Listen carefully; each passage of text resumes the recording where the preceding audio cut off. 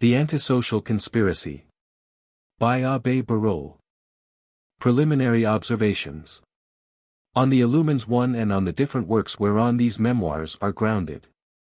The third conspiracy, which I am now about to investigate, is that of the atheistical Illumines, which at my outset I denominated the conspiracy of the sophisters of impiety and anarchy against every religion natural or revealed. Not only against kings, but against every government, against all civil society, even against all property whatsoever. The name of Illumini which this sect, the most disastrous in its principles, the most extensive in its views, the most atrociously cunning in its means, has chosen, is of ancient standing in the annals of disorganizing sophistry. It was the name which Manes and his disciples first affected, Glorianter Manichaei se de Caelo Illuminatos. The first Rosicrucians also, who appeared in Germany, called themselves Illumines. And later, in our time, the Martinists, with many other sects, have pretended to Illuminism. As an outline for history I distinguish them by their plots and tenets, and will reduce them into two classes, the atheistical and the theosophical Illumines. These latter more particularly comprehend the Martinists, whom I have already mentioned in my second volume, and the Swedenborgians, whom I shall mention in their proper place. Where also I shall give what information I have been able to collect relating to them. The atheistical Illumines are the objects of the present volume, and it is their conspiracy that I mean to disclose. The very numerous letters, books, and manuscripts, which I have received since the publication of my proposals, has rendered it impossible for me to comprise the proposed investigation in one volume.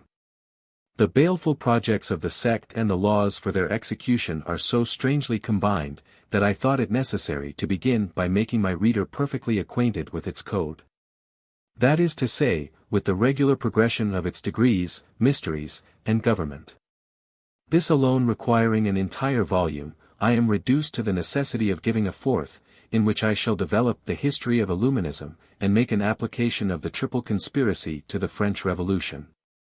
I have more particularly applied myself to the investigation of the legislative part of this conspiring sect, as no work has yet been published in which the whole of their code is to be found. Detached parts only were to be met with scattered throughout the papers which have been seized by the public authority. These I have collected and digested, thus enabling the reader more easily to judge what has been and what must have been the result of such laws. In such an undertaking, I feel myself bound to lay before the public an account of the documents on which I ground my proofs. The following then is a list of the principal works, with a few observations on each, that the reader may form his own judgment as to their authenticity. The first is a collection entitled Some of the Original Writings of the Sect of Illumines, which were discovered on the 11th and 12th of October, 1786, at Landshut, on a search made in the house of the Sieur Zwack, heretofore Councillor of the Regency, and printed by order of His Highness the Elector. Munich, by Ant Franz, printer to the court. 2. The second is a supplement to the original writings, chiefly containing those which were found on a search made at the castle of Sandersdorf, a famous haunt of the Illumines, by order of His Highness the Elector. Munich, 1787. These two volumes contain irrefragable proofs of the most detestable conspiracy. They disclose the principles, the object, and the means of the sect.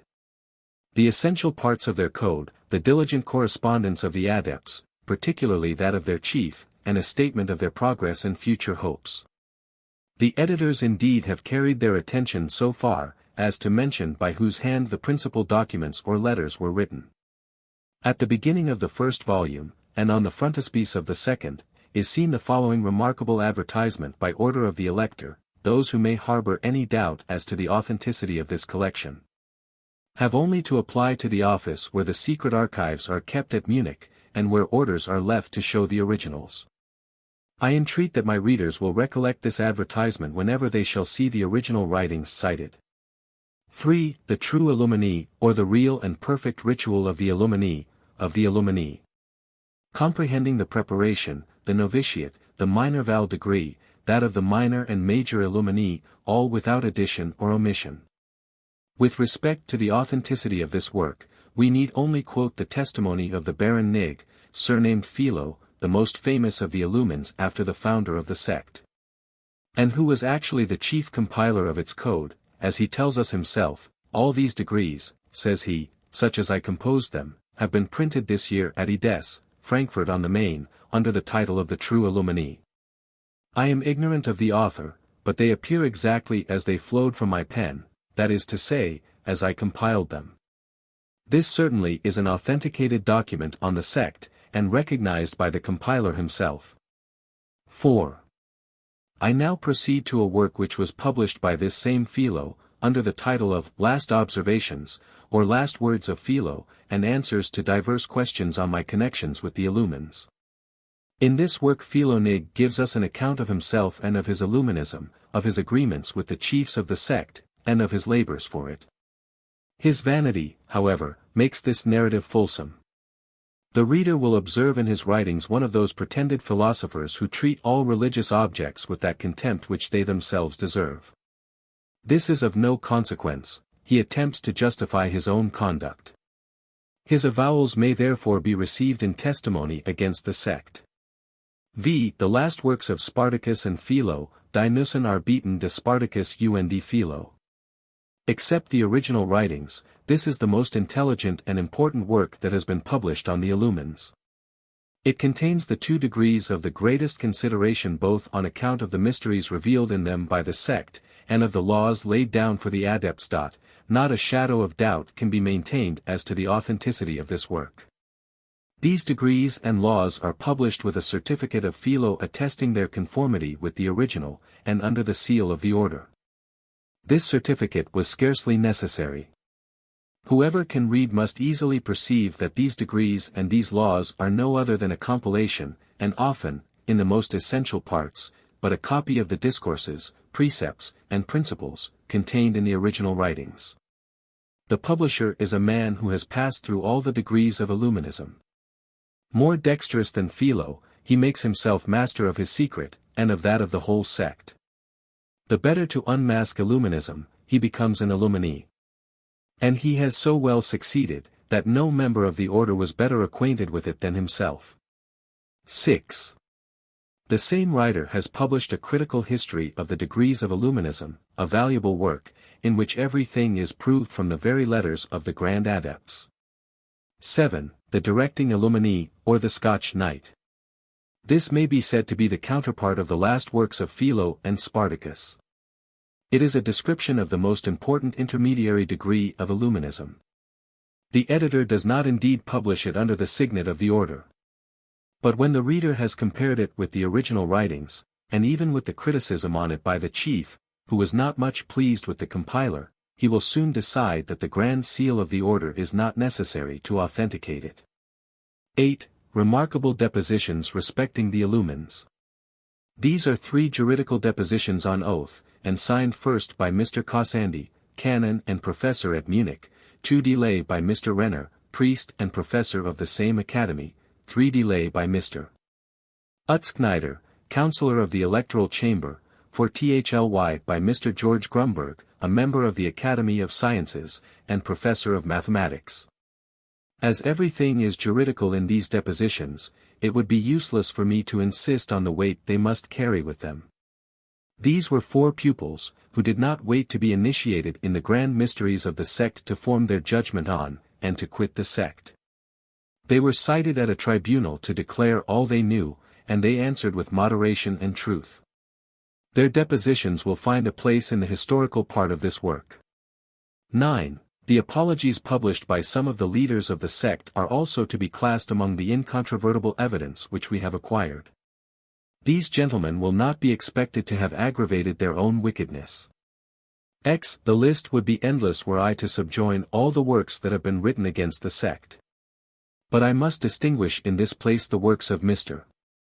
Hoffmann, professor at the University of Vienna. I am but little acquainted with those of Dr. Zimmermann, though I have been informed by letter, that he furnished many valuable articles in a journal published at Vienna, and chiefly directed against the sect. I often find Mr. Stark's name mentioned as a strenuous opponent of the sect. I have seen no publication with his name to it, except an apology in answer to the calumnies of the sect, which it continues to repeat, notwithstanding the victorious manner in which he has answered them. Among the anonymous writings I find an excellent work entitled The Ultimate Fate of the Freemasons, Endlich's Schicksal der Freimaurerordens. It is a discourse pronounced at the breaking up of a Freemason's lodge.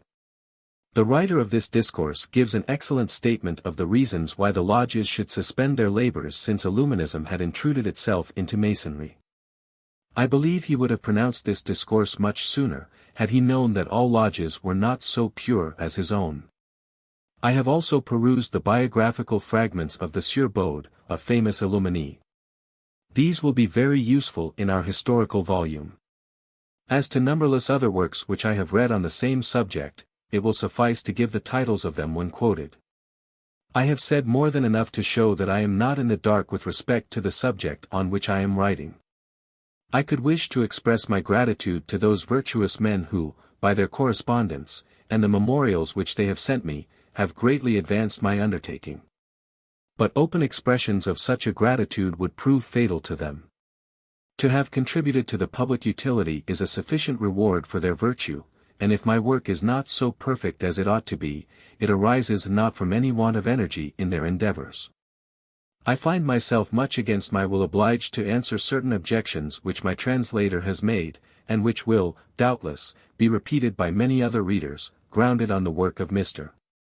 Robison, entitled Proof of a Conspiracy Against All the Religions and Governments of Europe, and that work was published just as this third volume was going to the press. Its author had not then met with my two first volumes. But in a second edition he is pleased to mention them in his appendix. I am much flattered by his approbation, heartily congratulate him on the zeal he has himself shown in combating the public enemy, and am happy to see that he has wrought on the best materials. Without knowing it, we have fought for the same cause with the same arms, and pursued the same course, but the public are on the eve of seeing our respective quotations, and will observe a remarkable difference between them. I fear lest we should be put in competition with each other, and the cause of truth suffer in the conflict. I entreat the reader to observe, that these differences arise from the different methods followed by him and myself. Mr. Robison has adopted the easiest, though the most hazardous method.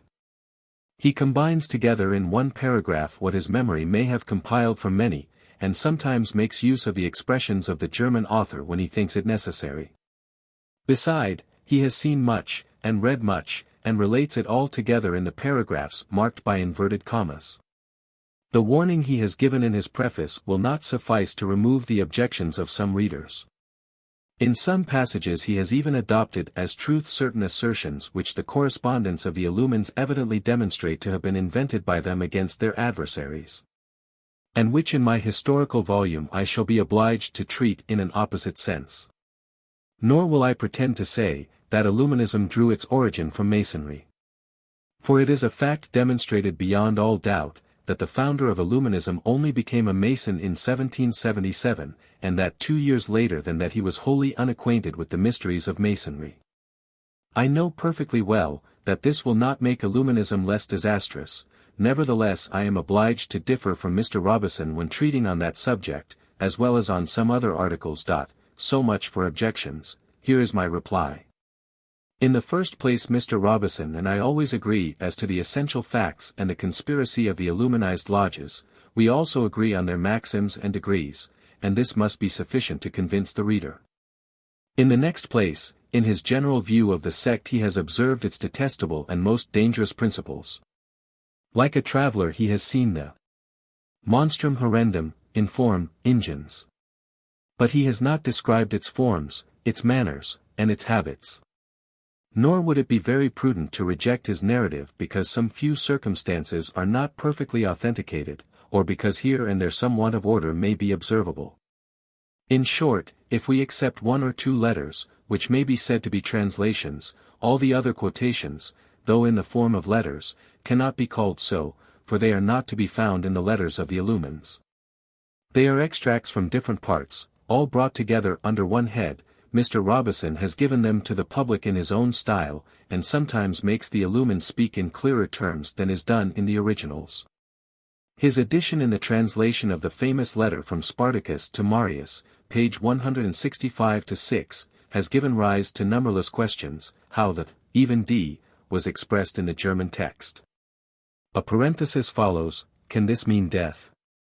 I was obliged to answer that the even D, as well as the parenthesis, were additions, but at the same time that they were not additions contrary to the sense of the letter.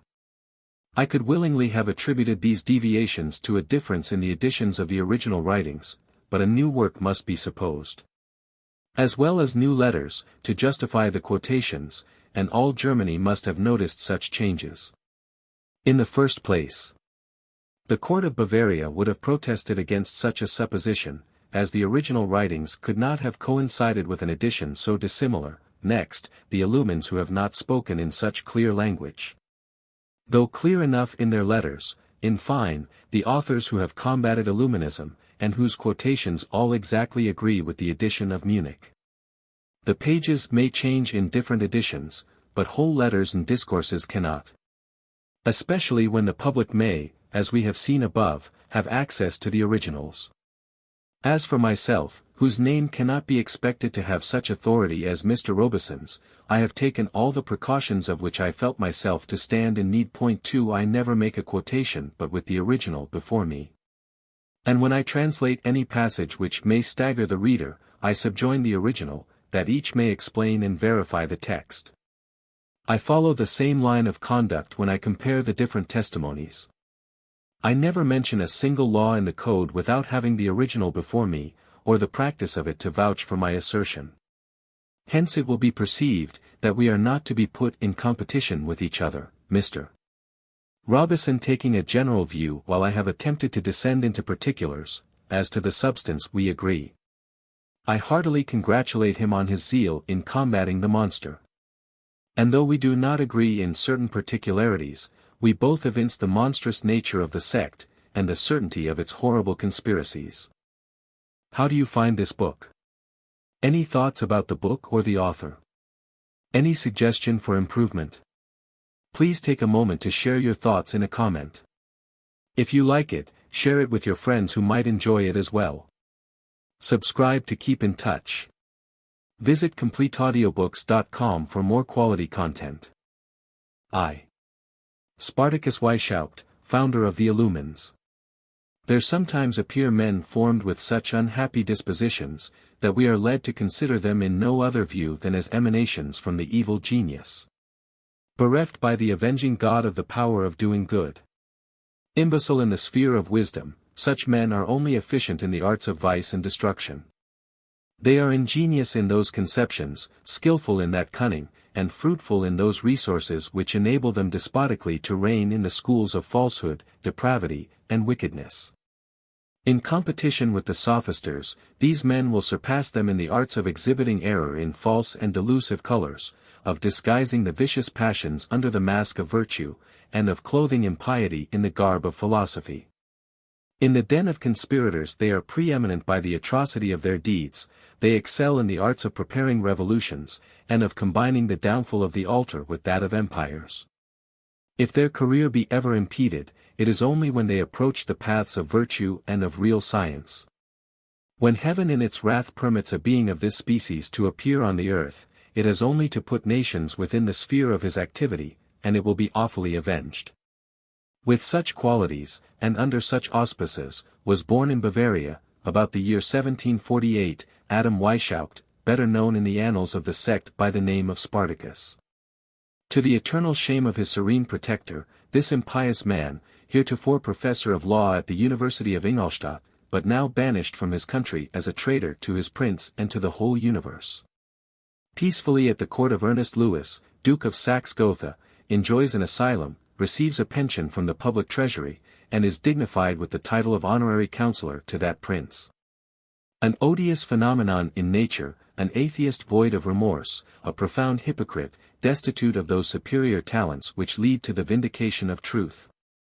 He is possessed of all that energy and ardor in vice which generates conspirators for impiety and anarchy.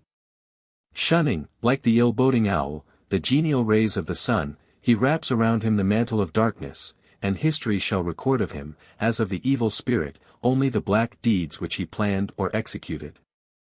Of mean birth, his youth was passed in obscurity, and but a single trait of his private life has pierced the cloud in which he had enveloped himself, but it is one of hateful depravity and of the most consummate villainy. Incestuous sophister. It was the widow of his brother whom he seduced. Atrocious father. It was for the murder of his offspring that he solicited poison and the dagger. Execrable hypocrite. He implored, he conjured both art and friendship to destroy the innocent victim, the child whose birth must betray the morals of his father. The scandal from which he shrinks is not that of his crime. It is, he says and writes it himself, the scandal which, publishing of the depravity of his heart, would deprive him of that authority by which, under the cloak of virtue, he plunged youth into vice and error. Monstrous sophister. He accuses the devils of not having screened him from this scandal by those abominations which called the vengeance of the God of nature on the son of Judah. Then, impudently daring, he perjures himself. He calls everything that is sacred to witness, that neither he nor his friends ever knew of the existence of those poisons or secret means of screening him from infamy, much less that they had ever proposed, sought, or employed them. He challenges, and at length forces, the magistrates to prove the accusation. They produce the letters of the perjured sophister, and therein we behold him entreating a first, a second, and even a third confidant, to seek, or cause to be sought, and to communicate to him, these horrid arts. We see him recalling promises of 3 years standing with respect to these means. He complains of the little success of his attempts, he accuses the agents of timidity or of ignorance. He entreats and conjures them to renew their attempts, telling them, that it was not yet too late, but that expedition was necessary. Who can paint the depravity of this single trait? How monstrous the being who could have combined such depravity! That the God who humiliates the sophister should have permitted this single trait to have been brought to light, will suffice to show how far wickedness may be carried by the man who, with virtue on his tongue, and under the shade of that sacred name, was forming and fanaticizing the bloodthirsty legions of a Robespierre. After so shocking an accusation, the reader will naturally expect us to produce incontrovertible proofs. We will, therefore, first lay before him the letter of Weishaupt to his adept Hertel. It is the third letter in the second volume of the original writings of the Illumines in Bavaria. Now, says Weishaupt to this adept, let me, under the most profound secrecy, lay open the situation of my heart. It destroys my rest, it render me incapable of everything. I am almost desperate. My honor is in danger, and I am on the eve of losing that reputation which gave me so great an authority over our people. My sister-in-law is with child. I have sent her to Athens, Munich, to Eurofon, to solicit a marriage license from Rome. You see how necessary it is that she should succeed, and that without loss of time, every moment is precious. But should she fail, what shall I do? How shall I restore the honor of a person who is the victim of a crime that is wholly mine? We have already made several attempts to destroy the child, she was determined to undergo all, but Eurofon is too timid. Yet I scarcely see any other expedient. Could I depend on Sel's secrecy, the Professor Bader at Munich, he could be of great service to me, he had promised me his aid 3 years ago. Mention it to him if you think proper. See what can be done. I should be sorry that Cato knew anything of it, lest he should tell all his friends. If you could extricate me from this unfortunate step, you would restore me to life, to honor, to rest, and to authority, that is over his people. If you cannot, I forewarn you of it, I will hazard a desperate blow, for I neither can nor will lose my honor. I know not what devil.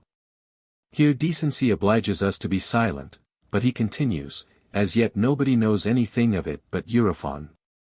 It is not too late to make an attempt, for she is only in her 4th month, and the worst of it is, that it is a criminal case, and that alone makes the greatest efforts and the most extreme, or boldest, resolution necessary. Be well and live happier than I do, and do think of some means which can extricate me from this affair. I am yours, and Spartacus. Notwithstanding his repugnance to let Cato into the secret, Weishaupt is at length obliged to write to him on the subject, and, after repeating that which through decency we have omitted above, this monster of hypocrisy says: "What vexes me the most in all this, is that my authority over our people will be greatly diminished, that I have exposed a weak side, of which they will not fail to advantage themselves whenever I may preach morality, and exhort them to virtue and modesty."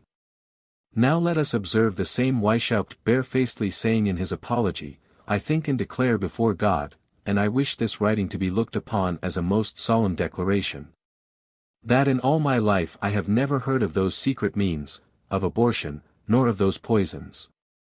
That I have never seen nor had knowledge of any occasion when I or my friends could even have thought of advising, administering, or making any use whatever of them. And this I say in testimony and affirmation of the truth. It is thus that by the most abominable hypocrisy he sustains a barefaced and detestable perjury. So much for the moral virtue of this man, but our chief object is, to consider him in his character of a conspirator.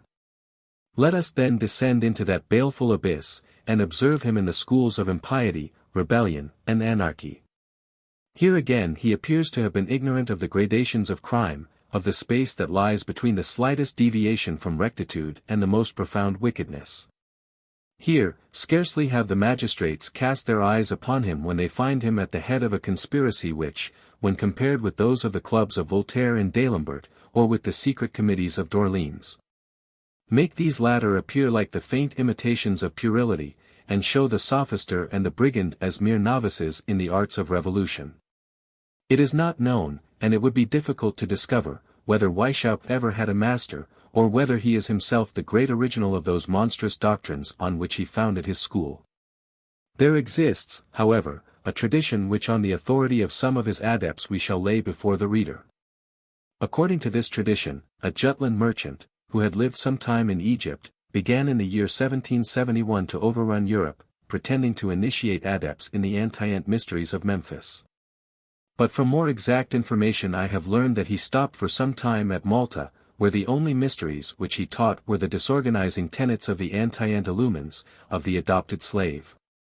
And these he sedulously infused into the minds of the people.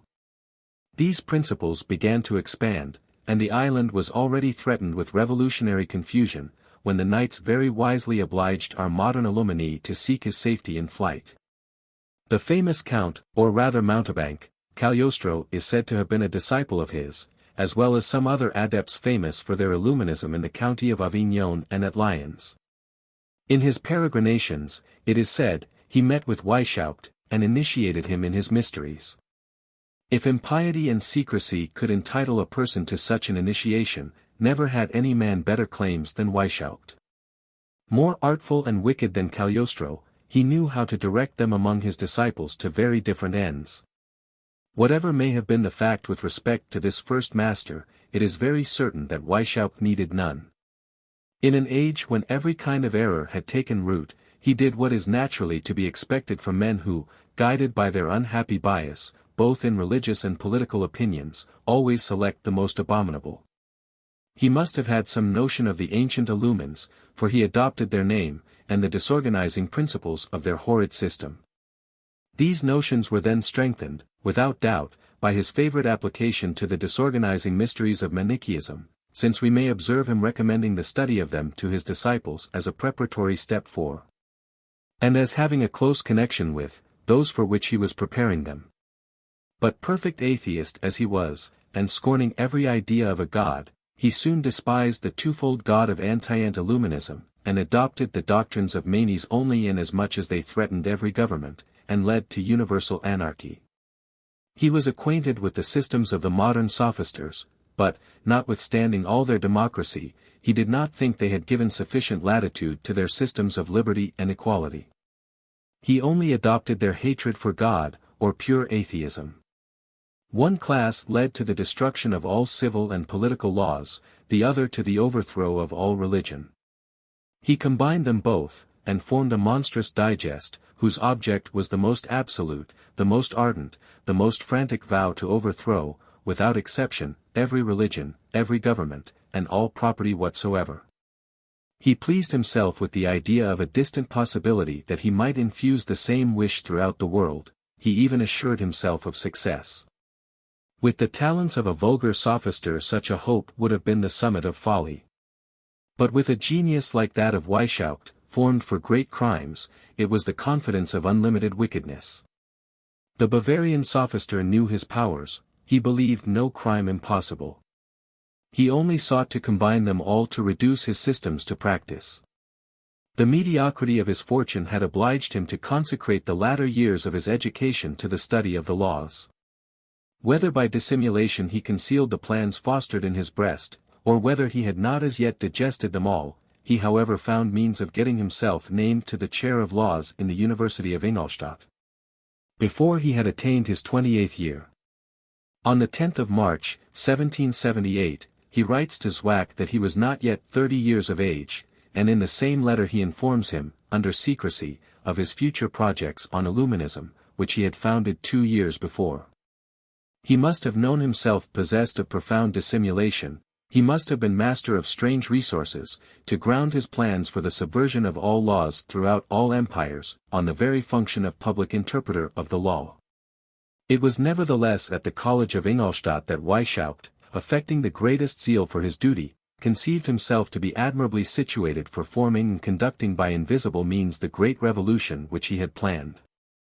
He justly estimated the influence which his office of teacher gave him over his scholars, and he had the courage to supply in private the deficiency of those lessons which he was obliged to give to them in public. But it would have been too poor a conquest for anarchy or impiety to have gained only those who were under the eye of the founder. Weishaupt beheld mankind subject to religious and political laws from pole to pole, and his jealous zeal weighed the means which the saints had employed to extend the faith of Christ. There still existed the scattered remnants of an order which the imprudent policy of kings had obliged the sovereign pontiff to sacrifice to the machinations of a philosophism, the professed enemy of both kings and pontiffs.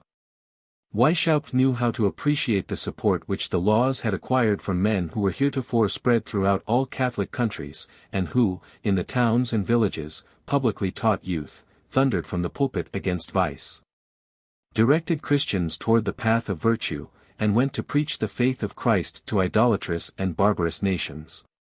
He well knew how much empires were indebted to religious orders, that in preaching the duty which each man owed to his God, strengthened the ties that bound him to his neighbor and to his prince. Though he in his heart detested the children of Benedict, Francis, or Ignatius, he admired the institutions of these holy founders, and was particularly charmed with those of Ignatius, whose laws directed so many zealous men dispersed throughout the world toward the same object and under one head. He conceived that the same forms might be adopted, though to operate in a sense diametrically opposite. What these men have done for the altar and the throne, said he to himself, why would not I do in opposition to the altar and the throne? With legions of adepts subject to my laws, and by the lure of mysteries, why may not I destroy under the cover of darkness, what they edified in broad day? What Christ even did for God and for Caesar, why shall not I do against God and Caesar, by means of adepts now become my apostles? In attributing such a wicked emulation to Weishaupt, I will not leave the historian to fruitless conjectures. No, these very wishes in plain language are contained in his confidential letters to his disciples, and he even reproaches them with not imitating the submission of the followers of those holy founders. His most celebrated adepts have declared, that they had observed him copying them throughout his code. They must also have remarked, that Weishaupt, in planning his systems according to the forms adopted by those religious founders, had reserved it to himself to add all the artifices which the most infernal policy could suggest. At the actual period when this conspirator formed his plans, he was ignorant of the object of Freemasonry, he only knew that the fraternity held secret meetings, he observed that they were bound by mysterious ties, and recognized each other for brethren by certain signs and words, whatever might be their country or religion. In his mind, therefore, he combined the plan of a society, which was at once to partake as much as convenient of the government of the Jesuits, and of the mysterious silence and secret conduct of Masonry. Its object was, the propagation of the most antisocial systems of ancient Illuminism, and of the most anti-religious systems of modern philosophism. Brooding over this disastrous project, Weishaupt cast his eyes on the young pupils whom government had entrusted to his care to form them for magistrates of their country, and defenders of the laws. And he resolved to begin his warfare against both by the perversion of these youths. He beheld in distant succession his first disciples seducing others, those again, subject to his laws, forming further adepts. And thus by degrees he came complacently to view his legions multiplying and spreading from the towns to the country, and resident even in the courts of princes. He already heard those oaths which, under the secrecy of the lodges, were to bind the minds and hearts of those new legions who, replete with his disorganizing spirit, were silently to undermine the altar and the throne. He calculated the time necessary, and smiled to think that he would one day have only to give the signal for the general explosion. Scarcely had this modern Eratosthenes attained his 28th year, ere he had laid the foundations of those laws which he meant to give to his disorganizing sect. Though he had not actually written his code, he had arranged it in his mind, and he made his first essay on two of his pupils, one named Massenhausen, whom he surnamed Ajax, about 20 years of age, and afterwards a counselor at Burghausen. The other called Mers, whom he surnamed Tiberius, 3 nearly of the same age, but whose morals and character proved so abominable, that they made even his vile seducer blush. These 2 disciples soon vying with their master in impiety, he judged them worthy of being admitted to his mysteries, and conferred on them the highest degree that he had as yet invented. He called them Areopagites, installed himself their chief, and called this monstrous association the Order of Illumines. It was on the 1st of May, 1776, that the inauguration was celebrated. Let the reader well observe this epoch. It indicates a feeble beginning, it preceded the French Revolution but by a few years. That however was the time when that abominable sect first started into existence, which was to combine all the errors, all the conspiracies, and all the crimes of the adepts of impiety, rebellion, or anarchy, and which, under the name of Jacobin, was to consummate the dreadful revolution. Such was the origin of that sect which I had in view when I proclaimed to all nations, and unfortunately with too much truth, that whatever their government or religion might be, to whatever rank they might belong in civil society, if Jacobinism triumphed all would be overthrown. That should the plans and wishes of the Jacobins be accomplished, their religion with its pontiffs, their government with its laws, their magistrates and their property, all would be swept away in the common mass of ruin. Their riches and their fields, their houses and their cottages, their very wives and children would be torn from them. You have looked upon Jacobinical faction as exhausting itself in France, when it was only making a sportive essay of its strength. According to the wishes and intentions of this terrible and formidable sect, nations, astonished, have yet only seen the first part of the plans formed for that general revolution which is to beat down every throne, overturn every altar, destroy all property, blot out every law and conclude by the total dissolution of all society. The omen is fatal, but, more fatal still. I have numberless proofs to demonstrate the truth of this assertion. With respect to the conspiracies of Illuminism, I shall draw my proofs from their own code and their archives. I will begin with their code, it will lay open the object, the extent, the manner, the means and inconceivable depth of the conspiracies of the sect.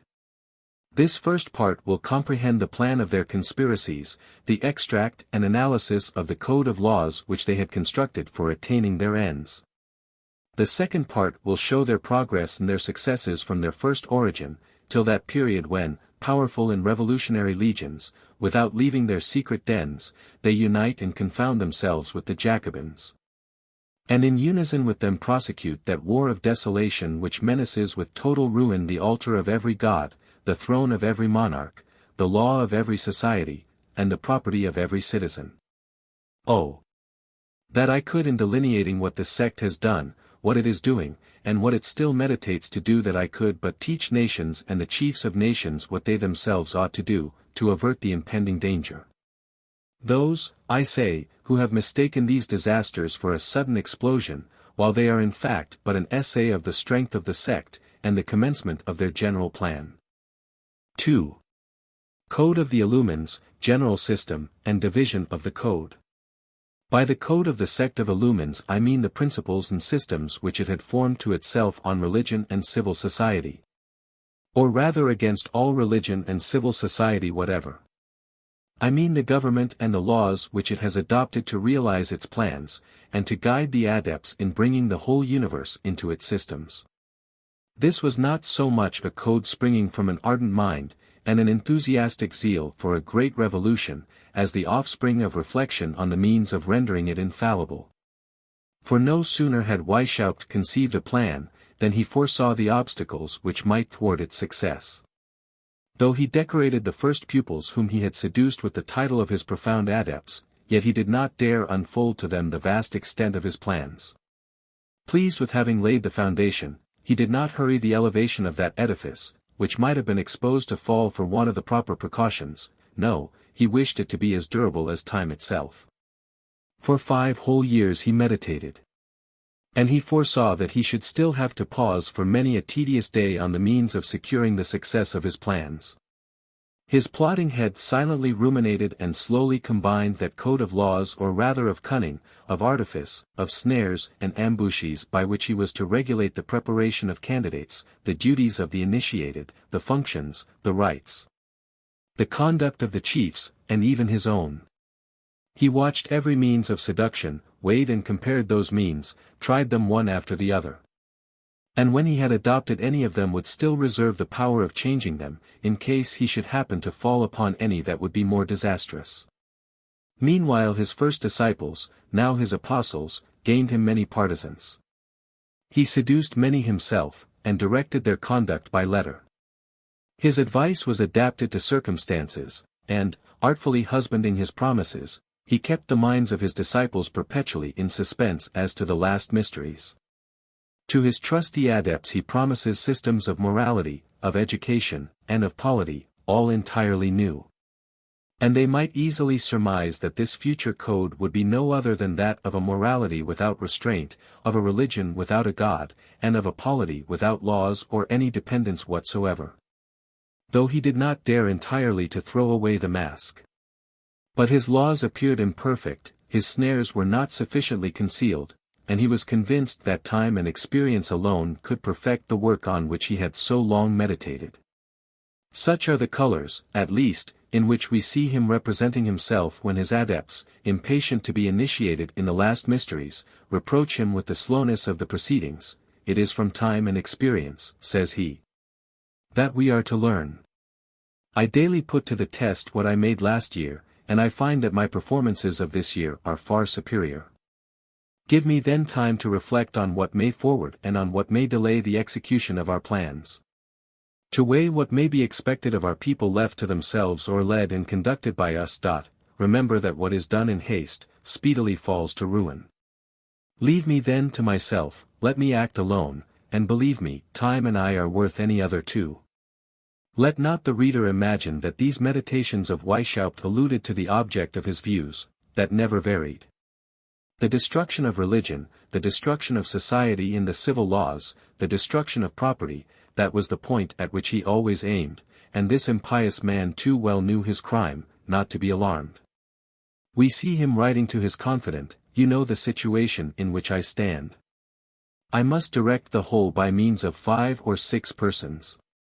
It is absolutely necessary that I should during my life remain unknown to the greater part of the adepts themselves. I am often overwhelmed with the idea that all my meditations, all my services and toils are perhaps only twisting a rope or planting a gallows for myself. That the indiscretion or imprudence of a single individual may overturn the most beautiful edifice that ever was reared. At other times wishing to appear above such fears, but still reproaching the adepts with want of caution, he says, if our affairs already go on so ill, the whole will soon be undone, the fault will be thrown upon me, and, as author of everything, I shall be the first sacrificed. Yet that is not what frightens me, I know how to take everything on my own score. But if the imprudence of the brethren is to cost me my life, let me at least not have to blush before men of reflection, nor to reproach myself with an inconsiderate and rash conduct. Thus does every motive stimulate this famous conspirator to transfuse into his code every precaution that could at the same time screen him from condign punishment, and secure the success of his plots. At length, after 5 years' meditation on his side, and numerous consultations with his trusty adepts, particularly with Philo, or the Baron Nig, who acts a very exalted part in Illuminism, Weishaupt had regulated the mode of his mysteries, and had digested the code of his sect, that is to say, the principles, the laws, and government adopted by the Illumines to accomplish the grand object of their conspiracy. Before we lead our readers through the immense labyrinth of this code, let us give a general idea of the system which stimulated its author to the formation of those laws. The more we meditate on that part of the code which we shall lay before our readers when we come to treat of the mysteries of Illuminism, the more clearly we observe Weishaupt adopting the principles of equality and of liberty, propagated by modern philosophism, in order to present them in a new light, and to lead his disciples to the ultimate consequences of the most absolute impiety in anarchy. The modern sophisters, some following Voltaire, others Rousseau, had begun by saying, that all men were equal and free. And they had concluded with respect to religion, that nobody, though speaking in the name of a God who reveals himself, had the right of prescribing rules to their faith. The authority of revelation being cast aside, they left no other basis for religion to rest upon, than the sophistry of a reason, the perpetual prey of our passions. They had annihilated Christianity in the minds of their adepts. With respect to governments they had also asserted, that all men were equal and free, and they had concluded that every citizen had an equal right to form the laws, or to the title of sovereign. This consequence abandoning all authority to the capricious fluctuations of the multitude, no government could be legitimate but that founded on chaos, or the volcanic explosions of the democratic and sovereign populace. Weishaupt, reasoning on the same principles, believed both the sophisters and the democratic populace to be too timid in drawing their inferences, and the following may be said to be the essence of all his mysteries. Liberty and equality are the essential rights that man in his original and primitive perfection received from nature. Property struck the first blow at equality, political society, or governments, were the first oppressors of liberty. The supporters of governments and property are the religious and civil laws. Therefore, to reinstate man in his primitive rights of equality and liberty, we must begin by destroying all religion, all civil society, and finish by the destruction of all property. Had true philosophy but gained admittance to these lodges of Illuminism, how clearly would she have demonstrated the absurdity of each and all of these principles, and the extravagance and wickedness of such consequences, both to the master and his adepts. She would have shown, that the rights and laws of primitive man alone upon earth, or parent of a scanty generation, neither were nor ought to be the rights and laws of man living on an inhabited globe. She would have proved, that nature, when she ordained that man should increase and multiply on this earth, and that he should cultivate it, clearly announced that his posterity were hereafter to live under the empire of social laws. She would have observed, that without property this earth would have remained uncultivated and uninhabited, that without religious and civil laws the same earth would have only nurtured straggling hordes of vagabonds and savages. Then would our Bavarian Illumini have concluded, that his equality and liberty, far from being the essential rights of man in the state of perfection, would only be the instruments of his degradation, and assimilate him to the beasts of the earth. If they were to be incompatible with property, religion, and society. But true philosophy was an alien to his school, and Weishaupt, with his detestable genius formed for error, applauds the sophism, makes it the basis of his system, and the ultimate secret of his mysteries. I am not simply to prove that such is the grand object of the conspiracy, and of the ultimate revolution which he is preparing with all his adepts. Were that my only task, I should cite the blessings which the Hierophant of Illuminism pours out on those hordes that roam without laws or society, and the curses which he vents against those men who, fixing their abodes, name chiefs and constituted states. The very menaces of the teacher unfold the whole of the conspiracy. Yes, princes and nations shall disappear from off the face of the earth. Yes, a time shall come when man shall acknowledge no other law but the great book of nature, this revolution shall be the work of the secret societies, and that is one of our grand mysteries.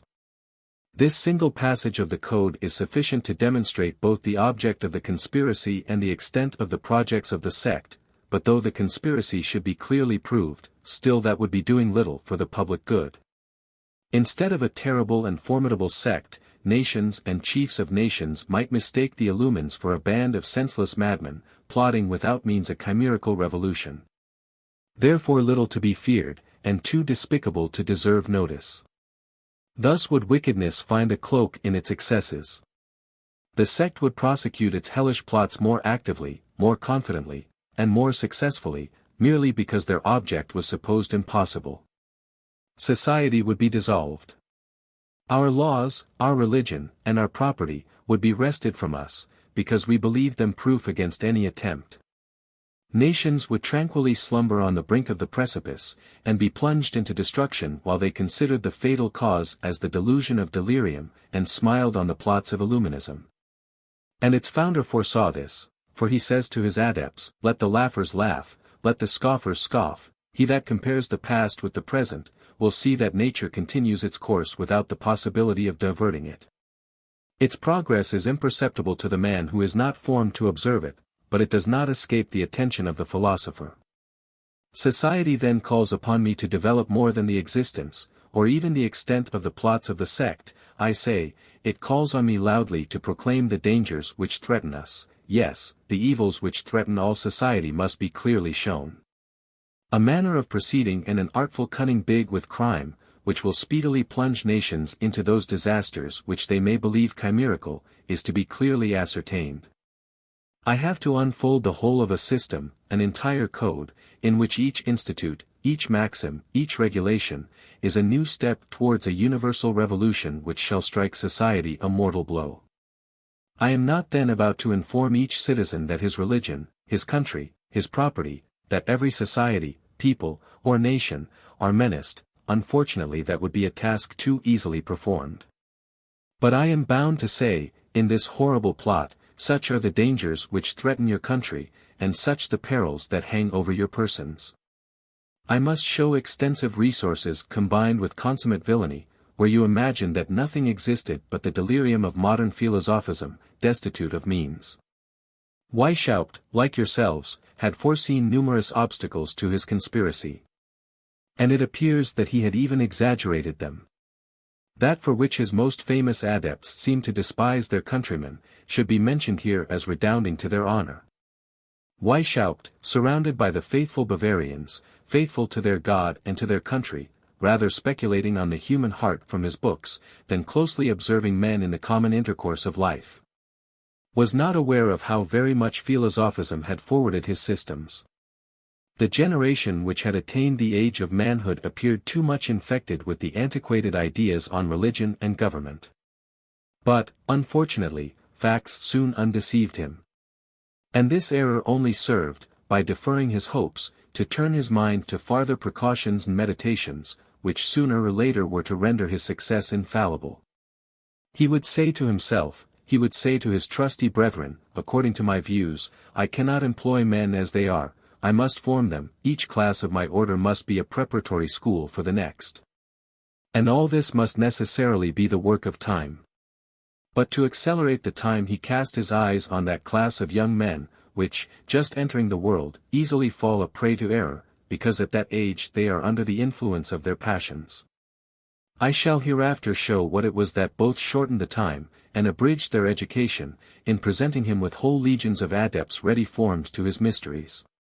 It is first necessary, however, that the reader should be acquainted with the profundity of his system, because, had the French Revolution not taken place, that system would alone have sufficed to render it certain and infallible.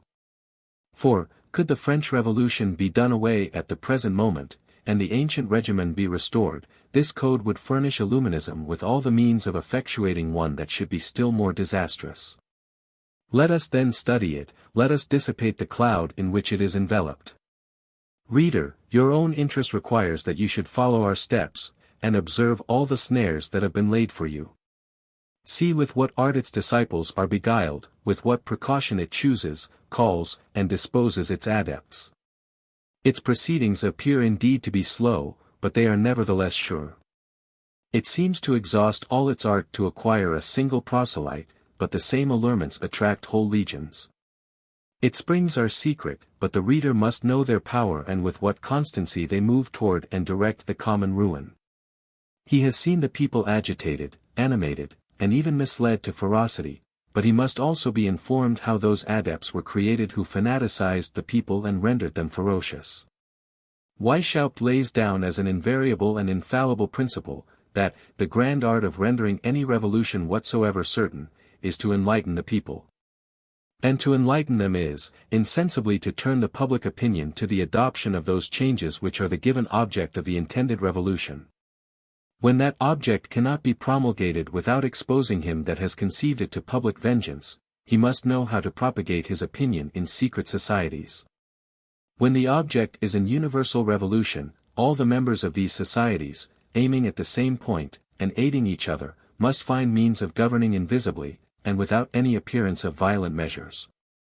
Not only the higher and more distinguished class of any particular state, but men of all stations, of all nations, and of every religion, insinuate the same spirit everywhere, in silence, but with the greatest activity possible. Direct the scattered inhabitants of the earth toward the same point. This is what he calls the grand problem on the polity of states, on which he grounds the force of secret societies, and on which the empire of his Illuminism was to rest. This empire once established by means of the union and multitude of the adepts, let force succeed to the invisible power. Tie the hands of those who resist, subdue and stifle wickedness in the germ. That is to say, crush those whom you have not been able to convince. He that teaches such doctrines is not to be looked on as a weak enemy. When Weishaupt reserved them for his mysteries, as well as the revelation of his ultimate object, he knew too well that they were only fitted for men who had long been trained to view them as the lessons of nature and of philosophy.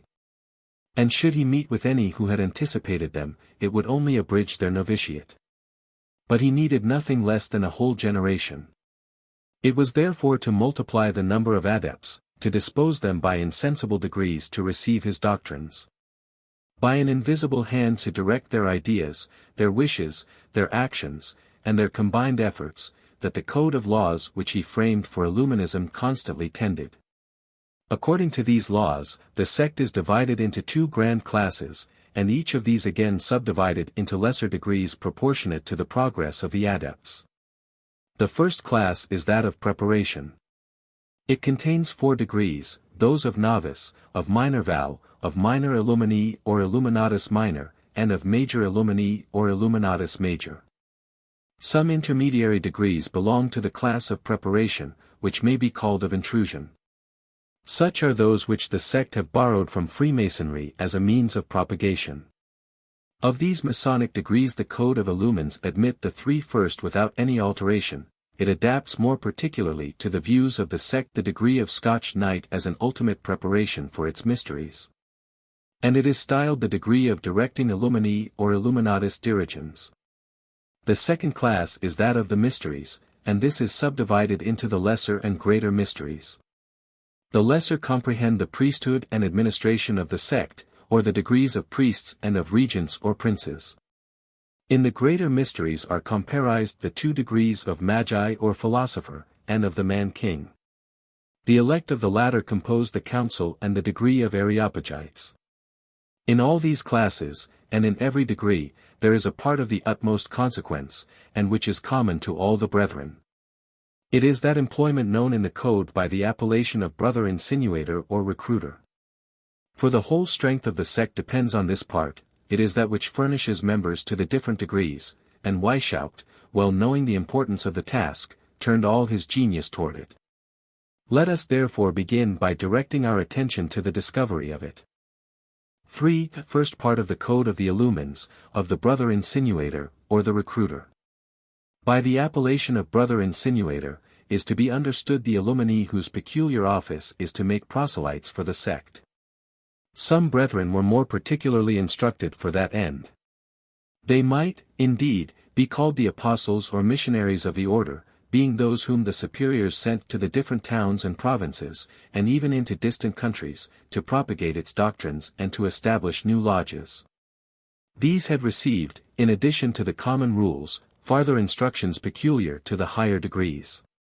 These, as Weishaupt writes, may sometimes be the most imbecile, and at other times the most ingenious of the brotherhood.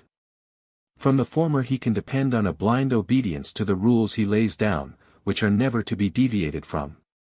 And with respect to the latter, provided they be zealous and punctual, should they even transgress any of the laws, it would not be in such a manner as to commit either their own safety or that of the order.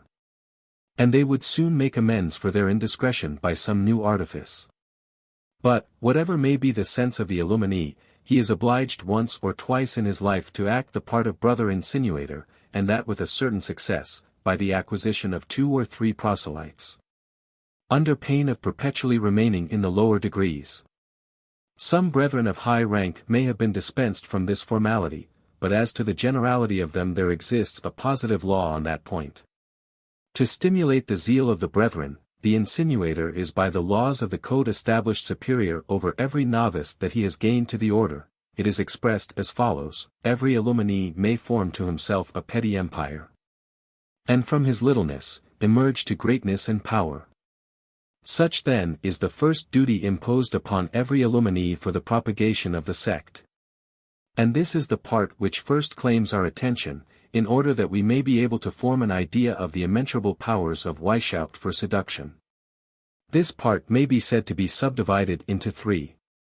The rules laid down are, first, those which are to guide the brother insinuator in the choice of persons to be admitted or excluded. Then follow those which are to teach him how to entice into the order those persons whom he has judged proper for it. And lastly come those rules and arts by which novices are to be formed, and even involved in Illuminism before they are officially admitted. In order to judge of the qualifications of the persons whom he may enlist, every Illumini is to begin by procuring tablets, which he is to keep in the form of a journal, and this is his diary. Assiduously prying into everything that surrounds him, he must vigilantly observe all persons with whom he becomes acquainted, or whom he meets in company, without exception of relations, friends, enemies, or entire strangers. He must endeavor to discover their strong and their weak side, their passions and prejudices, their intimacies, and above all, their actions, interests, and fortune. In a word, everything relating to them, and the remarks of every day he must enter in his diary. A twofold advantage is to be reaped from these particulars of information: first, by the order in general and its superiors. Secondly, by the adept himself. Twice every month he will make a general statement of his observations, and he will transmit it to his superiors. By these means the order will be informed what men, in every town or village, are friendly or inimical to it. The means of gaining over the one or destroying the other will naturally occur. With respect to the insinuator, he will learn how to judge of those who are proper persons to be received or rejected, and he will carefully insert his reasons for the admission or rejection of those persons in his monthly statements. The recruiting brother will carefully guard against giving the most distant hint that he is an Illumini. This law is peremptory for the brethren, but more particularly for all the insinuators, whose success may often essentially depend on it. It is to them that the legislator so strongly recommends all that exterior of virtue and of perfection. That care of shunning all public scandals which might deprive them of their ascendancy over the minds of those whom they seek to entice into the order. The law expressly says, apply yourselves to the acquiring of interior and exterior perfection. But lest they should conceive that this perfection even hinted at the mastering of their passions, and at renouncing the pleasures of the world, he adds, attend particularly to the art of dissembling and of disguising your actions. The better to observe those of others, and to penetrate into their inmost thoughts. Die kunst zu erlernen sich zu verstellen, and ihr zu beobachten, and aus zu verstehen. It is for that reason that these 3 great precepts are to be found in the summary of the code: hold thy tongue, be perfect, disguise thyself, almost following each other in the same page, and serving as an explanation of each other. Having made himself perfect master of these precepts, and particularly of the last, the insinuator is next to turn his attention to those persons whom he may admit or ought to reject. He is not to admit into the order either pagans or Jews. But he is equally to reject all religious, and above all to shun the ex-Jesuits as he would the plague. Ordens geistlich dürfen nie aufgenommen werden, und die ex-Jesuiten soll man wie die Pest fliehen. The cause of such exclusions is obvious. To speak of religion, and admit, without any precaution, Jews, Turks, and pagans, would be too open a manifestation of what their religion was, and not to reject religious, would be exposing themselves to be betrayed by their own adepts. Unless they gave evident signs of a sincere amendment, all indiscreet talkers were to be rejected. And also those men whose pride, or headstrong, interested, and inconstant minds denoted that it would be impossible to infuse into them that zeal so necessary for the order. All those again, whose drunken excesses might injure that reputation of virtue which the order was to acquire. All those, in short, whose meanness and grossness of manners would render them too untractable to give hope for their ever becoming pliant and useful. Leave those brutes, those clownish and thick-headed fellows. He exclaims in his chapter on exclusions. But, though he excluded these thick-headed fellows, Weishaupt was aware that there existed a good sort of being which some might call stupid, but who are not to be told so, as advantage may be taken of their stupidity. Such were, for example, a Baron Dirt, and many others, who holding a certain rank in the world, though destitute of common sense, have at least their riches to recommend them. These are a good sort of beings, says our illuminizing legislator. They are necessary beings. They augment our number and fill our coffers, augent numerum et aerarium. Courage then. And make these gentry swallow the bait, but beware of communicating to them our secrets. For this species of adept must always be persuaded that the degree they are in is the highest. Indeed, there is a sort of half-exclusion for princes. The code ordains that they shall seldom be admitted, and even when they are, shall scarcely ever rise beyond the degree of Scotch knight, or, in other words, they are never to pass the threshold of the mysteries. Hereafter we shall see the legislator finding an expedient for introducing them beyond that degree, but still without giving them any further insight into the mysteries, and being particularly careful to hide from them certain laws of the order. I cannot take upon myself to say, whether a similar expedient had been found as an exception to the general rule which excluded women, but it is certain, that this law was, during a long time at least, only provisional. And many of the brethren sought to revoke it. Freemasonry had its female adepts, and the Illumines wished to have theirs. The plan is written in Zwack's own handwriting, and he was the most intimate friend and confidant of Weishaupt, in short, his incomparable man. It is couched in the following terms. Plan for an order of women. This order shall be subdivided into 2 classes, each forming a separate society, and having a different secret. The first shall be composed of virtuous women, the second, of the wild, the giddy, and the voluptuous, Ausschweinifinden. Both classes are to be ignorant that they are under the direction of men.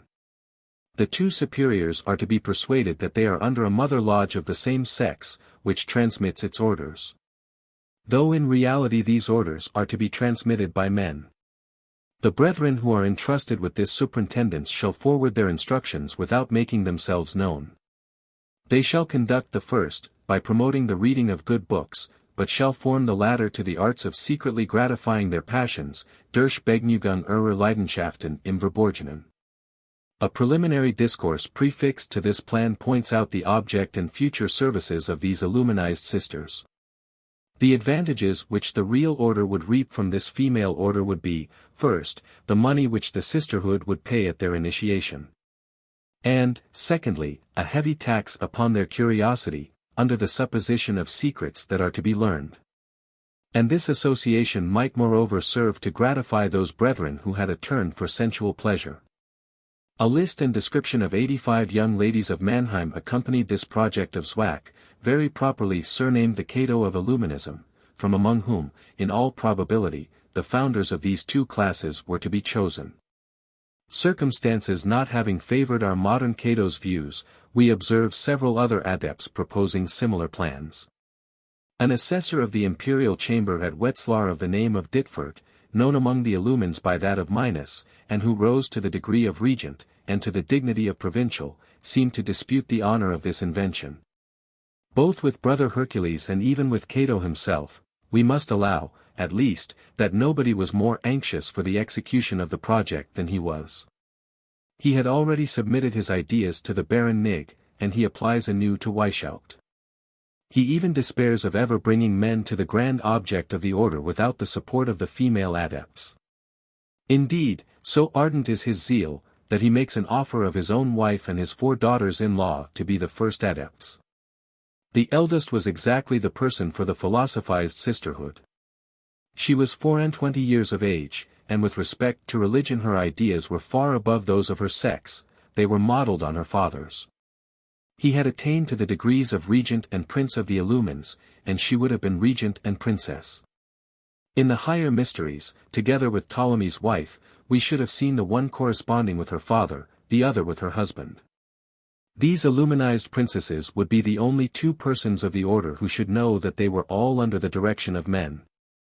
They would preside over the trials and receptions of Minervals, and would initiate those whom they judged worthy into the grand projects of the sisterhood for the reform of governments and the happiness of mankind. But, notwithstanding all the plans and zeal of the brethren, it does not appear that the legislator ever consented to the establishment of the sisterhood. Yet he supplied the want of such an institution by secret instructions which he gave the regents on the means of making the influence of women over men subservient to the order, without initiating them in any of the secrets.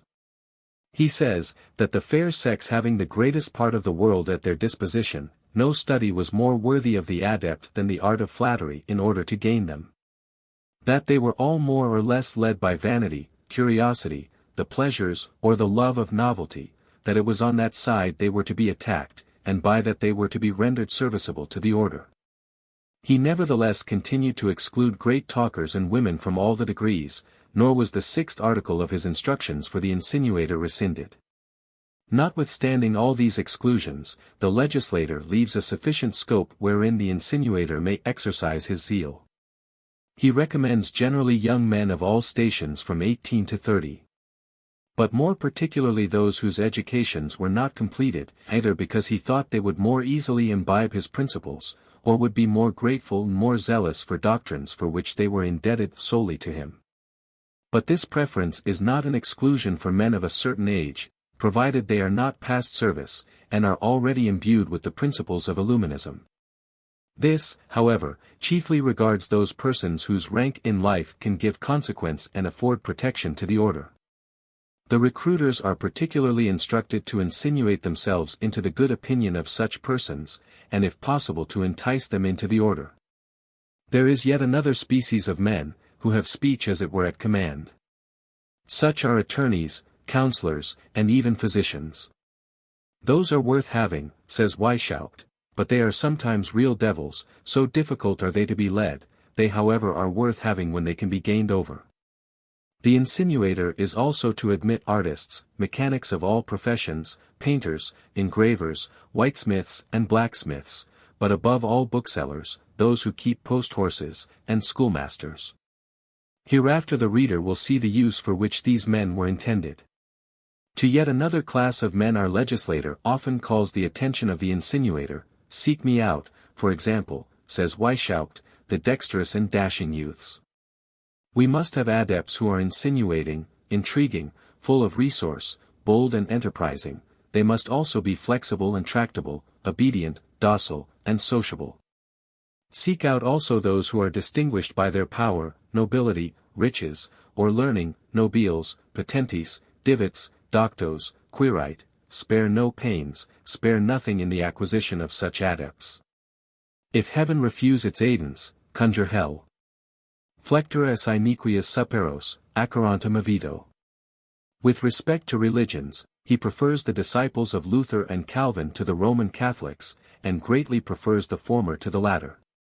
This distinction should alone suffice to open the eyes of many who wish to persuade themselves that the whole of the revolutionary fury is aimed at the Roman Catholic religion. This motley crew certainly did the Catholics the honor of directing their shafts more pointedly at them, as strenuous opponents of their impiety and of their religious and civil anarchy. But was it to preserve the Protestant religion that Weishaupt gives them such a preference, in hopes of making them subservient to his plots? That he did give such a preference cannot be doubted. When we see him expressly writing to an adept whom he had commissioned to look out for a person proper to be received into the higher mysteries and to found a new colony of illumines, were this man a Protestant I should like him much better. Where es ein Protestant, so where es mir so lieber. Weishaupt's most famous adept constantly manifests the same predilection. He even wishes to retrench certain parts of the mysteries that he may not alarm the Catholics, and seems always to hint at Frederick the Ide saying, "We Protestants go on brisker." Most certainly this proves beyond a possibility of doubt, that the destruction of all Protestant laws, whether civil or religious, had place in their plans. Nor were the Protestants of Germany the dupes of such a policy, as many of the most determined antagonists of Illuminism were of that religion. Further, he wishes to entice men into his order who have fixed residences in towns, such as merchants and canons, who might assiduously propagate his doctrines, and establish them in their neighborhoods. The recruiter must use every art, for an obvious reason, to engage schoolmasters, and to insinuate his doctrines into, and gain adepts in the military academies, and other places of education. He is even to attempt the seduction of the superiors of ecclesiastical seminaries. He will spare no trouble to gain the prince's officers, whether presiding over provinces, or attending him in his councils. He that has succeeded in this has done more, says the code, than if he had engaged the prince himself. In fine, the provincial, or the chief insinuator, is to recruit everything that can be tainted with Illuminism, or can be serviceable to its cause. The following extraordinary instructions are also given by Weishaupt respecting the choice of adepts. Above all things, he says to his insinuators, pay attention to the figure, and select the well-made men and handsome young fellows. They are generally of engaging manners and nice feelings. When properly formed, they are the best adapted for negotiations, for first appearances prepossess in their favor. It is true, they have not the depth that men of more gloomy countenances often have. They are not the persons to be entrusted with a revolt, or the care of stirring up the people. But it is for that very reason that we must know how to choose our agents. I am particularly fond of those men whose very soul is painted in their eyes, whose foreheads are high, and whose countenances are open. Above all, examine well the eyes, for they are the very mirrors of the heart and soul. Observe the look, the gait, the voice. Every external appearance leads us to distinguish those who are fit for our school. Select those in particular who have met with misfortunes, not from accidents, but by some act of injustice, that is to say, in other words, the discontented. For such are the men to be called into the bosom of Illuminism, as into their proper asylum. Let not the reader already exclaim, how deep are the views of this illuminizing sophister! How has he foreseen every point? With what discernment does he lay his snares to entrap those who are to be the future agents of his plots? The reader has as yet seen merely a schedule of those persons who may be admitted or rejected. But that does not sufficiently secure the order with respect to the elections which the insinuator may have made. Before he undertakes the initiation of any person whom he may have thought proper, he is to make a statement from his diary of everything that he may have observed with respect to his morals, opinions, conduct, and even of his connections in life. He is to submit this statement to his superiors, who will compare it with the notes they are already in possession of, or may acquire from other adepts, respecting the candidate, or even with a new statement. In case they judge the last to be insufficient. Even when the choice made by the insinuator is approved of, all is not settled. The superiors have to determine which of the insinuators is to be entrusted with the care of enticing the approved person into the order, for all this is foreseen in the code. It is not allowed to all the brethren to exercise promiscuously so important a trust among the profane, though they may have pointed out the person proper for reception. The young adept is not to measure his strength with the man who has the advantage over him in years and experience, nor is the tradesman to undertake the magistrate. The superior is to name the most proper insinuator, judging from the circumstances, age, merits, dignities, or talents of the future candidate. At length, when the mission is given, the insinuator begins to lay his snares. Such is the second part of this extraordinary functionary, and all his subsequent steps are regulated by the code. Candidate, in the ordinary acceptation of the word, means a person who has shown a desire or taken some steps into some order, or to acquire some dignity. In Illuminism it means the person on whom the order has fixed its attention. It often happens that the candidate is ignorant of the very existence of the sect. It is the insinuator's business to inspire him with the wish of entering it. To accomplish this grand object, two different methods are inculcated. The first is for the insinuator who has some candidate in view remarkable for his science or of a certain age. The second, for him who is entrusted with young men from 18 to 30, and who are susceptible of a second education. A third method was proposed for workmen, and those clownish fellows whose education had been but little attended to. We may observe Weishaupt consulting with his confidant Zwack on this part of the code.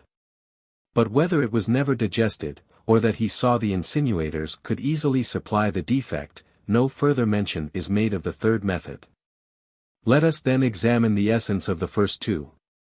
To exemplify the first method, let us suppose one of those men who have gone through a complete course of modern philosophism, who, should they not scoff at Christianity, would at least hesitate at everything which is called religion.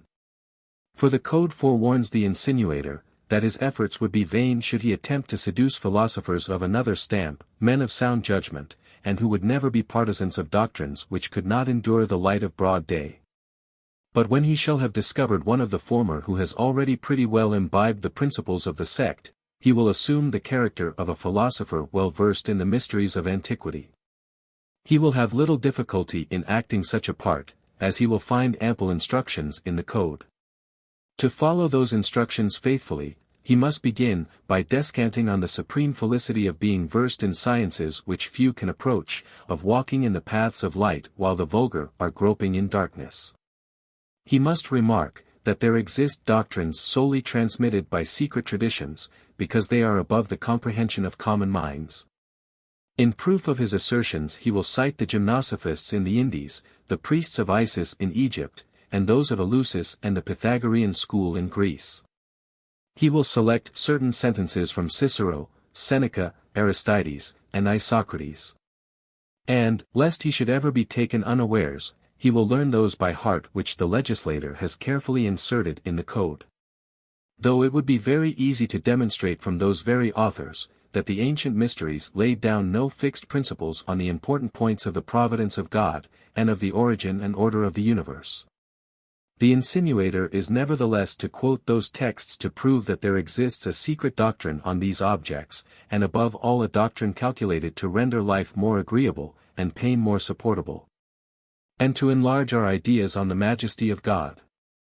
Let him add, that all the sages of antiquity were acquainted with these doctrines. Let him insist on the uncertainty that man is in with respect to the nature of the soul, its immortality, and its future destiny.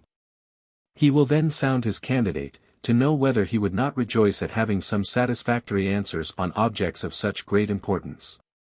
At the same time he will hint that he has had the happiness of being initiated into these doctrines, and that, should the candidate wish it, he would do his best to procure him the same felicity.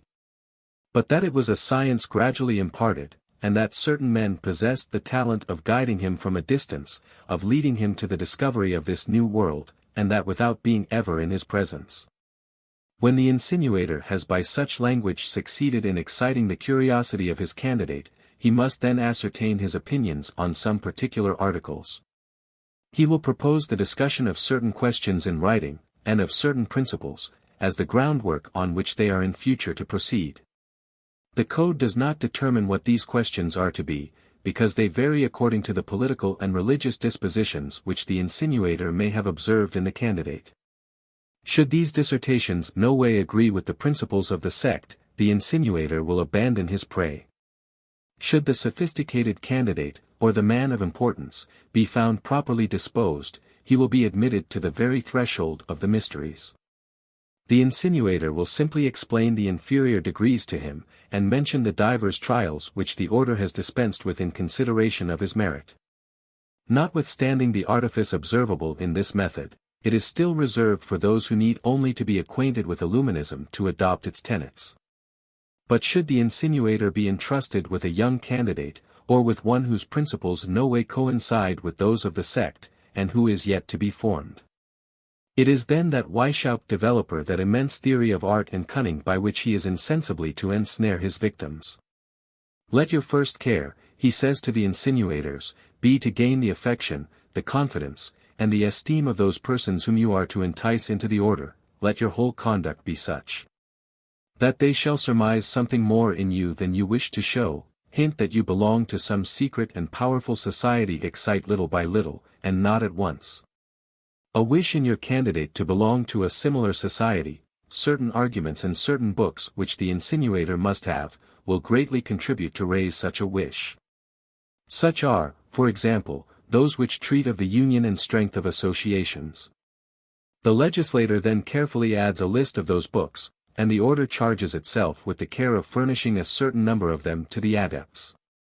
The works of minors, and particularly of Basados, are frequently recommended by Weishaupt, as the best fitted to inspire their readers with the love and principles of secret societies. But nothing can equal the art with which he himself has drawn up the reasons, by the help of which the insinuator is to persuade his young candidate of the pretended necessity for these mysterious associations. One represents, for example, says the code, a child in the cradle. One speaks of its cries, its tears, its weakness. One remarks how this child, abandoned to itself, is entirely helpless, but that by the help of others it acquires strength. One shows how the greatness of princes is derived from the union of their subjects. One exalts the advantages of the state of society over the state of nature. Then one touches on the art of knowing and directing mankind. How easily, you will say, could one man of parts lead hundreds, even thousands, if he but knew his own advantages. This is evidently proved by the organization of armies, and the amazing power which princes derive from the union of their subjects. After having descanted on the advantages of society in general, touch upon the defects of civil society, and say how little relief is to be obtained even from one's best friends, and how very necessary it would be to support each other in these days. Add, that men would triumph even over heaven were they but united, that it is their disunion which subjects them to the yoke. This is to be explained by the fable of the wolf and the two dogs, the latter of whom could only be vanquished by the former after he had parted them, and by many other examples of the same kind which the insinuator will collect. As a proof of what great and important things secret societies can effectuate, he will adduce the examples of the Freemasons, of the mysterious societies of antiquity, and even of the Jesuits. He will assert, that all the great events of this world are dependent on hidden causes, which these secret societies powerfully influence. He will awake in the breast of his pupil the desire of secretly reigning, of preparing in his closet a new constitution for the world, and of governing those who think they govern us.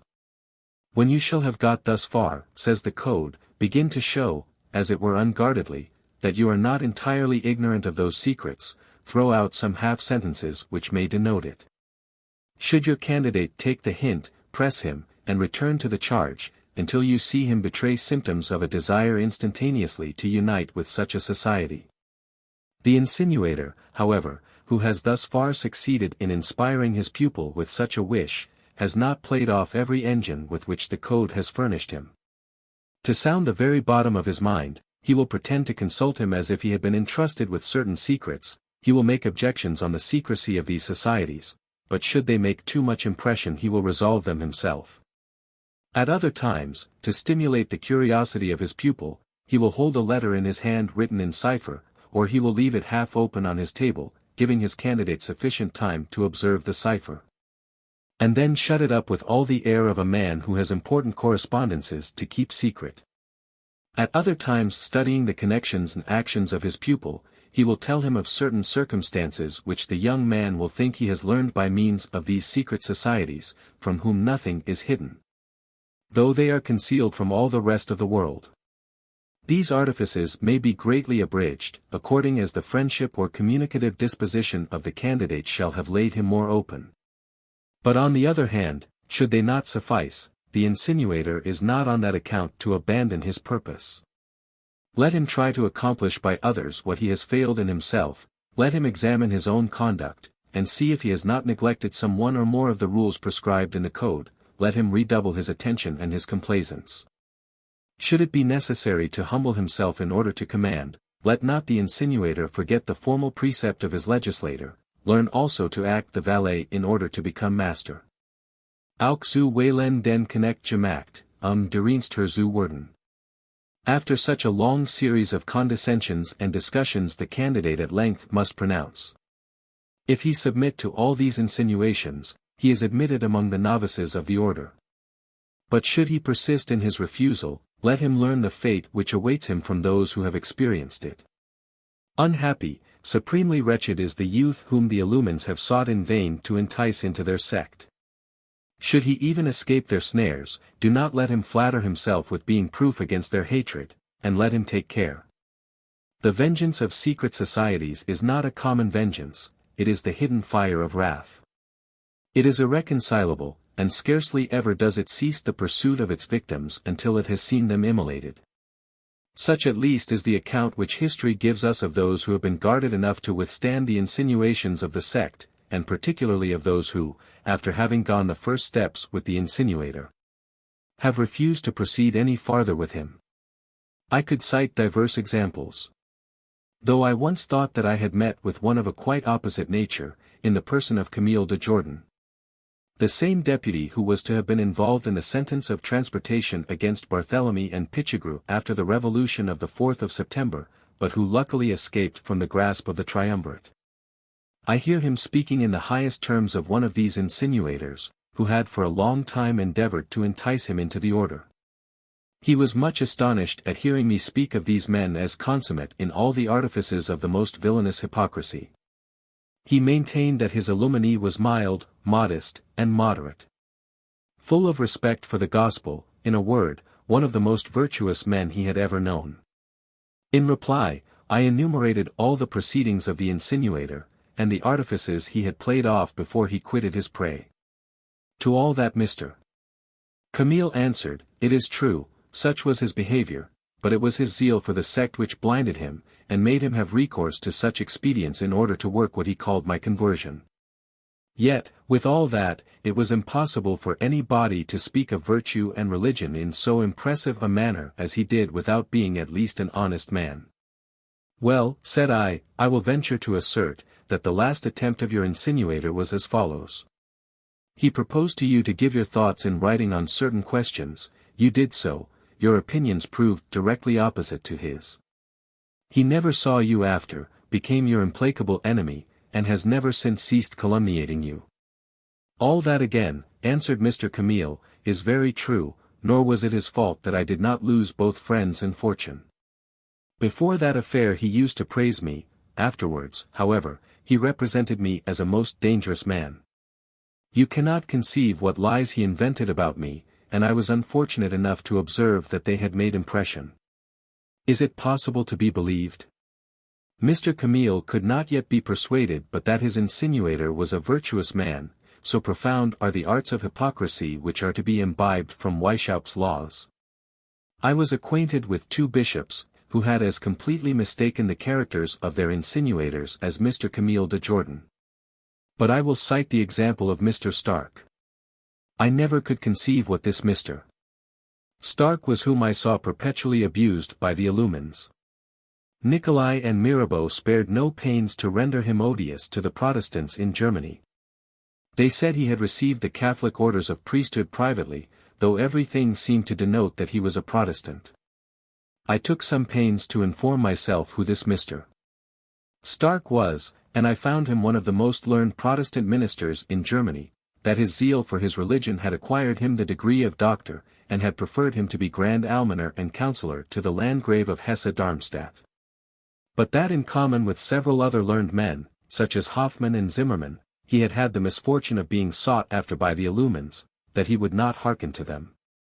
That the illumines had expressed a wish to have an adept near the person of the prince, and that he had been bold enough to answer his insinuator, "If you seek support, I am too little and my prince too great to protect you."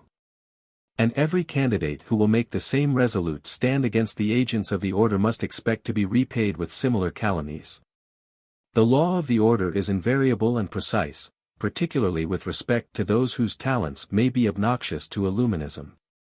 They must be gained over, or ruined in the public opinion. Such is the text, "So soll man den Schriftsteller zu gewinnen suchen, oder verschreien." But it is now time to follow the candidate who has shown himself more docile through the various preparatory degrees. 4. Second part of the Code of the Illumines, first preparatory degree. Of the novice and of his teacher. In the early stages of Illuminism, the duration of the time of trial for the novice was 3 years for those who were not 18 years of age. 2 years for those between 18 and 24, and 1 year for those who were near 30. Circumstances have since occasionally caused the time to be abridged. But, whatever may be the dispositions of the novice, though the time may be dispensed with, he must go through the different trials, or have got the start of them before he is admitted into the other degrees. During the interval he has no other superior but the insinuator to whom he is indebted for his vocation, and during the whole time of the novitiate, the insinuator is expressly forbidden to inform his pupil of any other member of the order. This law was made to screen the order from the dangers which might result from an indiscretion of the novice, and to render the insinuator alone responsible in such cases. For, should the novice unfortunately be an indiscreet talker, the code expressly says, his imprudence would at most betray only one of the brethren. The first lessons of the insinuator, in future his teacher, treat entirely on the importance and the inviolability of the secrecy which is to be observed in Illuminism. He will begin by telling his novice, silence and secrecy are the very soul of the order, and you will carefully observe this silence as well with those whom you may have only reason to suppose are already initiated, as with those whom you may hereafter know really to belong to the order. You will remember, that it is a constant principle among us, that ingenuousness is only a virtue with respect to our superiors, but that distrust and reserve are the fundamental principles. You will never reveal to any person, at present or hereafter, the slightest circumstance relative to your admission into the order, the degree you have received, nor the time when admitted. In a word, you will never speak of any object relating to the order even before brethren, without the strongest necessity. Under the restrictions of this severe law, one illuminee will often be a stranger to another. And the novice will see in this no more than a measure of safety for the order, which might be ruined by the least indiscretion.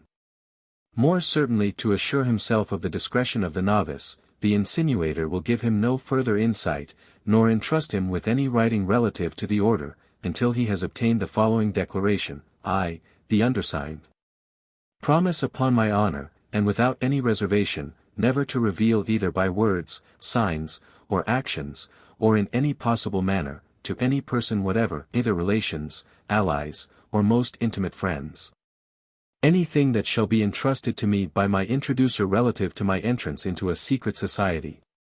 And this whether my reception shall take place or not. I subject myself the more willingly to this secrecy, as my introducer assures me that nothing is ever transacted in this society hurtful to religion, morals, or the state. With respect to all writings which I may be entrusted with, any letters which I may receive concerning the same object, I engage myself to return them, after having made for my sole use the necessary extracts. These writings or books relative to the order are only lent to the novice at first in small numbers, and for a short time, and then he must promise to keep them out of the reach of the profane.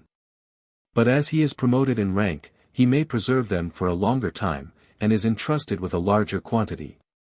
Though not without having informed the order of the precautions he shall have taken, lest in case of his death any of these writings should fall into profane hands.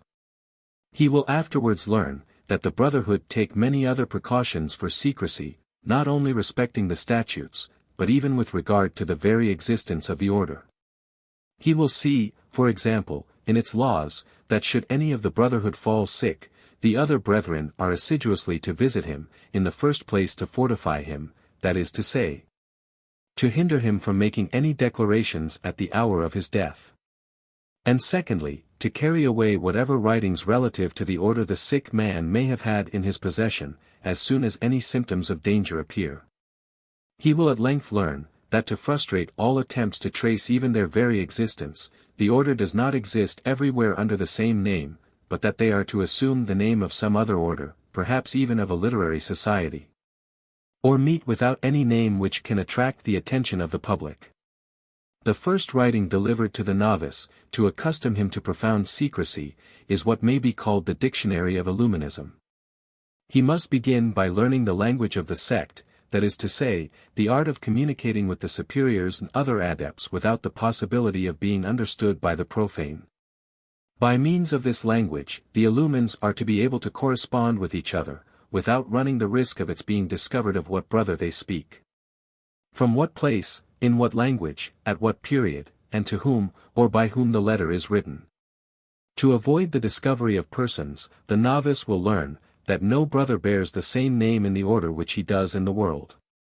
Indeed, had he been initiated in the higher degrees of Masonry, he would have seen the same precaution taken, where the Rosicrucians receive what they call their characteristic or their adoptive name. The novice will receive the characteristic immediately on his admission, and it will in some measure imply the parts which he is in future to act in the general conspiracy. It will be his task hereafter to study and write the history of his new patron. He will by this method recognize in the qualities and actions of his hero the particular services which the order will expect from him. This name will be chosen as conformably as possible to the dispositions observed in him. Has he shown any propensity to repeat the impieties of philosophism against the gospel, he will be classed with the Celsi and Porphyri, or with the Tyndals and Shaftesburies. Should his turn be toward the hatred of kings, or should his talents be judged useful for the polity of the order, then his characteristic will be of the Brutus, Cato, or Machiavel tribe. He will not be told what he is to do to deserve his name, but they will contrive that it shall occur to him. Neither will he be told why Weishaupt assumed the name of Spartacus, a name so famous in Rome because he waged the war of the slaves against their masters, but should he ever be admitted to the higher mysteries, he will easily recognize the reason.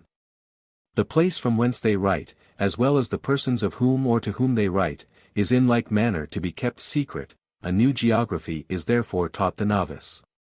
He will thence learn, that Bavaria, the country of their founder, is denominated Achaia, Swabia, Pannonia, Franconia, Austria, and Tyrol are denoted by Illyria, Egypt, and Peloponnesus. Munich is called Athens, Bamberg, Antioch, Innsbruck, Samos. Vienna in Austria, Rome, Würzburg, Carthage, Frankfurt on the Main becomes Thebes, and Heidelberg, Utica. Ingolstadt, the natal soil of the order, was not sufficiently denoted by Ephesus. This privileged town was to be decorated with a more mysterious name, and the profound adepts bestowed on it that of Eleusis. Should the novice ever be sent on a mission out of his own country, or to distant shores, he will then receive further instructions in the geography of the sect. He must also learn how to date his letters, and be conversant with the illuminized hegira or calendar, for all letters which he will receive in future will be dated according to the Persian era, called Jezdijert, and beginning AD 630. The year begins with the illumines on the 1st of Faravardan, which answer to the 21st of March. Their first month has no less than 41 days. The following months, instead of being called May, June, July, August, September, and October, are Adarpahaskt, Chardad, Therma, Merdadma, Shaharima, Miharma. November and December are Abenma, Adama, January and February, Dime. And Benma, the month of March only has 20 days, and is called Asfander. The novice must next learn how to decipher the letters he may receive. In order to which, he must make himself master of that cipher, which is to serve him until initiated into the higher degrees, when he will be entrusted with the hieroglyphics of the order. He will also remember, that he is never to write the name of his order. So venerable a word cannot be exposed to profane eyes, and a circle with a point in the middle of it will supply this sacred word, and a long square or parallelogram will denote the word lodge.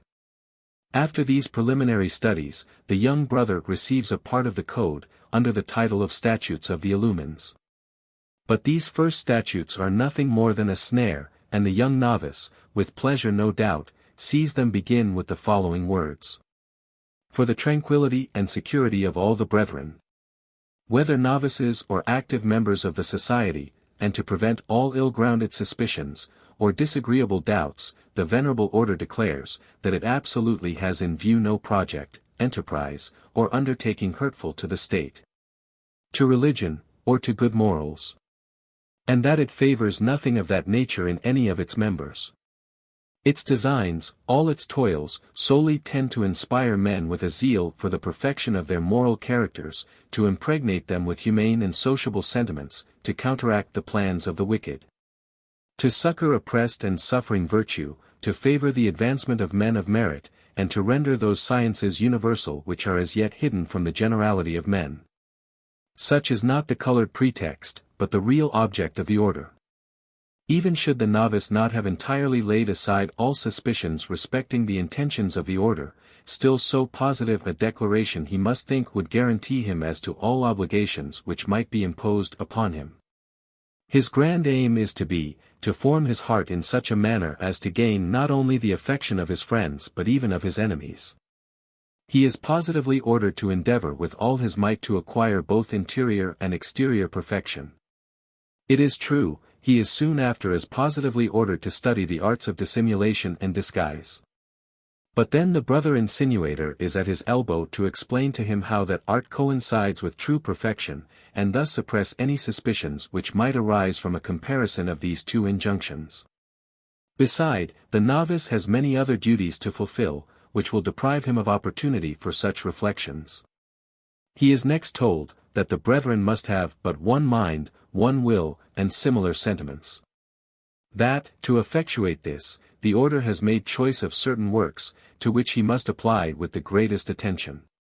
Should the novice be one of those men whom an attachment to the gospel rendered more circumspect as to the snares laid for his belief, the very choice of the books would suffice to show him that the first object of the insinuator was to persuade him, that it is not even necessary to be a Christian to acquire the perfection enjoined by the statutes.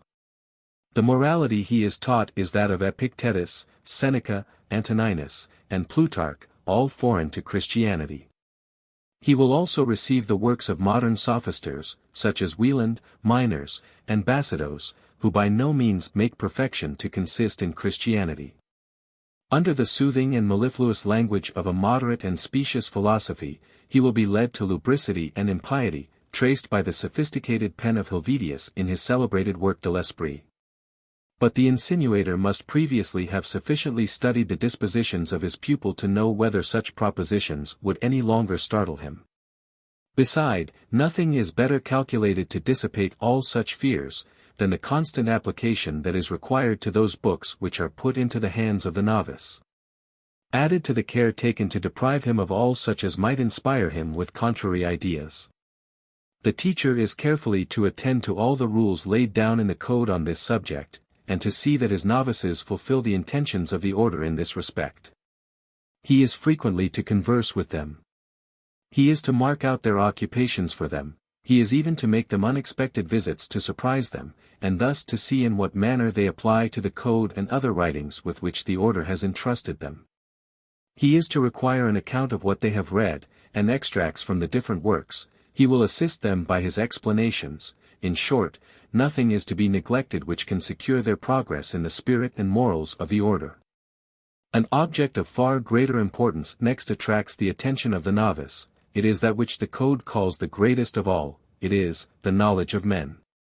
The teacher will represent this to his pupil as the most interesting of all sciences. To make himself master of this science, the novice receives the model of a journal in the form of tablets, and his teacher shows him how they are to be used. Provided with this journal, he is to make his observations on every body he finds himself in company with, he is to trace their characters, and account to himself everything he has seen or heard. Lest his memory should fail him, he must always be provided with a loose paper or small tablets, on which he may at all hours note his observations, which he is afterwards carefully to digest in his journal. To be certain of the novice's attention to this point, the brother teacher will examine his tablets and his journal from time to time. To render him more expert in the art of drawing the characters of the living, he will exercise the novices on ancient authors, and on the heroes of antiquity. No study or custom is so frequently recommended as this in all the code of Illuminism. It is to be the grand study of the novice, and the prime occupation of every degree. It is by his assiduity in this great art that the novice will learn how to distinguish those whom he may hereafter judge proper to be admitted into or rejected from the order. And it is with that view that the preceptor perpetually presses him to propose those whom he may think fit for the order. By this means a double object is attained: first, the propagation of the order. And, secondly, a knowledge of its friends or enemies, the dangers it may be threatened with, and the means to be adopted, or the persons to be gained or courted, to avert the impending storm, in fine, of extending its conquests. Whether the Illumine be a novice, or in any other degree, he is bound by the laws of the order to make his report in the prescribed forms at least once a month. While the novice is perpetually making researches of this nature, he is not aware that he is as carefully watched by his insinuator, who on his side notes and writes down everything that he observes either as to the failings or the progress. The strong or weak side of his pupil, and these he as regularly transmits to the superiors.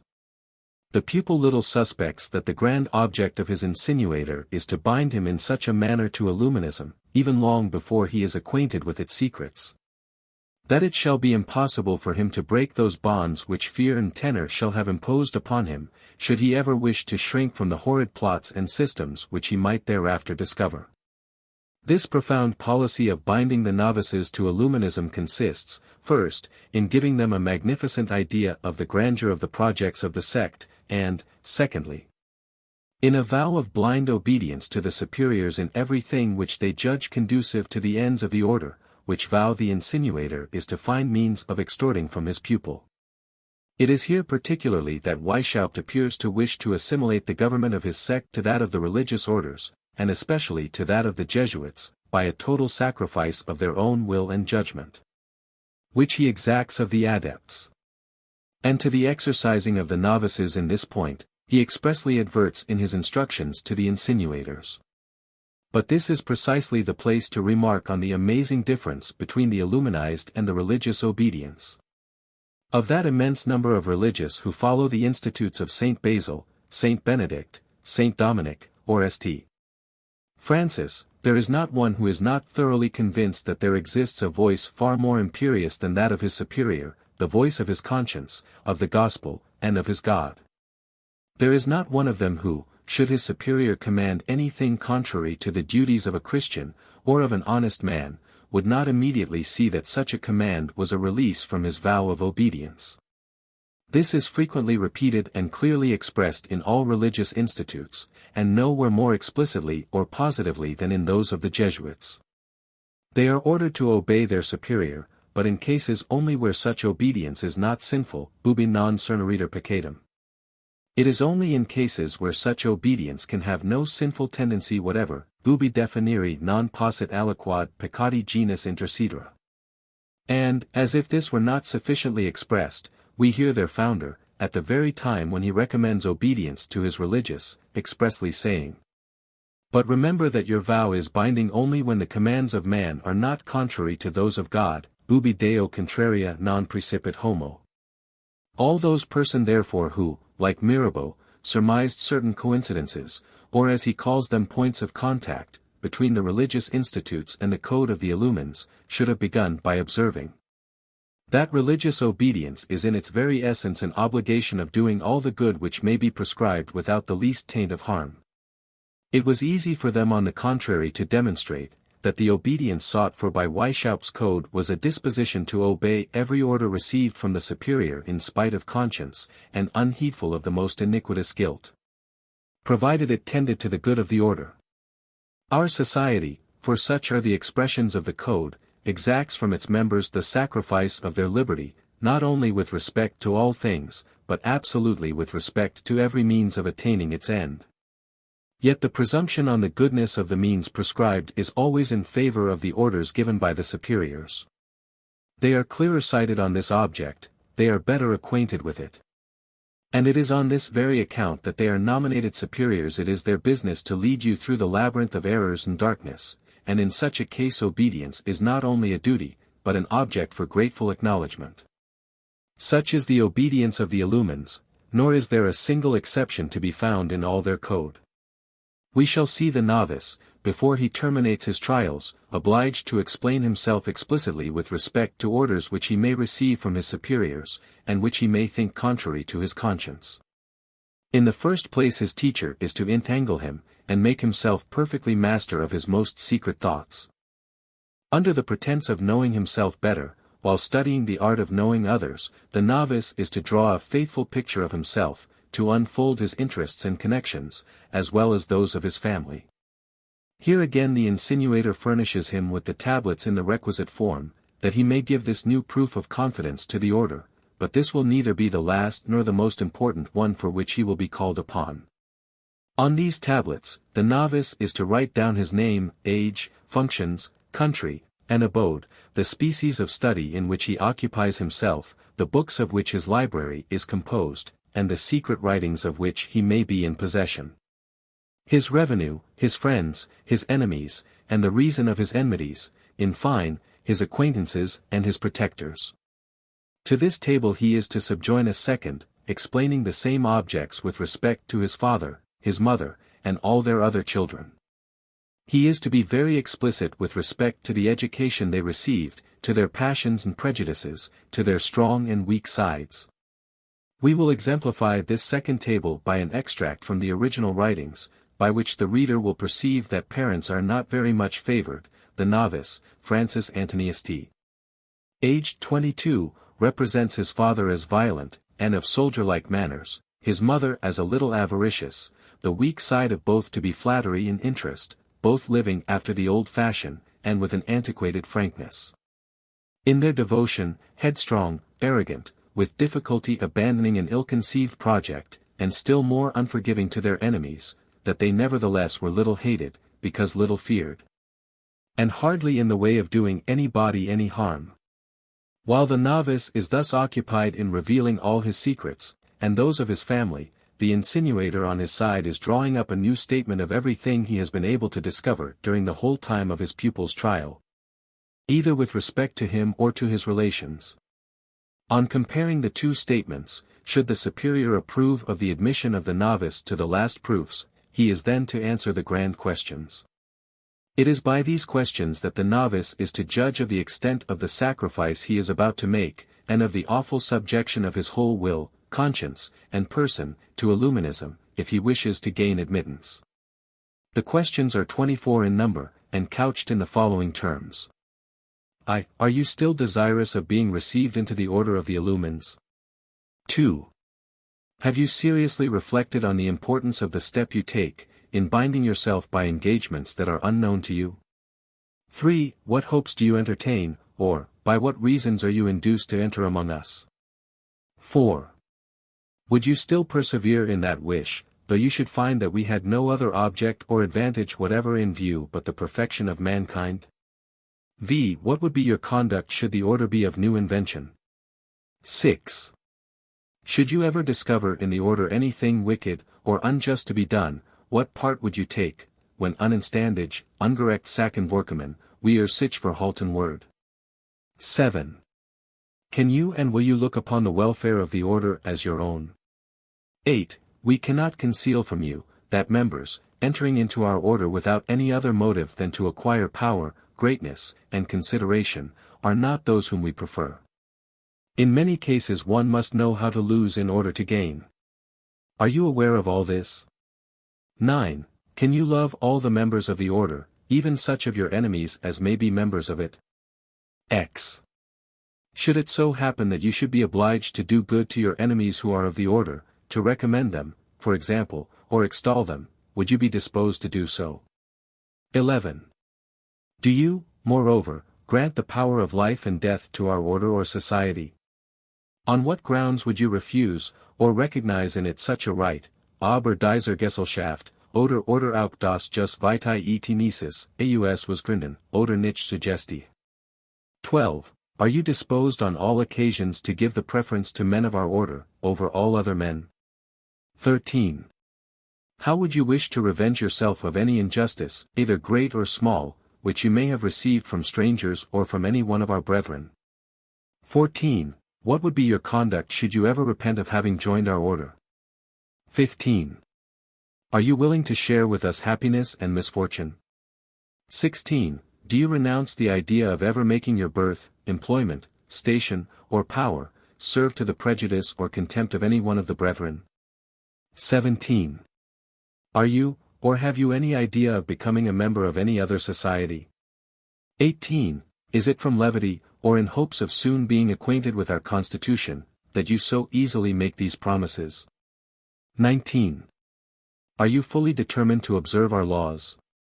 XX. Do you subject yourself to a blind obedience without any restriction whatever? And do you know the strength of such an engagement? Ober Unbedingten Gehorsam Angelob, und wis was das say. 21. Is there no consideration that can deter you from entering into our order? XXI. Will you, in case it is required, assist in the propagation of the order, support it by your counsels, by your money, and by all other means? 23. Had you any expectation that you would have to answer any of these questions, and if so, which question was it? Ziv. What security can you give us that you will keep these promises? And to what punishment will you subject yourself in case you should break any of them? In order to judge of the nature of the answers written and signed by the novice, and confirmed by his oath, it will be sufficient to cast our eyes on the account of the reception of two brethren, as it is contained in the archives of the sect. To the vth question, should you ever discover in the order anything wicked, or unjust to be done, what part would you take? The first of these two novices, aged 22, and named Francis Anthony St. answers, swears, and signs, I would certainly execute those things, if so commanded by the order, because it may be very possible that I am not capable of judging of what is just or unjust. Besides, should they be unjust under one aspect, they would cease to be so as soon as they became a means of attaining happiness, the general end. The novice Francis Severius B. answers, swears, and signs, in like manner, I would not refuse to execute those things, wicked and unjust, provided they contributed to the general good. To the xth question, on life and death, the first novice answers with the same formalities, yes, I acknowledge this right in the order of illumines. And why should I refuse it to the order, should it ever find itself necessitated to exercise it, as perhaps without such a right it might have to fear its awful ruin? The state would lose little by it, since the dead man would be replaced by so many others. Besides, I refer to my answer to question 6. That is to say, where he promised to execute whatever was just or unjust, provided it was with the approbation or by order of the superiors.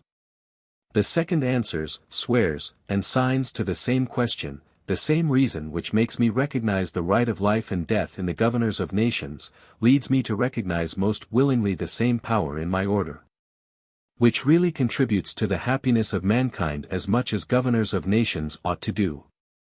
On the XXTH question, on blind obedience without restriction, one answers, yes, without doubt, the promise is of the utmost importance, nevertheless I look upon it as the only possible means by which the order can gain its ends. The second is less precise. When I consider our order as of modern invention and as little extended, I have a sort of repugnance in binding myself by so formidable a promise. Because in that case I am justified in doubting whether a want of knowledge or even some domineering passion might not sometimes occasion things to be commanded totally opposite to the proposed object of the general welfare. But when I suppose the order to be more universally spread, I then believe, that in a society comprehending men of such different stations, from the higher to the lower, those men are best enabled to know the course of the world, and how to distinguish the means of accomplishing the laudable projects of the order. This doubt of the novice as to the antiquity of the order must have displeased Weishaupt, who spared no pains to make it appear that Illuminism was of ancient date, the better to excite the curiosity and the veneration of the pupils. Being content to enjoy the glory of his invention with his profound adepts, to whom only he revealed the secret of the invention of the highest degrees and the last mysteries. But our novice went on to say, that on the whole he rather believed the order to be of ancient than of modern invention. And, like his fellow novice, he promises to be faithful to all the laws of his order, to support it with his counsels, his fortune, and all other means. And he finishes by subjecting himself to forfeit his honor, and even his life, should he ever break his promise. When the insinuator has found means of binding the novice to the order by such oaths, and especially when the young candidate shall have recognized without hesitation that strange and awful right which subjects the life of every citizen to the satellites of Illuminism, should any be unfortunate enough to displease its superiors. When the novice is blinded to such a degree as not to perceive that this pretended right, far from implying a society of sages, only denotes a band of ruffians and a federation of assassins like the emissaries of the old man of the mountain. When, in short, he shall have submitted himself to this terrible power, the oath of the modern sage is sent to the archives of the order. His dispositions then prove to be such as the superiors required to confer on him the second degree of the preparatory class, and the insinuator concludes his mission by the introduction of his pupil. At the appointed time in the dead of the night, the novice is led to a gloomy apartment, where two men are waiting for him, and, excepting his insinuator, these are the first two of the sect with whom the novice is made acquainted. The superior or his delegate holds a lamp in his hand half covered with a shade, his attitude is severe and imperious, and a naked sword lies near him on the table. The other man, who serves as secretary, is prepared to draw up the act of initiation. No mortal is introduced but the novice and his insinuator, nor can anyone else be present. A question is first asked him, whether he still perseveres in the intention of entering the order. On his answering in the affirmative, he is sent by himself into a room perfectly dark, there to meditate again on his resolution. Recalled from thence, he is questioned again and again on his firm determination blindly to obey all the laws of the order. The introducer answers for the dispositions of his pupil, and in return requests the protection of the order for him. "Your request is just," replies the superior to the novice. "In the name of the most serene order from which I hold my powers, and in the name of all its members, I promise you protection, justice, and help. Moreover, I protest to you once more, that you will find nothing among us hurtful to religion, to morals, or to the state." Here the initiator takes in his hand the naked sword which lay upon the table, and, pointing it at the heart of the novice, continues, "But should you ever be a traitor or a perjurer, assure yourself that every brother will be called upon to arm against you. Do not flatter yourself with the possibility of escaping, or of finding a place of security. Wherever thou mayst be, the rage of the brethren, shame and remorse shall follow thee, and prey upon thy very entrails." He lays down the sword. "But if you persist in the design of being admitted into our order, take this oath." The oath is conceived in the following teens. "In presence of all-powerful God, and of you plenipotentiaries of the most high and most excellent order into which I ask admittance, I acknowledge my natural weakness, and all the insufficiency of my strength. I confess that, notwithstanding all the privileges of rank, honors, titles, or riches which I may possess in civil society, I am but a man like other men, that I may lose them all by other mortals, as they have been acquired through them. That I am in absolute want of their approbation and of their esteem, and that I must do my utmost to deserve them both. I never will employ either the power or consequence that I may possess to the prejudice of the general welfare. I will, on the contrary, resist with all my might the enemies of human nature, and of civil society." Let the reader observe these last words, let him remember them when reading of the mysteries of Illuminism. He will then be able to conceive how, by means of this oath, to maintain civil society, Weishaupt leads the adepts to the oath of eradicating even the last vestige of society. "I promise," continues the adept, "ardently to seize every opportunity of serving humanity, of improving my mind and my will, of employing all my useful accomplishments for the general good, inasmuch as the welfare and the statutes of the society shall require it of me.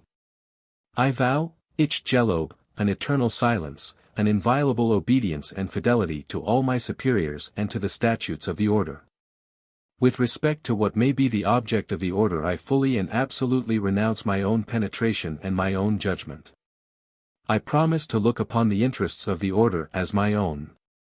And as long as I shall be a member of it, I promise to serve it with my life, my honor, and my estates. Should I ever, through imprudence, passion, or wickedness, act contrary to the laws or to the welfare of the serene order, I then subject myself to whatever punishment it may please to inflict upon me. I also promise to help the order, to the best of my power, and according to my conscience, with my counsels and my actions, and without the least attention to my personal interest. Also, to look upon all friends and enemies of the order as my own, and to behave to them as the order shall direct. I am equally disposed to labor with all my might and all my means at the propagation and advancement of the order. In these promises I renounce every secret reservation, and engage to fulfill them all, according to the true purport of the words, and according to the signification attached to them by the order when it prescribed the oath. So help me God. N. The oath being signed by the novice, and then registered in the minutes of the order, the initiator declares his admission, telling him at the same time that he is not to expect to know all the members, but those only who, being of the same degree, are under the same superior. From that moment advanced to the degree of minor vow, he is instructed in the signs of his new degree, which are much of the same nature as those of Masonry. He is then enjoined to give an exact list of all his books, particularly of those which might be precious or useful to the order. He also receives the following questions which he is to answer in writing. I. What should you wish to be the object of our order? 2. What means, either primary or secondary, do you think most conducive to the attainment of that object? 3. What other things would you wish to find among us? 4.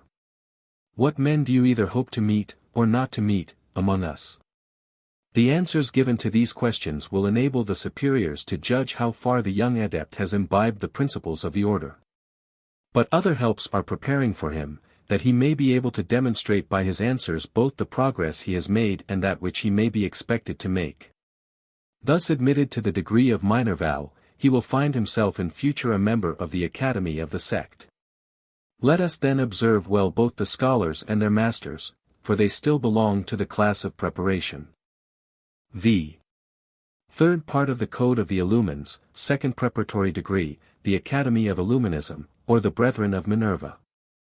Weishaupt, ruminating on what turn he should give to his Code of Illuminism, that its progress might be more subtle and infallible, expresses himself in the following terms, on the preparatory degrees which were to succeed to the novitiate of his pupils.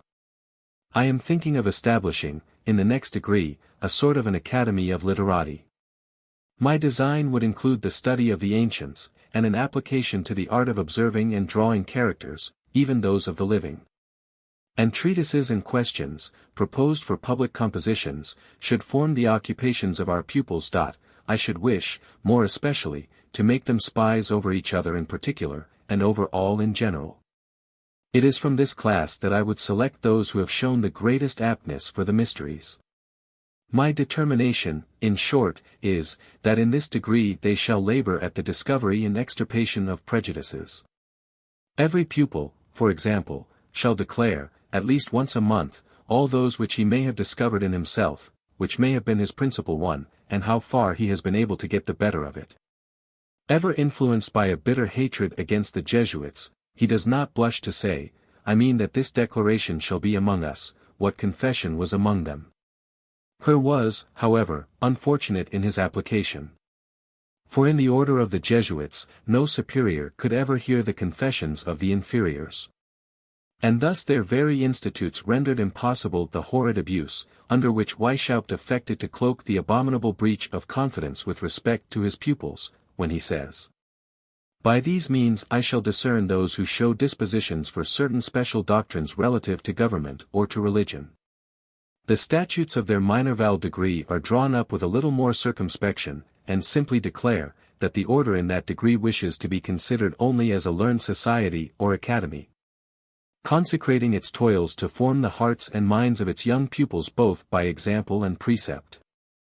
These are called the Brethren of Minerva, and are under the direction of the major or minor illumines.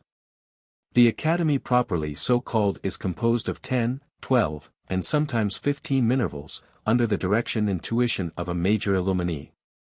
In the calendar of the sect, the days on which the academy meets are called holy, and its sittings are generally held twice a month, always at the new moon. The place where they meet is called, in their language, a church. It must always be preceded by an antechamber, with a strong door armed with bolts, which is to be shut during the time of the meeting. And the whole apartment is to be so disposed, that it shall be impossible for intruders either to see or hear anything that is going forward. At the commencement of each sitting, the president is always to read, and, after his fashion, comment on some chosen passages of the Bible, or Seneca, of Epictetus, Marcus Aurelius, or Confucius. The care he takes to give to all these works the same weight and authority, will be sufficient to make the pupils view the Bible in a similar light with the works of the pagan philosophers. This lecture over, each pupil is questioned, as to the books which he has read since the last meeting, on the observations or discoveries he may have made, and on his labors or services toward the progress of the order. Nor are the studies and the books of which the brethren are to give an account, left to their own choice. To each of these academies there is appropriated a particular library, whenever circumstances will permit, calculated to ensure the spirit of the order, and this collection the sect takes care to furnish. By 3 different means it is accomplished. First, by the money which the brethren contribute; secondly, by the list of his own private library, which is exacted from each candidate, who is obliged to furnish therefrom such books as may be required of him. The third means is derived from Weishaupt's grand principle, that every thing which is useful is an act of virtue. Now as it would be very useful for the order to get possession of those rare books and precious manuscripts which princes, nobles, and religious orders keep shut up among their archives or in their libraries. All illumines acting as librarians or archive keepers are admonished, exhorted, and seriously pressed not to make any scruple of secretly stealing such books or manuscripts, and putting them into the possession of the sect. This is one of the most explicit lessons that Weishaupt gives to his adepts, at one time telling them not to make a case of conscience of giving to the brethren what they may have belonging to the library of the court. At another, sending a list of what should be stolen from that of the Carmes, he says, all these would be of much greater use if they were in our hands. What do those rascals do with all those books? Yet, notwithstanding the caution with which the founder as yet withholds certain books from the hands of the minor vow, it is clear from the very assortment of the libraries of the order, that he does not hesitate at giving the pupils a certain number directly tending to the grand object, and particularly those which may create a contempt for religion. He wishes much to see an impartial history of the Church, and he even proposes hereafter to publish one himself, or at least to contribute many articles toward such a work. He calls the attention of the young adepts to Serpy, to Laubret's arsenal of calumnies, and in short to all that has been written against religious orders. He had even put on the list those impious works which appeared under the name of Freret. He seemed to have forgotten for a moment his ordinary prudence, but, warned of it by Nig, he corrected his error. Many other books, however, were to be comprehended in the minor vow library, which were to disguise the object of it. And it was one duty of the presiding illuminee to select such as would gradually direct his pupils to the grand object of the sect, always remembering, that the most impious and seditious were reserved for the higher degrees. Should the president chance to find the System of Nature, Natural Polity, Helvetius on Man, or other such books, in the hands of his pupil, he was to avoid showing his pleasure or displeasure, and leave them. In short, it is in the minor vow schools that the teachers are in a particular manner to practice that great art of making the adepts rather as it were invent than learn the principles of the order. Because they will then, looking upon them as the offspring of their own genius, more strongly adhere to them. There is yet another scheme in these schools for attaching the young adepts to the order. Every brother is, at his first reception, to declare to what art or science he means principally to apply, unless his station, genius, or particular circumstances, debar him from the literary career. In which latter case, pecuniary contributions are to be an equivalent for those services which his talents cannot contribute. If the brethren adopt literary pursuits, then the order enters into engagements to furnish them with all possible assistance to forward their undertakings in the art or science on which they shall have determined. Unless they should have chosen theology or jurisprudence, two sciences which the order absolutely accepts from any such agreement. Their succors for the minor vow have a twofold tendency. On the one side, they serve to prove that the adept does not neglect the science he has determined on, as he is to give an annual account of the discoveries he has made, and of the authors from which he has made selections. On the other hand, the brethren following the same branches of study are desired to help him with all the means in their power. Should he meet with difficulties which he cannot solve, he may apply to his superior, who will either solve them himself, or send them to other members of the order, who, better versed in those sciences, and bound to enlighten their brethren, will send the required solutions. That his degree of minvrel may have all the appearances of a literary society, the superiors annually propose some question for a public composition. The answers or dissertations are judged as in academies, and the discourse which obtains the prize is printed at the expense of the order. The same advantages are held out to all adepts who wish to publish their works, provided they are not foreign to the views of the founder. They are sure to coincide with his intentions should they be of the nature of those which he calls pasquils, or such as would create mirth among the people at the expense of the priesthood, and of religious truths. Such as parodies on the Lamentations of Jeremiah, or burlesque imitations of the prophets, in a word, all such satires as dispose the people to the grand object of the sect. The minor vow can give no better proofs than these of his progress. The sect has booksellers who put these works into circulation, and the profits are transmitted to the coffers of the order. It is, however, to be observed, that should a minor vow, or any other of the brethren, make a discovery in any art or lucrative science, he is obliged, under pain of being looked upon as a false brother, to impart the secret to the order. Who will look upon itself as proprietor of such secrets should they have been discovered by a brother after his admission among them? Lest he should be unobserved when traveling, the minor vow is never to undertake any journey without previously informing his superiors, who will send him letters of recommendation for different brethren on the road. He, in return, must carefully report everything that he shall discover during his travels, which may be to the advantage or disadvantage of the order. But we must not forget to mention, that during the academic sittings, the presiding illuminee is at least once a month to take a review of the principal faults which he may have observed in any of his pupils. He is to interrogate them concerning those which they may have observed themselves, and it would be unpardonable neglect, says the statutes, should any pupil pretend that during the space of a whole month he had remarked nothing reprehensible. This would be a proof of the utmost negligence in the training of his mind to observation, and the superior must not suffer it to pass without reprehension. He must also make his observations in such a manner as to excite their serious attention, and effectually to impress them with proper notions. So that each on returning home shall be ready to put in practice his advice for the advantage of the order.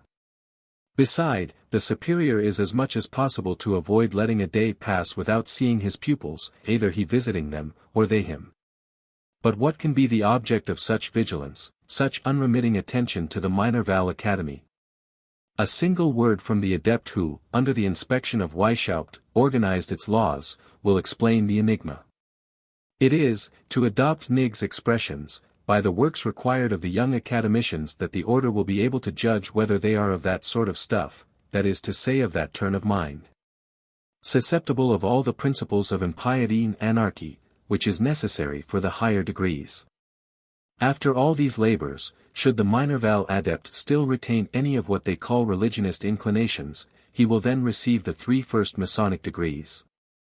And in them he may moulder during the rest of his life in the insignificant study of all their hieroglyphics. He will indeed still continue under the inspection of the superiors of the order, but he may rest assured, that he will always remain a minor vow, with a brevet of imbecility, on the registers of the sect.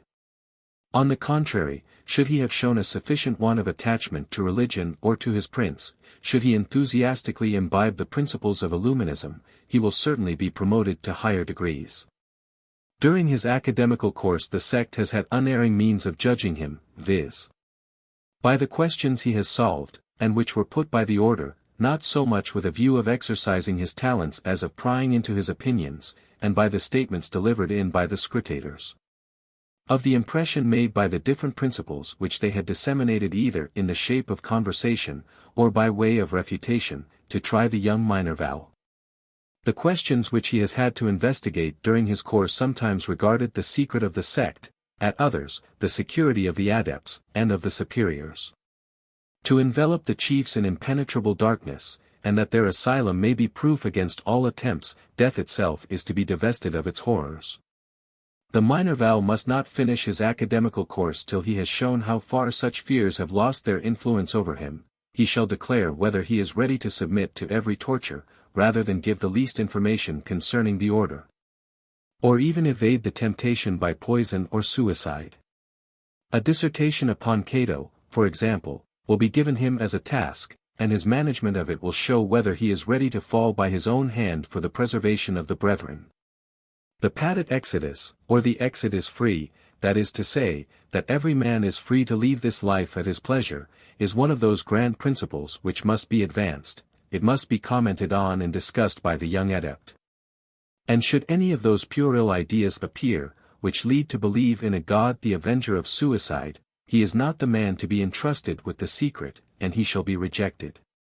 Many other questions are proposed in order to convince the sect of the principles of the young academician. It must sound his opinions on the means it employs, and on those in which he may hereafter be instrumental. He will be ordered to discuss Weishaupt's famous doctrine, that the end sanctifies the means. That is to say, that there are no means, not even theft, poison, homicide, or calumny, but are just and laudable when used for the attainment of objects which the order may choose to style just or holy. After all this, the Minerval shall furnish some dissertation from which his opinions on kings and priests may be ascertained, but the presiding adept must carefully avoid compromising himself. He must not openly applaud the epigrams, sarcasms, or even blasphemies of his pupils.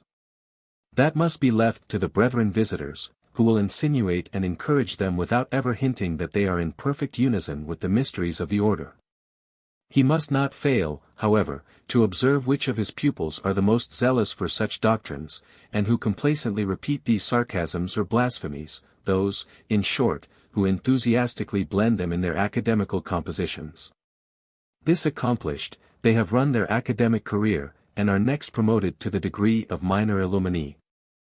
6. Fourth part of the Code of Illumines, third preparatory degree, the minor illumini. The object of the degree of minor illumini is not only to dispose the brethren more and more for the secrets which have not yet been revealed to them, but it has also in view their preparation for presiding over the Minerval academies in which they have already shown their talents, and their zeal for the sect. The means which are to produce this double effect are worthy of remark, on account of one of those artifices which Weishaupt alone could have invented. The minor illumines hold sittings similar to those of the Minerval Academy. The president must necessarily be one of those adepts who, initiated in the higher mysteries of Illuminism, have attained the degree of priest. He, alone having any knowledge of these higher mysteries, is particularly enjoined to keep his pupils in the persuasion that beyond the degree in which he is there is no farther secret to impart to them. But he is to spare no pains to infuse those opinions into their minds, of which the last mysteries are but the development. The minor illumines are imperceptibly to become as it were the inventors and authors of Weishaupt's principles. That, believing them to be the offspring of their own genius, they may more zealously defend and propagate them. It is necessary, says the Code, that the adept look upon himself as the founder of the new order, that hence he may conceive a natural ardor for its success. To effectuate this object, an exordium is appropriated to the initiation in this degree. It is one of those discourses which, replete with voluntary obscurities, presents the most monstrous errors to the mind, but expressly mentions none. The veil which is thrown over them is neither coarse enough to hide, nor fine enough clearly to chew them. All that the new adepts can observe at a first hearing is, that the object of the order is worthy of admiration and zeal. That an ardent enthusiasm should inflame the mind of the young adept for the attainment of the grand object of all the labors of Illuminism, that the enjoyment of this happiness depended much more on the actions than on the words of the adepts. What then is this object, and what are the obstacles that are to be overcome? Of what species are those actions, those labors of the adept, which are to forward its views. It is in these points that enigma and obscurity veils the intent, and it is here that genius is to invent. That the errors of the sect might be considered as originating with the adepts, it goes on to say, the same discourse shall serve in future as a text for all those which the brethren shall prepare for the meetings of the order. The president will select the obscure passages, which may lead to the development of those opinions which he wishes to instill into his pupils, such will the subjects chosen for their themes, and he will carefully exact practical conclusions. 5. But to give the reader a better idea of what these themes or commentaries are to be, we shall quote a part of the original text.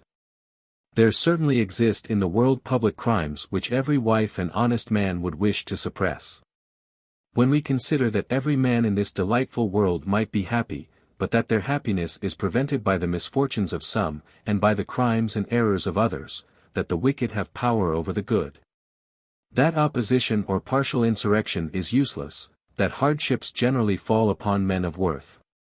Then naturally results the wish of seeing an association formed of men of vigorous and noble minds, capable of resisting the wicked, of succoring the good, and of procuring for themselves rest, content and safety, of producing all these effects by means drawn from the greatest degree of force of which human nature is capable.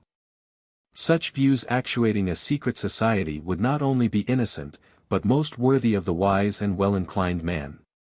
What an ample field already opens itself to the commentating genius of the young adept. The minor illuminee will begin by investigating those general crimes to which the sect wishes to put an end. And what are the crimes, who are the wicked persons that disturb the peace of mankind by means of power exercised over the good? What secret societies are they which are destined to consummate the wishes of the sages, not by partial insurrections, but by the greatest degree of force of which human nature is capable? In a word, what is that new order of things, which are by such unheard of exertions to be substituted in place of existing institutions? The greater progress the adept shall make, and the nearer his commentaries shall coincide with the spirit of the order, so much the more worthy shall he be judged to fulfill the second object of this degree. He is not yet to preside over a minor Val Academy, he is too inexperienced in the arts of a superior, and the order only entrusts him with 2 or 3 of those pupils. But, as a consolation for the smallness of his flock, he reads in his instructions, that should he have only formed 1 or 2 men for the order during his whole life he will have done a noble act. Small as this mission is, still the adept is not left to his own prudence in the execution of it, he receives instructions by which he is to be guided. I forewarned my reader, that in this part of my memoirs on Jacobinism, my object was, not solely to prove the conspiracy of the Illumines, but to render conspicuous the dangers which threaten society, while I was unveiling the means adopted by the sect. Among these means, the laws laid down by Weishaupt for the minor illumines are to be eminently distinguished. As the authority given, and the manner in which it is to be exercised, at first over 2 or 3 adepts only, naturally prepare them for more extensive commands. These laws and these instructions seem to be traced with the venom of the prudent serpent, unfortunately so much more active and ingenious in the arts of vice and seduction than good men are in the cause of virtue. This part of Weishaupt's code is called, Instructions for Forming Useful Laborers in Illuminism, and from it I shall make a large extract. Let the reader meditate on the tendency and probable consequences of such precepts, such laws, and artifices, all designed to form adepts for the most general, most astonishing, and most dreadful conspiracy that ever existed. Assiduously observe, say these instructions, every brother entrusted to your care, watch him particularly on all occasions where he may be tempted not to be what he ought to be, that is precisely the moment when he must show himself. It is then that the progress he has made is to be discovered. Observe him again at those times when he least suspects it, when neither the desire of being praised, the fear of being blamed, nor the shame of, or reflection on the punishment, can actuate his conduct. Be exact on such occasions in making your notes and observations. You will gain much both with respect to yourself and to your pupil. Be careful lest your own inclinations should bias your judgment. Do not think a man excellent because he has a brilliant quality, nor judge him to be wicked because he has some striking defect, for that is the grand failing of those who are captivated at first sight. Above all, guard against believing your man to be a transcendent genius because his discourse is brilliant. We are to judge by facts alone, whether a man is deeply interested. Have little confidence in rich or powerful men. Their conversion is very slow. Your chief object must be to form the heart. He that is not deaf to the cries of the unfortunate, he that is constant though in adversity, and unshaken in his plans, he that feels his soul glow for great enterprises. And he, particularly, who has formed his mind to observation, is the man of whom we are in quest. Reject those feeble and narrow minds who know not how to quit their usual sphere. Read with your pupils those books which are easy to be understood, which abound in the picturesque, and are calculated to elevate the mind. Speak to them often, but let your discourses proceed from the heart, and not from the head. Your auditors easily kindle when they see you full of fire. Make them thirst after the moment when the grand object is to be accomplished. Above all, stimulate them to the love of the object. Let them view it as grand, important, and congenial to their interests and favorite passions. Paint in strong colors the miseries of the world, tell them what men are, and what they might be, what line of conduct they should adopt.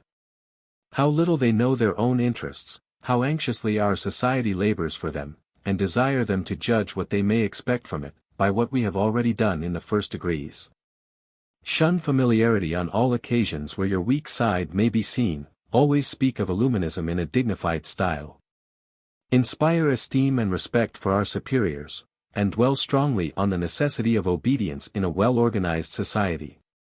Kindle the ardor of your pupil by laying great stress on the utility of our labors, avoid dry and metaphysical discussions.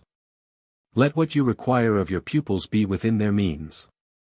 Study the peculiar habits of each. For men may be turned to anything by him who knows how to take advantage of their ruling passions. To infuse into them a spirit of observation, begin by slight essays in conversation. Ask some easy questions on the means of discovering the character of a man notwithstanding all his dissimulation. Affect to think the answer a better one than you could have given yourself. That gives confidence, and you will find some other opportunity of delivering your own sentiments.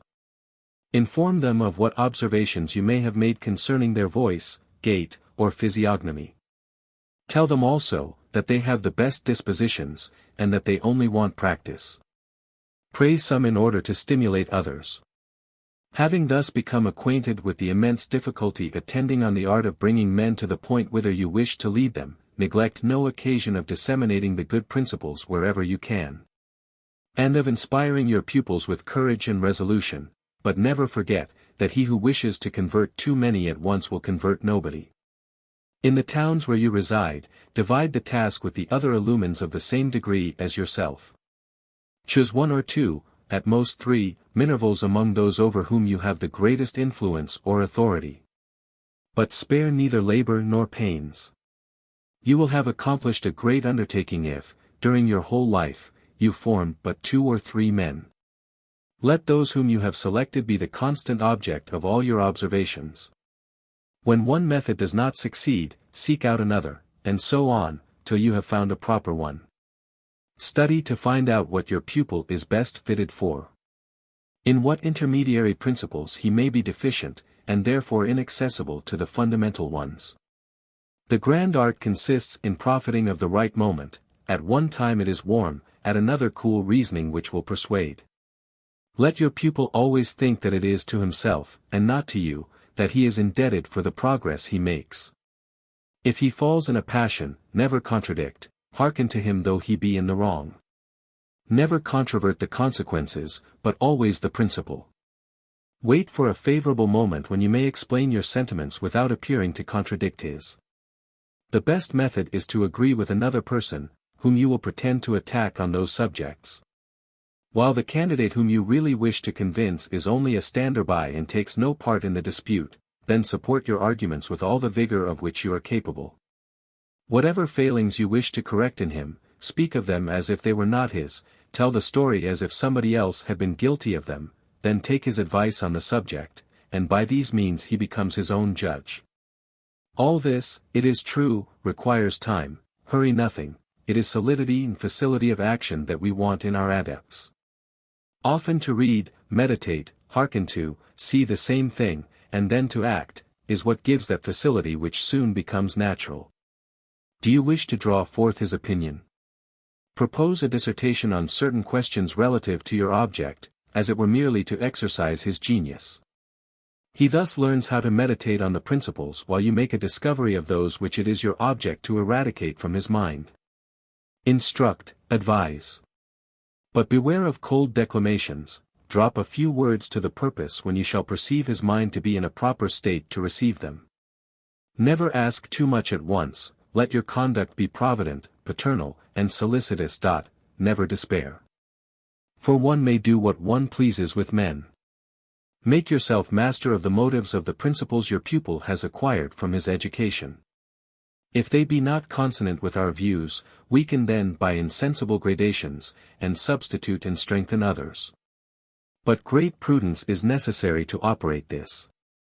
Observe what religions, sects, and politics make men do.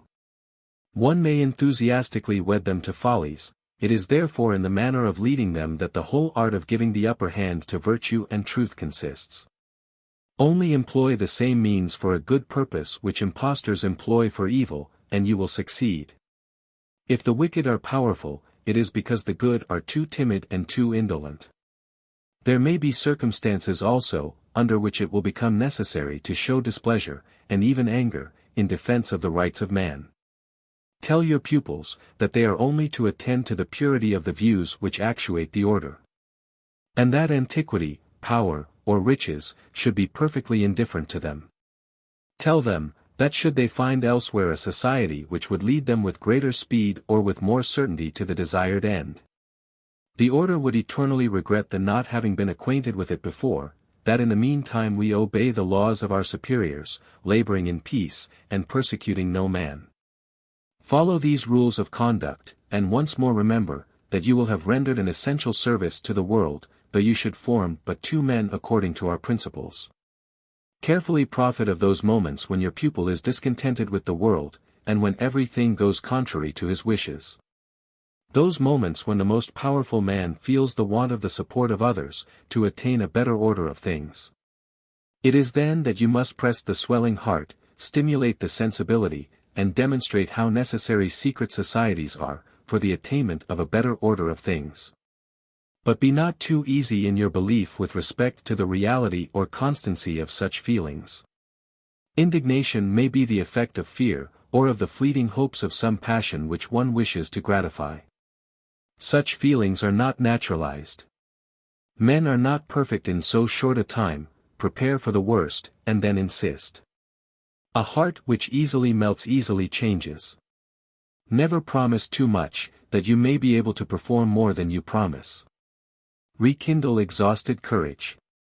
Repress excessive ardor, inspire hope in misfortune, and fear in success. Such are the rules which will form you for a good preceptor and a leader of men. By an exact attention to them you will add to the number of the elect. If your own happiness be dear to you, labor, under our direction, at delivering many thousands of men, who wish to be good, from the dire necessity of being wicked. Believe us, for it is the precept of experience, bereave vice of its power, and everything will go well in this world, for if vice be powerful, it is only because one part of the good is too indolent, while the other is too ardent. Or else, that men suffer themselves to be divided, or leave the care of revolutions to futurity. The fact is, that in the meantime they had rather bend under the yoke, than efficaciously resist vice. If they once became sensible that virtue does not entirely consist in patience, but in action also, they would start from their sleep. For your part, unite with the brethren, place your confidence in our society. Nothing is impossible to it, if we follow its laws. We labor to secure to merit its just rewards, to the weak support, to the wicked the fetters they deserve, and to man his dignity. Such is the new Canaan, the new land of promise, the land of abundance and blessing, though as yet, alas, we discover it but from a distance. I was frequently tempted to interrupt the course of this extract by my reflections. But what reader is there that will not ask himself, what zeal, what strange ardor is this, that can have led Weishaupt to combine and dictate means so powerful to captivate the minds of his pupils? Is there a parent, is there a preceptor, whose love for his child or his pupil ever suggested more efficacious rules? These, however, are only a few of the lessons which the minor illuminee is always to have present to his mind to direct him in the training of the young adepts. He is not alone entrusted with the task. All the brethren of the same degree partake in the care of watching over the lower ones, and each notes on his tablets even the most insignificant circumstances. Their several observations are compared, and of the whole a general statement is formed, according to which each pupil will be judged by his superiors. Meanwhile, it is natural to ask, what can these principles be for which the youth is so carefully trained? What can be the sublime virtue that is to be the result of so much care? We shall soon discover them, the principles of shameless villainy. This sublime virtue is the combination of every art that can plunge mankind into corruption, and immerse him in all the horrors of universal anarchy. Yes, we shall see the man who says to his disciples, employ the same means for a good purpose which impostors employ for evil, prove to be the arch-impostor, training his disciples to every crime, and preparing the most terrible disasters for society with more ardor and more artifice than ever the upright man has been seen to employ zeal and wisdom in the cause of virtue and the support of the laws. The better to dispose the young adepts, the minor illuminee is assisted in his functions and overlooked by the major illuminee, that is to say, by the adepts of the highest degree among those of the preparatory class. 7. Fifth part of the Code of Illumines, fourth preparatory degree, the major illuminee, or the Scotch novice. The degree which follows that of minor illuminee is sometimes called major illuminee, at other times, Scotch novice. Under this twofold denomination a double object is comparised. As Scotch novice, the adept is turned in upon masonry. And it is only a snare for imposing upon the credulity of those, who have not given the requisite symptoms for being initiated in the higher mysteries of the sect. It is an introduction to the degree of Scotch knight, which terminates the career of the dupes. But as a degree of illuminism, it will encompass the adept with new bonds, more extraordinary and more firm than the former. It is a more immediate preparation for the grand mysteries. In short, it is from this degree that the masters of the minor Val academies are selected. Let us begin by laying open the artifice of that strange bond which the adept will never dare to rend asunder, though he should wish to withdraw from illuminism. Or more particularly should he be tempted to reveal what he may have already discovered of the artifices, principles, or grand object of the sect. Before the candidate is admitted to the new degree, he is informed that his reception is resolved on, provided he gives satisfactory answers to the following questions. I. Are you acquainted with any society grounded on a better constitution, or more holy and solid than ours, and which tends with more certainty or expedition to the object of your wishes? 2. Was it to satisfy your curiosity that you entered our society? Or, was it to concur with the chosen among men to universal happiness? 3. Are you satisfied with what you have seen of our laws? Will you labor according to our plan, or have you any objection to propose against it? 4. As there will be no medium for you, declare at once, whether you wish to leave us, or whether you will remain attached to us forever. V. Are you a member of any other society?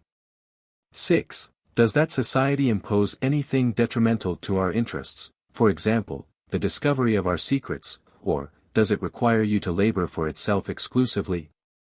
7. Should such things be ever required of you, tell us upon your honor, whether you would be disposed to acquiesce in them. These questions answered, there still remains another proof of confidence which the order expects from the candidate. This is nothing less than an exact and candid account of his whole life, written without any reservation or dissimulation whatever. The necessary time is given him. And this is the famous bond, or rather snare, into which when Weishaupt has once brought the candidate he exultingly exclaims, now I hold him, I defy him to hurt us, if he should wish to betray us, we have also his secrets. It would be in vain for the adept to attempt to dissimulate. He will soon find that the most secret circumstances of his life, those which he would most anxiously wish to hide, are all known by the adepts. The arts which he has hitherto practiced to pry into the most secret motions of the hearts of his pupils, into their tempers and passions, their connections, their means, their interests, their actions and opinions, their intrigues and faults, have all been more artfully employed by others in watching himself. Those who compose the lodge into which he is going to be received, are the very persons that have been scrutinizing his past life. All the discoveries made by his insinuator, all the statements he has been obliged to give of himself as required by the code, everything which the brother scrutators, either known or unknown, have been able to discover concerning him during his degrees of minor val or of minor illumini, have been accurately transmitted to the brethren of the new lodge. Long before his admission, they had accomplished themselves in the scrutinizing arts. These wretches then will mimic even the canonization of the saints. The very precautions which Rome takes to discover the least taint in those whom it proposes to the veneration of the faithful, this illuminizing sect will adopt. In order to satisfy itself that in its adepts no civil nor religious virtue can be traced. Yes, the villains in their dens wish to know each other, and smile to see their accomplices as wicked as themselves. I cannot conceive whence Weishaupt could have taken this part of his code. But let the reader form an idea of a series of at least 1,500 questions on the life, the education, the body, the mind, the heart, the health, the passions, the inclinations, the acquaintances, the connections, the opinions, the abode, the habits, and even the favorite colors of the candidate. On his relations, his friends, his enemies, his conduct, his discourse, his gait, his gesture, his language, his prejudices, and his weaknesses. In a word, questions which relate to everything that can denote the life or character, the political, moral, or religious sentiments, the interior or exterior of the man. Everything he has said, done, or thought, and even what he would say, do, or think under any given circumstances. Let the reader form an idea of 20, 30, and sometimes 100 questions on each of these heads. Such will be the catechism to which the major illumini must be able to answer. Such are the rules he is to follow in tracing the lives or characters of the young brethren, or even of those profane of whom the sect wishes to have particular information. Such is the scrutinizing code which has directed the researches made as to the life of the candidate antecedent to his admission to the degree of major illumini. These statutes are called by the order the nos te ipsum, know thyself. When one brother pronounces these words, the other answers nos alios, no others, and this answer denotes much better the object of the code, which might very properly be styled the perfect spy. Let it be judged by the following questions. On the physiognomy of the candidate, is he of a florid complexion, or pale? Is he white, black, fair, or brown? Is his eye quick, piercing, dull, languishing, amorous, haughty, ardent, or dejected? In speaking, does he look full in the face and boldly, or does he look sideways? Can he endure being stared full in the face? Is his look crafty, or is it open and free? Is it gloomy and pensive, or is it absent, light, insignificant, friendly, or serious? Is his eye hollow, or level with the head, or does it stare? His forehead, is it wrinkled, and how, perpendicularly, or horizontally? And his countenance, is it noble or common, open, easy, or constrained? How does he carry his head, erect or inclined, before, behind, or on one side, firm or shaking, sunk between his shoulders, or turning from one side to the other? And his gait, is it slow, quick, or firm? Are his steps long, short, dragging, lazy, or skipping? And his language, is it regular, disorderly, or interrupted? In speaking, does he agitate his hands, his head, or his body, with vivacity? Does he close upon the person he is speaking to? Does he hold them by the arm, clothes, or buttonhole? Is he a great talker, or is he taciturn? If so, why? Is it through prudence, ignorance, respect, or sloth? And his education, to whom does he owe it? Has he always been under the eyes of his parents? How has he been brought up, and by whom? Has he any esteem for his masters? To whom does he think himself indebted for his education? Has he traveled, and in what countries? Let the reader, by these questions, judge of those which treat of the mind, the heart, or the passions of the candidate. I will just note the following. When he finds himself with different parties, which does he adopt, the strongest or the weakest, the wittiest or the most stupid? Or does he form a third? Is he constant and firm in spite of all obstacles? How is he to be gained, by praise, flattery, or low courtship, or by women, money, or the entreaties of his friends, and whether he loves satire, and on what he exercises that talent? On religion, superstition, hypocrisy, intolerance, government, ministers, monks, and This however is not all that the scrutators are to note in their statements. They are to elucidate each answer by a fact, and by such facts as characterize the man at a moment when he least suspects it. They are to follow their prey to his bolster, where they will learn whether he is a hard sleeper, whether he dreams, and whether he talks when dreaming, whether he is easily or with difficulty awakened. And should he be suddenly, forcibly, or unexpectedly awakened from his sleep, what impression would it make on him? Should any of these questions, or any part of the candidate's life, not have been sufficiently investigated by the lodge, divers of the brethren are ordered to direct all their inquiries toward that point. When at length the result of all their researches is found to coincide with the wishes of the sect, the day for his reception is appointed. Neglecting all the insignificant particularities of the Masonic rites, we shall attend entirely to those circumstances which peculiarly belong to Illuminism. The adept, introduced into a gloomy apartment, reiterates his oath to keep secret whatever he may see or learn from the order. He then deposits the history of his life, sealed up, in the hands of his introducer. It is read to the lodge, and compared with the historical table which the brethren had already formed respecting the candidate. This done, the introducer says to him, "You have given us a welcome and valuable proof of your confidence. But indeed we are not unworthy of it, and we hope that it will even increase in proportion as you become better acquainted with us. Among men whose sole object is to render themselves and others better, no dissimulation should subsist. Far be any reserve from us. We study the human heart, and do not hesitate or blush at revealing to each other our faults or errors. Here then is the picture which the lodge had drawn of your person. You must own that some features are not unlike.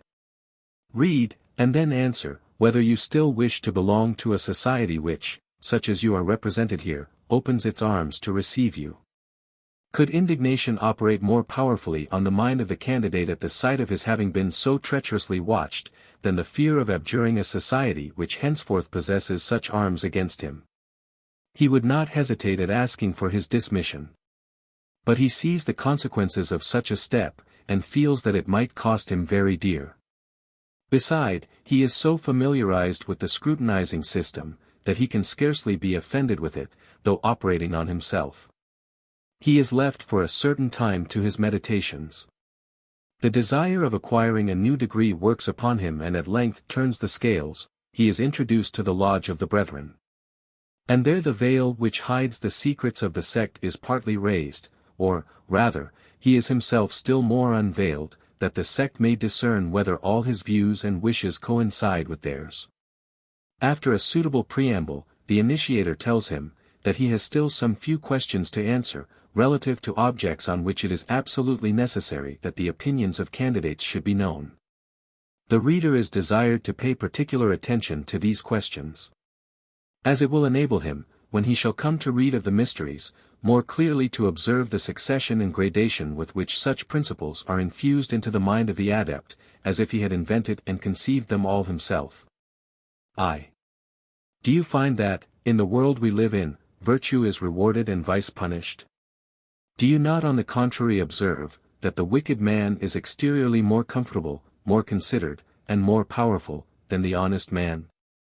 In a word, are you content with the world in its present situation? 2. In order to change the present order of things, would you not, if you had it in your power, assemble the good and closely unite them, in order to render them more powerful than the wicked? 3. If you had your choice, in what country would you wish to have been born rather than your own? 4. In what age would you wish to have lived? Always premising the liberty of choice, what science and what state of life would you prefer? 6. With respect to history, who is your favorite author or your master? 7. Do you not think yourself in duty bound to procure all the exterior advantages possible for your tried friends, in order to recompense them for their probity, and to render life more agreeable to them? Are you ready to do what the order exacts of each member in this degree, when it ordains that each one shall bind himself to give advice every month to the superiors, of the employments, support, benefices, or other such like dignities, of which he can dispose, or procure the possession by means of his recommendations? That the superiors may present worthy subjects of our order to all such employments. The answers of the candidate are to be returned in writing, and inserted in the registers of the lodge. It will naturally be expected, that the greatest dissatisfaction with the present order of things is to be expressed, as well as an ardent wish for a revolution which shall change the whole face of the universe. He will also promise to support, by all the means in his power, the election of none but worthy brethren to offices of emolument and trust, or such as may augment the power or credit of Illuminism, whether about the court or among the people. On his declaring such to be his sentiments, the initiator addresses him in the following discourse. Brother, you are a witness, that it is after having tried the best of men, that we seek little by little to reward them, and to give them support, that we may insensibly succeed in new modeling the world.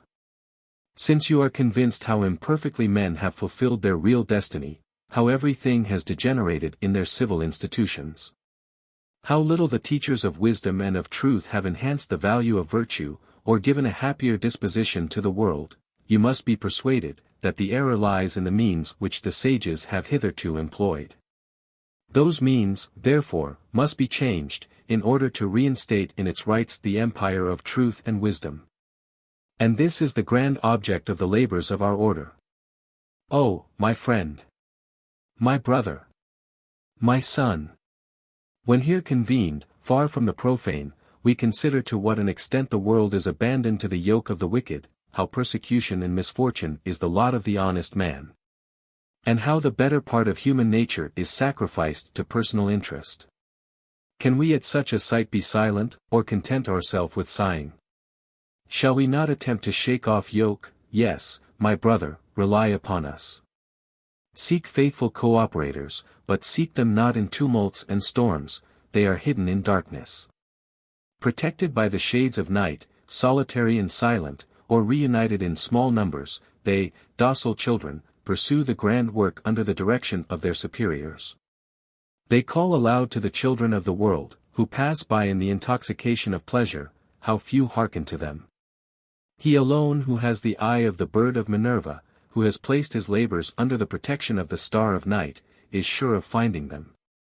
But, lest this discourse should not have given the candidate a sufficient insight as to the object of the new degree, the secretary opens the code of the lodge, entitled A General View of the System of the Order. Here the young illuminee learns, that the object of the order is to diffuse the pure truth, and to make virtue triumph. Nothing, however, is explicitly said on what is to be understood by the pure truth. He is only told, that in order to diffuse it, he must begin by liberating men from their prejudices, and by enlightening their understandings. Then reunite all the common forces for the refinement of all sciences from the dross of useless subtleties, and for the establishment of principles drawn from nature. To attain this, continues the secretary, we must trace the origin of all sciences, we must reward oppressed talents, we must raise from the dust the men of genius, we must undertake the education of youth. And, forming an indissoluble league among the most powerful geniuses, we must boldly, though with prudence, combat superstition, incredulity, and folly, and at length form our people to true, just, and uniform principles on all subjects.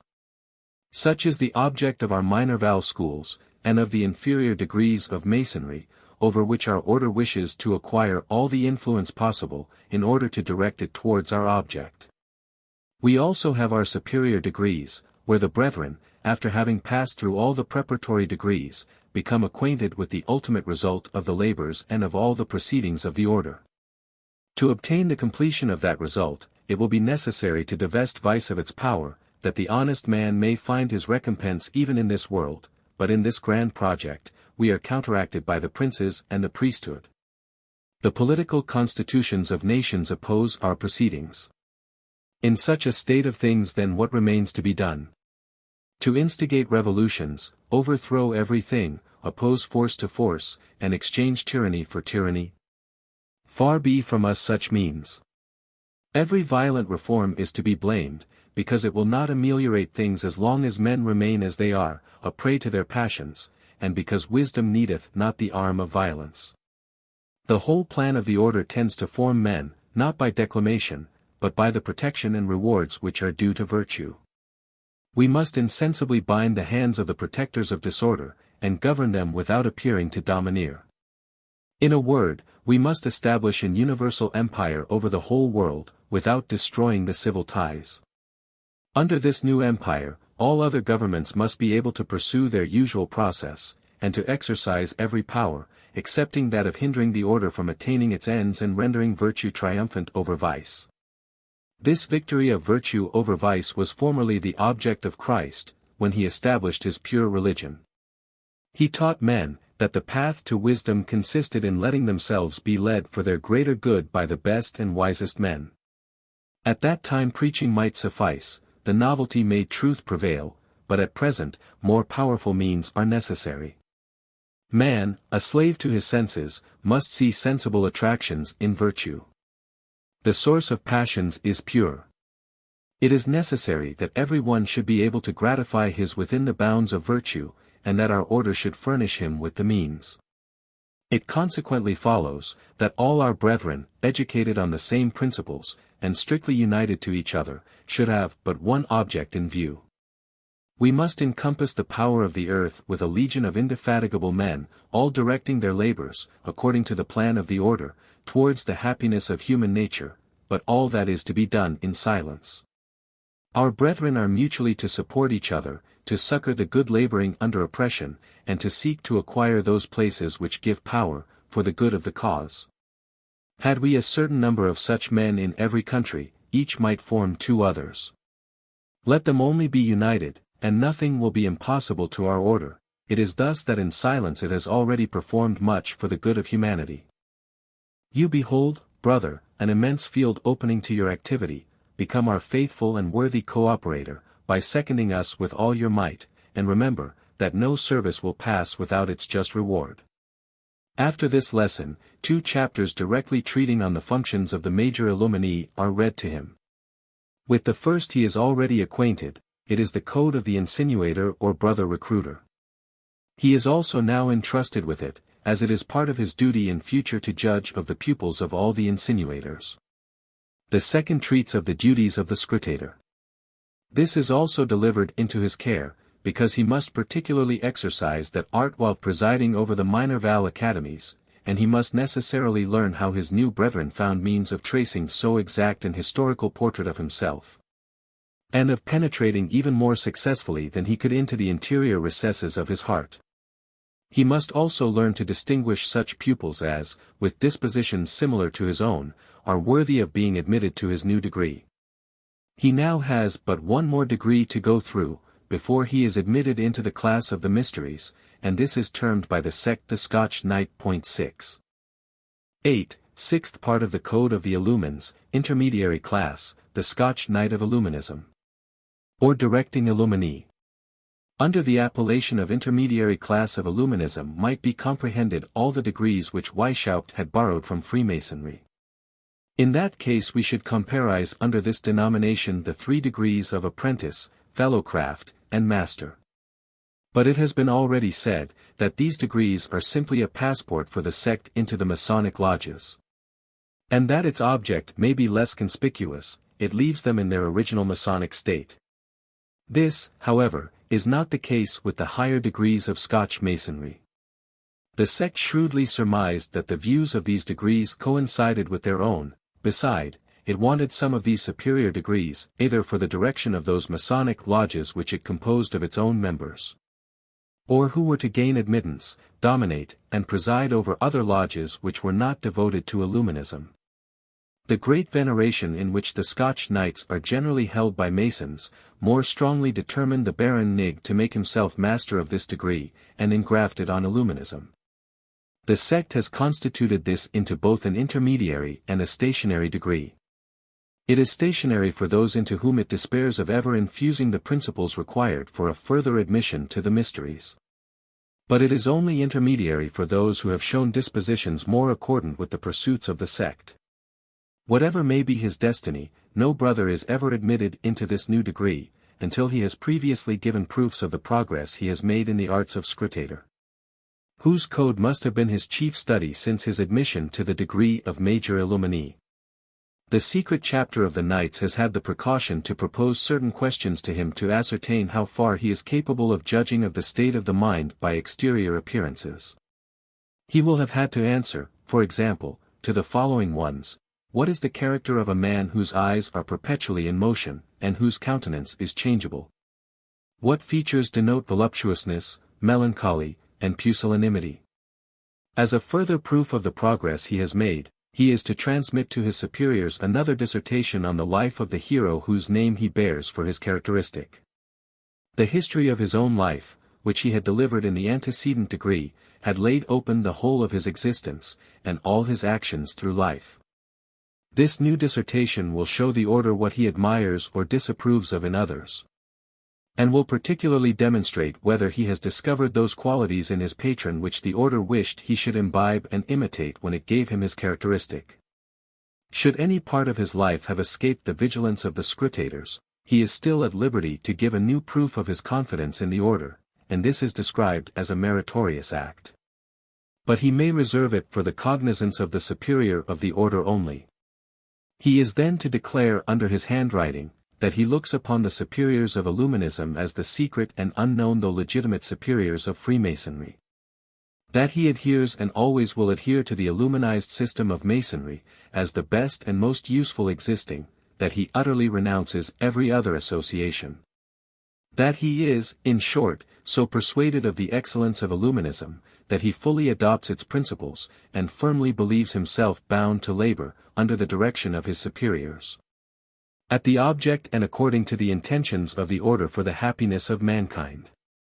After having received these numerous pledges, the Scotch Knights invite the new brother to a secret chapter, for such is the name given to the lodges of this degree. It is hung with green, richly decorated and brilliantly lighted. The prefect of the Knights, booted and spurred, is seated on a throne erected under a canopy all of the same color. On his apron a green cross is seen, and on his breast the star of the order. He wears the riband of St. Andrew in Psalter from right to left, and holds a mallet in his hand. On his right stands the brother sword-bearer, holding the sword of the order, on his left the master of the ceremonies with a stick in one hand, and the ritual in the other. The knights assembled are all booted and spurred, each girt with a sword, and all wear the cross suspended at their necks by a green riband. The officers of the order are to be distinguished by a plumage, and a priest of the order completes the lodge. The prefect then delivers himself as follows to the candidate. You here behold a part of those unknown legions which are united by indissoluble bonds to combat for the cause of humanity. Are you willing to make yourself worthy of watching with them for the sanctuary? Your heart must be pure, and a heavenly ardor for the dignity of nature must fire your breast. The step you are taking is the most important one of your life. Our games are not vainly ceremonial. In creating you a knight we expect of you that you will perform exploits grand, noble, and worthy of the title you receive. Long life to you, if you come to us to be faithful. If honest and good you answer our expectations. Should you prove a false brother, be both cursed and unhappy, and may the grand architect of the universe hurl you into the bottomless pit. Now bend thy knee, and on this sword take the oath of the order. At these words the prefect seats himself, the knights are standing with their swords drawn, and the candidate pronounces the following oath. I promise obedience to the excellent superiors of the order. Inasmuch as it shall depend upon me, I engage, never to favor the admission of any unworthy member into these holy degrees, to labor at rendering the ancient masonry triumphant over the false systems which have crept into it, to succor, like a true knight, innocence, poverty, or oppressed honesty, never to be the flatterer of the great, nor the slave of princes.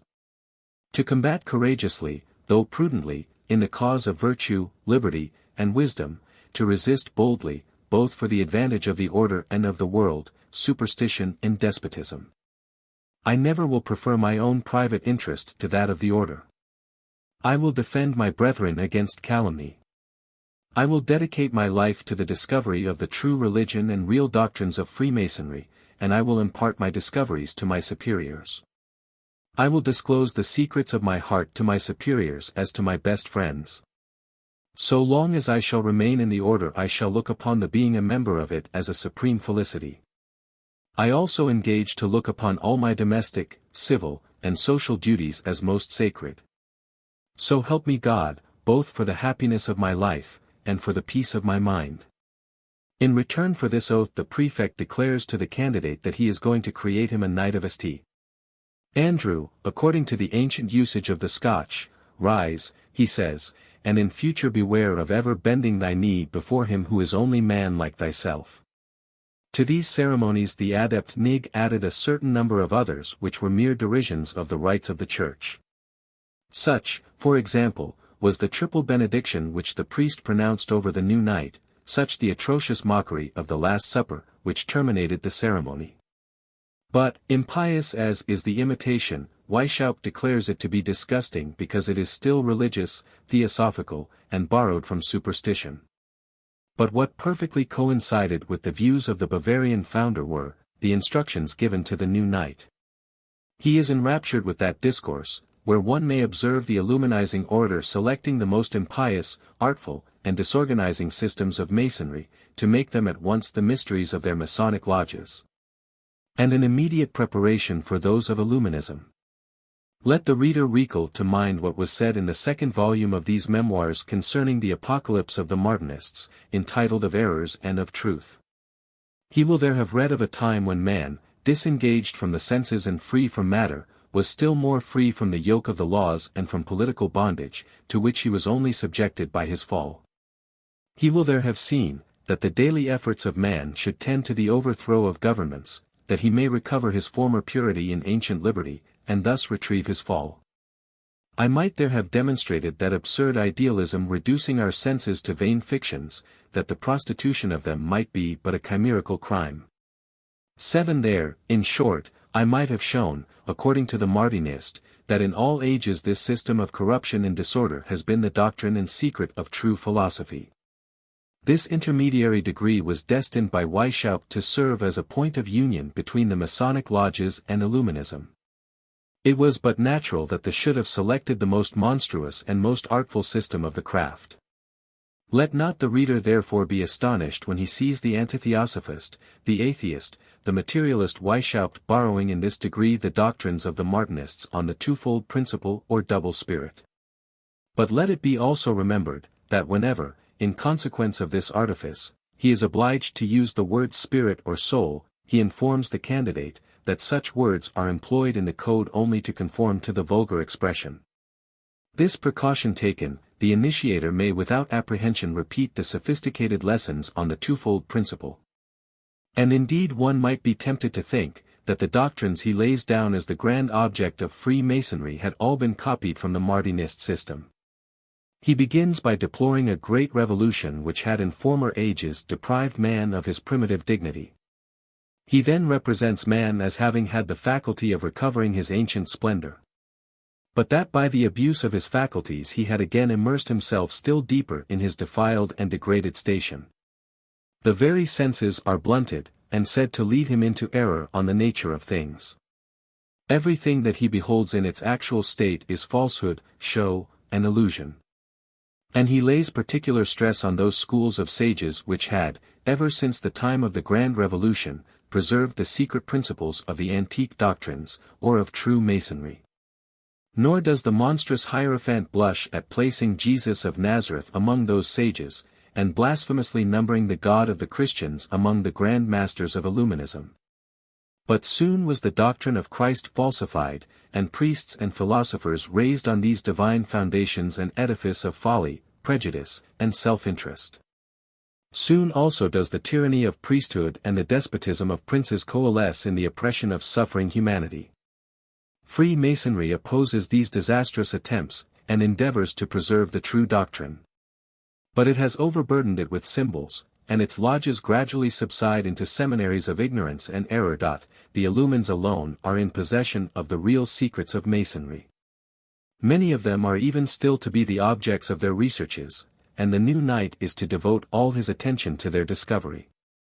He is particularly recommended to study the doctrines of the ancient Gnostics and Manichaeans, which may lead him to many important discoveries on this real Masonry. He is also told that the great enemies which he will have to encounter during this investigation will be ambition and other vices which make humanity groan under the oppression of princes and of the priesthood. The obscurity which enwraps these lessons on the new and grand revolution which is to counteract the ravages of the former, is not the slightest of Weishaupt's artifices. With respect to princes, this is the last degree to which they are admitted. They are to be persuaded that the antique revolution was no other than the coalition of the powers of the earth with the priesthood, in order to support the empire of religious prejudice and superstition. And that the new revolution to be effected is the reunion of princes with philosophy, to overthrow that empire and ensure the triumph of reason. Should the serene adept be startled at his having sworn never to flatter the great, nor to be a slave of princes, he will be reconciled again by the latter part of the oath, where he engages to look upon his domestic, civil, and social duties as most sacred. But let him form what opinion he may as to his initiation, he has nevertheless sworn, that he will protect the brotherhood from superstition and despotism, that he will obey the most excellent superiors of the order, that he will favor its progress with all his power, and that he believes it alone to be in possession of the secrets of real Masonry. In the less important class of adepts, should any still hanker after their theosophical ideas, that is to say, should Weishaupt despair of ever infusing into them its anarchical and atheistical principles, they are condemned to become stationary in this degree. And he imposes on them as a task the explication of all the hieroglyphics of Masonry, which they may set to the tune of the grand revolution. Under pretense of discovering a more perfect religion, he persuaded them that Christianity was at this day nothing more than superstition and tyranny.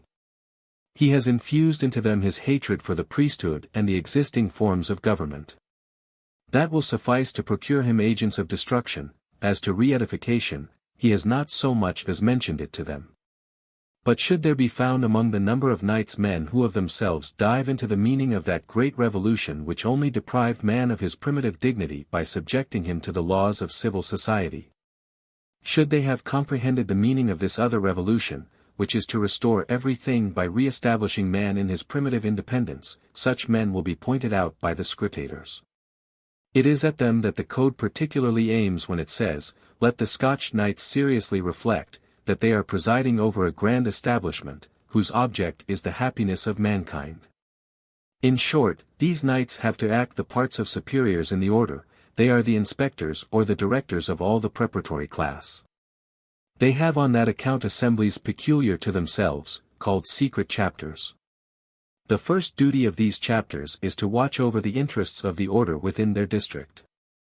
The Scotch knights, says their first instruction, are to pay particular attention to the discovery of any plans which may contribute to fill the coffers of the order. It were much to be wished that they could devise means of putting the order into possession of some considerable revenues in their province.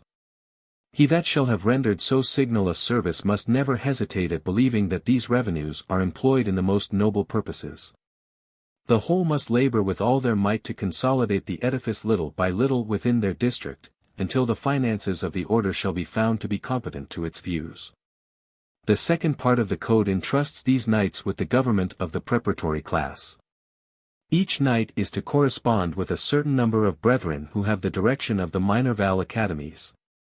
The code contains instructions which point out to them upon what objects they are permitted to decide, what brethren they are to forward or thwart in their promotion, and what reports they are to make to their superiors.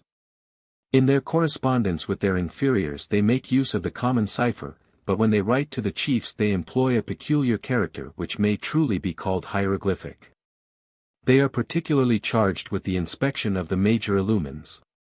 The Scotch knights, says the code, shall be particularly attentive that the major illumines do not neglect to mention in their monthly letters such employments as they may have to dispose of. I have shown, in the foregoing chapter, how useful and indeed how necessary this precaution proved for recompensing the zeal of the brethren. The adept Nig wished to demonstrate that it might be equally useful for princes, when combined with the scrutinizing code. Let us suppose, says he, that a prince, having an illuminee for his minister, wishes to find a proper person to fill any vacant office. By means of the scrutators, the minister may immediately present the faithful portrait of divers personages, from among whom the prince will only have to make his election.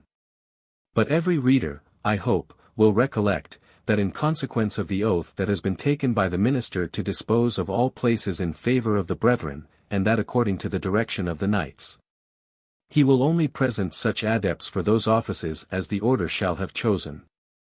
And thus will Illuminism soon dispose of all benefices, employments, and dignities, and have the entire direction of the whole power of the state. Meanwhile, until the sect shall exert this influence over courts, the Scotch knights are to acquire an absolute sway in the Masonic lodges. Their laws on this head deserve particular attention. We shall select the following. In every town of any note situated within their district, the secret chapters shall establish lodges for the 3 ordinary degrees, and shall cause men of sound morals, of good repute, and of easy circumstances, to be received in these lodges. Such men are much to be sought after, and are to be made Masons, even though they should not be of any service to Illuminism in its ulterior projects. If there already exists a lodge in any given town, the Knights of Illuminism must find means of establishing a more legitimate one. At least, they should spare no pains to gain the ascendancy in those which they find established, either to reform or to destroy them. They must strongly exhort the members of our lodges not to frequent, without leave of their superiors, any of those pretended constituted lodges, who hold nothing of the English but their diplomas, and some few symbols and ceremonies which they do not understand. All such brethren are perfectly ignorant of true Masonry, of its grand object, and its real patrons. Though some of the greatest merit are to be found in such lodges, we nevertheless have strong reasons for not readily allowing them to visit ours. Our Scotch knights must pay great attention to the regularity of the subordinate lodges, and must above all things attend to the preparation of candidates. It is here that in a private intercourse they will show a man that they have probed him to the quick. Surprise him by some ensnaring question in order to observe whether he has any presence of mind. If he be not staunch to his principles, and should expose his weak side, make him feel how great his necessities are, and how necessary it is for him to be guided entirely by us. The deputy master of the lodge, who is generally the auditor of the accounts, must also be a member of our secret chapter. He will persuade the lodges that they alone dispose of their funds. But he will take care to employ them according to the views of the order. Should it at any time be necessary to help one of our brethren, the proposition is made to the lodge. Though the brother should not even be a Mason, no matter, some expedient must be found to carry the point. No part of the capital, however, must in any case be alienated, that hereafter we may find the necessary funds for the most important undertakings. The 10th part of the subscriptions of these lodges must be annually carried to the secret chapter. The treasurer to whom these funds must be transmitted, shall collect them, and endeavor by all kinds of expedients to augment them. But before any part of our own funds are appropriated to the help of any of our brethren, every effort shall be made to procure the necessary succors from the funds belonging to lodges which do not pertain to our system. In general, the money which these lodges spend in a useless manner, should be converted to the advancement of our grand object. Whenever a learned Mason shall enter our order, he must be put under the immediate direction of our Scotch knights. From what code can Weishaupt, or his compiler Nig, have selected such laws as these for their Scotch knights? Many readers will be ready to answer, that they must have learned them from a Mandarin, a Cartouche, or some hero of the gibbet. But it is no such thing, their own ingenuity was sufficient to invent such doctrines. Weishaupt lays down as a principle, that the end justifies the means. He made the application of it when he taught his adepts to rob the libraries of princes and religious orders. His compiler Nig applies the same principle to the funds of the honest Masons, and we shall soon see what use they made of those funds. It will be in vain for the Illumini, more zealous for the honor of his founder than for that of the compiler Nig, to object, that Weishaupt never approved of the degree of Scotch Knight. It is true, he never much admired it. But it is not the system of theft, evidently deduced from his own principles, that he reprobates. Not a single expression in any of his letters can denote that he did so. For Nig might have answered, "What do those fools of Masons do with that money?" Just as Weishaupt had written, "What do those rascals of monks do with their rare books?" He blamed it not for its principles, but because he thought it a miserable composition. Der elende Scottish Ritter grade are the terms in which he expresses his contempt. When he corrected this degree, the thefts were not the parts which he expunged, they were too serviceable to the order. Weishaupt, however, consented to let this degree, such as it was, serve as a preparation for the mysteries of his epochs. That is to say, for his priests of Illuminism, and when considered in that light it may be truly said, that the Knights Brigands were but pitiful and miserable indeed. I will, however, give the reader an opportunity of judging for himself. 9. Seventh part of the Code of the Illumines, Class of the Mysteries, of the Lesser Mysteries. The Epocht or Priest of Illuminism. However accurately the sect may have ascertained the progress of its adepts in the preparatory degrees, still Weishaupt seems to fear that some may be startled when they come to be acquainted with the ultimate views of Illuminism. He wishes therefore to lead them to his darkest plots by gradual shades. Hence the division of lesser and greater mysteries, and the subdivision into degrees. The first degree into which the adepts are initiated in this class is that of Epocht. But these new dignitaries are only known by that title to the inferior class, the higher degrees call them priests. Let not the reader take alarm at the denomination of lesser mysteries, as if they were of no consequence. For he will gradually, as he ascends, discover their dark designs and dealings. But before the adept is allowed to proceed, he must collect everything that his mind, his memory, or all his former lessons can afford, of anti-religious and anti-social principles, to enable him to give written answers to the following questions. I. Do you think the present state of nations corresponds with the object for which man was placed upon earth? For example, do governments, civil associations, or religion, attain the ends for which they were designed? Do the sciences to which men apply furnish them with real lights, are they conducive, as they ought to be, to real happiness? Are they not, on the contrary, the offspring of numberless wants, and of the unnatural state in which men live? Are they not the crude inventions of crazy brains, or of geniuses laboriously subtle? 2. What civil associations and what sciences do you think tend or do not tend to the grand object? Did there not formerly exist an order of things more simple?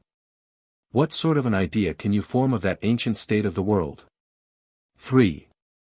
Now that we have passed through all those nullities, or through all those useless and vain forms of our civil constitutions, do you think that it would be possible to return back to the original and noble simplicity of our forefathers? Supposing we had returned to it, would not our past misfortunes render that state more durable? Would not all mankind be in a similar state with an individual who, having enjoyed the sweets of innocence during his childhood, and fallen a prey to error and his passions during his youth, at length, instructed by the risks he has run, and by experience, endeavors to return to that innocence and purity which rendered his childhood so happy? 4. What means were best to be employed for restoring mankind to that happy state? Should it be by public measures, by violent revolutions, or by any means that should ensure success? V. Does not the Christian religion in all its purity afford some indications, does it not hint at some state or happiness similar to this? Does it not even prepare it? 6. Is this holy and simple religion really what different sects profess it to be at this present day, or is it more perfect? 7. Can this more perfect Christianity be known or taught? Could the world, such as it now is, support a stronger degree of light? Do you not think that, before the numberless obstacles could be removed, it would be proper to preach to mankind a religion more perfect, a philosophy more elevated, and the art of each one's governing himself according to his greatest advantage? 8. Would not our moral and political views lead men to oppose this blessing? From our political and moral views then, or from an ill-judged interest, or even from deep-rooted prejudices, these obstacles originate. If men, therefore, oppose the renovation of human happiness, is it not because, slaves to ancient forms, they reject and reprobate everything which is not to be found in those forms, though it should be the most natural, the grandest, and most noble of all possible things? Does not personal interest, alas, at present predominate over the general interest of mankind? 9. Must we not then silently and gradually remedy those disorders before we can flatter ourselves with the re-establishment of the Golden Age? Meanwhile, is it not advisable to disseminate the truth in secret societies? X. Can we trace any such secret doctrine in the ancient schools of the sages, or in the allegorical lessons given by Jesus Christ, the Savior and Liberator of mankind, to his most intimate disciples? Have you not observed a sort of gradual education in that art which you see has been transmitted to our order, from the highest antiquity? Should the answers of the candidate to all these questions show that the progress he has made in his gradual education is not what the order had reason to expect, he will solicit in vain the advancement he hoped for. Should his answers be equivocal, he will receive orders to prepare new ones, or to be more explicit. But if he show the proper dispositions, and the sect foresee no probability of his being startled at the lessons of the Hierophant on those grand objects which are to be disclosed to him, the superiors give their assent, and a synod of the illuminized priesthood is held. The day of the initiation is fixed. At the hour agreed upon, the introducing adept waits upon his new proselyte and takes him into a carriage. The windows being closed, the candidate blindfolded, and the coachman continually winding and varying his course, are precautions more than sufficient to hinder the proselyte from ever being able to trace the spot to which he is conducted. Led by the hand, and still blindfolded, he slowly ascends to the porch of the Temple of the Mysteries. His guide then divests him of the Masonic insignia, puts a drawn sword into his hand, takes off the bandage from his eyes, and leaves him, strictly forbidding him to proceed a step until he hears the voice which is to call him. He is then left to his reflections. With respect to the pomp of the mysteries, when the brethren celebrate them in all their splendor, the walls of the temple are hung in red, and lighted up with an immense number of candles or lamps. A voice is at length heard, saying, "Come, enter, unhappy fugitive. The fathers wait for you, enter and shut the door after you." The proselyte obeys the voice which calls him. At the bottom of the temple he beholds a throne under a rich canopy with a table before it, on which lie a crown, a scepter, a sword, some pieces of gold money, and precious jewels, all interlaid with chains. At the foot of this table, on a scarlet cushion, is thrown a white robe, a girdle, and the simple ornaments of the sacerdotal costume. The proselyte, standing at the bottom of the temple and in front of the throne, is addressed by the Hierophant as follows: "Behold and fix thine eyes on the splendor of the throne." If all this childish mummery, these crowns, these scepters, and all these monuments of human degradation, have any charms in your eyes, speak, and it may be in our power to gratify your wishes. Unhappy man! If such are your objects, if you wish to rise to power that you may assist in the oppression of your brethren, go, and at your peril make the trial.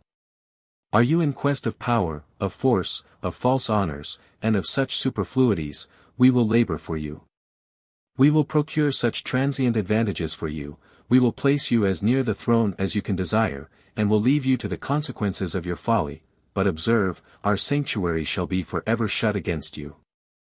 On the contrary, do you wish to be initiated into wisdom, would you teach the art of rendering men better, more free and more happy, then be welcome, be thrice welcome. Here you behold the attributes of royalty, and there, on the cushion, you see the modest vestment of innocence. Make thy choice, and let it be the choice which thy heart shall dictate. If, contrary to all expectations, the candidate should make choice of the regalia, he hears a thundering voice exclaim, "Monster, retire! Cease to pollute this holy place! Begone, fly, before it is too late." At these words he is led out of the temple by the brother who introduced him. But should he choose the white robe, how different will be the language. "Health and salutation to thy great and noble soul. Such was the choice we expected from you. But stop, it is not permitted to you to invest yourself with that robe, until you have learned to what you are in future destined by us." The candidate is then ordered to be seated. The code of the mysteries is opened, and the brethren in silence attend to the oracles of the Hierophant. Now, reader, you who have been through so long a course of trials, questions, rituals, and insidious degrees, who have been led through all the preparatory labyrinth of illuminized education, if still you be in the dark as to the object of such precautions and artifices, follow me into this den which the sect dares to call the holy place. Seat thyself by the adept, and listen to their oracles. This is the masterpiece of the founder. Hear with patience, though your indignation should be excited by his monstrous fertility in sophism, in impiety, in blasphemy against your gospel and your God, treachery against your magistrates, your country, and its laws. Against your titles and your rights, against those of your ancestors and your progeny, let kings and subjects, the rich and poor, the merchant and the laborer, let every class of citizens attend. Let them hearken, and learn at length what hellish plots are contriving against them in the dark recesses of these diabolical dens. In vain shall the lethargic soul accuse us of credulity or groundless terrors. Those lessons which the sect view as the masterpiece of their code lie before me, such as they flowed from the pen of the legislator, such as they were published by order of the sovereign who seized the archives of the sect, that all nations might learn the dreadful dangers with which they were menaced.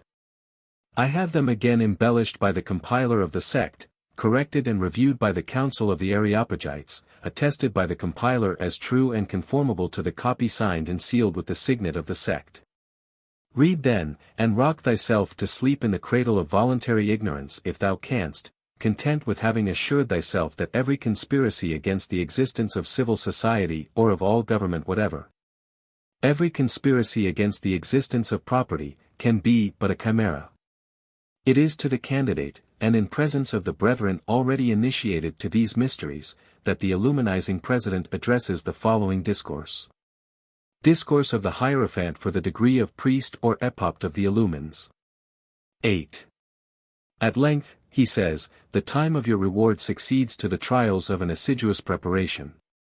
At present you know yourself, and have learned to know others, you are what you ought to be, such as we wish to see you. It will now be your duty to conduct others. What you already know, and what you are about to learn, will expose to your view the extreme weakness of human nature. In this advantage alone lies the true source of power which one man exercises over another. The dark clouds dissipate, the sun of light rises, the gates of the sanctuary unfold, a portion of our mysteries is going to be revealed to you. Let the gates of the temple be shut against the profane. I will only speak to the illustrious, to the holy, to the elect. I speak to those who have ears to hear, who have tongues which they can command, and who have minds sufficiently enlightened to understand. Surrounded by the illustrious, you are about to enter into that class which bears an essential part in the government of our sublime order. But do you know what it is to govern? Can you conceive what this right can be in a secret society? To exercise such an empire, not over the vulgar or the grandees of the people, but over the most accomplished men, over men in all stations, of all nations, of all religions. To reign over them without any exterior constraint, to keep them united by durable bonds, to inspire them all with one spirit. To govern with all possible precision, activity, and silence, men spread over the whole surface of the globe, even to its utmost confines. This is a problem which no political wisdom has ever been able to solve. To reunite the distinctions of equality, despotism, and liberty, to prevent the treasons and persecutions which would be the inevitable consequences, of nothing, to create great things, to stand firm against the swelling torrent of evils and abuse. To make happiness universally shine on human nature, would be a masterpiece of morality and polity reunited. The civil constitutions of states offer but little aid to such an undertaking. Fear and violence are their grand engines. With us, each one is voluntarily to lend his assistance. Were men what they ought to be, we might on their first admission into our society explain the greatness of our plans to them. But the lure of a secret is perhaps the only means of retaining those who might turn their backs upon us as soon as their curiosity had been gratified. The ignorance or imperfect education of many makes it requisite that they should be first formed by our moral lessons. The complaints, the murmurs of others against the trials to which we are obliged to condemn them, sufficiently show you what pains we must bestow, with what patience and what constancy we must be endowed. How intensely the love of the grand object must glow in our hearts, to make us keep true to our posts in the midst of such unthankful labor, and not abandon for ever the hope of regenerating mankind. It is to partake with us of these labors that you have been called. To observe others day and night, to form them, to succor them, to watch over them, to stimulate the courage of the pusillanimous, the activity and the zeal of the lukewarm. To instruct the ignorant, to raise up those who have fallen, to fortify those who stagger, to repress the ardor of rashness, to prevent disunion, to veil the faults and weaknesses of others, to guard against the acute inquisitiveness of wit. To prevent imprudence and treason, in short, to maintain the subordination to and esteem of our superiors, and friendship and union among the brethren, are the duties, among others still greater, that we impose upon you. Have you any idea of secret societies, of the rank they hold, or of the parts they perform in the events of this world? Do you view them as insignificant or transient meteors? Oh, brother! God and nature, when disposing of all things according to the proper times and places, had their admirable ends in view, and they make use of these secret societies as the only and as the indispensable means of conducting us thither. Hearken, and may you be filled with admiration. This is the point whither all the moral tends. It is on this that depends the knowledge of the rights of secret societies, of all our doctrine, of all our ideas of good and bad, of just and unjust. You are here situated between the world past and the world to come. Cast your eyes boldly on what has passed, and in an instant 10,000 bolts shall fall, and thousands of gates shall burst open to futurity. You shall behold the inexhaustible riches of God and of nature, the degradation and the dignity of man. You shall see the world and human nature in its youth, if not in its childhood, even there where you thought to find it in its decrepitude and verging toward its ruin and ignominy. Should this long exordium, which I have nevertheless abridged, have fatigued the reader, let him rest and reflect for an instant. The enthusiastic strain which predominates in this first part pervades the whole. Weishaupt thought it necessary to his object to afford his proselytes no time for reflection. He begins by inflaming them, he promises great things. Though this impious and artful mountebank knows that he is going to fob them off with the greatest follies, the grossest impieties and errors. I have called him an impious and artful mountebank. But that is falling far short of what the proofs attest. Weishaupt knows that he deceives, and wishes to delude his proselytes in the most atrocious manner. When he has misled, he scoffs at them, and with his confidence derides their imbecility. He has, however, his reasons for beguiling them, and knows for what uses he intends them when he has infused into them his erroneous and vicious principles. The greater the consideration they may enjoy in the world, the more heartily he laughs at their delusion. He thus writes to his intimate friends, "You cannot conceive how much my degree of priest is admired by our people. But what is the most extraordinary is, that several great Protestant and Reformed divines, who are of our order, really believe that that part of the discourse which alludes to religion contains the true spirit and real sense of Christianity. Poor mortals! What could I not make you believe? Candidly I own to you, that I never thought of becoming the founder of a religion." In this manner does the impostor delude his followers, and then scoffs at them in private.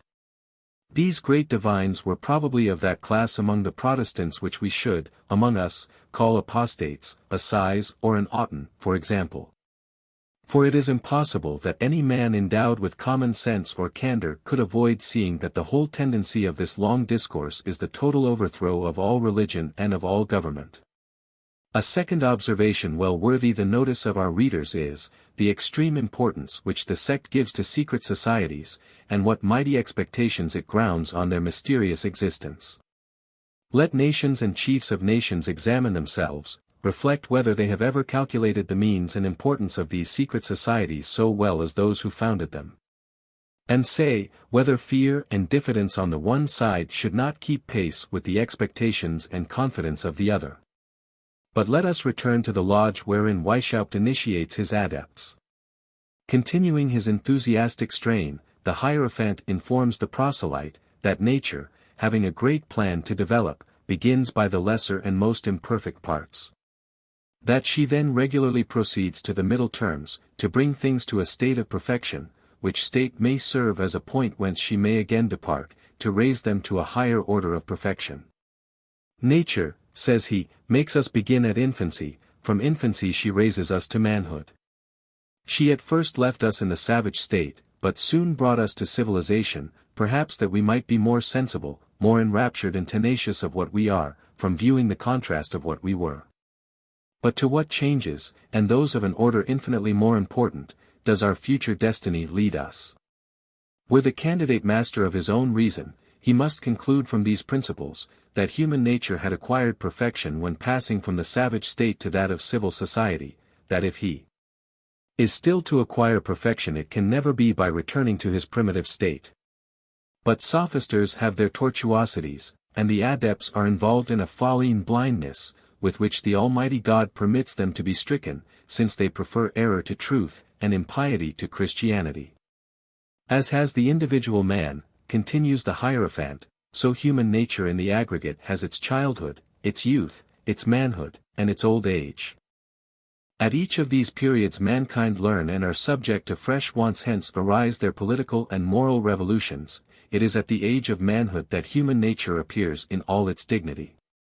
It is then that, taught by long experience, man conceives at length how great a misfortune it is for hire to invade the rights of others, to avail himself of some few advantages, purely exterior, to raise himself, to the prejudice of others. It is then that he sees and feels the happiness and dignity of man. The first age of mankind is that of savage and uncouth nature. A family is the whole society. Hunger and thirst easily quenched, a shelter from the inclemency of the seasons, a woman, and, after fatigue, rest, are then the only wants. At that period men enjoyed the two most inestimable blessings, equality and liberty. They enjoyed them to their utmost extent. They would have forever enjoyed them, had they chosen to follow the track which nature had traced for them, or had it not entered the plans of God and nature first to show man for what happiness he was destined. Happiness the more precious, as he had begun by tasting it. Happiness so early lost, but instantaneously regretted and fruitlessly sought after, until he should have learned how to make proper use of his strength, and how to conduct himself in his intercourse with the rest of mankind. In his primitive state he was destitute of the conveniencies of life, but he was not on that account unhappy. Not knowing them, he did not feel the want of them. Health was his ordinary state, and physical pain was his only source of uneasiness. O happy mortals, who were not sufficiently enlightened to disturb the repose of your mind, or to feel those great agents of our miseries, the love of power and of distinctions, the propensity to sensuality, the thirst after the representative signs of all wealth. Those truly original sins with all their progeny, envy, avarice, intemperance, sickness, and all the tortures of imagination. Thus we see this primitive and savage state, this first essay of nature, already transformed, in the mouth of the Hierophant, into the happiest state that man ever knew. Equality and liberty are the sovereign principles of happiness in that state. Should the reader be as much blinded as the proselyte, and not see whither all this is tending, let him proceed, and hear how man was deprived of this happiness by the institution of civil societies. An unfortunate germ soon vivifies in the breast of man, and his primitive peace and felicity disappear. As families multiplied, the means of subsistence began to fail, the nomade, or roaming, life ceased, and property started into existence. Men chose habitations, agriculture made them intermix. Language became universal, living together, one man began to measure his strength with another, and the weaker were distinguished from the stronger.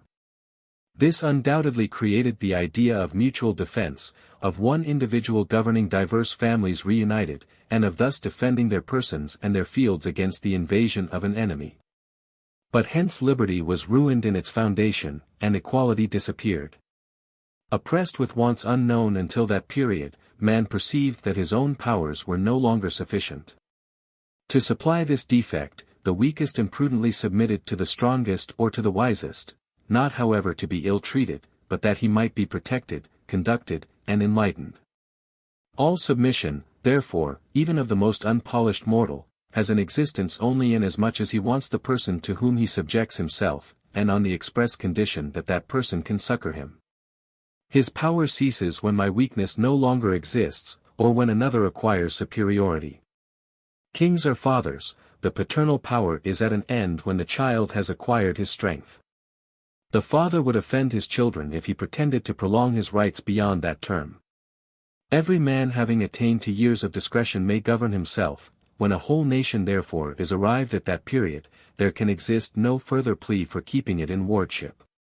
In putting such language into the mouth of the Hierophant, the founder of Illuminism had too well studied the strength and illusion of words. He had been too cautious in the choice and preparation of his adepts ever to fear that any of them would answer, "You who thus give oracles, what do you understand by nations having attained their majority?" Without doubt such as, having emerged from ignorance and barbarism, have acquired the lights necessary for their happiness, and to what can they be indebted for these lights and this happiness, if not to their civil association? It will be then, if ever, that they will find it both reasonable and necessary to remain under the guardianship of their laws and of their government, lest they should fall back into the barbarism and ignorance of the roaming clans, or be precipitated into the horrors of anarchy, from revolution to revolution, under the successive tyranny of the brigand, of the executioner of the sophisticated despot, or under that of a sophister Size and his collegislative Marcellois. Of a Robespierre and his guillotines, of the triumvirs and their proscriptions. The populace alone in the minority of ignorance, the sophisters alone in the majority of wickedness and corruption, shall applaud thy mysteries. Certain of not meeting with such reflections from the adepts, the Hierophant continues to inculcate his principles by attributing everything to strength, and destroying all principles of morality or of reason. Though he will affect the tone of both. And ends by forming his judgment on man in society, as he would judge tigers and wild beasts in the forests. These are his new doctrines. Never did strength submit to weakness. Nature has destined the weak to serve, because they have wants. The strong man to govern, because he can be useful. Let the one lose his force, and the other acquire it, they will then change situations, and he that obeyed will command. He that stands in need of another, also depends upon him, and he has renounced to him his rights. Hence few wants is the first step towards liberty. It is for this reason that the savages are the most enlightened of men, and perhaps they alone are free. When wants are durable, servitude is also lasting. Safety is a durable want. Had men refrained from all injustice, they would have remained free. It was injustice which made them bend beneath the yoke. To acquire safety, they deposited the whole force in the hands of one man, and thus created a new evil, that of fear. The work of their own hands frightened them, and to live in safety they robbed themselves of that very safety. This is the cause of our governments. Where then shall we find a protecting force? In union, but how rare, alas! Is that union, except in our new and secret associations, better guided by wisdom, and leagued in straighter bonds? And hence it is that nature itself inclines us toward these associations. Subtle as is the artifice in this description of human nature, and in that affectation of beholding on the one side nothing but tyrants and despots, and on the other only oppressed and trembling slaves in the state of society. Whatever share nature may have had in the institution of social order, or in reclaiming mankind from forests and wildernesses to live under laws and a common chief. The Hierophant nevertheless exultingly exclaims, such is the faithful and philosophic picture of despotism and of liberty, of our wishes and of our fears. Despotism was engrafted on liberty, and from despotism shall liberty once more spring. The reunion of men in society is at once the cradle and the grave of despotism, it is also the grave and cradle of liberty. We were once possessed of liberty, and we lost it but to find it again and never lose it more.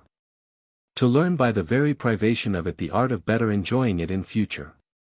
Reader, observe these words. If they do not evidently point out the object of the sect, if you do not perceive the wish of bringing mankind back to those times of the nomade herds of savages, and of men destitute of property, laws, or government. Read and convince yourself by what follows. Nature drew men from the savage state and reunited them in civil societies. From these societies we proceed to further wishes, and to a wiser choice. Aus den Staaten treten were in neue kluger Gewalt. New associations present themselves to these wishes, and by their means we return to the state whence we came, not again to run the former course, but better to enjoy our new destiny. Let us explain this mystery. Men then had passed from their peaceable state to the yoke of servitude. Eden, that terrestrial paradise, was lost to them. Subjects of sin and slavery, they were reduced to servitude and obliged to gain their bread by the sweat of their brow. In the number of these men some promised to protect, and thus became their chiefs. At first they reigned over herds or clans, these were soon conquered, or united together in order to form a numerous people. Hence arose nations and their chiefs kings of nations. At the formation of states and nations, the world ceased to be a great family, to be a single empire, the great bond of nature was rent asunder. The impudence of such assertions must astonish the reader. He will ask himself, can there possibly exist beings thus belying evidence itself, and pretending to show the universe forming but one and the same family, and the grand bond of nature in those roaming and scattered herds? Where the child can scarcely walk when he is separated from his father? How is it possible to represent mankind as divorcing from the great family, at the very period when they unite under the same chiefs and the same laws, for their mutual protection and safety? But, reader, suspend thy indignation. Let us call up in evidence against the sect those brigands and sophisticated murderers which it decorated with the high-sounding title of patriots, and which it stimulated to bloodshed and methodized murder by the fanaticizing sounds of people, nation, country. At the very time that they rend the air with such accents, with names so dear as they pretend, hear the maledictions which their mysteries heap upon every people, every nation, every country. At that period, when men reunited and formed nations, they ceased to acknowledge a common name. Nationalism, or the love for a particular nation, took place of the general love. With the division of the globe, and of its states, benevolence was restrained within certain limits, beyond which it could no longer trespass. Then it became a merit to extend the bounds of states at the expense of the neighboring ones. Then it became lawful to abuse, offend, and despise foreigners, to attain that end, and this virtue was styled patriotism. And he was styled a patriot who, just toward his countrymen, and unjust to others, was blind to the merits of strangers, and believed the very vices of his own country to be perfections. In such a case, why not restrain that love within a narrower compass, to citizens living in the same town, or to the members of one family, or why even should not each person have concentrated his affections in himself? We really beheld patriotism generating localism, the confined spirit of families, and at length egoism. Hence the origin of states and governments, and of civil society, has really proved to be the seeds of discord, and patriotism has found its punishment in itself. Diminish, reject that love of the country, and mankind will once more learn to know and love each other as men. Partiality being cast aside, that union of hearts will once more appear and expand itself. On the contrary, extend the bonds of patriotism, and you will teach man that it is impossible to blame the closer contraction of love, to a single family, to a single person, in a word, to the strictest egoism. But let us abridge these blasphemies. The Hierophant, under pretense of his universal love, may vent his spleen against the distinctions of Greeks or Romans, of French or English, of Italian or Spanish, of pagan or Jew, of Christians or Mohammedans, which denote nations and their religions. He may repeat, if he pleases, that amidst these different denominations that of man is overlooked. What will be the result of such declamation, with our illuminizing doctor, in common with every class of the disorganizing sophisters, is not this pretended universal love to be a cloak for the most odious hypocrisy? He only pretends to universal philanthropy, that he may dispense with loving his neighbor. He detests the love of one's country, only because he detests the laws of nations. He cannot even brook the love of one's family. He has given us a fine specimen in the person of his sister, and he will substitute that universal love because he is no more attached to them than he is to the Chinese, the Tartar, or the Hottentot, which he neither has seen nor ever will see, and that all human nature may be equally indifferent to him. He extends the bond that it may lose its elasticity and discontinue its action. He calls himself citizen of the universe, that he may cease to be a citizen in his own country, a friend in society, or a fond father and dutiful child in his own family. His love, he tells us, extends from pole to pole, that he may love nothing that is near him. Such is the philanthropy of our cosmopolites. The proselyte stands astonished in stupid admiration at these expressions of universal love. The Hierophant proceeds to the codes of nations. Still in ecstasy at these doctrines, he learns that they are in direct opposition to the laws of nature. Nor will he even perceive that his new code is in direct opposition to the very first laws of nature, as it eradicates the love of one's own family and that of one's country. Nor will he ask, why the fulfilling of his duty toward his fellow countrymen should hinder him from treating the barbarian or the savage with proper affection. Then follow new sophisms, to persuade the adept that the original fault of man was, the dereliction of the equality and liberty of the savage state by the institution of civil laws.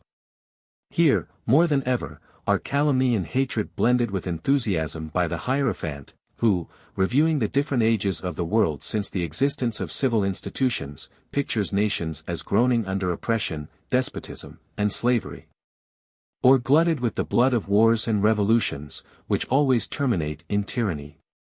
At one time it is the representation of kings surrounding themselves with herds or legions called soldiers, in order to gratify their ambition by conquests on strangers, or to reign by terror over their enslaved subjects. At other times, it is the people themselves brandishing their arms, not to attack tyranny in its source, but merely to change their tyrants. If they think of giving themselves representatives, it is these very representatives, who, forgetting that they only hold their missions and powers from the people, form aristocracies and oligarchies, which all end by flowing into the general reservoir of monarchy and despotism. He never loses sight of his sophism of human nature degraded and vilified under the yoke of tyranny. These declamations, enthusiastically pronounced, at length make the proselyte exclaim, in unison with his master, are such then the consequences of the institution of states and of civil society? O folly! O people! That you did not foresee the fate that awaited you, that you should yourselves have seconded your despots in degrading human nature to servitude, and even to the condition of the brute. Could a true philosopher have been present, his heart must have burst with generous indignation.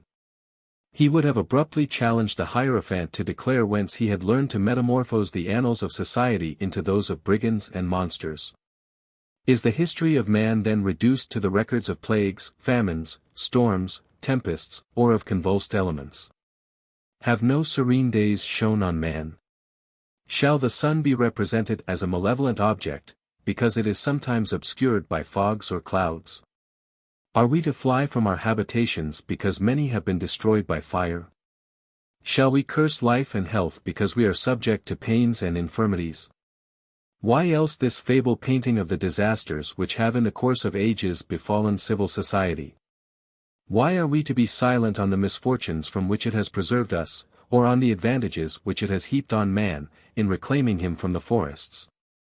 But the voice of reason cannot penetrate into the den of conspiracy. The oracles of Weishaupt shall there be confidently repeated by the Hierophant. He draws nigher and nigher to the grand object, to the means of making those misfortunes disappear, which originate, as he pretends, in the institution of laws and governments. O nature, he continues, how great and incontestable are thy rights. It is from the womb of disaster and mutual destruction that the means of safety spring. Oppression disappears because it meets with abettors, and reason regains its rights because people wish to stifle it. He, at least, who wishes to mislead others, should seek to govern them by the advantages of instruction and science.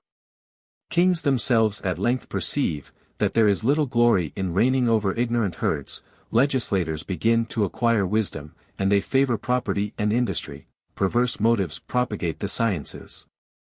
And kings protect them as agents of oppression. Other men profit of them to investigate the origin of their rights. They at length seize on that unknown mean of forwarding a revolution in the human mind, and of thus triumphing forever over oppression. But the triumph would be of short duration, and man would fall back into his degraded state, had not Providence in those distant ages husbanded the means which it has transmitted down to us, of secretly meditating and at length operating the salvation of humankind. Those means are, the secret schools of philosophy. Those schools have been in all ages the archives of nature and of the rights of man. These schools shall one day retrieve the fall of human nature, and princes and nations shall disappear from the face of the earth, and that without any violence. Human nature shall form one great family, and the earth shall become the habitation of the man of reason. That morality shall alone produce this great revolution. The day shall come when each father shall, like Abraham and the patriarchs, become the priest and absolute sovereign of his family. Reason shall be the only book of laws, the sole code of man. This is one of our grand mysteries. Attend to the demonstration of it, and learn how it has been transmitted down to us. I have already said, that had my object been only to prove the reality of a conspiracy formed by Illuminism against the existence of every society, every civil code, and every nation, these lessons of the Hierophant would render every other proof superfluous.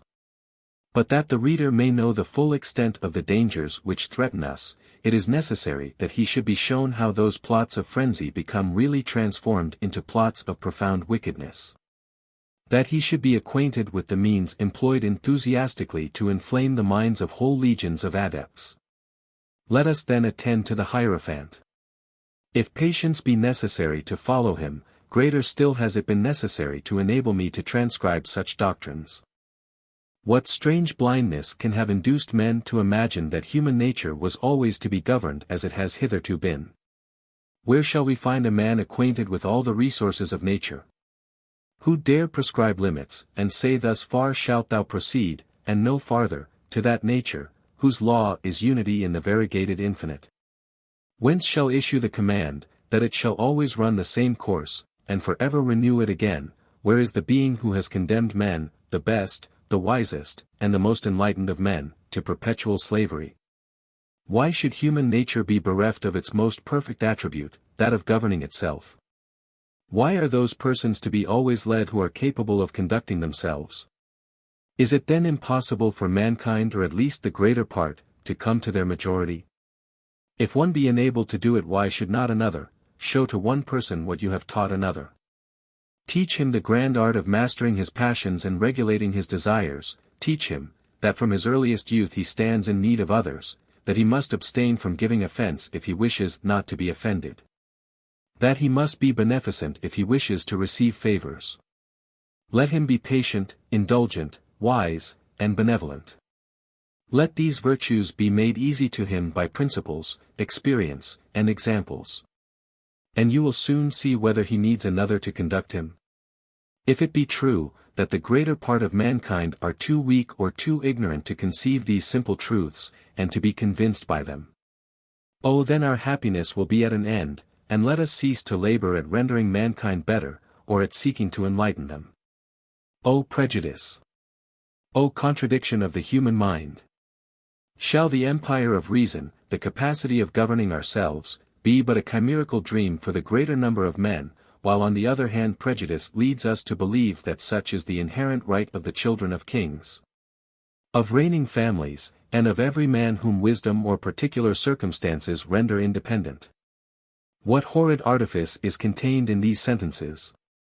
The poor proselyte really imagines that he sees the most striking contradictions in the very foundations of our civil societies. He really thinks that we believe them to rest on the hereditary privilege of kings and of their children, to be born with all the necessary wisdom to conduct themselves, while nature has refused such gifts to other mortals. Though Weishaupt, who scoffs in private at the credulity and folly of his adepts, knows as well as we do, that such has never been the idea even of the most ignorant populace. He knows that we believe kings to be born children like other men, with the same weaknesses, the same passions, and like incapacity. He knows as well as we do, that the gift of conducting ourselves and others is to be acquired by education, and by the helps and lights with which a man may be encompassed. And we know as well as he does, that the child of the most obscure parentage would often make a better king than many sovereigns, as he might also be an excellent magistrate, or a great general, had he received a proportionate education.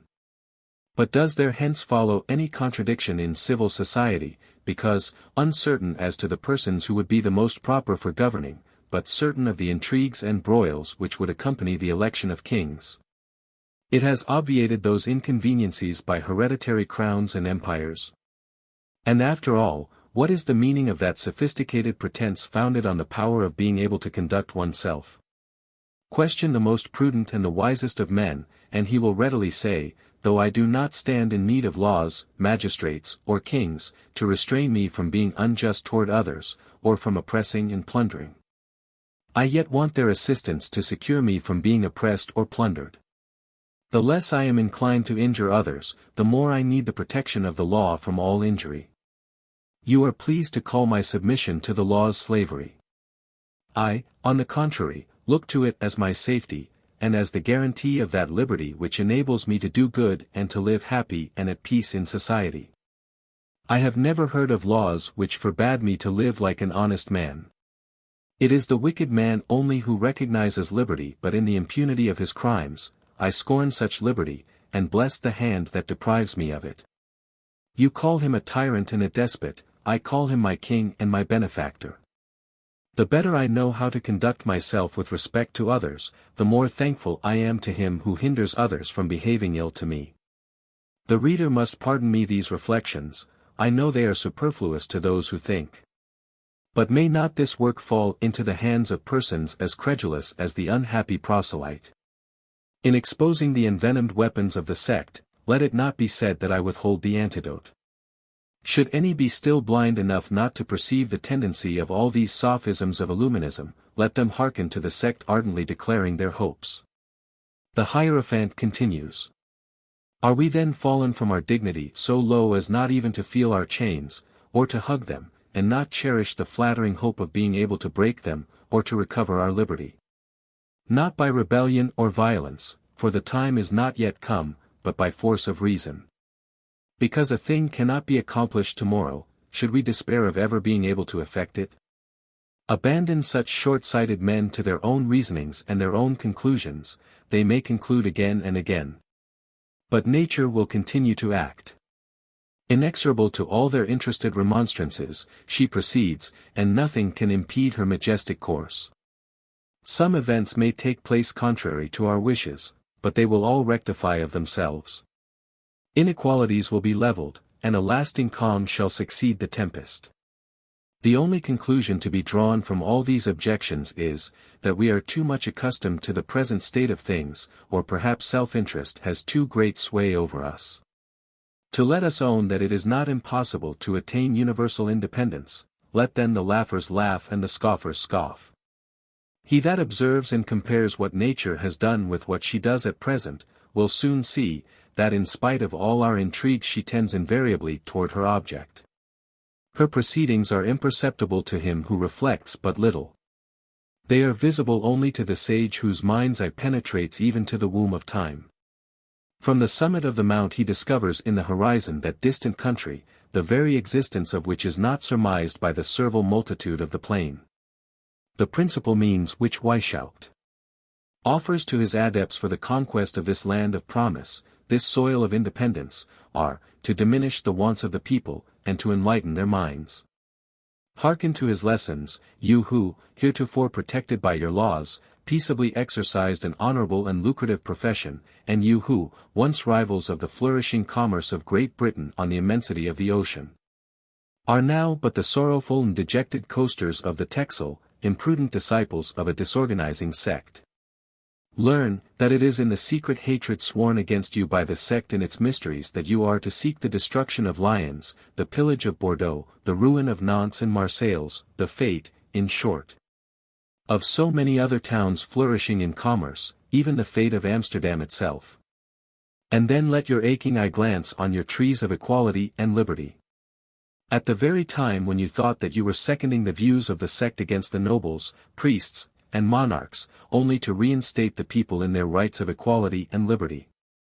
The sect was aiming its blows at you as the grand artificers of despotism. At that very period your profession was already proscribed by the mysteries, as that which of all others most surely tended to retain the people in slavery. The illuminizing Jacobin was teaching his adepts, that he who wishes to subject nations to his yoke, need but to create wants which he alone can satisfy. Erect the mercantile tribe, die Kaufmannschaft, into an hierarchical body. That is to say, confer on it some rank or some authority in the government, and you will have created the most formidable, the most despotic of all powers. You will see it giving laws to the universe, and on it alone will rest the independence of one part of the world and the slavery of the other. For that man dictates the law who has it in his power to create or foresee, to stifle, weaken, or satisfy want. And who are better enabled to do this than merchants? Thus we see that those men who were such ardent supporters of Jacobinism in our commercial towns, with a view to partake of the government, are precisely those whose profession the profound Jacobin chiefly detests in every form of government. May the elucidation of this mystery inspire the industrious inhabitants of hospitable Britain with new zeal for their laws. The discovery of such a snare is of too great importance to their safety, to allow me to conceal it from them. In the next place, the Hierophant proceeds from the art of diminishing wants in order to operate the independence of nations, to the duty of diffusing what he calls light. He, on the contrary, those are his words, who wishes to render mankind free, teaches them how to refrain from the acquisition of things which they cannot afford, he enlightens them, he infuses into them boldness and inflexible manners. He that teaches them sobriety, temperance, and economy, is more dangerous to the throne than the man who openly preaches regicide. If you cannot diffuse at the same instant this degree of light among all men, at least begin by enlightening yourself, and by rendering yourself better. Serve, assist, and mutually support each other, augment our numbers. Render yourselves at least independent, and leave to time and posterity the care of doing the rest. When your numbers shall be augmented to a certain degree, when you shall have acquired strength by your union, hesitate no longer. But begin to render yourself powerful and formidable to the wicked, that is to say to all who will resist their plans. The very circumstance of your being sufficiently numerous to talk of force, and that you really do talk of it, that circumstance alone makes the profane and wicked tremble, that they may not be overpowered by numbers. Many will become good, like you, of themselves, and will join your party. You will soon acquire sufficient force to bind the hands of your opponents, to subjugate them and to stifle wickedness in the embryo. That is to say, as it may be understood in future, you will soon be able to stifle every principle of law, of government, of civil or political society, whose very institution in the eyes of an illuminee is the germ of all the vices and misfortunes of human nature. The mode of diffusing universal light, is not to proclaim it at once to the whole world, but to begin with yourself, then turn toward your next neighbor, you too can enlighten a third and fourth. Let these in the same manner extend and multiply the number of the children of light, until numbers and force shall throw power into our hands. I observe in the ritual of this degree, that should the Hierophant be fatigued by the length of this discourse, he may take breath, and let one of the adepts continue the instruction of the proselyte. 9. Our readers also may avail themselves of this permission, and they have copious matter for reflection in what they have hitherto read. They may perhaps be inclined to ask, to what degree the people must diminish their wants and not to stand in need of laws. They will perceive that bread itself must be denied them. For as long as fields are cultivated, laws will be necessary to protect the crops and to restrain men from reaping that which they have not sown. And if on the first view the sophism appears wicked, the reader will soon perceive that it is but folly in the garb of sophistry. The better to form their judgments on the lessons of the Hierophant, they will have to compare that revolution, which is to be the effect of instruction alone, and which is insensibly to take place without the least shock or rebellion. With that period when the adepts shall have acquired numbers, force, and power, enabling them to bind the hands of their opponents, and to subjugate all who may still show any affection for their laws. Or for that civil order in society which the sect wishes to suppress. X. Continuation of the Discourse on the Lesser Mysteries. In that part of the discourse which remains to be laid before the reader, the Hierophant, insisting on the necessity of enlightening the people to operate the grand revolution, seems to fear that the candidate has not clearly conceived the real plan of this revolution, which is in future to be the sole object of all his instructions. Let your instructions and lights be universally diffused, so shall you render mutual security universal, and security and instruction will enable us to live without prince or government. If that were not the case, why should we go in quest of either?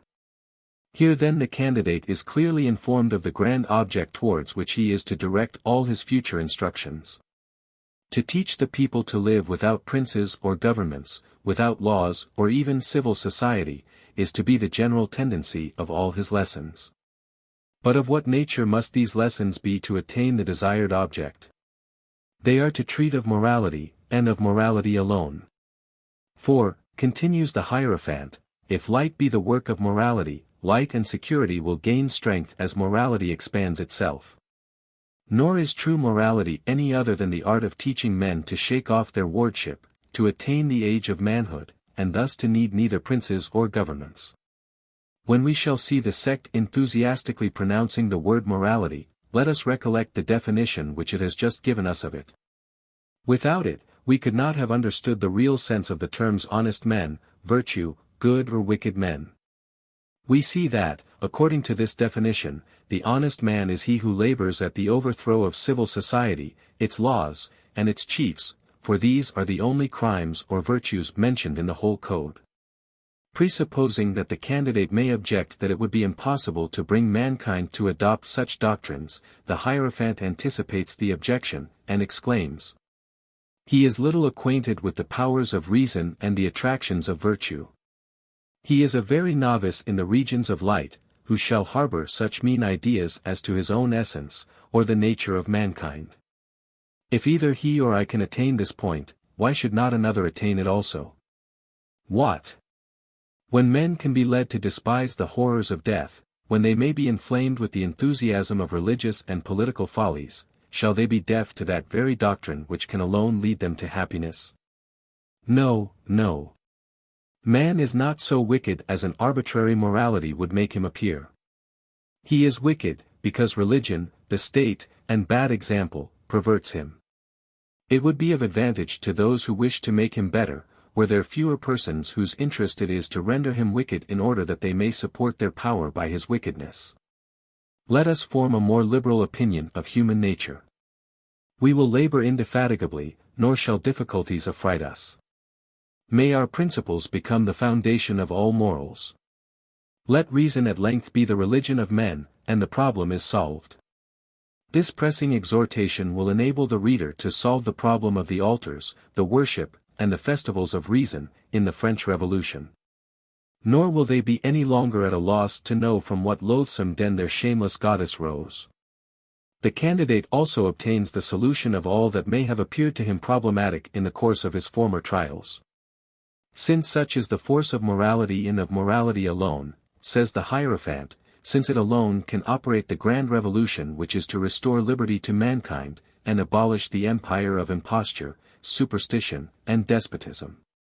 You must now perceive why on their first entrance into our order we oblige our pupils to apply closely to the study of morality, to the knowledge of themselves and of others. You must see plainly, that if we permit each novice to introduce his friend, it is in order to form a legion that may more justly be called holy and invincible than that of the Theban.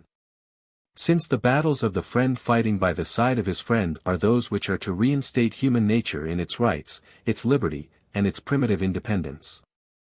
The morality which is to perform this miracle is not a morality of vain subtleties.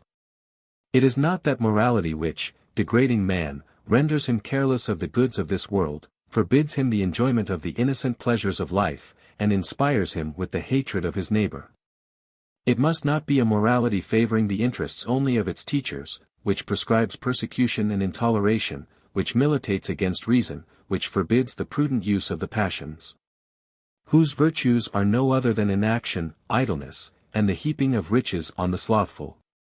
Above all, it must not be that morality which, adding to the miseries of the miserable, throws them into a state of pusillanimity and despair, by the threats of hell and the fear of devils. It must, on the contrary, be that morality so much disregarded and defaced at the present day by selfishness, and replete with heterogeneous principles. It must be a divine doctrine, such as Jesus taught to his disciples, and of which he gave the real interpretation in his secret conferences. This sudden transition naturally leads Weishaupt to the development of a mystery of iniquity for which we have long since seen him preparing his major illumines, and particularly the Scotch Knights of Illuminization. The better to understand this mystery, let us recall to mind how the insinuators or the teachers began by solemnly assuring their different candidates, novices, or minor val academicians, that in all the lodges of Illuminism there never arises a question in the least degree prejudicial to religion or the state. All these promises have been gradually lost sight of, and the proselyte has had time to accustom his ears to declamations against the priesthood and royalty. It has already been insinuated, that the Christianity of our times is very different from that taught by Jesus Christ. The time was not arrived for numbering Christ himself among the impostors. His name, his virtues, might still be venerated by certain adepts. Some there were, perhaps, who would be shocked at barefaced atheism, and it is on their account that Weishaupt has thus treated of Christ. In the preceding degree he had contented himself with hinting, that the doctrines of this divine teacher had been perverted, nor had he declared what species of political revolution was, as he pretended, pointed out in the Gospel. But here the execrable sophister apostrophizes the God of the Christians in language similar to that in which we have since seen the two famous Fauchet declaiming in the revolutionary pulpit. It is here that Weishaupt declares Jesus Christ to be the father of the Jacobins, or rather, to speak the revolutionary language, the great doctor of the sans-culottes. But, to enable us the better to judge of the cunning and premeditated villainy of this detestable artifice, let us first attend to the correspondence of the adept who, under Weishaupt, is charged with the compiling of the code. Nig, like the monstrous prototype of Illuminism, subdivides the adepts into those who scoff at and detest revelation, and those who stand in need of a revealed religion to fix their ideas. It is to explain this that Nig writes the following letter to Zwack. To unite these two classes of men, to make them concur and cooperate toward our object. It was necessary to represent Christianity in such a light as to recall the superstitious to reason, and to teach our more enlightened sages not to reject it on account of its abuse. This should have been the secret of Masonry, and have led us to our object. Meanwhile despotism strengthens daily, though liberty universally keeps pace with it. It was necessary then to unite the extremes. We therefore assert here, that Christ did not establish a new religion, but that his intention was simply to reinstate natural religion in its rights. That by giving a general bond of union to the world, by diffusing the light and wisdom of his morality, and by dissipating prejudices, his intention was, to teach us the means of governing ourselves, and to re-establish, without the violent means of revolutions, the reign of equality and liberty among men. This was easily done by quoting certain texts from Scripture, and by giving explanations of them, true or false is of little consequence, provided each one finds a sense in these doctrines of Christ consonant with his reason. We add, that this religion, so simple in itself, was afterwards defaced, but that, by means of inviolable secrecy, it has been transmitted in purity to us through Freemasonry. Spartacus, Weishaupt, had collected many materials for this, and I added my discoveries in the instructions for these 2 degrees.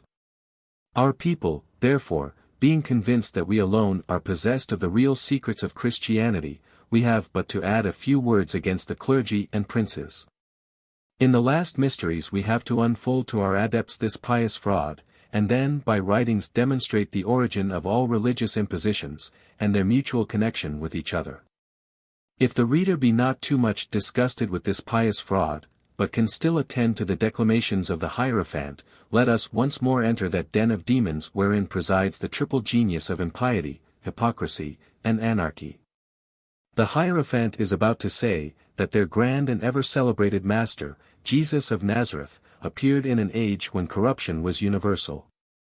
In the midst of a people who from time immemorial had been subjected to, and severely felt the yoke of slavery, and who eagerly expected their deliverer announced by the prophets. Jesus appeared and taught the doctrine of reason. To give greater efficacy to these doctrines, he formed them into a religion, and adopted the received traditions of the Jews. He prudently grafted his new school on their religion and their customs, which he made the vehicle of the essence and secrets of his new doctrines.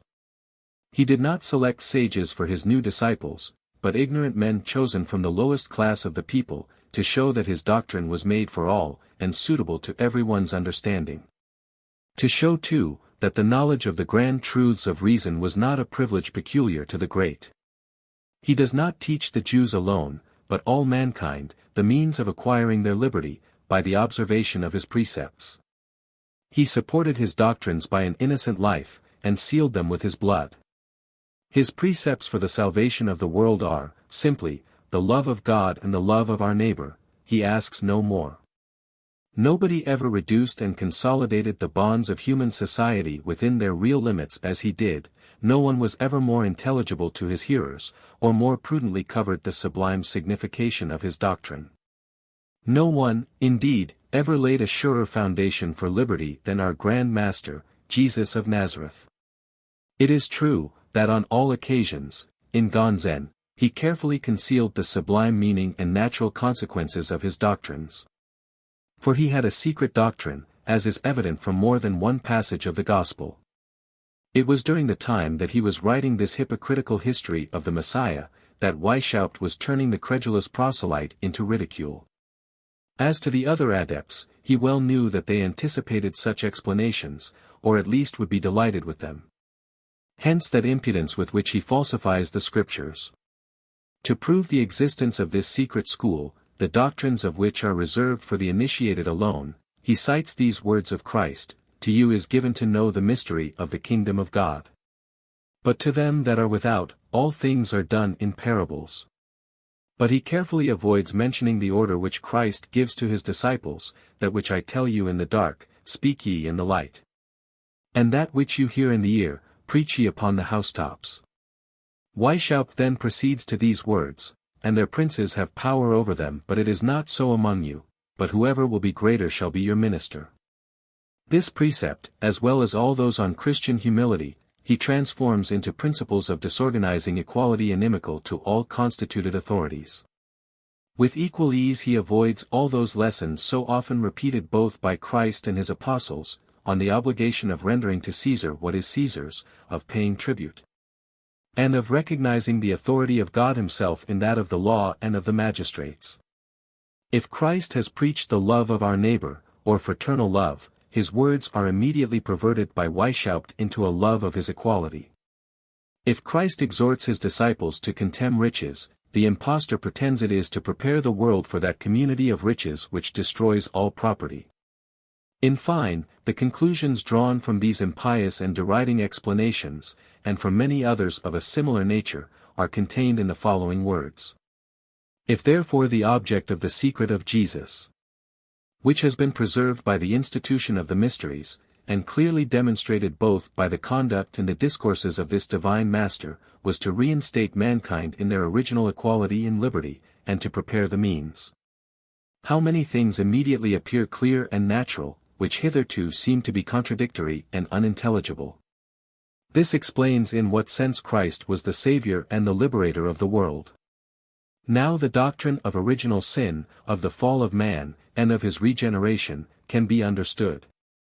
The state of pure nature, of fallen or corrupt nature, and the state of grace, will no longer be a problem. Mankind, in quitting their state of original liberty, fell from the state of nature and lost their dignity. In their civil society, under their governments, they no longer live in the state of pure nature, but in that of fallen and corrupt nature. If the moderating of their passions and the diminution of their wants, reinstate them in their primitive dignity, that will really constitute their redemption and their state of grace. It is to this point that morality, and the most perfect of all morality, that of Jesus, leads mankind. When at length this doctrine shall be generalized throughout the world, the reign of the good and of the elect shall be established. 11. This language is surely not enigmatical. The proselyte, once master of the mysteries it contains, needs only to be informed, how the great revolution, which they foretell, became the object of secret societies. And what advantages accrue to these societies from the secrecy in which they exist. The Hierophant then, for the instruction of the proselyte, goes back to the origin of Masonry. He declares it to be the original school and depository of the true doctrine. He takes a view of its hieroglyphics, and shapes them to his system.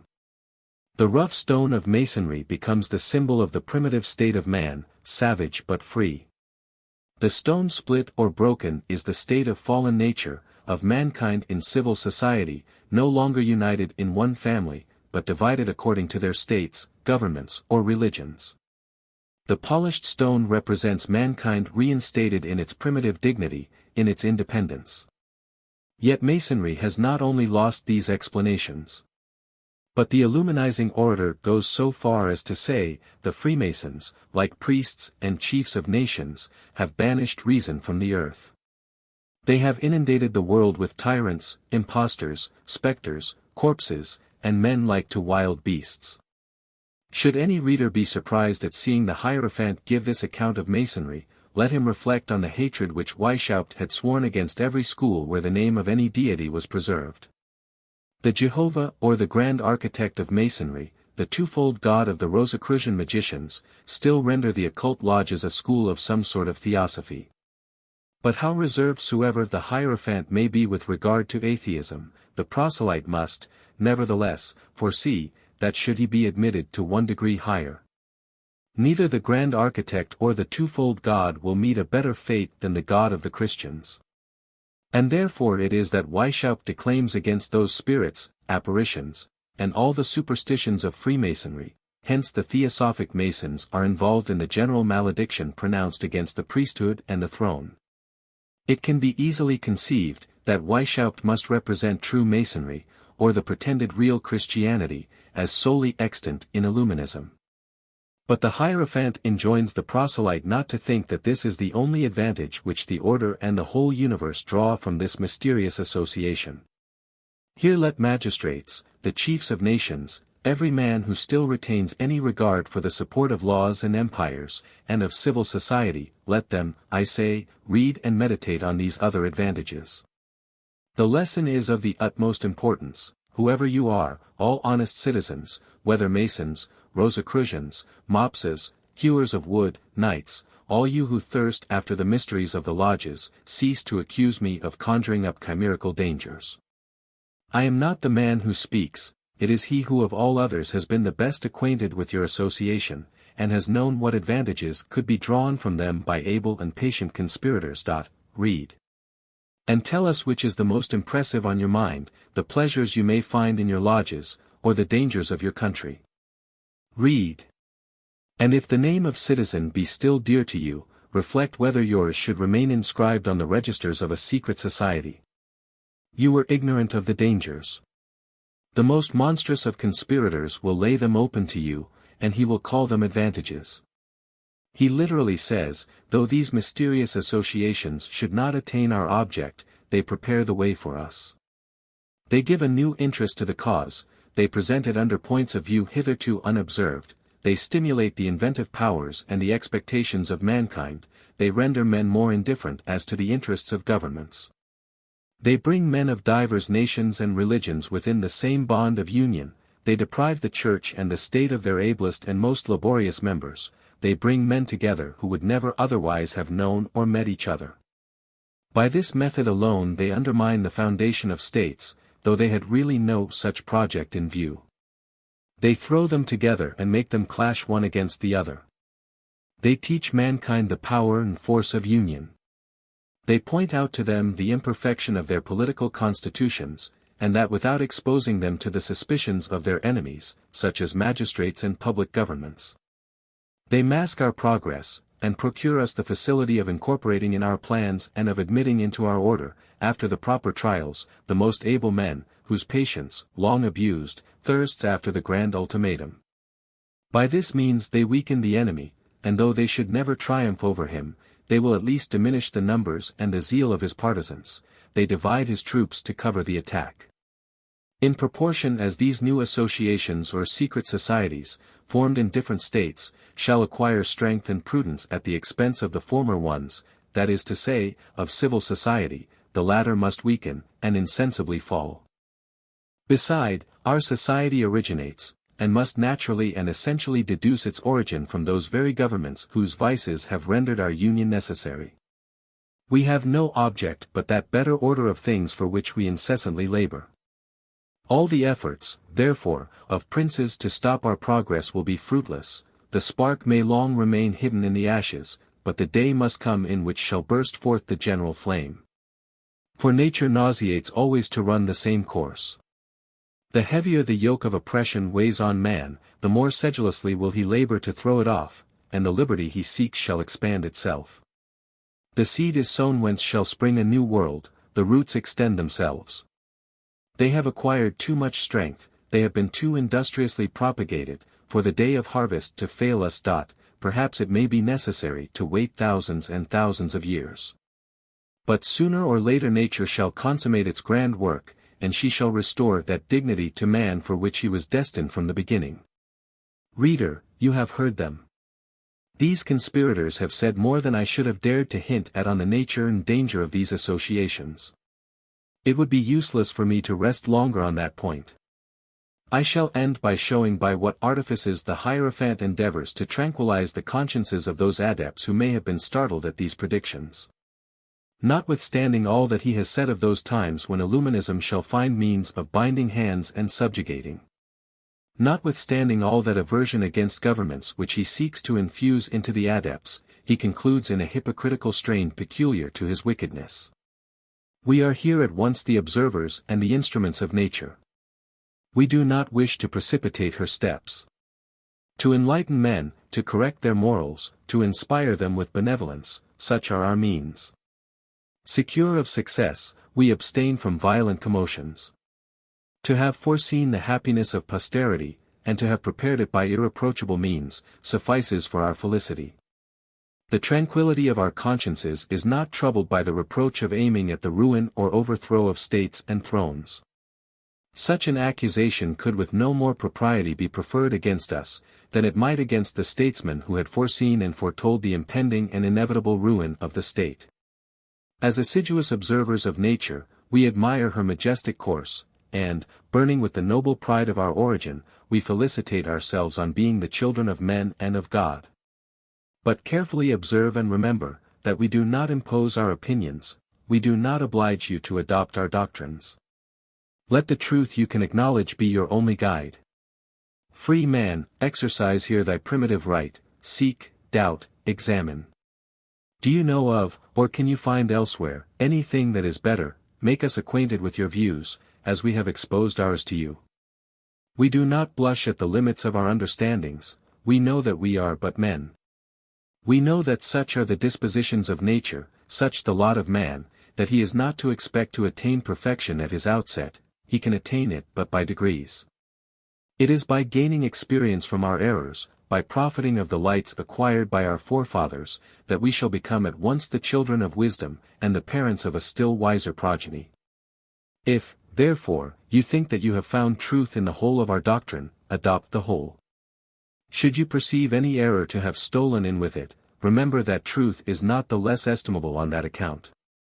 If you have met with nothing that pleases you here, reject the whole without fear, and remember, that in many things, at least, we only need further research or a new investigation. Do you observe anything blamable or laudable, see and make choice of what you approve. Should you be more enlightened yourself, then your eye may have discovered truths which are still denied to us. The more art we employ in the instruction of our pupils to lead them to the paths of wisdom, the less you will be inclined to refuse us a portion of your applause. Thus ends the discourse of the Hierophant. The proselyte who has heard it without shuddering, may flatter himself with being worthy of this priesthood. But before he is sacrilegiously anointed, he is led back to the porch, where he is invested with a white tunic. He wears a broad silken scarlet belt, the sleeve is tied at the extremity middle with bandages of the same color, which make it bulge out. I am particular in the description of this dress, because it was in a similar one that, during the French Revolution, a comedian appeared personally attacking Almighty God, saying, "No. Thou dost not exist. If thou hast power over the thunderbolts, grasp them, aim them at the man who dares set thee at defiance in the face of thy altars. But no, I blaspheme thee, and I still live. No, thou dost not exist."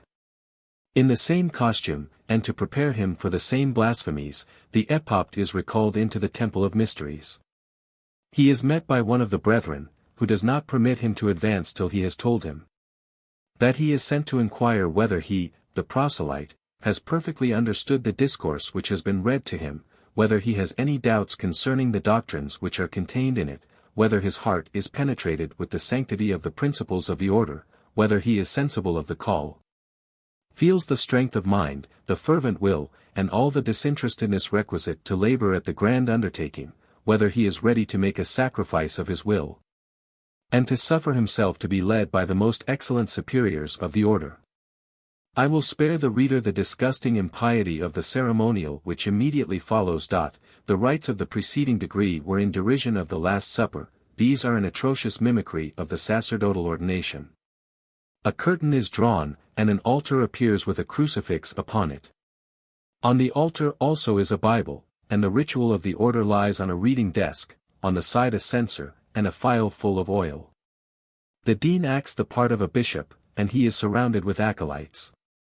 He prays over the proselyte, blesses him, cuts hair from the top of his head, clothes him in the vestments of the priesthood, and pronounces prayers after the fashion of the sect. On presenting the cap he says, "Cover thyself with this cap, it is more valuable than the crown of kings." The very expressions of the Jacobin with his red cap. The communion consists in honey and milk, which the dean gives to the proselyte, saying, "This is what nature gives to man." Reflect how happy he would still have been, if the desire of superfluities had not, by depriving him of a taste for such simple food, multiplied his wants, and poisoned the balm of life. All the preceding part of this degree sufficiently explains the real meaning of these words. The ceremonies are terminated with delivering to the epopt that part of the code which relates to his new degree. I shall relate all that is necessary for the reader to be informed of, when, after having treated of the degree of regent, and of the grand mysteries, I shall come to investigate the government of the order. 11. Eighth part of the Code of Illumines, the Regent, or the Prince Illumini. When one of our epopts has sufficiently distinguished himself to bear a part in the political government of our order. That is to say, when he unites prudence with the liberty of thinking and of acting, when he knows how to temper boldness with precaution, resolution with complaisance, subtlety with good nature, loyalty with simplicity, singularity with method, transcendency of wit with gravity and dignity of manners, when he has learned opportunely to speak or to be silent, how to obey or to command. When he shall have gained the esteem and affection of his fellow citizens, though feared by them at the same time. When his heart shall be entirely devoted to the interests of our order, and the common welfare of the universe shall be uppermost in his mind. Then, and only then, let the superior of the province propose him to the national inspector as worthy of being admitted to the degree of regent. Such are the qualities required by the sect for the admission of its adepts to the degree which in the code is sometimes termed regent, at others the Prince Illumini. Such are the very words to be found in the preamble of the rules of this degree. 3 things of the utmost consequence, says the code, are to be observed. In the first place, the greatest reserve is necessary with respect to this degree. Secondly, those who are admitted into it must be as much as possible free men and independent of all princes, they must indeed have clearly manifested their hatred for the general constitution or the actual state of mankind. Have shown how ardently they wish for a change in the government of the world, and how much the hints thrown out in the degree of priest has inflamed their wishes for a better order of things. If all these requisites are to be found in the candidate, then let the national inspector once more examine, in his records, everything relative to the conduct and character of the new adept. Let him inspect the divers questions which have been put to him, and discover where he has shown his strong or his weak side. According to the result of this examination, let the inspector propose some new questions on those articles on which the candidate may have shown the greatest reserve. For example, some of the following. I. Would you think a society objectionable, which should, till nature shall have ripened its grand revolutions, place itself in a situation, that would deprive monarchs of the power of doing harm, though they should wish it? A society whose invisible means should prevent all governments from abusing their power? Would it be impossible, through the influence of such a society, to form a new state in each state, status in statu? That is to say, would it be impossible to subject the rulers of every state to this illuminizing society, and to convert them into mere tools of the order even in the government of their own dominions? 2. Were it to be objected, that such a society would abuse its power, would not the following considerations do away such an objection? Do not our present rulers daily abuse their power? And are not the people silent, notwithstanding such an abuse? Is this power as secure from abuse in the hands of princes, as it would be in those of our adepts whom we train up with so much care? If then any government could be harmless, would it not be ours, which would be entirely founded on morality, foresight, wisdom, liberty, and virtue? 3. Though this universal government, founded on morality, should prove chimerical, would it not be worth while to make an essay of it? 4. Would not the most skeptical man find a sufficient guarantee against any abuse of power on the part of our order, in the liberty of abandoning it at pleasure? In the happiness of having superiors of tried merit, who, unknown to each other, could not possibly support each other in their treasonable combinations against the general welfare. Superiors, in short, who would be deterred from doing harm by the fear of the existing chiefs of empires. v. Should there exist any other secret means of guarding against the abuse of that authority entrusted by the order to our superiors, what might they be? 6.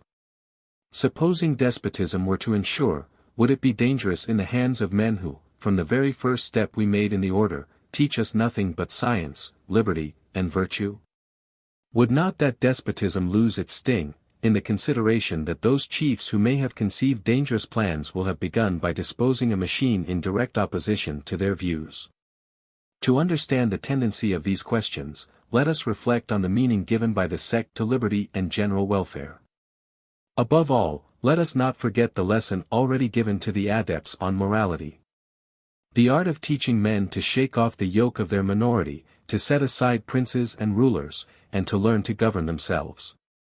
This lesson once well understood, the most contracted understanding must perceive, in spite of the insidious tenor of these questions, that their sole tendency is to ask, whether a sect would be very dangerous who, under pretense of hindering the chiefs of nations, kings, ministers, and magistrates, from hurting the people, should begin by mastering the opinions of all those who surrounded kings, ministers, or magistrates. Or should seek by invisible means to captivate all the councils, and the agents of public authority, in order to reinstate mankind in the rights of their pretended majority. And to teach the subject to throw off the authority of his prince, and learn to govern himself, or, in other words, to destroy every king, minister, law, magistrate, and public authority whatever. The candidate, too well trained to the spirit of Illuminism not to see the real tendency of these questions, but also too much perverted by it to be startled at them, knows what answers he is to give to obtain the new degree. Should he still harbor doubts, the ceremonies of his installation would divest him of them. These are not theosophical or insignificant ceremonies. Every step demonstrates the disorganizing genius, and the hatred for all authority, which irritates the spleen of their impious author. And it is therefore that Weishaupt, when writing to Zwack, represents them as infinitely more important than those of the preceding degree. When the admission of the new adept is resolved on, he is informed, that as in future he is to be entrusted with papers belonging to the order, of far greater importance than any that he has yet had in his possession. It is necessary that the order should have further securities. He is therefore to make his will, and insert a particular clause with respect to any private papers which he may leave in case of sudden death. He is to get a formal and juridical receipt of that part of his will from his family, or from the public magistrate, and he is to take their promises in writing that they will fulfill his intentions. This precaution taken, and the day for the initiation fixed, the adept is admitted into an antechamber hung with black. Its furniture consists in a skeleton elevated on 2 steps, at the feet of which are laid a crown and a sword. There he is asked for the written dispositions he has made concerning the papers with which he may be entrusted, and the juridical promise he has received that his intentions shall be fulfilled. His hands are then loaded with chains, as if he were a slave, and he is thus left to his meditations. The provincial who performs the functions of initiator is alone in the first saloon, seated on a throne. The introducer, having left the candidate to his reflections, enters this room, and in a voice loud enough to be heard by the new adept, the following dialogue takes place between them. Provincial. Who brought this slave to us? Introducer. He came of his own accord, he knocked at the door. Karovi. What does he want? Intrad. He is in search of liberty, and asks to be freed from his chains. Karovi. Why does he not apply to those who have chained him? Intrad. They refuse to break his bonds, they acquire too great an advantage from his slavery. Karovi. Who then is it that has reduced him to this state of slavery? Intrad. Society, governments, the sciences, and false religion. Die Gesellschaft, der Staat, die Gelehrsamkeit, die false religion. Karovi. And he wishes to cast off this yoke to become a seditious man and a rebel? Intrad. No. He wishes to unite with us, to join in our fights against the constitution of governments, the corruption of morals, and the profanation of religion. He wishes through our means to become powerful, that he may attain the grand ultimatum. Prav. And who will answer to us, that after having obtained that power he will not also abuse it, that he will not be a tyrant and the author of new misfortunes? Intrad. His heart and his reason are our guarantees, the order has enlightened him. He has learned to conquer his passions and to know himself. Our superiors have tried him. Karovi. That is saying a great deal. Is he also superior to prejudice? Does he prefer the general interest of the universe to that of more limited associations? Intrad. Such have been his promises. Karovi. How many others have made similar promises who did not keep them? Is he master of himself? Can he resist temptation? Are personal considerations of no avail with respect to him? Ask him, whether the skeleton he has before him is that of a king, a nobleman, or a beggar. Intrad. He cannot tell. Nature has destroyed all that marked the depraved state of inequality. All that he sees is, that this skeleton was man like us, and the character of man is all that he attends to. Prav. If such be his sentiments, let him be free at his own risk and peril. But he knows us not. Go and ask him why he implores our protection. This dialogue ended, and the reader will not be at a loss to perceive the drift of it. The introducer returns to the candidate, and says, Brother, the knowledge you have acquired can no longer leave you in doubt as to the grandeur, the importance, the disinterestedness and lawfulness of our great object. It must therefore be indifferent to you whether you are acquainted with our superiors or not. Nevertheless, I have some information to impart to you on that subject. This information is nothing more than a summary of a pretended history of Masonry, going back to the deluge, and of what the sect calls the fall of man, the loss of his dignity, and of the true doctrine. The story then continues to Noah and the few who escaped the deluge in the ark. These, he says, were a few sages or Freemasons, who have maintained the true principles in their secret schools. It is for that reason, says the instructor, that Masonry has preserved the denominations of Nochists and Patriarchs, then comes a recapitulation of what had been said in the degree of epoch on the pretended views of Christ. On the decline of Masonry, and on the honor reserved to Illuminism to preserve and revive these true and ancient mysteries, when questioned, says the instructor, as to whom we are indebted to for the actual constitution of our order, and the present form of the inferior degrees, the following is the answer we give. Our founders, without doubt, had extensive knowledge, since they have transmitted so much to us. Actuated by a laudable zeal for the general welfare, they formed a code of laws for our order. But, partly through prudence, and partly to guard against their own passions, they left the direction of the edifice they had raised to other hands, and retired. Their names will forever remain in oblivion. The chiefs who govern the order at present are not our founders, but posterity will doubly bless those unknown benefactors who have despised the vain glory of immortalizing their names. Every document which could have thrown light on our origin has been committed to the flames. You will now be under the direction of other men, men who, gradually educated by the order, have at length been placed at the helm. You will soon make one of their number. Tell me only, whether you still harbor any doubt as to the object of the order. The candidate, who has long since been past all possibility of doubt, advances with his introducer toward another saloon. But, on opening the door, several of the adepts run and oppose their entrance. A new dialogue takes place in the style of the first. Who goes there?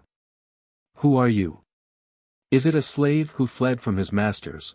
No slave shall enter here. He has fled that he might cease to be a slave. He craves an asylum and protection, but should his master follow, he is safe. The doors are shut up, but should he be a traitor? He is not one. He has been educated under the eyes of the illumines. They have imprinted the divine seal on his forehead. The door opens, and those who oppose the candidate's entrance escort him to the third saloon. Here new obstacles occur, and another dialogue takes place between an adept in the inside and the introducer. In the meantime the provincial has left his former station, and has seated himself upon a throne in this third room. It is worthy of remark that these enemies of thrones are themselves always seated on a throne. The provincial gives orders that the candidate may be admitted, and desires to see whether he really bears the print of the seal of liberty. The brethren accompany the new adept to the foot of the throne. Perovi wretch! You are a slave, and yet dare enter an assembly of free men. Do you know the fate that awaits you? You have passed through 2 doors to enter this. But you shall not go hence unpunished, if you profane this sanctuary. Intrad. That will not happen. I will be his guarantee. You have taught him to thirst after liberty, and now keep your promise. Prov. Well, brother, we have subjected you to various trials. The elevation of your sentiments has made us conceive you to be both proper and worthy of being admitted into our order. You have thrown yourself with confidence and without reserve into our arms, and it is time to impart to you that liberty which we have painted to you in such bewitching colors. We have been your guide during all the time that you stood in need of one. You are now strong enough to conduct yourself. Be then in future your own guide, be it at your own peril and risk. Be free. That is to say, be a man, and a man who knows how to govern himself, a man who knows his duty, and his imprescriptible rights, a man who serves the universe alone. Whose actions are solely directed to the general benefit of the world and of human nature.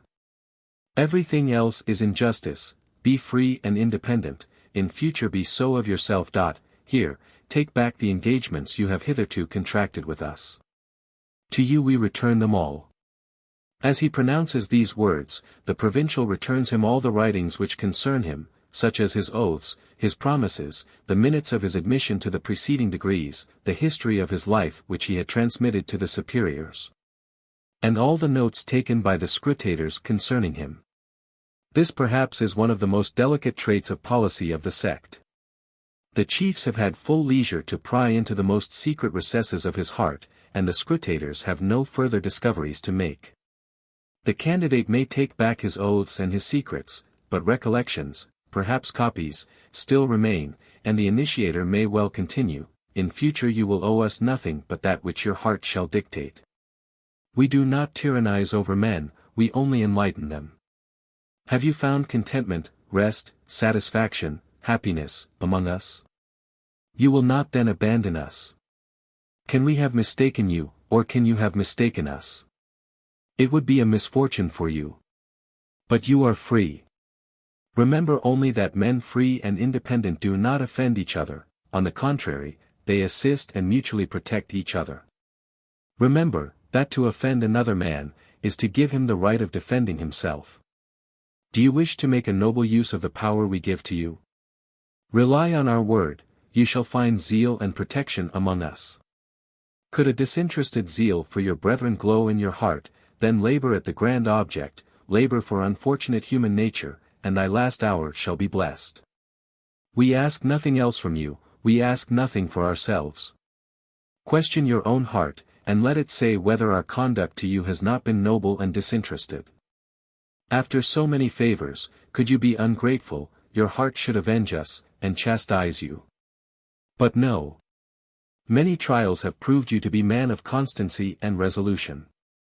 Be such your character, and in future govern with us oppressed man, and labor at rendering him virtuous and free. Oh, brother! What a fight, what hopes! When one day happiness, affection, and peace shall be the inhabitants of the earth. When misery, error, and oppression, shall disappear with superfluous wants. When, each one at his station laboring only for the general good, every father of a family shall be sovereign in his tranquil cot. When he that wishes to invade these sacred rights shall not find an asylum on the face of the earth. When idleness shall be no longer suffered. When the clod of useless sciences shall be cast aside, and none shall be taught but those which contribute to make man better, and to reinstate him in his primitive freedom, his future destiny. When we may flatter ourselves with having forwarded that happy period, and complacently view the fruits of our labors. When, in fine, each man viewing his brother in his fellow creature, shall extend a succoring hand, with us and ours you shall find happiness and peace, should you continue faithful and attached to us. You will also remark, that the sign of this degree consists in extending your arms to a brother with your hands open, to show that they are not sullied by injustice and oppression, and the gripe is to seize the brother by the two elbows, as it were to hinder him from falling. The word is redemption. The foregoing passages so clearly demonstrate the meaning of this word redemption, that the reader must be surprised at learning that there still remain further mysteries to be revealed. The candidate is not yet admitted into the highest class. He is only the Prince Illumini, and has to gain admission to the 2 degrees of philosopher, and of the man-king. He is invested in his new principality by receiving a buckler, boots, a cloak, and a hat. The words pronounced at the investiture are worthy of the reader's attention. On presenting the buckler, the initiator says, "Arm thyself with fidelity, truth, and constancy, be a true Christian, and the shafts of calumny in misfortune shall not pierce thee. Be a Christian. Ein Christ. What a strange Christian! What a wicked wretch then must be the initiator who dares carry his dissimulation to such lengths, and profane that sacred name in mysteries so evidently combined for the eradication of every trace of Christianity. But the adept smiles, or his stupidity must be beyond expression if he does not see through so miserable a cant. On presenting the boots, be active in the service of the good, and fear no road which may lead to the propagation or discovery of happiness. This will recall to our minds the principle, whatever may be the means, fear not to employ them when they lead to what the sect calls happiness. On giving the cloak, be a prince over thy people. That is to say, be sincere and wise, the benefactor of thy brethren, and teach them science. The reader will not be at a loss to understand what science. The formula of the hat is, beware of ever exchanging this hat of liberty, Dyson Fry Heitschut, for a crown. Thus decorated, the Prince Illumini receives the fraternal embrace. He then hears read the instructions for his new degree. But as they entirely relate, like those of the preceding degree, to the government of the brethren, they will be treated of in the last part of the code. It is now time to proceed to the grand mysteries. 12. Ninth part of the Code of the Illumines, class of grand mysteries. The mage or the philosopher, and the man-king. By the great importance which the sect places in the last mysteries of Illuminism, and the many precautions it has taken to conceal them from the public view, I am compelled to begin this chapter with candidly declaring, that every attempt to discover the original text of this part of the code has been fruitless. Such an avowal, however, should not disconcert the reader. Though the real text may be wanting, we have abundant matter to supply its place. We have Weishaupt's familiar correspondence. We are in possession of the letters of many of the adepts who enthusiastically admired them, and the avowals are still extant of other adepts, who indignantly beheld such abominations. Our judgment will be guided by laws laid down by Weishaupt himself, and the famous apology of this monstrous legislator will teach us how to appreciate them. Such materials are more than sufficient to supply the deficiency of the literal text. It is true, that the crafty cant and affected enthusiasm of the Hierophant will be wanting, but the substance of his declamation, the extent and monstrosity of his ultimate plots will lose nothing of their evidence. Let us begin then by attending to their author, and from him receive our first impressions. Weishaupt, when writing to Zwack, his incomparable man, and speaking of the degree of epoch, wherein impiety and rebellion seem to have strained every nerve to disseminate their venomous principles against church and state, says: one might be tempted to think that this degree was the last and the most sublime. I have, nevertheless, 3 more of infinitely greater importance, which I reserve for our grand mysteries. But these I keep at home, and only show them to the Areopagites, or to a few other brethren the most distinguished for their merit and their services. Were you here, I would admit you to my degree, for you are worthy of it, but I never suffer it to go out of my hands. It is of too serious an import. It is the key of the ancient and modern, the religious and political history of the universe. That I may keep our provinces in due subordination, I will take care to have only 3 copies of this degree in all Germany, that is to say, 1 in each inspection. He soon after writes again to the same adept: I have composed 4 more degrees above that of regent.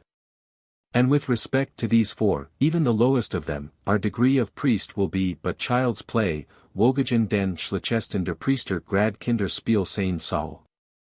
Before we draw any conclusion toward forming our judgment, let me recall to the mind of the reader those letters wherein Weishaupt declares, that every degree shall be an apprenticeship for the next, a sort of novitiate for the higher degrees.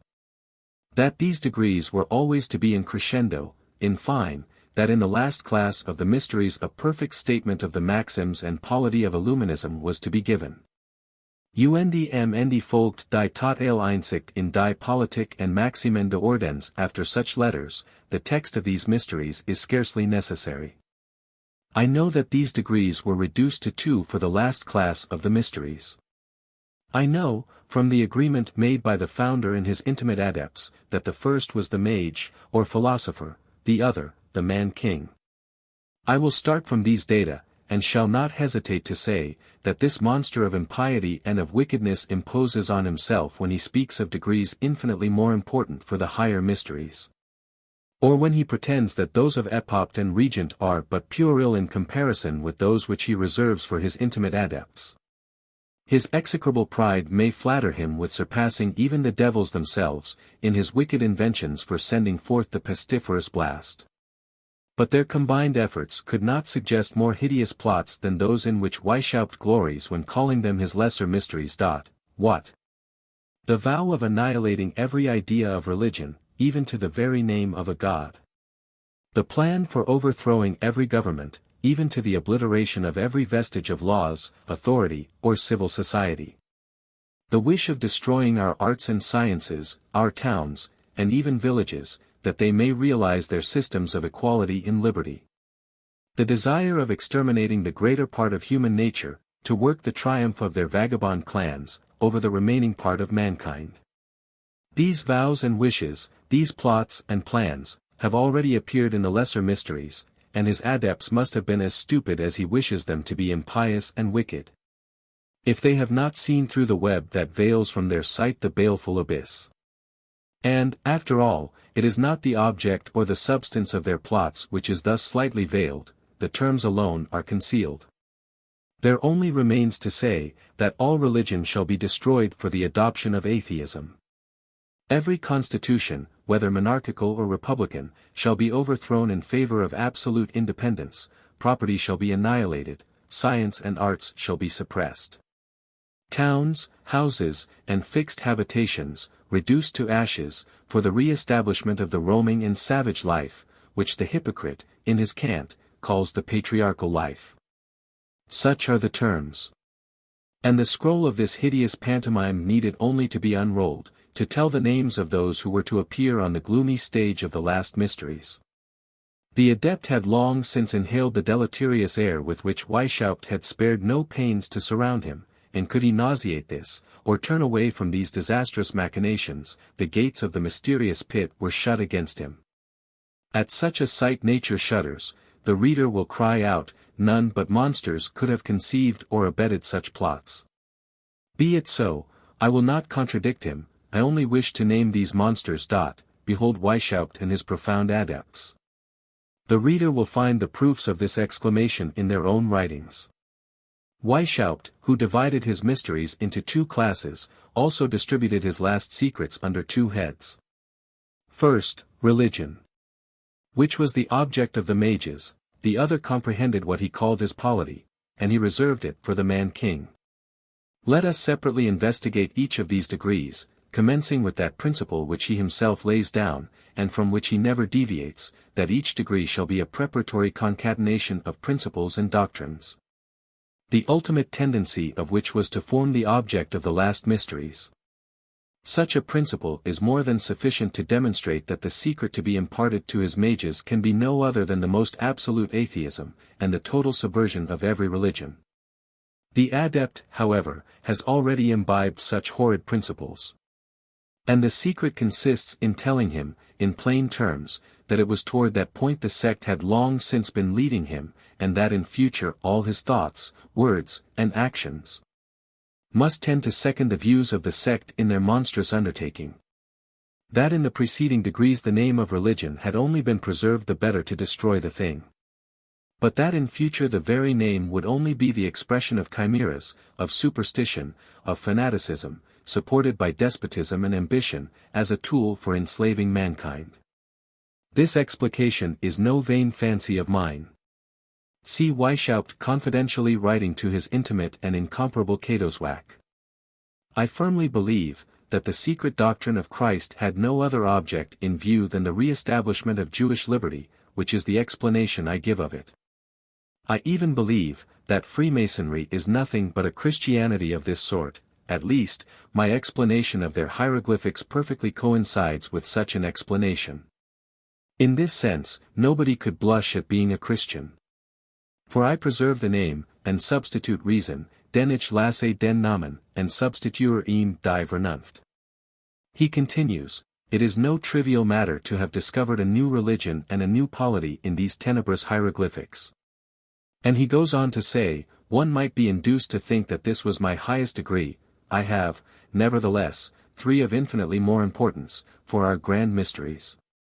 Here then is Weishaupt's decision on the degree of epopt or illuminized priest. It is Christianity preserving the name of religion, with the gospel converted into a code by means of which Christ taught the Jacobinical equality and liberty. Here Weishaupt is transcendent in his wickedness and his impiety. It is under the sacred name of religion that he teaches his disorganizing principles of equality and liberty. After having led his epopts to the pinnacle of impiety, to what farther lengths can he possibly lead his mage? He may erase the names of religion and God. And this he will do in his higher mysteries. For who can expect to find them when he says, you know that the unity of God was one of the secrets revealed in the mysteries of Eleusis, as for that, there is no fear of any such thing being found in mine. After this, can the name of God be expected ever to be found in the mysteries of the illuminized mage for any other purpose than to be blasphemed? We see this same Weishaupt reserving all the atheistical productions for this degree. He writes again to his incomparable man, with our beginners let us act prudently with respect to books on religion and polity. In my plan, I reserve them for the grand mysteries. At first we must put only books of history or of metaphysics into their hands. Let morality be our pursuit. Robinet, Mirabeau, that is to say, the system of nature written by Diderot, though attributed to Mirabeau, the social system, natural polity, the philosophy of nature, and such works, are reserved for my higher degrees. At present they must not even be mentioned to our adepts, and particularly Helvetius on man. The reader here sees a list of the most anti-religious and the most atheistical works, and that they are reserved for these last mysteries. As a preparation for them, horrible dictu, the very idea of a God must be eradicated from the mind of the adept. Can we doubt this, when we see Weishaupt thus write, "Do put Brother Numenius in correspondence with me. I must try to cure him of his theosophical ideas, and properly prepare him for our views. Ich will in Suchen von der Theosophie zu curieren, and zu unseren Absichten zu bestimmen." The theosopher, or the man still believing in a God, is not fit for these mysteries. Religion then must, of course, be irreconcilable with them. Were the consequences less evident, and should we reject these secret correspondences, or condemn the last oracles of the Hierophant to remain within the 100 bolts which keeps them hidden from the adepts? I say, even then, to ascertain what the tenets of the sect are as to any worship or religion, we should not be necessitated to enter that den of mysteries. Though Weishaupt had not mentioned religion in his intimate correspondence, the atheistical conspiracy of his mysteries would be evident.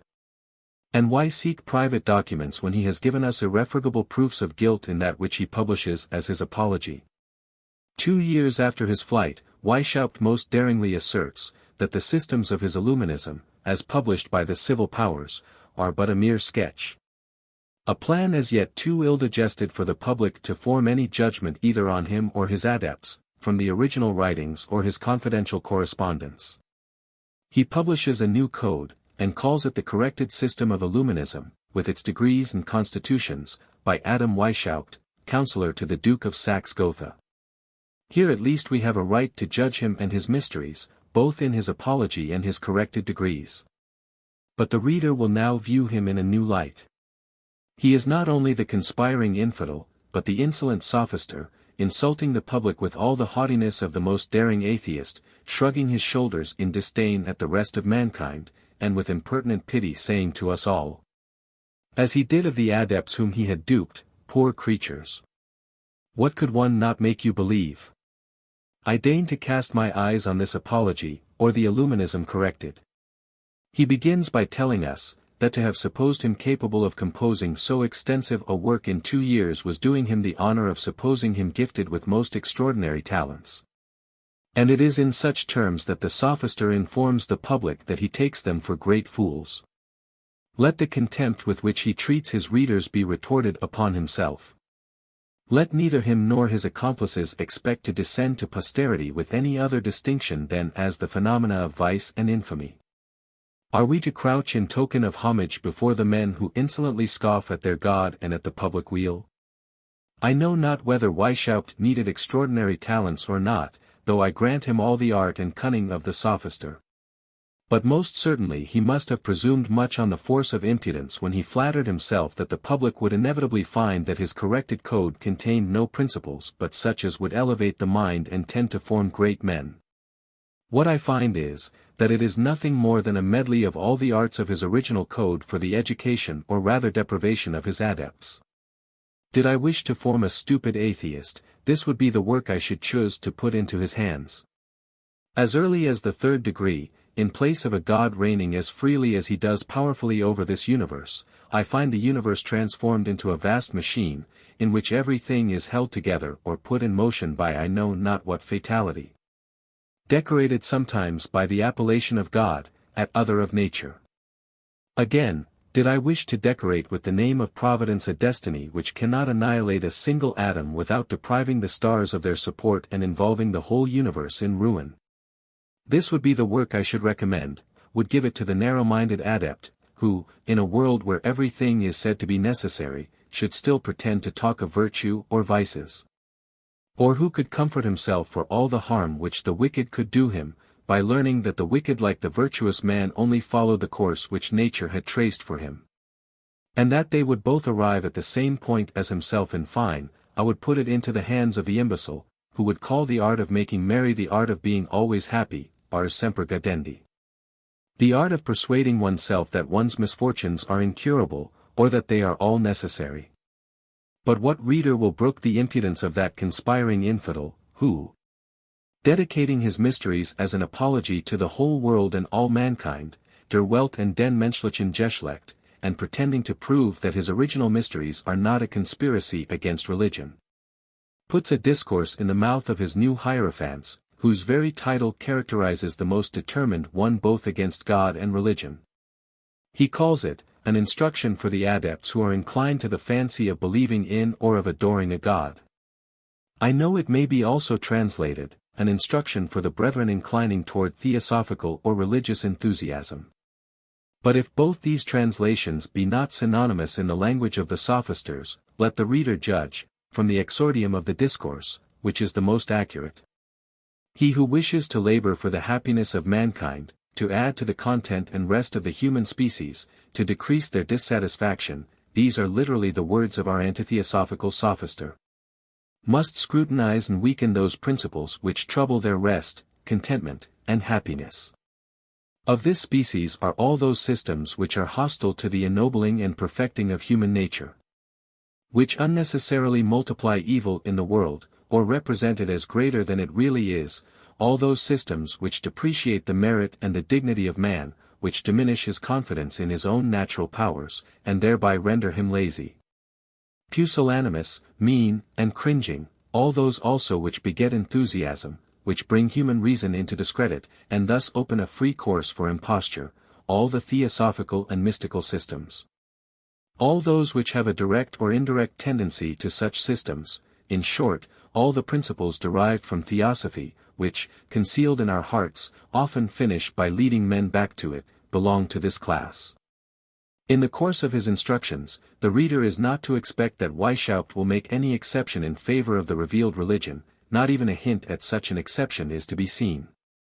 The religion of Christ is represented as a medley of the reveries of Pythagoras, of Plato, and of Judaism.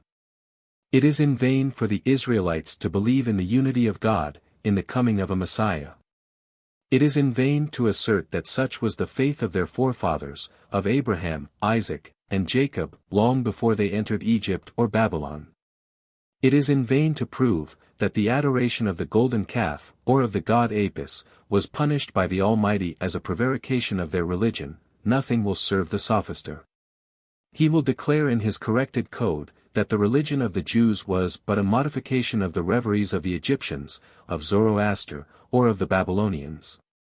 To correct his adepts, he teaches them to cast aside the creation as a chimera unknown to antiquity, and to reduce all religion to two systems, the one, that of matter coeternal with God, a part of God, proceeding from God, cast forth and separated from God, in order to become the world; the other, matter coeternal with God, without being God, but worked by God, for the formation of the universe. On these foundations he builds a general history of all religions, and makes all appear equally absurd. The reader might be tempted to think that these lessons have been composed before the Hegira or rather proscription of the author of Illuminism. They may have been compiled for one of those discourses which he declares to be of more importance than that of the Hierophant in the degree of epoptat. He precisely follows the course which Nig represents as the grand object of the last mysteries. He makes, after his fashion, a general compilation of all the schools of philosophism and of its systems, and hence he deduces Christianity and all religions.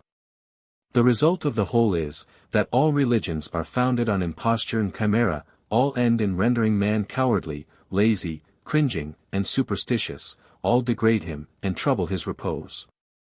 And it is thus that this sophister, under pretence of his justification, daringly acts that part in public which before he had only ventured to act under the cover of his mysteries. He sallies forth from his baleful abyss but to proclaim to the world what heretofore he had only hinted to his adepts in private, that the time was at length come for the overthrow of every altar, and the annihilation of every religion. Are any further proofs necessary to demonstrate the object of the grand mysteries? The testimony of Nig cannot be objected to, nor can Nig pretend or wish to mislead Zwack when confidentially corresponding with him. Both had signed the agreement of the Areopagites respecting the compilation of the degrees of Illuminism. Let us then attend to these two adepts. Philonig has been exhibiting all that he has done, according to Weishaupt's instructions, in the degree of epoch, to demonstrate that Christ had no other view than the establishment of natural religion, or, in the language of Illuminism, the rights of equality and liberty. Nig then continues, after having thus shown to our people that we are the real Christians, we have only a word to add against priests and princes. I have made use of such precaution in the degrees of epoch and of regent, that I should not be afraid of conferring them on kings or popes, provided they had undergone the proper previous trials. In our last mysteries we have to acknowledge this pious fraud, to prove, upon the testimony of authors, the origin of all the religious impostures, and to expose the whole with their connections and dependencies. Such, reader, is that word to add, which was to be spoken only in the last mysteries of Illuminism. That word against priests and the ministers of every worship. That word on the pious fraud, or rather labyrinth of impiety, in which the sect had involved the candidate on his first entrance into the order, only to extricate him when he was judged worthy of their last mysteries. The adept must certainly be of weak intellects, and his credulity must border on stupidity, if he is not in the degree of epoch, and long before, observed whither they were leading him. But should he really be still in the dark, or could he view with indignation the artifices which have been used with him, if all reflection have not abandoned him, what will not the very term of pious fraud discover to him? Will it not recall to his mind, that on the first invitations of the sect, to entice him into their order, they began by telling him, that nothing contrary to religion would ever enter the projects of the order? Does he not remember, that this declaration was repeated on his admission into the novitiate, and reiterated when he was received into the Minor Val Academy? Has he forgotten how strongly the sect enforced the study of morality and of virtue in the first degrees, and how carefully it isolated both from religion? When pouring forth its encomium on religion, did not the sect insinuate, that true religion widely differed from those mysteries and worship which had degenerated in the hands of the priesthood? Does he remember with what art and affected respect it spoke of Christ and his gospel in the degrees of Major Illumini, of Scotch Knight, and of Epoch? How the gospel was insensibly metamorphosed into illuminized reason, its morality into that of nature, and from a moral, reasonable, and natural religion, how a religion and a morality of the rights of man, of equality and liberty, were deduced? Does he reflect how all the different parts of this system and opinions of the sect were insinuated to him, how naturally they occurred and appeared to have been fostered in his own breast? Could not the sect say to him, "'Tis true, we put you on the way, but you were much more earnest in solving our questions than we in answering yours"? When, for example, we asked whether the religions which nations had adopted fulfilled the objects for which they were intended. Whether the pure and simple religion of Christ was really that which different sects professed at this present day, we knew what to believe, but we wished to know how far you had inhaled our principles. We had a multitude of prejudices to conquer in you, before we could succeed in persuading you that the pretended religion of Christ was but an invention of priestcraft, imposture, and tyranny. If such be the case with the much admired and loudly proclaimed gospel, what are we to think of all other religions? Learn, then, that they are all founded on fiction, all originate in imposition, error, imposture, and chimera. Such is our secret. All the windings we made, the hypotheses we assumed, the promises set forth, the panegyric pronounced on Christ and his secret schools. The fable, of Masonry being for a long time in possession of his true doctrines, and our order being at present sole depositary of his mysteries, can no longer be subjects of surprise. If, to overturn Christianity in every religion, we pretended solely to possess true Christianity, the true religion, remember that the end sanctifies the means, that the sage must make use of all those means for good purposes, which the wicked do for evil. The means we have employed to rid you, and which we continue in order to rid mankind of all religion, are but a pious fraud, which we always meant to reveal to you when admitted to the degree of mage, or of illuminized philosopher. To these reflections on the word to be added in the last mysteries, sufficiently demonstrated by the ascension of the degrees, by Weishaupt's apology, by his intimate correspondence, and that of his most perfect adepts, let us subjoin the avowal of a man little calculated indeed for a member of such an abominable tribe, but who has better than any person known how to tear the mask from their hideous countenances, and expose their wickedness. I am acquainted with his real name, I am aware that it would greatly add to the confidence of the public, but I also know that could Illuminism discover his asylum, it would follow him to drink his blood, though it were to the southern pole. He is then entitled to secrecy, till now it has been observed, nor will I be the first to infringe his right.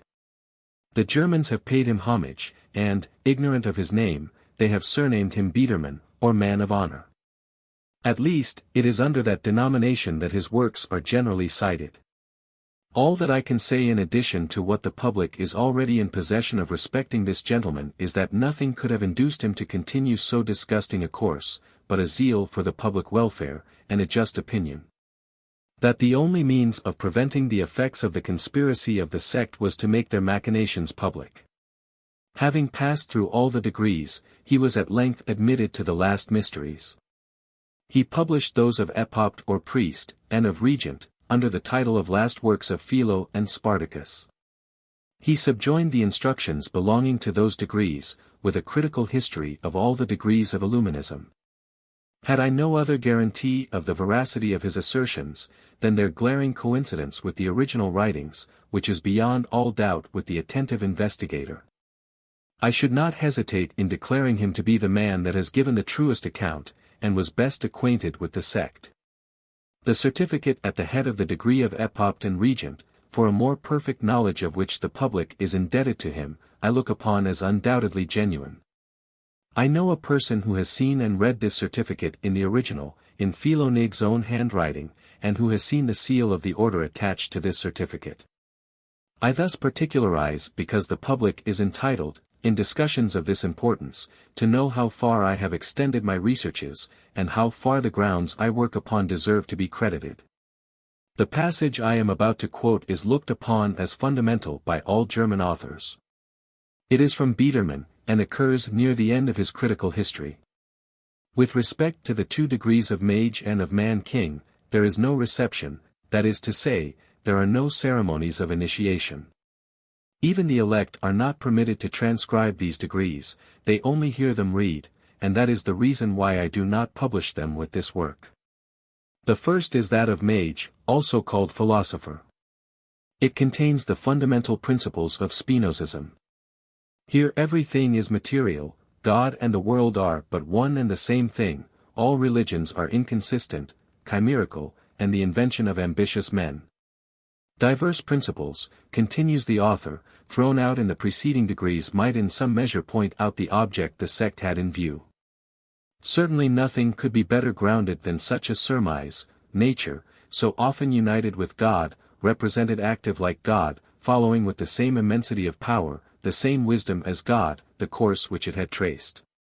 100 such expressions in the mouth of the Hierophant evidently indicated, that the God of Weishaupt was that of Spinoza or Lucretius, no other than matter and the universe, in fine, the God of atheism.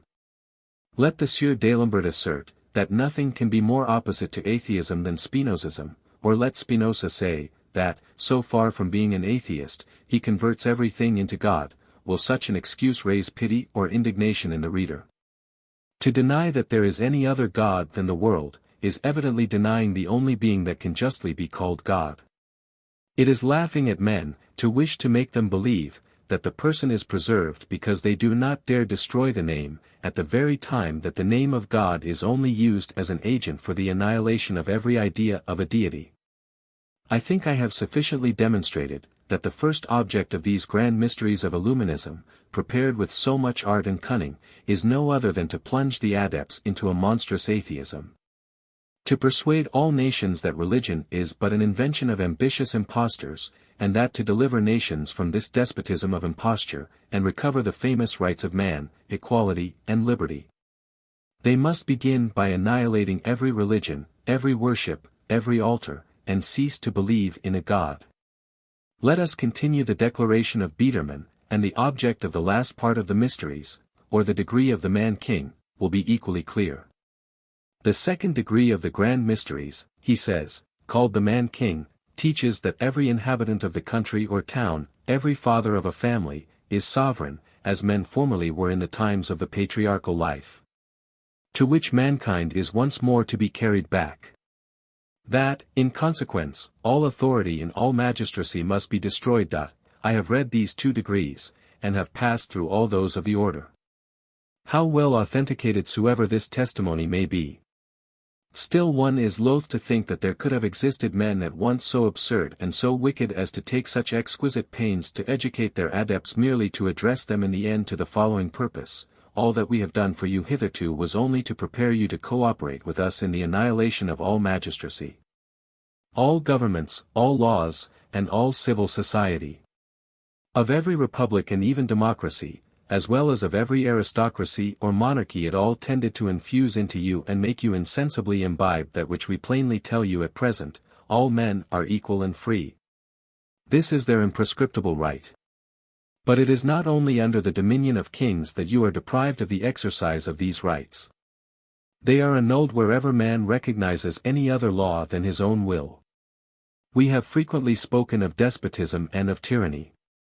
But they are not confined to an aristocracy or a monarchy. Despotism and tyranny as essentially reside in the democratic sovereignty of the people, or in the legislative people, as in the legislative king.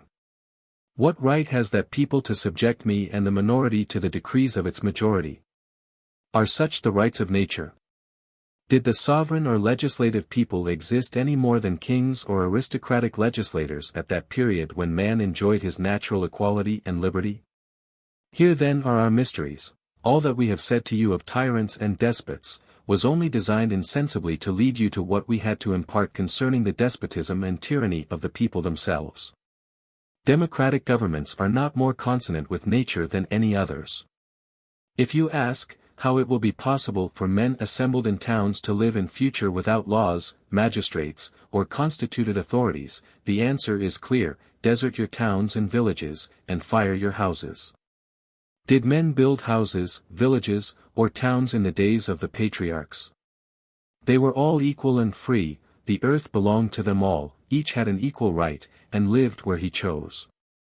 Their country was the world, and they were not confined to England or Spain, to France or Germany. Their country was the whole earth, and not a monarchy or petty republic in some corner of it. Be equal and free, and you will be cosmopolites or citizens of the world. Could you but appreciate equality and liberty as you ought, you would view with indifference Rome, Vienna, Paris, London, or Constantinople in flames, or any of those towns, boroughs, or villages which you call your country. Friend and brother, such is the grand secret which we reserved for our mysteries. It is painful indeed to believe, that stupidity, pride, and wickedness, should have thus combined to prepare adepts, who, attending Weishaupt's mysteries, could mistake them for the oracles of true wisdom and transcendent philosophy. How many Jacobins and those pretended patriots of democracy blush, when they learn the real object of the sect which directs their actions. When they learn that they have only been the tools of a sect whose ultimate object is to overturn even their democratic constitutions. But in attributing such language to the Hierophant of the last mysteries, what more have I said than the illuminizing legislator has already declared? What other can be the meaning of his patriarchal or of his nomade or roaming life, of those vagabond clans, or of man still in the savage state? What democracy even could consist with the patriarchal life or the vagabond clan? Where is the necessity for attending the last mysteries, to learn from the sect itself the extent of their conspiracies? We have seen Weishaupt cursing that day as one of the most disastrous for mankind, when, uniting themselves in civil society, they instituted laws and governments, and first formed nations and people. We have seen him depreciate nations and the national spirit as the grand source of egoism, call down vengeance on the laws and the rights of nations as incompatible with the laws and rights of nature. What else can the sect mean by saying, that nations shall disappear from the face of the earth, but the annihilation of all civil or national society? Why those blasphemies against the love of one's country, if not to persuade the adepts to acknowledge none? Have we not heard the Hierophant teaching that true morality consisted in the art of casting princes and governors aside and of governing oneself, that the real original sin in mankind was their uniting under the laws of civil society? that their redemption could be accomplished only by the abolition of this civil state. And when his frantic hatred against all government exalts his imagination, does he not enthusiastically exclaim, "Let the laughers laugh, the scoffers scoff"? Still the day will come, when princes and nations shall disappear from the face of the earth, a time when each man shall recognize no other law but that of his reason. Nor does he hesitate to say, that this shall be the grand work of secret societies. They are to reinstate man in his rights of equality and liberty, in an independence of every law but that of his reason. Such he formally declares to be one of the grand mysteries of his Illuminism. And can the reader quietly sit down and think that all these declarations of the author of Illuminism, who must be superior to his mysteries, have not the absolute ruin of every law, government, and civil society, in view? Has he not seen the sect anticipating those objections which evidence might have suggested against systems still more wicked than stupid? Forewarning the adepts, that independence once more restored among men, it was not to meet the same fate it formerly had, and was never to be lost again. Teaching that mankind, having acquired wisdom by its disasters, will resemble a man corrected of his errors by long experience, and who carefully avoids those faults which were the cause of his past misfortunes. Has not the reader heard him proclaim to his elect, that this independence once recovered, the empire of the laws and all civil society would cease? And will he still continue to disbelieve the existence of the most deliberate and most dangerous conspiracy that ever was formed against society? Should any of my readers be weak enough to be seduced by the imaginary sweets of a patriarchal life, so artfully promised by Weishaupt, let them receive the explanation of that life from these pretended apostles of nature. At my outset I did not only declare, that the destruction of civil society was the object of their views, I did not confine myself to saying, that should Jacobinism triumph every religion and every government would be overthrown. But I added, that to whatever rank in society you may belong, your riches and your fields, your houses and your cottages, even your very wives and children would be torn from you. I also rejected fanaticism and enthusiasm in my own and my reader's name. I have said it, and adopting the simplest construction, do not proofs of the most extensive plots crowd upon us from the very lessons of the sect? Can common sense, nay can the strongest prejudice, refuse to admit such powerful evidence? Let him who may wish to preserve his field, his house, or the smallest part of his property, under this patriarchal life, go back to the lesser mysteries. There let him hear the Hierophant teaching the adept, that it would have been happy for man, had he known how to preserve himself in the primitive state in which nature had placed him. But soon the unhappy germ developed itself in his heart, and rest and happiness disappeared. As families multiplied, the necessary means of subsistence began to fail. The nomade or roaming life ceased, property began, men chose fixed habitations. Agriculture brought them together. What were in the eyes of the sect the dreadful consequences of this deviation from the nomade or patriarchal life? Why the Hierophant hastens to tell us, liberty was ruined in its foundations, and equality disappeared. This patriarchal or nomade life is then no other than that which preceded property, the building of fixed habitations, of houses, cottages, or the cultivation of your fields. It was this beginning of property therefore, the building of habitations, the cultivation of lands, which struck the first mortal blow at equality and liberty.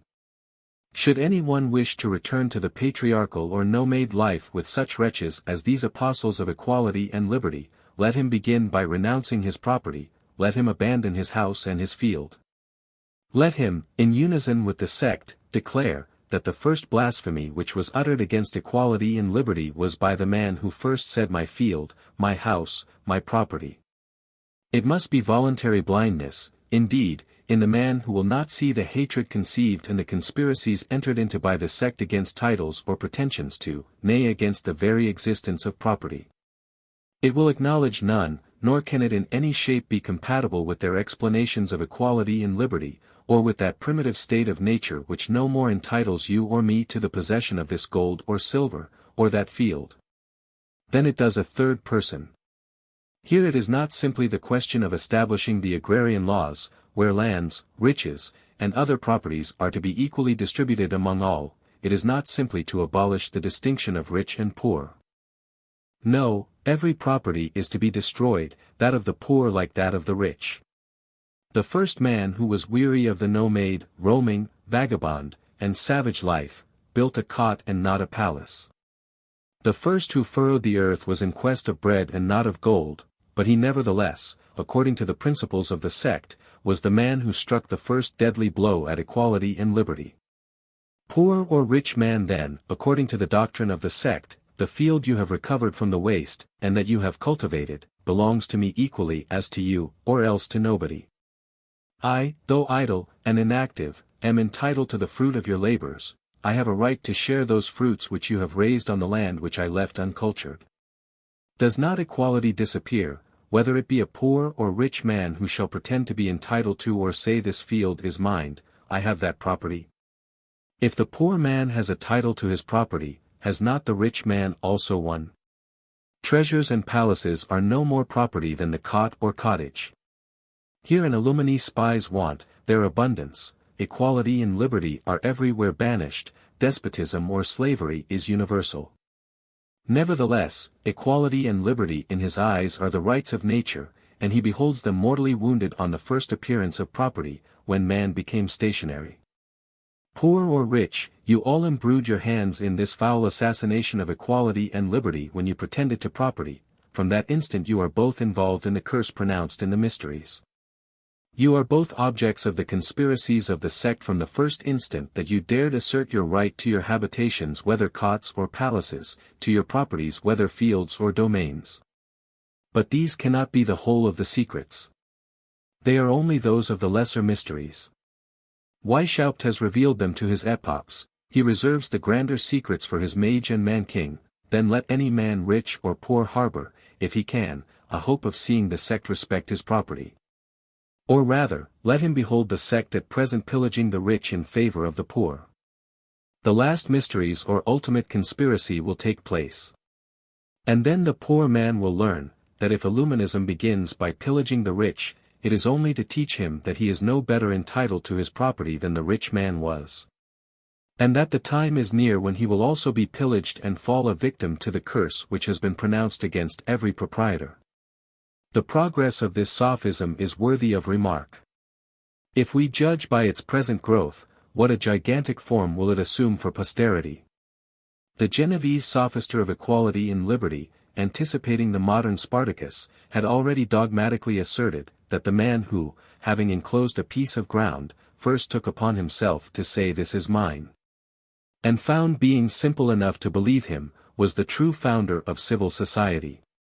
He then continues, what crimes, what wars, what murders, what miseries, what horrors would that man have spared mankind, who, tearing down the fences or filling up the ditches of this new enclosure, had called out to his equals.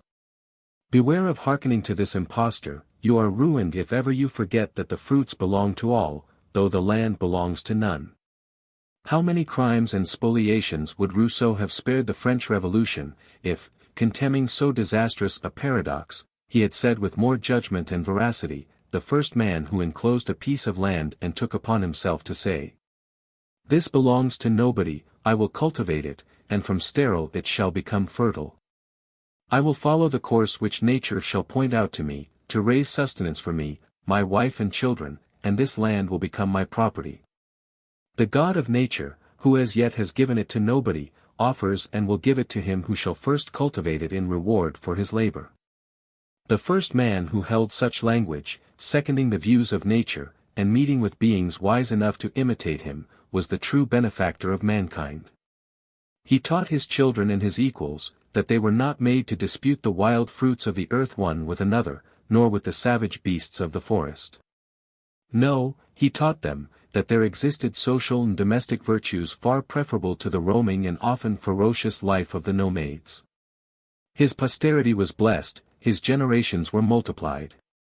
If it was not in his power to avert all the evils, he at least destroyed the first of them, that sterility which stinted the very growth of life and drove the scanty population of the earth into the forests like wild beasts, and too often assimilated them to the lion or the tiger, to whom they frequently fell a prey. Had the sophister of Geneva held this language, he would not have exposed himself to the ignominy of being the precursor of Weishaupt. but human imbecility has lavished its praises on this paradox, and have decorated it with the name of philosophy. The Bavarian sophister adopts the doctrine of Rousseau, and the delirium of pride has only refined on the frenzy of wickedness. That which in the mouth of the master had been but a paradox in support of the wildest independence, becomes in the scholar, without divesting itself of its folly, the blackest of conspiracies. It is now too late to say, that those were the wild chimeras of the sophisters. At present we are compelled to say, such are the plots contriving against all and each one's property, plots which have been awfully illustrated by the spoliation of the church, of the nobility, of the merchants. And of all rich proprietors. Let them be called chimeras if you are so determined. But remember, that they are the chimeras of Weishaupt, of the genius of conspiring brigands, of a genius the most fertile in sophisms and artifice for the execution of those plans supposed to be chimerical. What Jean-Jacques teaches his sophisters, the modern Spartacus infuses into his illuminized legions, the fruits belong to all, the land to none. He farther states in his dark recesses, when property began, equality and liberty disappeared. And it is in the name of this equality and of this liberty that he conspires, that he invites his conspirators to restore mankind to the patriarchal or wandering life. Let not the reader be imposed upon by the term patriarchal life. The illuminizing Hierophant speaks of Abraham and of the patriarchs, of the father priest and king, sole sovereign over his family. He is not to expect to see the father surrounded by his children, exercising the sweetest of all dominions, and each child, docile to the dictates of nature, revering the orders and anticipating the will of a beloved father. No. This empire is as imaginary as his priesthood. We have seen in the degree of Mage, that the illuminized patriarch can no more pretend to the acknowledgement of a god than can an atheist. We must then begin by withdrawing from the patriarchal life that interesting sight of the father offering up to heaven the prayers of his children, sacrificing in their name, and exercising in the midst of them the functions of the priest of the living God. In the next degree of the mysteries all his dominion over his children is to disappear, as his priesthood has already done. Nor was I afraid to assert in the beginning of this work, if Jacobinism triumphs, your very children shall be torn from you. I now repeat it, all this pretended sovereignty of the father is but a conspiracy against the paternal authority. The proofs are extant in the codes of the sect. Here again is Weishaupt deprived of the glory of the invention. Rousseau and the encyclopedists had long since told us, that the authority of the father ceased with the wants of the son. This was one of their principles of rebellion. The man who invented his illuminism only to convert it into the common sewer of every anti-Christian and antisocial error, could not leave your children in the dark as to these lessons of independence, though under the sanctuary of the paternal roof. Nor with respect to the pretended right of governing themselves, and of acknowledging no other law than that of their reason, as soon as they were strong enough to disobey, or no longer needed your assistance. Tell the illuminizing Hierophant, that your children belong to you. It will be useless, for he has already answered, the paternal authority ceases with the wants of the children. The father would wrong his children, should he pretend to any authority over them after that period. This is but a principle laid down in the lesser mysteries. Follow up the consequences, or rather leave it to the revolution to develop such a principle. The reader will soon see to what this authority of the father is reduced. Scarcely can the child lisp the words equality and liberty, or that of reason, when the commands of his parents become the most horrid despotism, oppression, and tyranny. Nor is the patriarchal sovereign to expect any more affection than obedience from his subjects or his children. In imparting the doctrines of equality and liberty, the Hierophant had taught them to blaspheme the love of one's family even still more than the national love, or the love of one's country, as being the more direct and immediate principle of the most disastrous egoism. Let the father then inquire by what bonds his children still remain united to him, or how they are subjected to him, when, without fear, they may openly resist his patriarchal power as soon as their feeble arms have acquired sufficient strength to gather the fruits which were to serve them as food. No, this hellish sect acknowledges no ties. All those of nature, as well as those of government or religion, were to be dissolved in Weishaupt's last mysteries. The child, like the savage tiger of the forest, was to abandon his parents when strong enough to go alone in quest of his prey. And this is what the sect calls restoring man to his primitive state of nature, to the patriarchal life, to those days when filial piety compensated for all the necessary laws of civil society. Yes, it is by the most abandoned deprivation of all morals, by the extinction of the purest and justest sentiments of nature, that these conspirators consummate their last mysteries. In the name of equality and liberty, they abjure the love and authority of their country, in that name they curse the authority and love of their own family. As I proceed in revealing these plots, I know not whether the reader does not frequently ask himself, what then can these men want? Have they not fortunes to preserve in our state of society? Have they not children in their families? Can they be conspiring against themselves? Or, are they ignorant that their conspiracies will fall back upon themselves? Those who can propose such questions are little acquainted with the enthusiasm of error when inflated by the spirit of independence and pride, of impiety and jealousy. They have not, like us, heard the cant of the heroes, demi-heroes, and sans-culottes of the Revolution. They will be equal and free, they will it above all things. It must cost them many sacrifices, but they are ready to make them.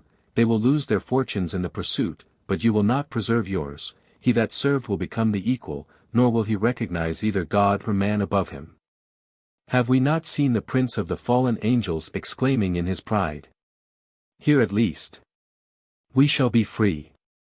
Here we may reign secure, and in my choice. To reign is worth ambition, though, in hell.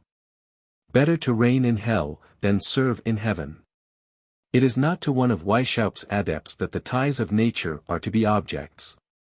He must be as heedless of the duty he owes to his parents as of the affection due to his children, or the baleful consequences of the mysteries cannot affect him. Can the reader have forgotten the precept laid down for the insinuators or recruiters, the principles, look always to the principles, never to the consequences? Or, in other words, strenuously support and insist upon these great principles of equality and liberty, never be frightened or stopped by their consequences, however disastrous they may appear. These wretches, blinded by their pride, do not know, then, that one single consequence proved to be false, contrary to nature, or hurtful to mankind, is a sufficient demonstration that both nature and truth hold the principle in detestation as the prime mover of these disasters. These madmen, with all the confidence of an atheistical Condorcet, when once become the adepts of Weishaupt, will exclaim even in the very tribune of the National Assembly, perish the universe, but may the principle remain. They will not see, that this principle of equality and liberty, devastating human nature, cannot be an equality and liberty congenial to mankind. These unhappy men fall victims, perishing under the axe of these disorganizing principles, and spend their last breath in crying, equality and liberty forever. No. They are all ignorant of the power of error stimulated by pride, who could think of counteracting the plots of the sect by the cries of nature, or even by the self-interest of the illuminized adept. They have not sufficiently comprehended the artifice with which the Hierophant insinuates, vivifies, and inflames the enthusiastic zeal of his adepts. The reader may rest assured, that villainy never slumbers. It watches incessantly the opportunity for the completion of its views. It will persuade the imbecile adept, that all his wants are to disappear on the establishment of the reign of equality and liberty.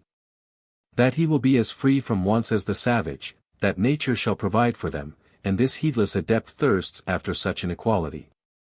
If the adept ruffian be taught that the fruits belong to all, though the land to none, he will easily find means of obtaining his share. But am I really thinking of reconciling the adepts with their plots? What is it to them whether you see any agreement between them or not? Villainy, we all know, is replete with contradictions, but is it the less wicked on that account, or are its crimes less real? In vain would the reader object and say, what can these men want with their monstrous equality, with their plots against our civil laws, our title to even the very name of property? Must we then, to please them, abandon our habitations? Must we renounce all arts and sciences, and end with burning our cities, towns, and villages, to follow them in herds like the savage and nomade clans?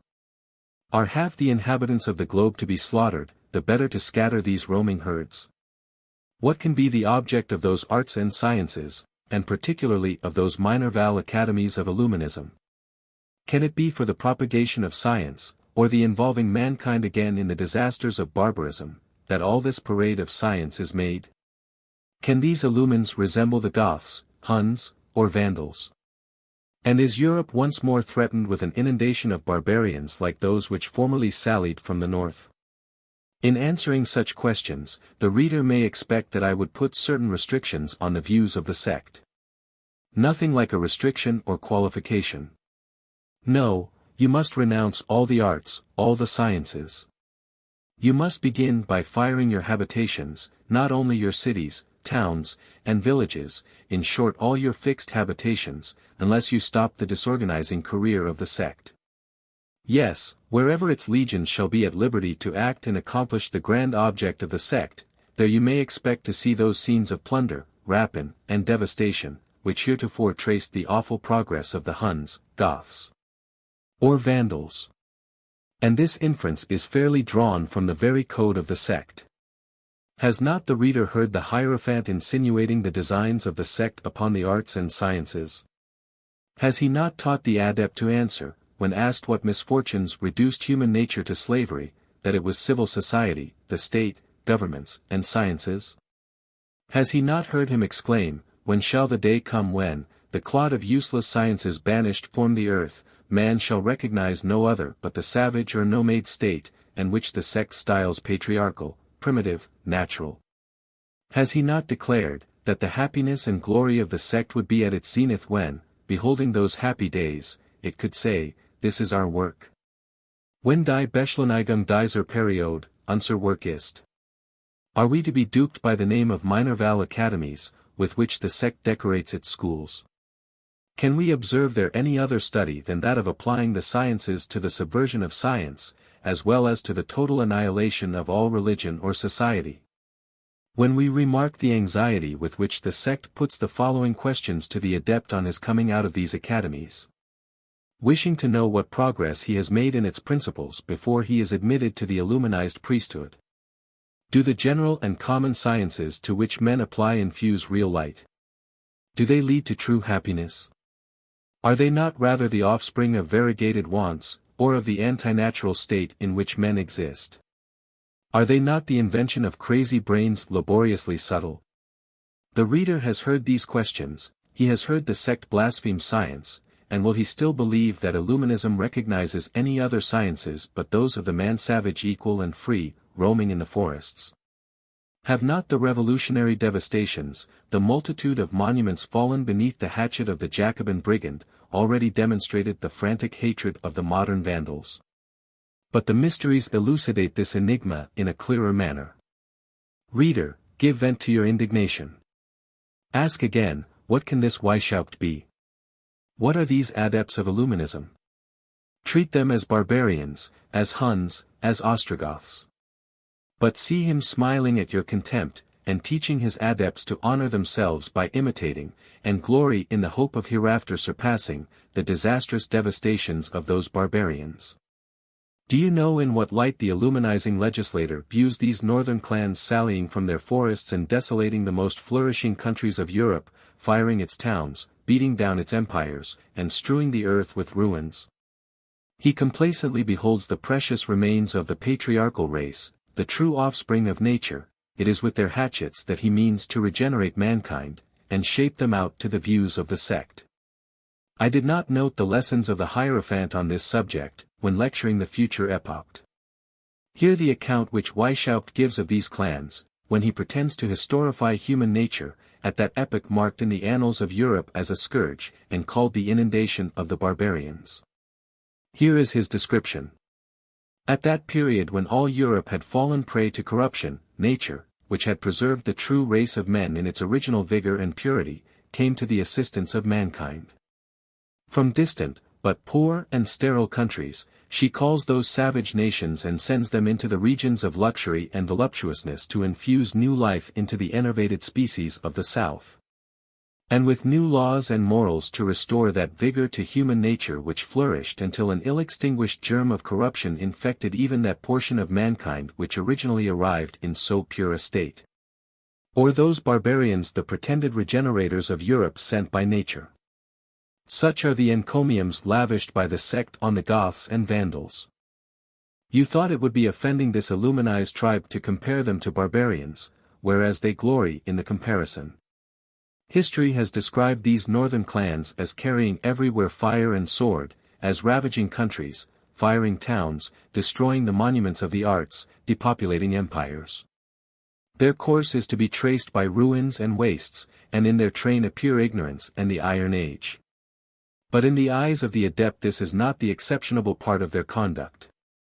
On the contrary, it was by such means that they were to regenerate mankind, and second the grand object of nature. These barbarians leave the regeneration in an imperfect state, in time they adopt our usages and manners, they are civilized. The plains rise once more in fertile crops, society is re-established, science returns, the arts flourish under the protection of the laws, towns are repeopled. The savage and primitive race, confounded among the citizens, is subjected to the same laws, and governments acquire their pristine luster. Here, in the eyes of the adept, is the grand crime of these barbarians. The Hierophant, deploring their fall, exclaims, "Oh, had there remained any sages among them, happy enough to have preserved themselves from the contagion, how would they sigh after? And ardently wish to return to the former abodes of their ancestors, there again to enjoy their former pleasures on the banks of a rivulet, under the shade of a tree laden with fruit, by the side of the object of their affections." It was then that they conceived the high value of liberty, and the greatness of the fault they had committed in placing too much power in the hands of one man. It was then that the want of liberty made them sensible of their fall, and seek means of softening the rigor of slavery.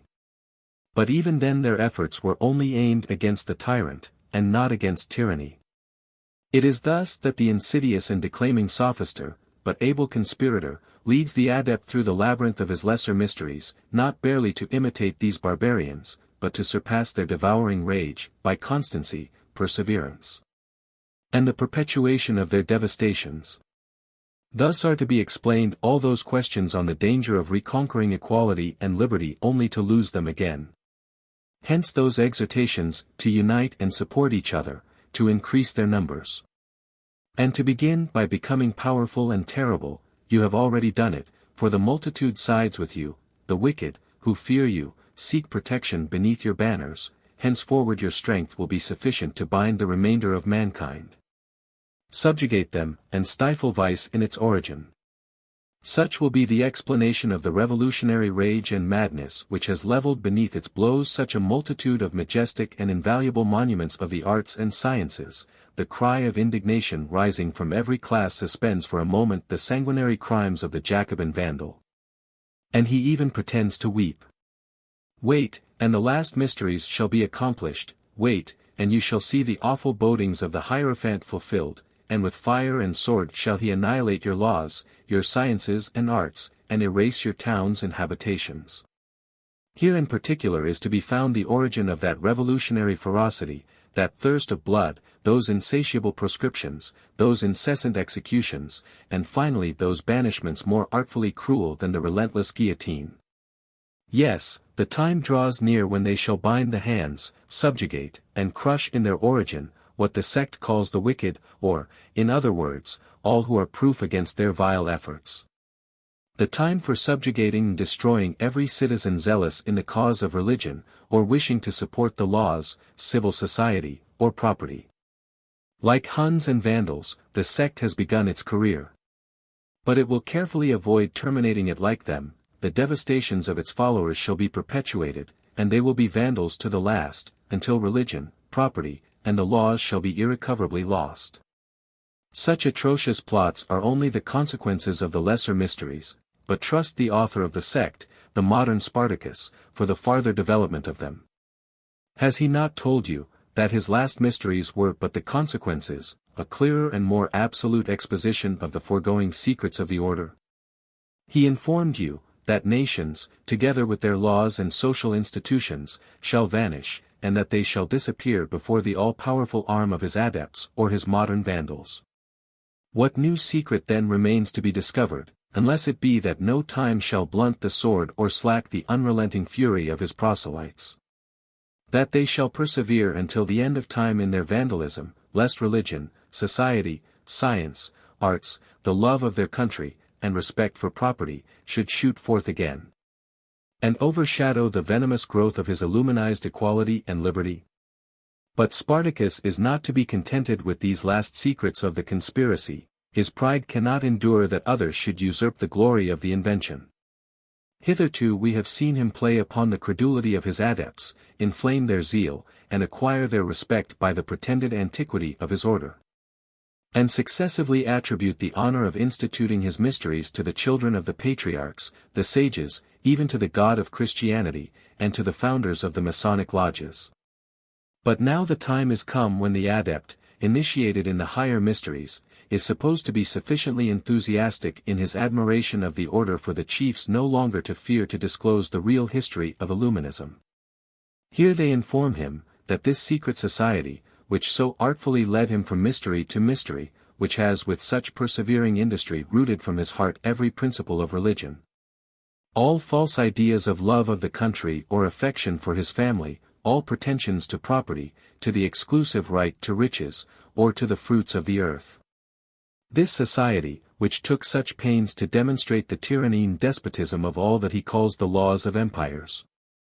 This society, which has declared him free, and teaches him that he has no sovereign but himself, no rights to respect in others, but those of perfect equality, of absolute liberty, and of the most entire independence. This society is not the offspring of an ignorant and superstitious antiquity, it is that of modern philosophy, in a word, it is of our own invention. The true father of Illuminism is no other than Spartacus Weishaupt.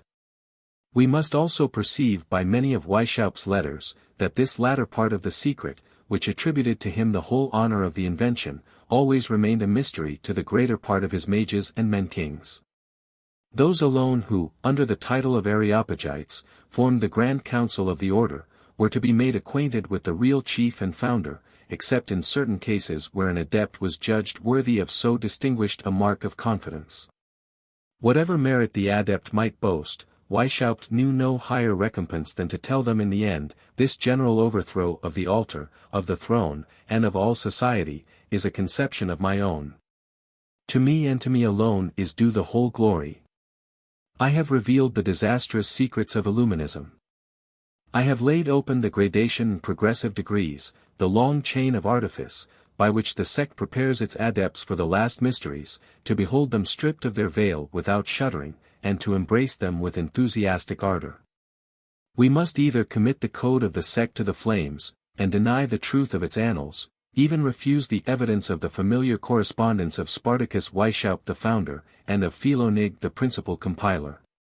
We must dispute all the agreements of its most arduous cooperators, or else must we wait, as the only possible demonstration, the entire and fatal execution of these disastrous plots, before we positively pronounce that the sole object of their infernal plans and of their frantic wishes is no other than the total overthrow of every altar, of every throne or magistracy.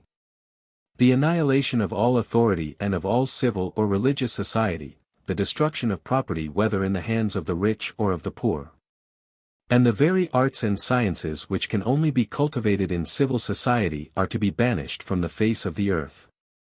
Equality and liberty, together with the most absolute independence, are to be the substitutes for all rights and all property. Our morals and social intercourse are to make place for the savage, vagabond, roaming life, which the sect alternately decorates with the name of nomade and of patriarchal. The means to be employed in operating this change will be found in the artifice, deceit, illusion and wickedness which the sophisters are masters of, until the force of numbers shall have declared for the sect. But when at length, powerful in numbers, the sect shall have acquired strength, it shall not only bind hands, subjugate, murder, ravage, and renew all the horrors and atrocities of the barbarians of the north, but also surpass those vandals in the arts of destruction, and without pity or distinction butcher all that part of mankind that shall dare to oppose the progress of the sect, presumed to heave a sigh over the ruins of religion, society, or property, or attempt to raise them from their ashes.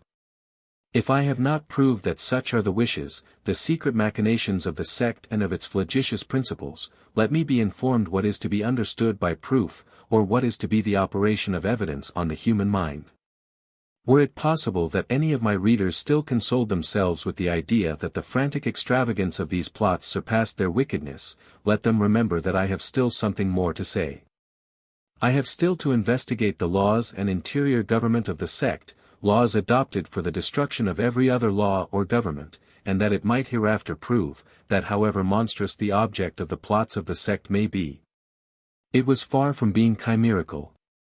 13. 10th and last part of the Code of the Illumines, Government of the Order, general idea of that government, and of the share which the inferior classes of Illuminism bear in it. It is not enough for the founder of a sect of conspirators to have fixed the precise object of his plots. The trials and degrees through which his adepts are to rise insensibly to the acquisition of his profoundest mysteries. His accomplices must form but one body animated by one spirit, its members must be moved by the same laws, under the inspection and government of the same chiefs, and all must tend toward the same object. Such a genius as Weishaupt's could not be suspected of having overlooked in his code so important a means of success. From what I have already said, the reader will have observed what connection and subordination subsisted in the gradation of his mysteries. How all the adepts of a given town formed, notwithstanding the inequality of their degrees, but one and the same academy of conspirators, while each one labored separately at the overthrow of religion and the laws in the state in which he lived. In this academy the candidate and the novice are under the direction of the insinuator, who introduces them into the minor Val lodges. These lodges are governed by the minor illumines, who in their turn are inspected by the major illumines. Next to these preparatory degrees follow the intermediary or Masonic degree, called the Scotch Knight, and his power extends on the one side over the major illumines, and on the other over the illuminized Masons. Or, in general, over all that part of the order styled in the code the lower part of the edifice. After these we meet the epophs and regents or princes of the lesser mysteries, and lastly, in the higher mysteries, the mage and man-king. The aggregate of all these degrees forms a complete academy of conspirators, and impendent ruin threatens the country where such a one exists. The magistrate and the citizen may expect to see their property and their religion annihilated. The sect recognizes no country but the universe, or rather acknowledges none. The very term country is a blasphemy against the rights of man, against equality and liberty. What each member in his particular academy performs by himself, is performed throughout all of them by the sect in general, and the combined efforts of the whole are regularly directed toward the concerted plan of devastation. The miners have received their instructions, that each may bore his subterraneous galleries, and lodge the chamber of his mines in such a manner that partial explosions may forward the views of the sect, without endamaging the grand chamber, which shall involve the whole world in the premeditated explosion of universal destruction. To produce this effect, general laws and mutual communications, common chiefs and directors are requisite. Each conspirator, wherever his field of action may lie, must be certain that he acts in concert with his brethren, that he will not be crossed in his plans, but on the contrary meet everywhere with support and corresponding agents. Weishaupt was aware, that the farther the sphere of disorganization was to extend the more perfect should be the organization of his power. The more eager he was to call down universal anarchy, and make it take place of all laws, the more did he wish to establish subordination, and concentrate the forces of the order, the better to direct its motions. To accomplish this, the oath of implicit obedience to superiors was not enough. It was not sufficient for the adept to have blindly submitted his life and fortune to the despotic power of unknown chiefs, should they ever suspect him of treachery or rebellion. The superiors themselves were to be bound by laws and principles common to all, that they might proceed in all points by a regular and uniform impulse. It cost Weishaupt much meditation before he could perfect his plan of government as he wished. 5 years after the establishment of the sect, he writes, "This machine of ours must be so perfectly simple that a child could direct it, and still later he writes, "Allow me time to digest my speculations, that I may properly marshal our forces." So preoccupied was Weishaupt with his speculations on the government of the sect, that all his letters written to his principal adepts are replete with his maxims and political counsels. One must have heard or read them oneself to credit the deep-laid villainy of his means and his infernal policy. Here is an example. In the same letter which I have just quoted of the 15 Esfander 1151 he gives 2 rules to be inserted among the instructions of the Areopagites, the one, to be on the reserve with candidates from among the class of the rich.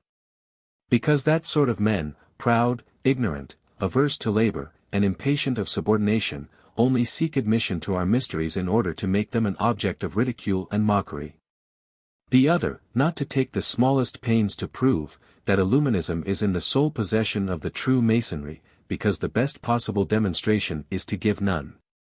Let Weishaupt himself explain a third law, which is to make a part of his political collection. That we may be uncontrolled in our discourse, let our pupils remark, that the superiors enjoy a great latitude in that respect.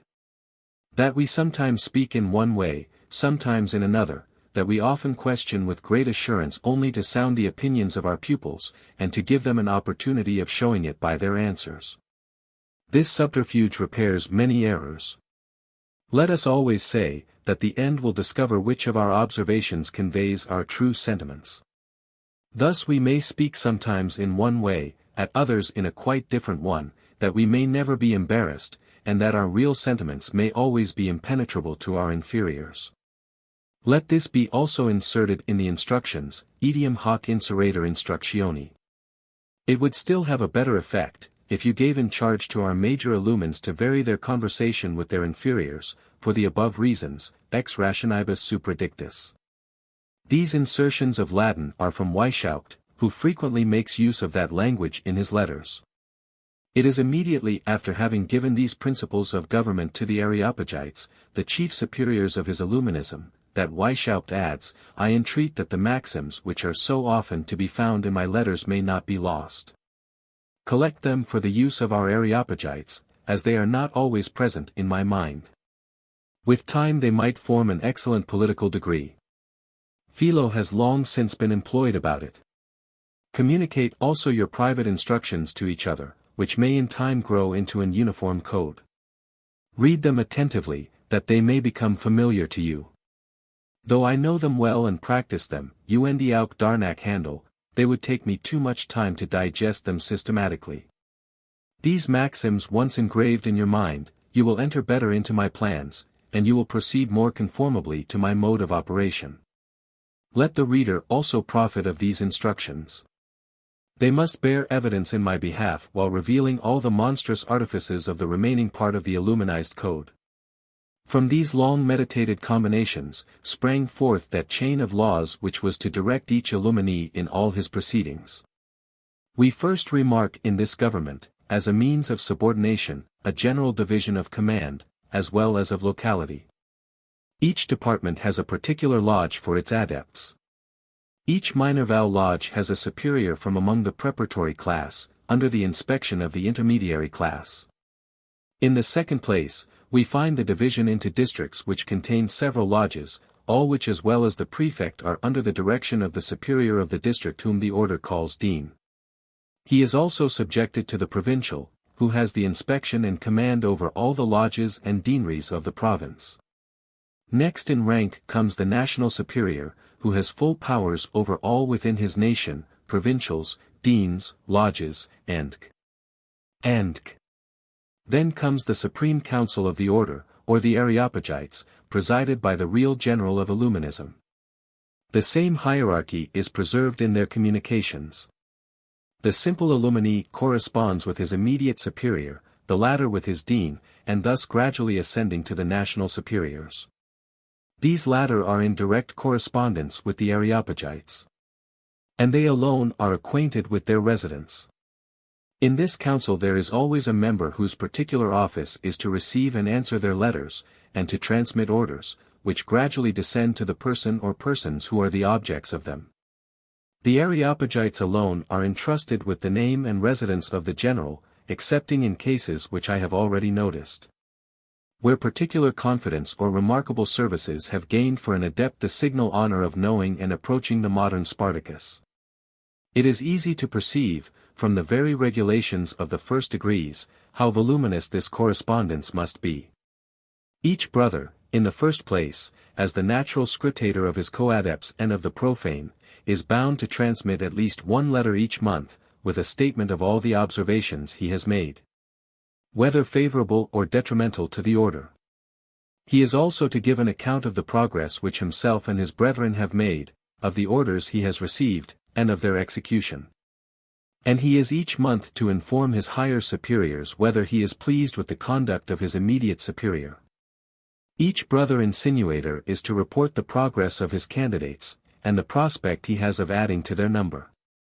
Next, to swell the volume, come all the portraits of the adepts, the extracts of tablets or daily observations made on the friends or enemies of the order, also the minutes of initiations, the characters and lives of the initiated, the returns made by the lodges, those by the superiors, and an infinity of other articles which the illuminee is bound to make known to his chiefs. All this occurs without noticing the numberless orders and instructions which are perpetually transmitting to the inferiors. Beside the secret language already explained, and of which the grand object was to render this correspondence unintelligible to the profane, the sect had secret means of transmitting their letters, lest they might be intercepted. The order styles these letters relative to their illuminism cabus licets, or to those who have a right.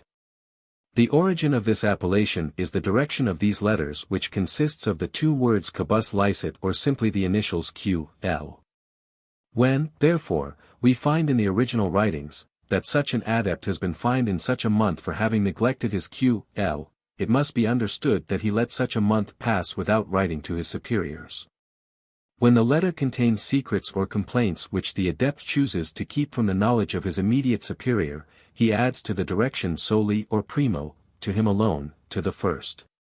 This letter will then be opened by the provincial, the national superior, or will reach the Areopagites, or general, according to the rank of the person from whom it comes. Next to these general means of graduated correspondence, come the meetings proper to each degree, and their respective powers. We have already seen, that those of the Minor Val Academy are regularly held twice a month. The minor illumines, who are the magistrates of this degree, and the major illuminee, or the Scotch knight, who presides in them, have no direct share in the government. Farther than to inspect the studies and watch over the conduct of the young minervals, and report to the lodges of the major illumines. It is in that degree that the authority begins to extend beyond the limits of the assembly. It is to the major illumines that all the tablets or instructions relative to the brethren of Minerva are sent. Here these statements are digested, and receive additions and notes, before they are forwarded to the assembly of the next superior degree. Here are judged and determined the promotions of the novices, minervals, and minor illumines. And also all differences and contests which may arise in the inferior degrees, unless the importance of the debate be such as to require the interference of a higher tribunal.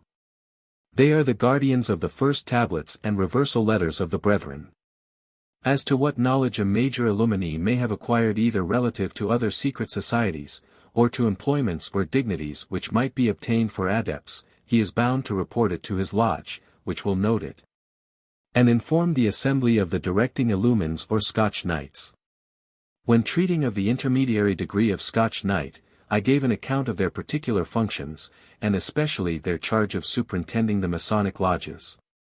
The part they act in the general government of the order chiefly consists in hearing all the cabus licets of the preparatory classes read in their chapters.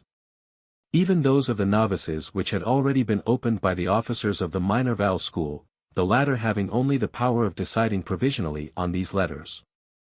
The authority which the Scotch knights exercise over this correspondence seems to give still more propriety to their denomination of intermediary degree. Their cabus licets are directly sent to the provincial lodge, which is composed entirely of adepts initiated in the mysteries of the order. But the knights read all letters coining from the preparatory class which have not the distinction of primo or soli.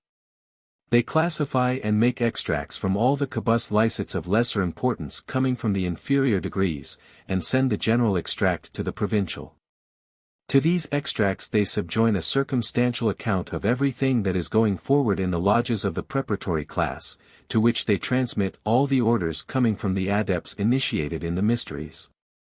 Even from those of the highest degrees with the very names of which they are unacquainted, and thus constitute a link between the two extremities. Both the intermediary and preparatory classes, however, form but the lower part of the edifice. The prefects of the chapters of the Scotch Knights are rather tools than superiors, they receive their impulse from the higher mysteries. It is there that the grand polity of the order is to be sought for in the instructions laid down for the epopt and the regent, and these are the instructions which, beginning with those of the epopt, demand our utmost attention. 14. Of the government and political instructions for the epopts. Enlightened nations, that is to say, efface from the minds of the people what we call religious and political prejudices, make yourself master of the public opinion. And, this empire once established, all the constitutions which govern the world will disappear. Such are the grand means, such the hopes, on which Weishaupt has been observed in his mysteries to have grounded his hopes of success. We have seen even the sciences involved in the vortex of his conspiracies. They were to be swept into the common mass of ruin with religion, laws, princes, nations, our towns and stationary habitations. Vandalism and the era of barbarism were to be revived, and science was to be reduced to that of the nomade and savage clans equal and free. This gigantic mass of destruction could be the operation but of a general corruption and perversion of the public opinion, which is itself dependent on science. Or at least upon the reputation of wisdom and knowledge which he possesses who pretends to instruct us. To prepare the attack, therefore, it was necessary to make the sciences serve under the banners of the sect in the cause of their own annihilation, and through their means captivate the public opinion in favor of the sect. Its errors once triumphant, and everything dear and sacred to man vandalized and overthrown, sciences would of themselves shrink back and vanish from before the man savage and free. Such were the fruits of Weishaupt's meditations, such the spirit which dictated the laws given to his epochs. This degree was to extend the conquests of the sect over public opinion by science, or, in other words, to dispense its anti-religious and antisocial doctrines under the bewitching name of science. He entirely devoted his degree of epochs to the sciences, and may be said to have forestalled them all, that he might usurp and dictate to the public opinion, or, rather, tainted them all, to make them subservient to his views. Well assured that they would not survive the contagion. In his Minerval degree, it was the minds of the young adepts that he wished to pervert. But in his degree of epopt, his means and views expand, and, under the same mask, he aims at nothing less than the perversion of the whole universe. He formed it into a secret academy, whose hidden ramifications, widely spreading throughout the globe, were, by means of the disastrous laws he had combined, at one blow to annihilate all society and the empire of science. The plan may appear inconceivable, and above the reach of the most disorganizing genius. But let the reader remember how clearly it has been proved in the mysteries, that Weishaupt and his followers were firmly resolved to bring back the human race to the days of the Huns and Vandals, and, by means of this vandalism, to all the ignorance of the nomade and savage clans, and to reduce the standard of science to that of the equality and liberty of Sansculottism. Let the reader now condescend to follow me in the exposition of the lessons which the sect has appropriated to the instruction of its epochs, and the organization of their academy. The illuminized priests or epochs are presided over by a dean chosen by themselves. They are to be known to the inferior degrees only under the appellation of epoch. Their meetings are called synods.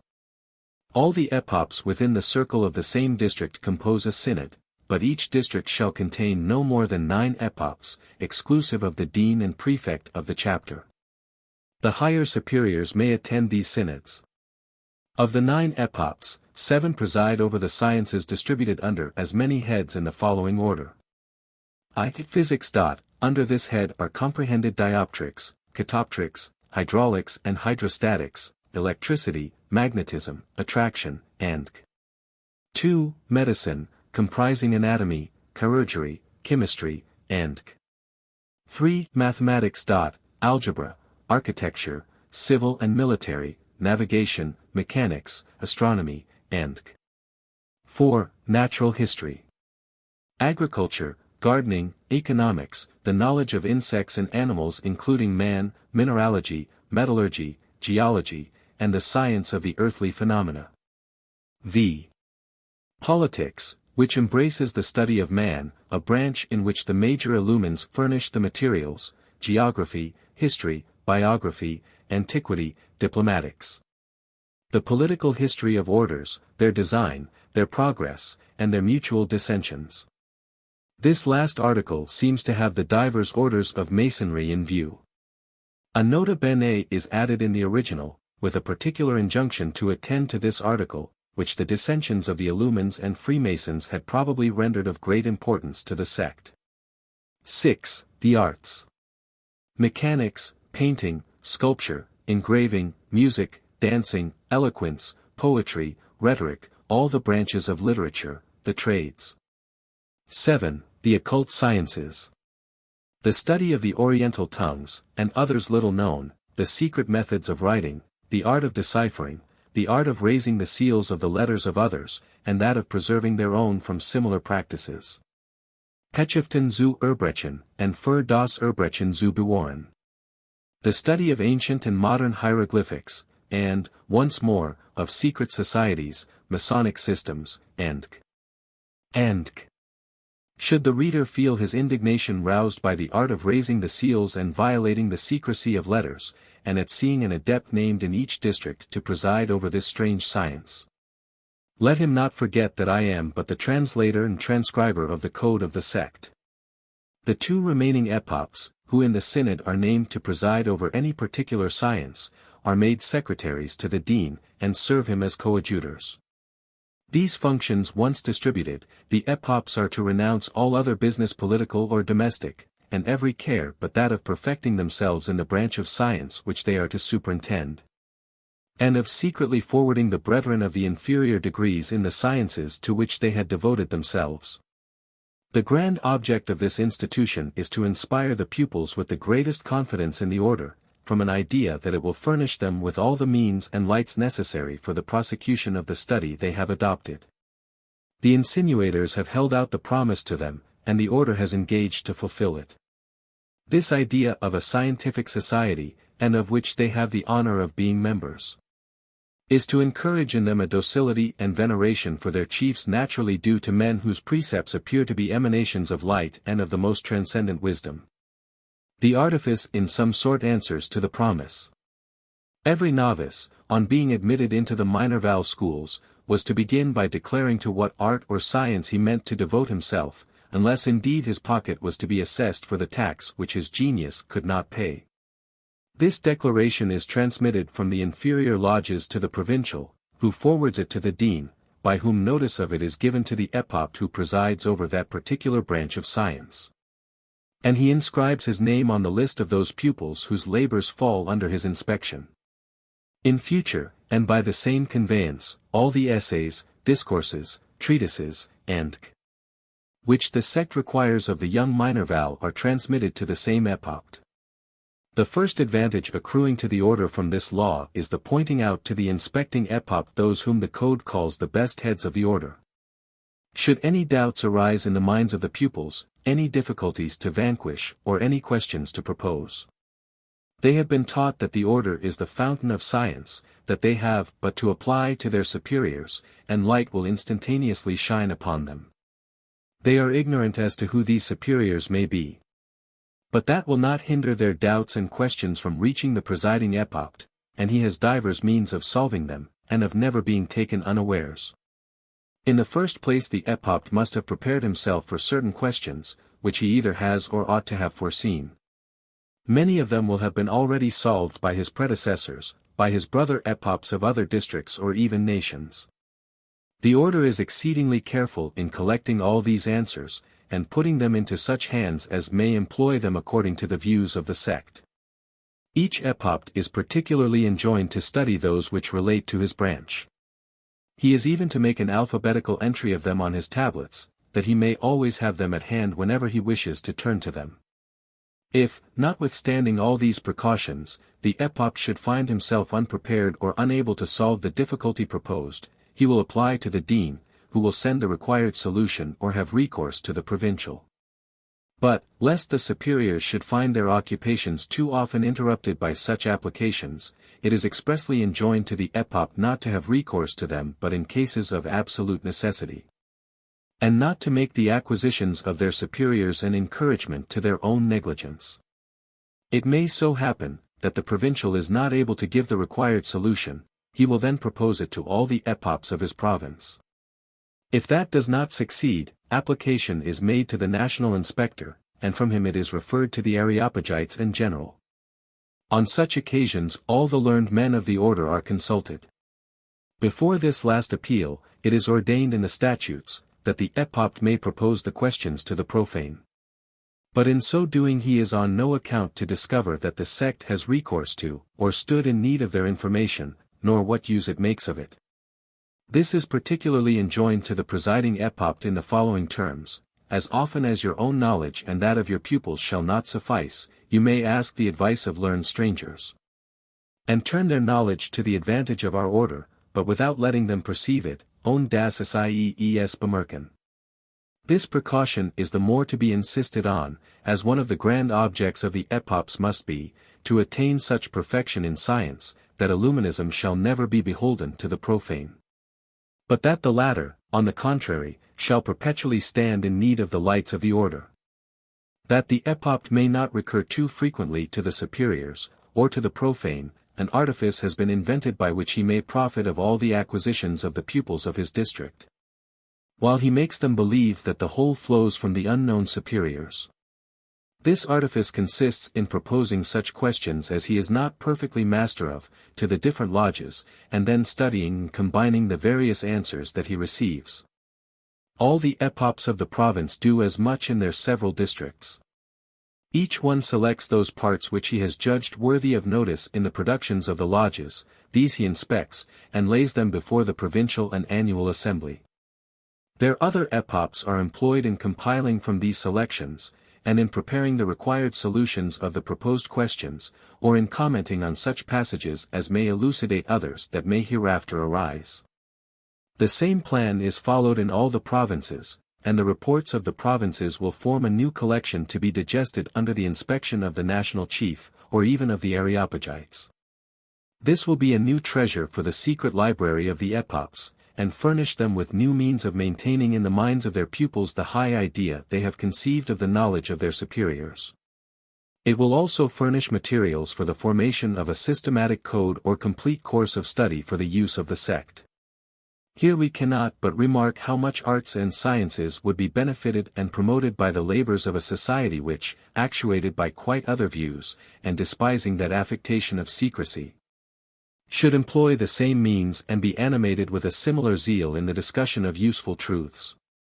But the united efforts of the epopts are concentrated in their pursuit of science, only to debase it, by directing all its powers toward the overthrow of religion and governments, the triumph of their disorganizing systems, and always under the stale pretext of subjecting mankind to nature alone.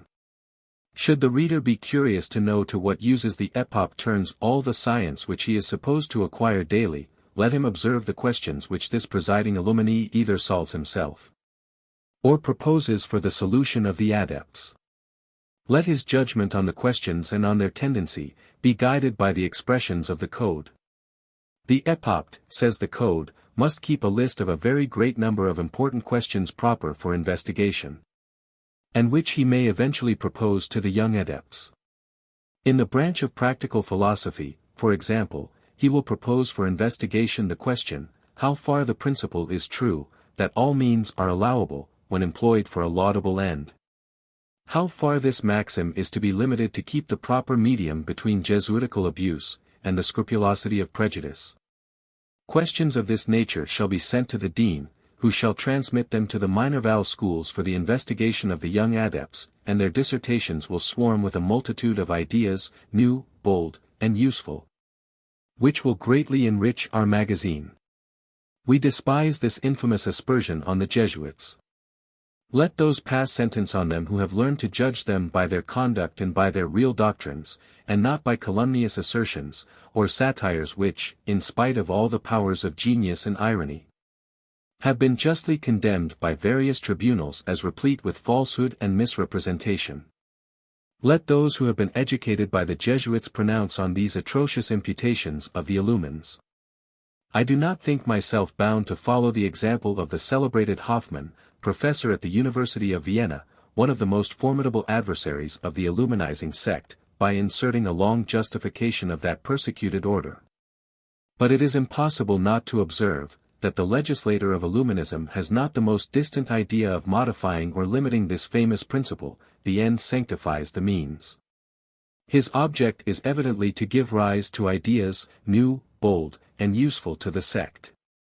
Or, in other words, to dispose the young adepts hereafter to decide as he has already done, that nothing is criminal, not even robbery or theft, provided it be useful to the views and forward the grand object of Illuminism. He wishes by means of these questions to acquire an early insight into the minds of the adepts, and to distinguish those who will hereafter be the most worthy of his higher mysteries. By the greater or smaller disposition they show to stifle the cries of conscience and remorse in the perpetration of the crimes necessary for the future success of his plots. This is the sum total of the science to be carefully inculcated by the epophs in the branch of practical philosophy.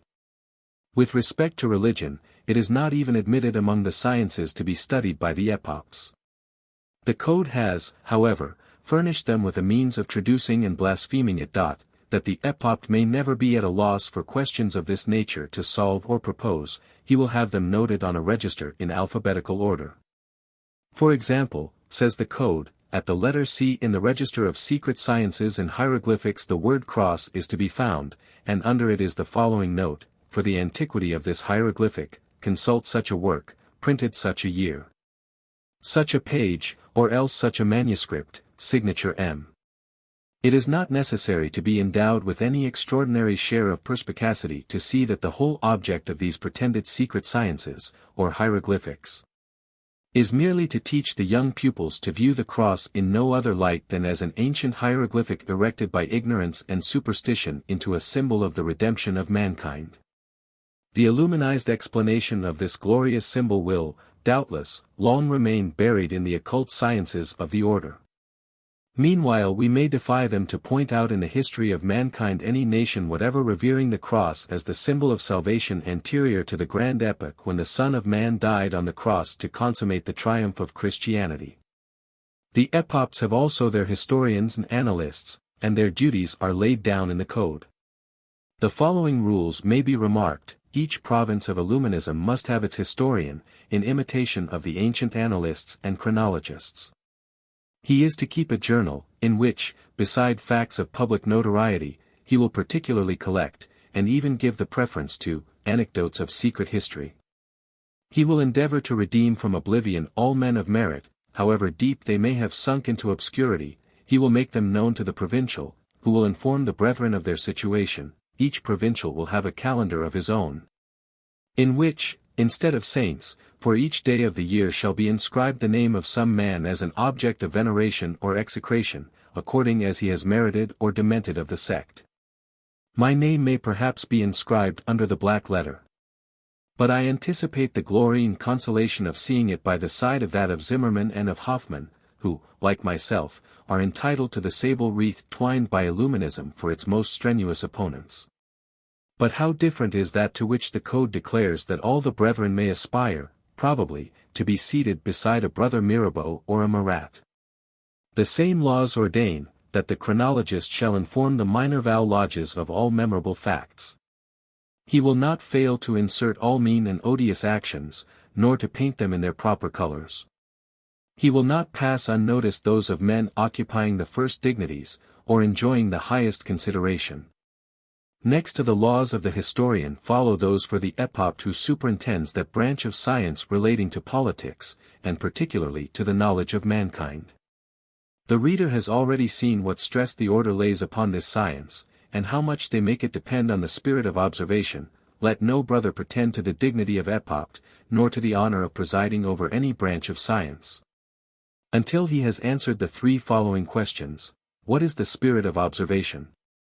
How is this spirit to be acquired, and what constitutes a good observer? What method is to be followed, in order to make just and exact observations?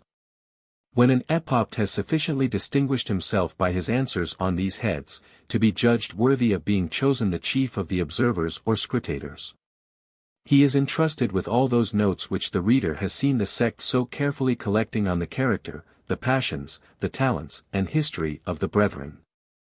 When these notes contain the portrait or life of any adept more than commonly interesting, he will make him, without naming him, the object of various questions to be proposed to the Minerval schools. He will ask, for example, what are the ideas which a man, with such and such passions or dispositions, will adopt or reject? How on such data can such and such inclinations be encouraged or weakened? What adept could be employed with most advantage in such a business? What must such a man's ideas be on religion and governments? Can he be looked upon as being superior to all prejudices, and ready to sacrifice his own personal interest to that of truth? Should he be deficient in confidence and attachment, what means should be employed to invigorate them, and what sort of man would be the fittest for such an undertaking? Finally, what employment in the state, or in the order, would he fill to the greatest advantage, or in which would he be the most useful? The scrutator-in-chief digests these answers into a proper statement, which he sends to the dean. The provincial receives it from the dean, and is thus enabled to form his judgment, whether that particular adept be a moral, disinterested, beneficent man, and free from all prejudice. Whether he can be useful to the order, and in what way he can be best employed. From the result of such observations, the scrutinizing epopt will carefully select rules and general maxims on the knowledge of mankind. He will make a compilation of them, and transmit them to the superiors. By means, says the code, of these and such like observations, the order will be enabled to make discoveries of every kind, to form new systems, and to give on all subjects irrefragable proofs of its labors and its immense fund of science. And the public will give it credit for being in possession of all human knowledge. Lest any of the profane should partake of this honor, or that any one of the members should not direct these sciences toward the object of Illuminism. Precautions are taken in the code to assure the exclusive advantage of these labors to the sect. Particular parts of these sciences and discoveries may be printed by permission of the superiors. But the law adds, not only these books shall not be communicated to any of the profane, but as they will never be printed elsewhere than at the presses of the sect, they will only be entrusted to the brethren according to the rank they hold in the order. That our worthy cooperators may not be divested of the glory of their labors, every new principle laid down, machine invented, or discovery made, shall forever bear the name of its inventor, that his memory may be revered by future ages. On the same grounds it is strictly enjoined, that no member shall ever communicate to the profane any discovery that he may have made in the order, no book treating of these discoveries shall be printed without the permission of the superiors. And hence arises the general regulation, that no brother shall publish any of his productions without leave of the provincial. He also is to decide whether the work is of a nature to be printed by the secret presses of the order, and what particular brethren may be allowed the perusal of it, should it be necessary to dismiss any of the brethren from the order. The local superior is to receive notice that he may have the necessary time to withdraw from him not only the manuscripts, but even the printed works of the order. The illuminizing legislator, in justification of all these precautions, alleges, in the first place, the undeniable right vested in the order to all the labors of its brethren. Then the lure of secrecy, which stimulates curiosity and the thirst of science. Finally, the advantage accruing to the sciences themselves, by being preserved among men who only impart them to others so prepared as to render them of the greatest possible utility. Beside, says he, every man has it in his power to make himself an illuminee if he pleases, and to partake of their science. And who better able to render them useful to mankind, or to preserve them, than we are? After this justification, which the reader may appreciate, he returns to his epopts, and tells them, that it is incumbent on them to direct and turn all the sciences toward the views of Illuminism. The wants of every country are to be maturely considered, as well as those of your district, let them be the objects of deliberation in your synods, and ask instructions of your superiors. Then the legislator makes a sudden transition, and expands his views far beyond his lodges. The reader will scarcely suspect whither they tend. Let him read, and learn the grand object of the epochs, what conquests they are to make for the order, and whither they are to extend the systems of Illuminism. You will, abruptly exclaims the legislator, incessantly form new plans, and try every means, in your respective provinces, to seize upon the public education, the ecclesiastical government, the chairs of literature, and the pulpit.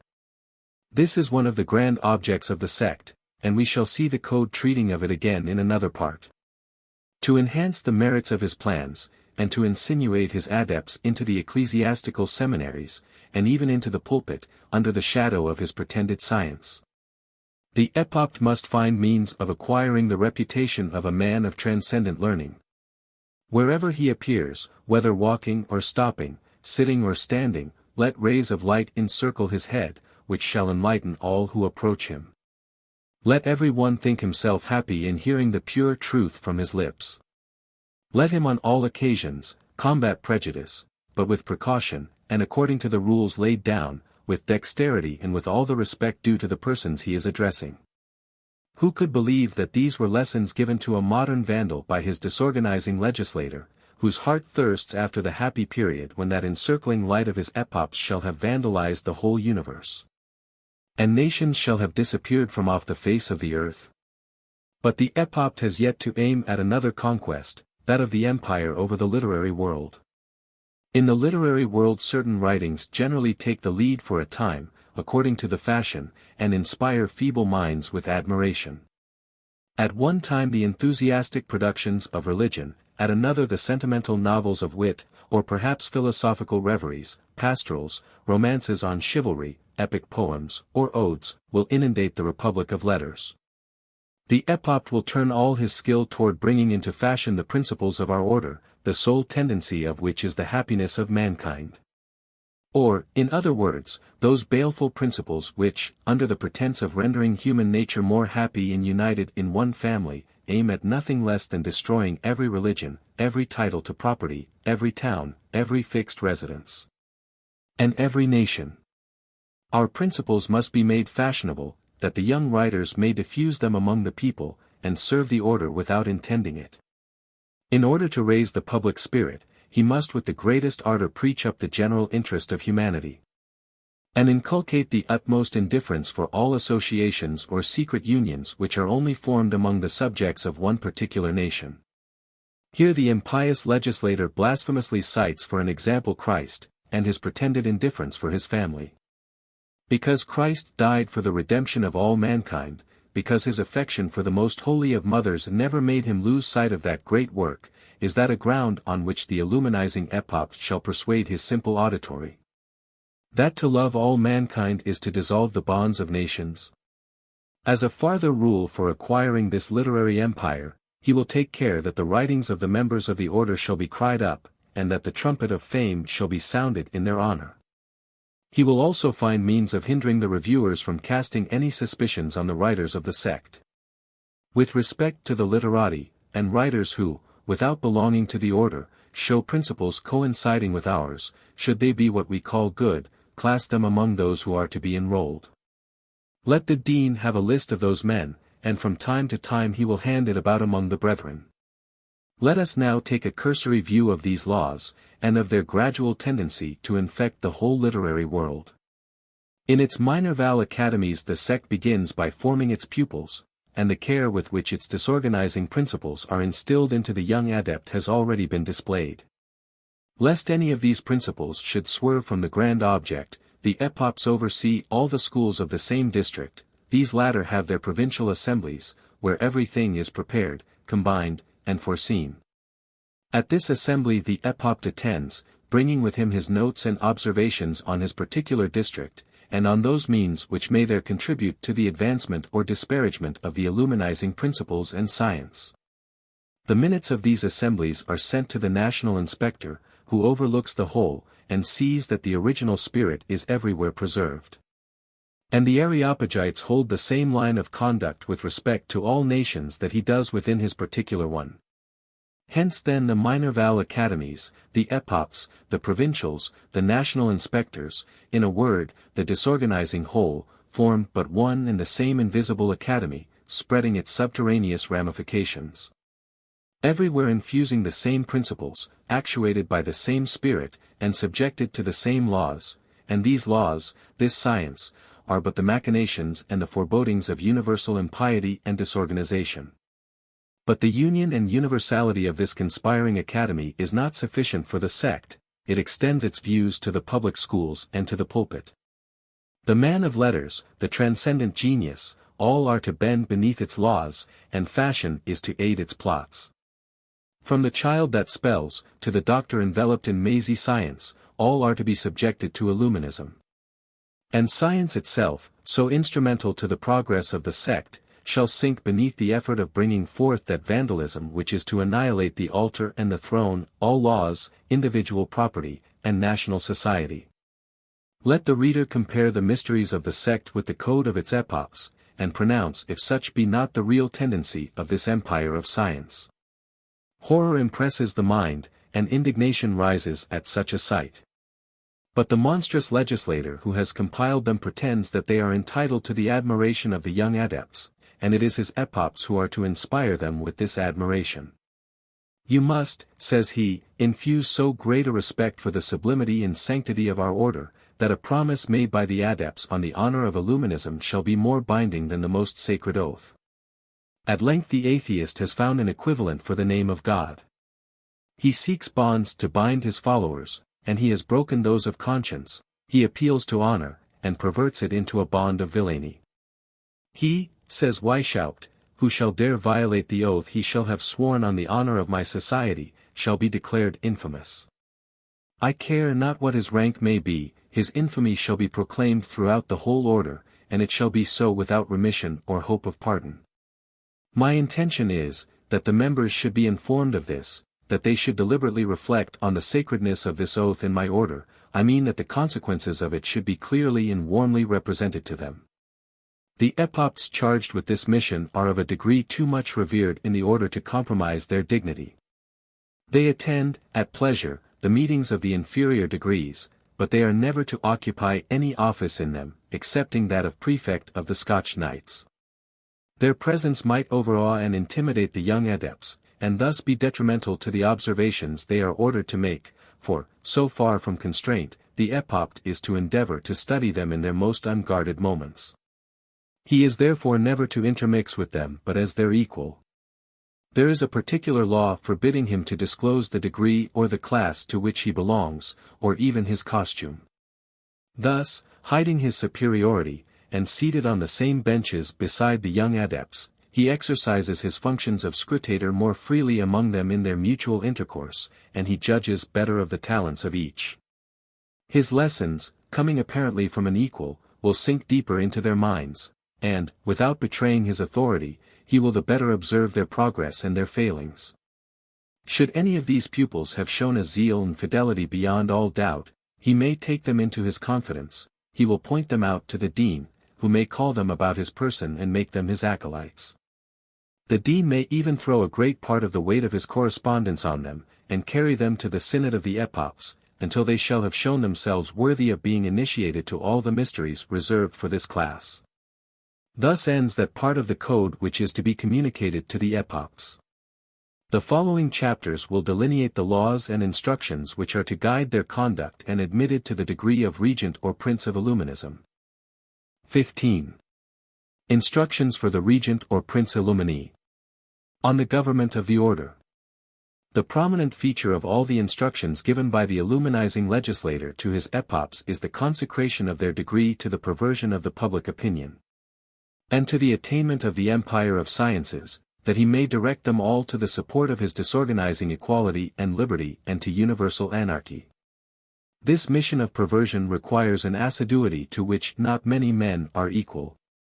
But adepts may be found, who, unable to distinguish themselves in such missions, may yet be endowed with a sufficient zeal and with the necessary talents for the superintendence and direction of the brethren. There are others again whose disastrous successes are to be recompensed by the higher employments in the order, and it is from these two classes of epochs that the order selects its regents. It is also for their instruction that the legislator descends into all the gubernatory minutiae of his illuminism. His instructions are comprised under 4 different heads. I. General system of government for the order. 2. Instructions for the degree of regent. 3. Instructions for the prefects or local superiors. 4. Instructions for the provincial. I have, it is true, been obliged to anticipate many parts of this code when unfolding the artifices of the lower degrees. But as a confirmation of what has already been exposed, in order to bring the different objects within one point of view, and to show the dangers of his disastrous combinations, let us attend to the legislator when treating of the whole collectively. What particularly endeared this degree of regent to Weishaupt was, that part of his instruction which takes a general view, and which lays open the progressive plan to be observed in the government of the brethren. The reader perusing the instructions in the same order in which Weishaupt has written them, will more easily conceive the cause of his predilection. Instruction A. Plan of the general government of the order. I. The most high and excellent superiors of the illustrious order of true Freemasonry do not immediately attend to the minutiae of the edifice. They must not, however, on that account be considered as contributing less to our happiness, by their counsels, their lessons, their plans, and the many and powerful resources with which they furnish us. 2. These excellent and most gracious superiors have established a class of Masons to whom they have entrusted the whole plan of our order. This class is that of the regents. 3. In this plan our regents hold the first dignities. Until admitted to this degree, no person can hold the office of prefect or of local superior. 4. Every country has its national superior, who holds an immediate correspondence with our fathers, at the head of whom is a general who holds the helm of the order. V. Under the national and his assistants are the provincials, who each govern their circle or their province. 6. Every provincial is surrounded by his councillors. 7.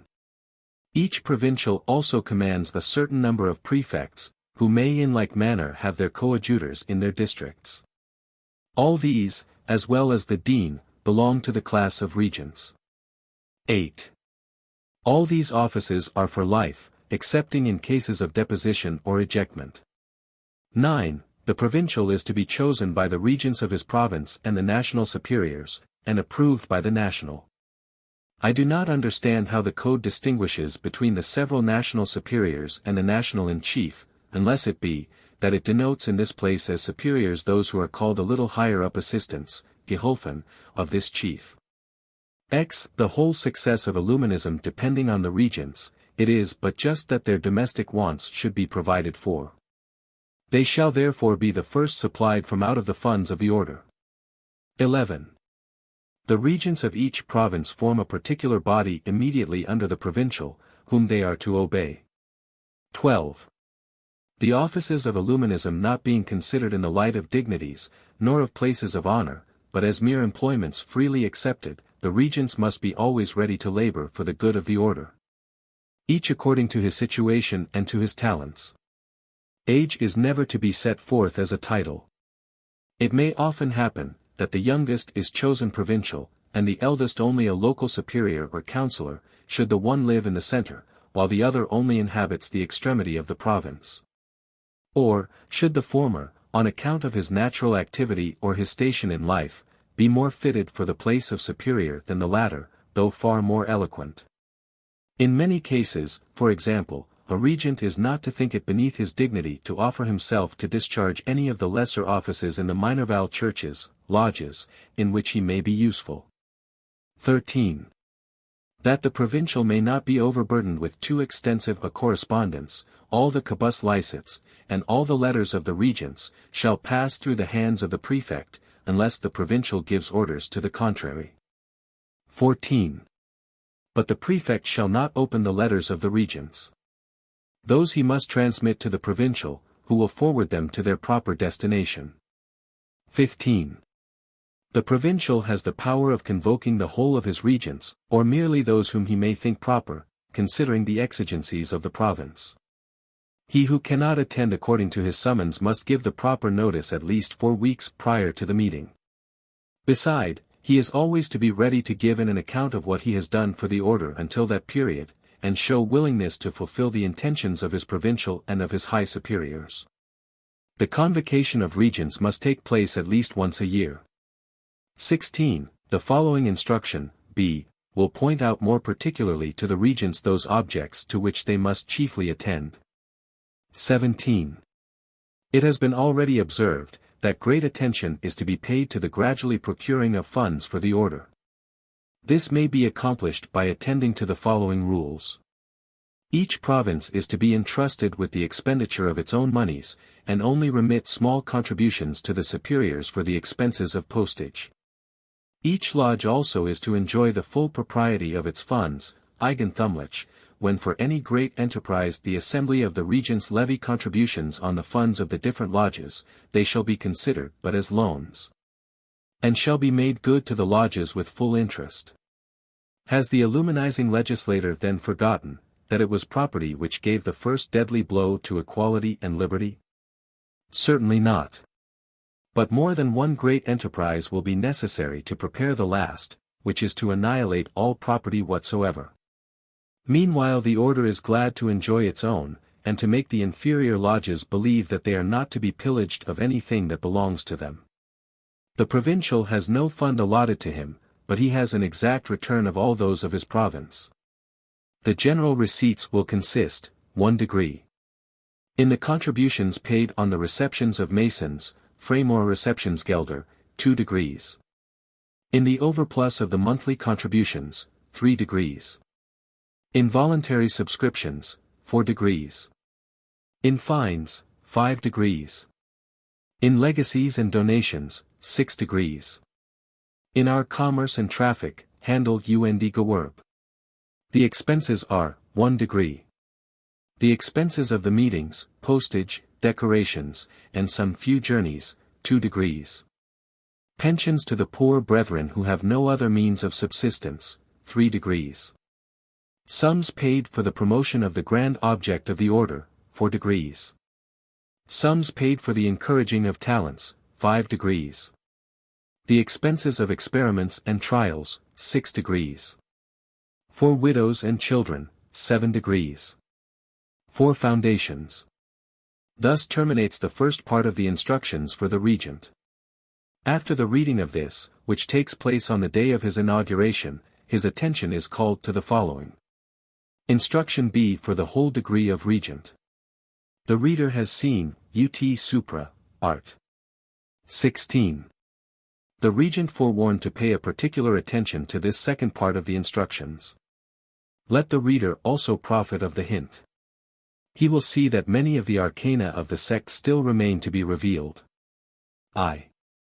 The object of the order being to render man more happy, virtue more attractive, and vice less powerful, it is necessary that our brethren, the teachers and governors of mankind, should publicly assume an unimpeachable character. A regent of Illuminism therefore will be the most perfect of men. He will be prudent, provident, ingenious, irreproachable, and of manners so urbane that his company shall be courted with avidity. He is to acquire the reputation of being enlightened, benevolent, honest, disinterested, and full of ardor for great and extraordinary enterprises, all contributing to the general good. It would be useless to recall to the mind of my reader what is to be understood, in the language of Illuminism, by virtue, vice, or public good. He will therefore on reflection be the less surprised at perusing the following instructions framed for these virtuous teachers and governors of mankind. 2. The regents are to study the means of ruling and governing without betraying any such intention. Under the mask of humility, but of a real and candid humility, grounded on the persuasion of their own weakness, and on the conviction that their whole strength rests on our union, they must exercise an absolute and boundless dominion. And must direct everything toward the attainment of the views of the order. Let them avoid a pedantic reserve, at once disgusting and ridiculous in the eyes of the sage. Let them give the example of a respectful submission to the superiors. Should they be possessed of the advantages of birth, it will be an additional reason for showing their obedience to a superior born in a lower station of life. Let their conduct vary according to the persons with whom they have to deal. Let the regent be the confidant of one, the father of another, the scholar of a third, very seldom a severe and inexorable superior, and even on such occasions let him show with how much unwillingness he exercises such severity. He will say, for example, that he sincerely wishes the order had given so disagreeable a commission to some other person, and that he is weary of acting the part of schoolmaster with a man who should long since have known how to conduct himself. 3. The grand object of our sacred legion spread throughout the universe being the triumph of virtue and of wisdom, every regent must endeavor to establish a certain equality among men. Let him take the part of those who are too much debased, and humble the proud. Let him never suffer the fool to lord it too much over the man of wit, the wicked over the good, the ignorant over the learned, nor the weak over the strong, though the latter should in reality be in the wrong. 4. The means of acquiring an ascendancy over men are incalculable. Who could enumerate them all? They must vary with the disposition of the dines. At one period it is a taste for the marvelous and extraordinary that is to be wrought upon. At another the lure of secret societies is to be held out. For this reason it is very proper to make your inferiors believe, without telling them the real state of the case, that all other secret societies, particularly that of Freemasonry, are secretly directed by us. Or else, and it is really the fact in some states, that potent monarchs are governed by our order. When anything remarkable or important comes to pass, hint that it originated with our order. Should any person by his merit acquire a great reputation, let it be generally understood that he is one of us. How smoothly flows this combination of artifice from the pen of the illuminizing legislator! But I hope that my reader will not expect to find a method in my translation, where the legislator has disdained method. It is easy to perceive, that to heap artifice upon artifice is much more his object, than to give a studied connection to principles with which he supposes his adepts to be sufficiently impressed.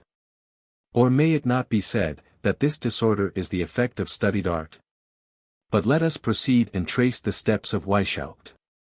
With no other object than to give your orders the appearance of coming from a mysterious hand, you may, for example, put a letter under the plate of an adept when dining at an inn.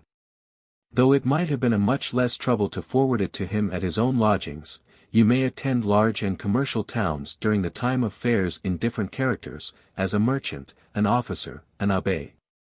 Everywhere you will personate an extraordinary man having important business on your hands. But all this must be done with a great deal of art and caution, lest you should have the appearance of an adventurer. It is to be well understood, that these characters are not to be assumed in towns where you are likely to be discovered either by the police or the standers-by. At other times, you may write your orders with a chemical preparation of ink, which disappears after a certain time. A regent is as much as possible to hide from his inferiors all his weaknesses, even his ill health, or disgusts. At any rate, he is never to complain. 6. Here he repeats the instruction on the art of flattering and gaining over women to their cause, already transcribed, page 43. 7. You must also gain over to the order the common people. The great plan for succeeding in this is to influence the schools. You may also attempt it by liberalities, or by great show and splendor. At other times by making yourself popular, and even tolerating, with an air of patience, prejudices which may hereafter be gradually eradicated. 8. When you have succeeded anywhere in making yourself master of the public authority in government, you will pretend not to have the least power, for fear of awakening the attention of those who may oppose us. But, on the contrary, when you find it impossible to succeed, you will assume the character of a person who has everything at his command. That will make us both feared and sought after, and of course will strengthen our party. 9. All the ill success or disgusts which may befall the order are to be concealed with the utmost caution from the inferiors. X.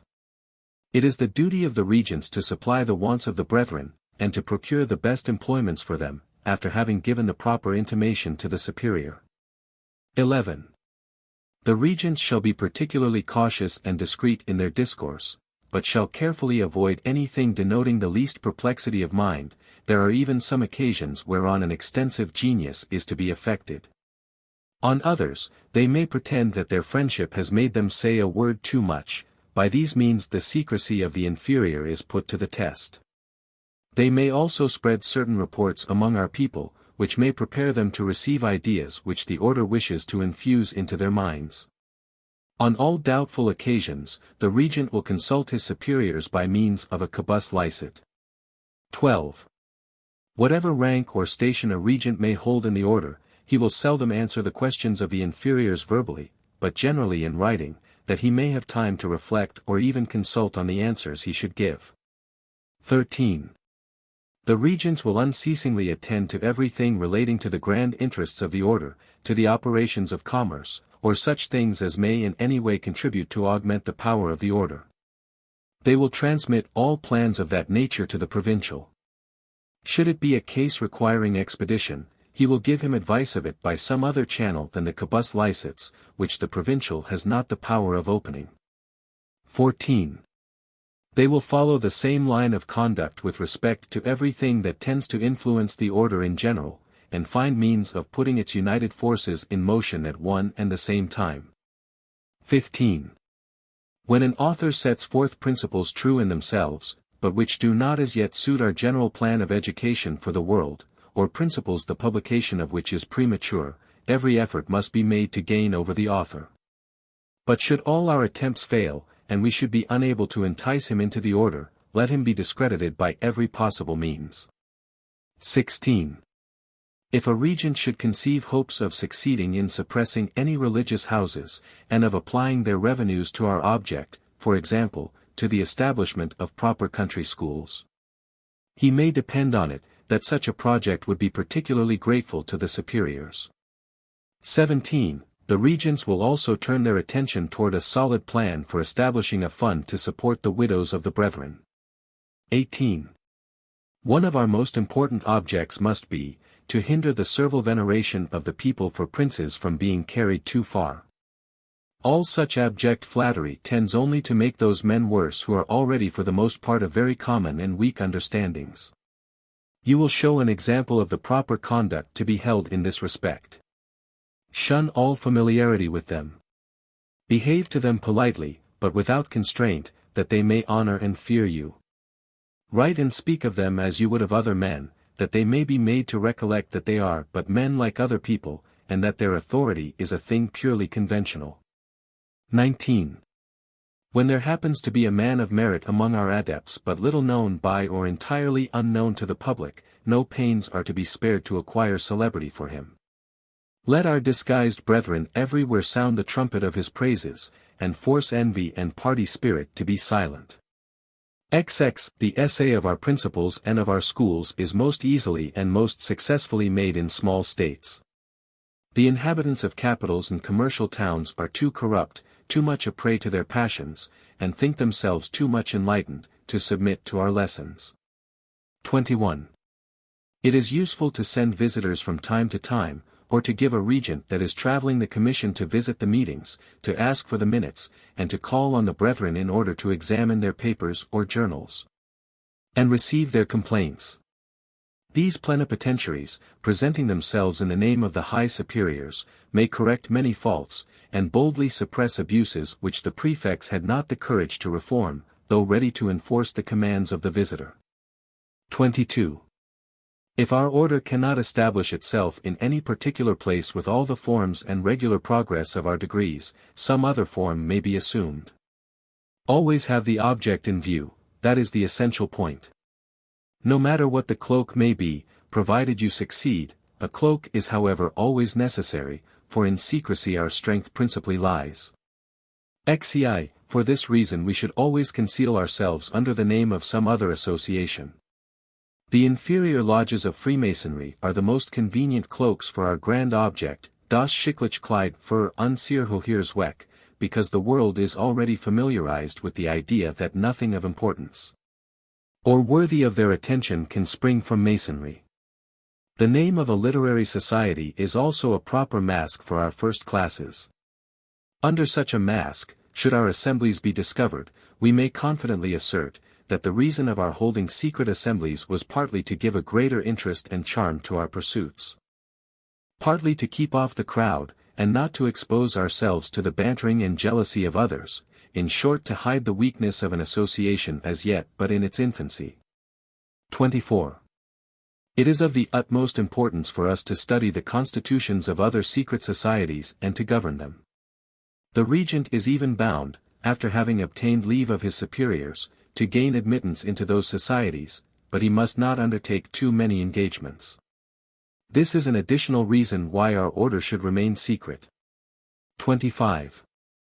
The higher degrees must always be hidden from the lower. A person more willingly receives orders from a stranger than from men in whom he gradually discovers a multitude of defects. By this precaution one may keep the inferiors in a more proper awe.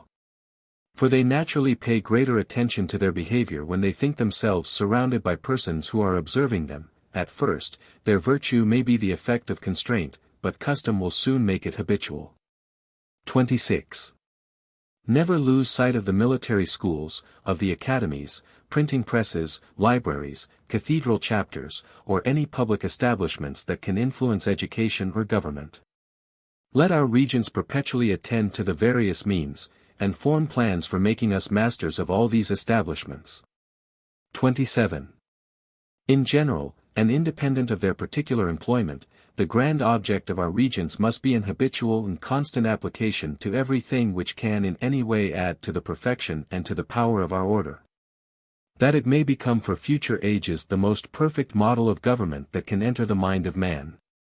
Or, in other words, that it may be hereafter said, such was the famous association which, by perpetually perfecting its laws and governments, at length taught mankind to cast off every law and every government. It would be useless for me to think of adducing farther proofs to demonstrate that such is the real object of the pretended perfection of Illuminism. The mysteries of the sect have been too clearly laid open for us to harbor the smallest doubt of their intention. But to acquire this perfection and power for the sect, Weishaupt has modeled still farther laws for his regents, according to the different offices they hold in the hierarchy of the order. 16. Continuation of the instructions on the government of the illumines, laws for the local superiors. Great as the authority of the major illumines over the minor Val academies may appear at first sight, no person of the preparatory class is in fact entrusted with any real authority. Even the Scotch knight in his intermediate class does not enjoy any. The order recognizes as real superiors none but those who have been initiated into the class of the mysteries. Even in that class the adept must have attained the degree of regent before he can be named prefect for the Scotch knights, or dean of his district. Those are the first two offices which the order considers as having any real authority over the brethren. Though the code expressly declares, that each superior shall find in his instructions the respective laws concerning his particular duty, it certainly contains none for the office of dean. A single chapter is indeed to be found in the code on his election and consecration. On the first establishment of a new district he is elected by the provincial.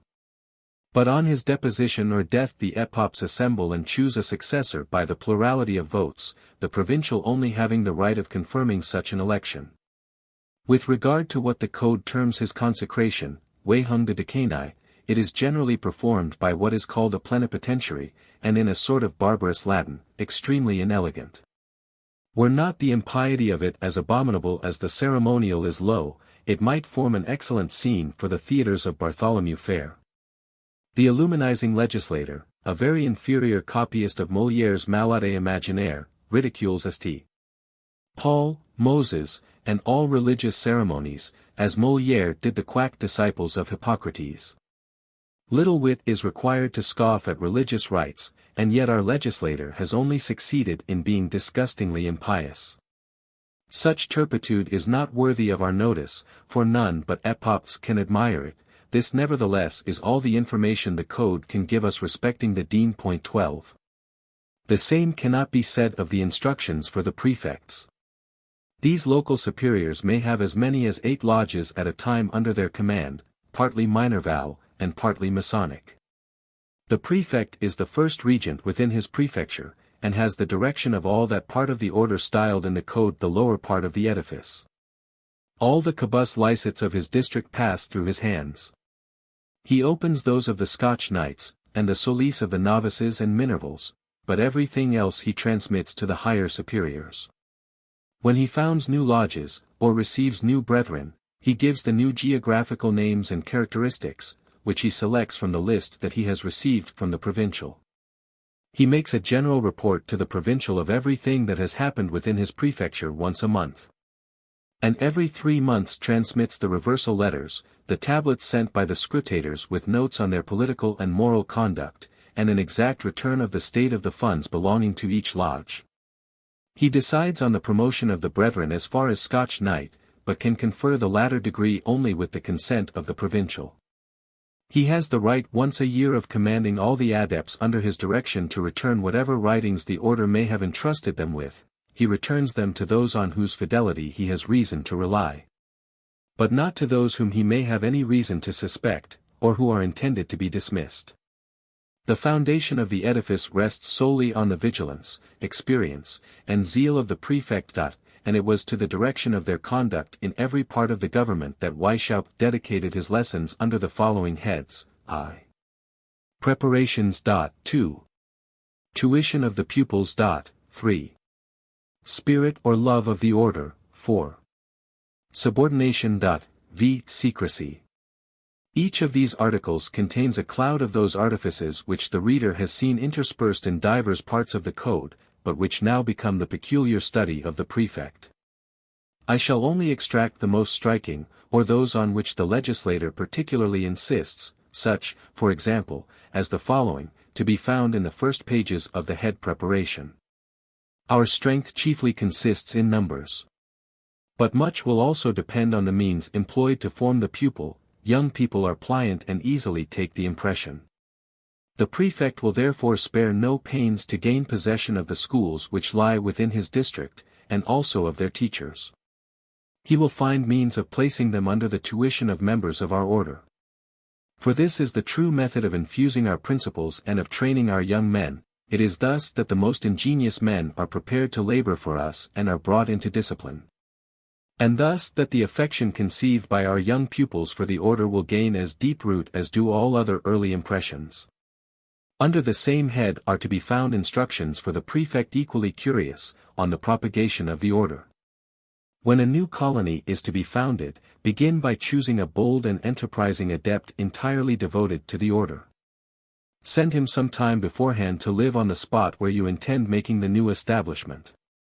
Before you proceed to people the extremities, begin by making your ground good at the center. Your next object must be, to gain over such persons as are constant residents, as merchants and canons. Such missions should only be entrusted to brethren of independent fortune, and who would occasion no expense to the order. For though all the brethren are entitled to succor when in real want, yet those of one province are as seldom as possible to be an expense to the neighboring ones. Nor are the other districts by any means to be made acquainted with the weakness of the order in yours. Beside, the funds must find a sufficiency to succor those of the Minerval school who may stand in need of it, that our promises in their case may be performed. You will not seek to extend yourself till you have consolidated your establishment in the capital of your district. You will seriously examine and cautiously select from the brethren those who are the most able to undertake such a mission. You will next consider whether it will be proper to begin your establishment by a Minerval church or a Masonic lodge. Pay most particular attention to the man whom you place at the head of the new colony. Observe whether he is courageous, zealous, prudent, exact, and punctual, whether fitted for the forming new adepts, whether he enjoys a good reputation or is much considered. Whether he is a man of business and capable of a serious and constant application, in short, whether he has all the necessary qualifications for an undertaking of such high importance.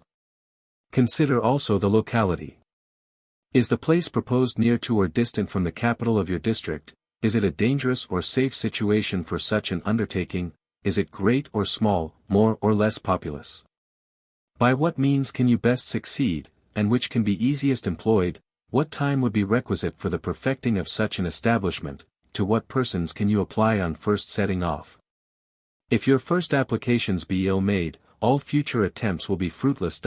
What pretense or what name is to be assumed? How is the new colony to be subordinated or coordinated? That is to say, what superiors shall it be under, and with what lodges shall it correspond? When you shall have acquired sufficient strength in your new colony, and particularly if our brethren enjoy the first dignities of the state, if they may freely and openly show themselves formidable to their opponents, and make them feel the painful consequences of counteracting the views of the order. If you have wherewith to satisfy the wants of the brethren, if, so far from having to fear from the government, the order directs those who hold the reins, then be assured that we shall not be wanting in numbers or in the choice of adepts. We shall soon have more than we have occasion for. I cannot too strongly recommend this method of proceeding. If it be necessary for us to be masters of the ordinary schools, of how much more importance will it be to gain over the ecclesiastical seminaries and their superiors? With them, we gain over the chief part of the country. We acquire the support of the greatest enemies to innovation, and the grand point of all is, that through the clergy we become masters of the middle and lower classes of the people. But remember that great caution is necessary with the ecclesiastics. These gentlemen are generally either too free or too scrupulous, and those who are too free have seldom any morals. The legislator then proceeds to the exclusion of the religious, and tells the insinuator to avoid the Jesuits as he would the plague. While perusing these laws, I suppose the reader makes nearly the same reflections which I am tempted every instant to commit to paper. Should the following article ever meet the eye of a prince, it will give him ample room for reflection. When the prefect shall have gradually succeeded in placing the most zealous members of the order in the councils and offices under the prince, he will have arrived at the full extent of his commission. He will have done much more than if he had initiated the prince himself. In general, princes are not to be admitted into the order, and even those who are received are seldom to be permitted to rise above the degree of Scotch knight. After what has been seen of this degree and those that precede, it is rather extraordinary that Weishaupt should deign to grant admission to princes, for he did not wait for this degree before he clearly insinuated his plans. Princes, at least, who had not surmised them before their admission to that degree must have been void of penetration indeed. What hopes then could the legislator entertain of their not perceiving his plots against all legitimate authority? His confidential letters will explain the enigma. Brethren, he writes to his Areopagites, you will take care to have the following corrections made before you show the constitutions of our degrees to the elector. In the degree of minor illumini, in place of the words imbecile monks say imbecile men, in the degree of major illumini blot out the words priests and princes are in our way. With respect to the degree of priest show no part of it excepting the discourse on sciences, and read that over carefully lest any allusion or reference to any other part of the degree should remain. These corrections begin to clear the enigma. A more insidious expedient will veil his plots in complete darkness. I mean, says Weishaupt when speaking to the Areopagites of the inferior degrees, to revise the whole system. Then, attributing to the Jesuits his own immorality, he says, I mean that it should be a complete Jesuitical piece, not a single word shall be found in it that can in any way be cavilled at by religious or political governments. Let us act with caution, do nothing without a reason, things must be prepared and brought on step by step. The adept who has given us the most complete and candid account of the degrees of Illuminism assures us, that he had seen a discourse for the degree of Epopt in which everything respecting religion and government was omitted. Here then we find Weishaupt not only correcting but even forming fictitious degrees to dupe the princely adept, and to persuade him that the dark and mysterious recesses of the hireling crew have been laid open to him, while the real adept smiles at his credulity. Such artifice certainly aggravates Weishaupt's criminality. But will that excuse the princely adept? Notwithstanding the veil artfully thrown over the impious and seditious principles of the sect, did he not begin by swearing obedience and protection to the order? His court soon swarms with illumines. He thinks he reigns over them, but is no more than their stately captive. And should he fall their victim, will it not be said that he met with his just fate? What strange madness can induce princes to inscribe their names on the registers of secret societies? Have they not duties to fulfill toward the public? On what right can their oaths of submission and protection be grounded, sworn in the recesses of secret lodges, to men who hide themselves from public view, when their labors, cares, and protecting power are to extend over the whole state and to all its citizens? On the throne, or with pretensions to it, do they not degradingly swear obedience and protection to masters of lodges? By what right will they promulgate laws emanating from lodges? When their subjects swore allegiance and fidelity to them, did those subjects expect to be governed by a slave, or be subjected to laws proclaimed indeed by their prince, but dictated by some master illumine or Rosicrucian? And ye, magistrates of the people, who are to sit in judgment over the mutual and disputed claims of the citizens in general, what confidence can be placed in you after you have sworn obedience and protection to this illuminizing sect? Even in actions just or unjust. Such reflections will rise refulgent from the page of history, and would to God that the Revolution had not already indelibly engraved them. If ever self-love should have directed the actions of men, and supplied the place of nobler motives, the princely dupe will have found ample matter in the laws of Illuminism to stimulate his. When he but casts his eye on the following article contained in the instructions for the prefects, or local superiors, under the head Formation of Pupils, what will numbers avail us, if unity and similarity of sentiment do not prevail? No rank, no state of life, can dispense the brethren from our labors or our trials. To accustom them to despise all distinctions, and to view the world and human nature in the grand scale, the prefect shall carefully collect all the anecdotes he can, remarkable either for their generosity or meanness, not regarding to whom they relate, whether princes or citizens, rich or poor. He will transmit them to the masters of the minervals, and these will expose them in a proper manner to their pupils. They will not forget to give the name of the prince of great personage, though the trait should dishonor him. For, says the code, every member must be made sensible, that we distribute impartial justice, and that among us the wicked man upon the throne is called a villain, ein shirk heist, just as freely, if not more so, than the criminal who is being led to the gallows. Under the same head we may observe another article remarkable enough, on the means of rendering the language of the adepts more uniform when speaking before any of the order, or of facts relating to it. On these occasions the prefect will take care secretly to instruct the lower superiors in what style they are to hold forth, what ideas to propagate, and in what manner they should make their pupils speak. Hence the pupils will constantly accord themselves in every thing, whether in language or action, with the superiors, though their motives may be unknown to them. But these means we shall all tend toward the same object. The young adepts will accustom themselves to search and dive into the intentions of the order, to refrain from acting, or to be silent on all doubtful occasions, till they have received the advice or orders of their superior as to what they ought to do or say. Under the head love or spirit of the order, the prefect is instructed, that such love or spirit is to be infused by descanting on the beauty and importance of the object of the sect, the integrity of its members, the greatness and certainty of its means, the utility of the instruction imparted, and security promised to all its pupils by the order. This love will always be proportionate to the certainty of being happy while attached to the order, and of finding real happiness in no other place. To stimulate it, he must always feed them with the hopes of new discoveries more and more important. And, lest their zeal should diminish, try to keep our pupils constantly occupied with objects relating to the order, make it their favorite pursuit. See what the Roman Catholic Church does to make its religion familiar to its followers, how it keeps their attention incessantly toward it. Model yourself by that. It would be impossible to foresee all cases and lay down rules for them. Let it then be the constant study of the prefects and other superiors to prepare themselves for unforeseen events. Let them propose and distribute prizes for the best compositions on such cases. Perpetual vigilance will render it impossible for the edifice not sooner or later to succeed, and to take a proper consistency according to the local circumstances. Exhort the brethren to complacency, beneficence, and generosity toward each other and toward the order.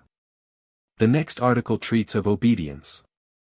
Here the prefect is informed, that should he have been diligent and successful in impressing the young pupils with the grandeur of the views of the sect, they will doubtless obey the superiors with pleasure. How can they do otherwise than submit themselves to be conducted by superiors who have so carefully guided them hitherto, who contributed so much to their present happiness, and who promise to perpetuate it in future? May the man who is not to be enticed into obedience by such advantages be rejected from among us, let him be cast out from the society of the elect. The spirit of obedience is to be more particularly infused by example and instruction, by the conviction that to obey our superiors is in fact only fulfilling our own inclination, by the gradual progress of the degrees, by the hopes of discovering more important truths, by fear properly managed, by honors, rewards, and distinctions granted to the docile, by contempt cast on the stubborn, by avoiding familiarity with the inferiors, by the exemplary punishment of the rebellious, by the selection of those whom we know to be devoted to us and ready to execute all our commands, by a particular attention to the cabus licets whereby we may see how far the orders of the superiors have been executed, and by the punctuality of the intermediary superiors in sending the tablets or reports respecting their inferiors. The more particular those tablets are, the better they will be, for it is on them that all the operations of the order are grounded. It is by their means that the progress and number of the brethren are to be known. That the strength or weakness of the machine, and the proportion and adhesion of all its parts are to be calculated, and that the promotion of the brethren, the merits and demerits of the assemblies, of the lodges, and of their superiors, are to be judged. When treating of secrecy, the prefect is informed that this is the most essential article. And it is on that account that even in countries where the sect may have acquired sufficient power to throw off its mask, it is to remain veiled in darkness. The prefect is always to hide with dexterity the real object of his views according to local circumstances. Let him agree with the provincial on what shape he shall assume to conceal the order. As in the religious institutions of the Roman Church, where religion, alas, is but a pretext, exactly so, only in a nobler manner, must we enwrap our order in the forms of a mercantile society, or some other exterior of a similar nature. In vain would the reader ask me, whence the Illuminized Code had taken the idea of religion being only a pretext for the religious institutions in the Catholic Church. It has not come to my knowledge, that the most barefaced sophisters have ever advanced a calumny of this sort. I have seen the religious founders, such as Saint Francis, Saint Benedict, or St.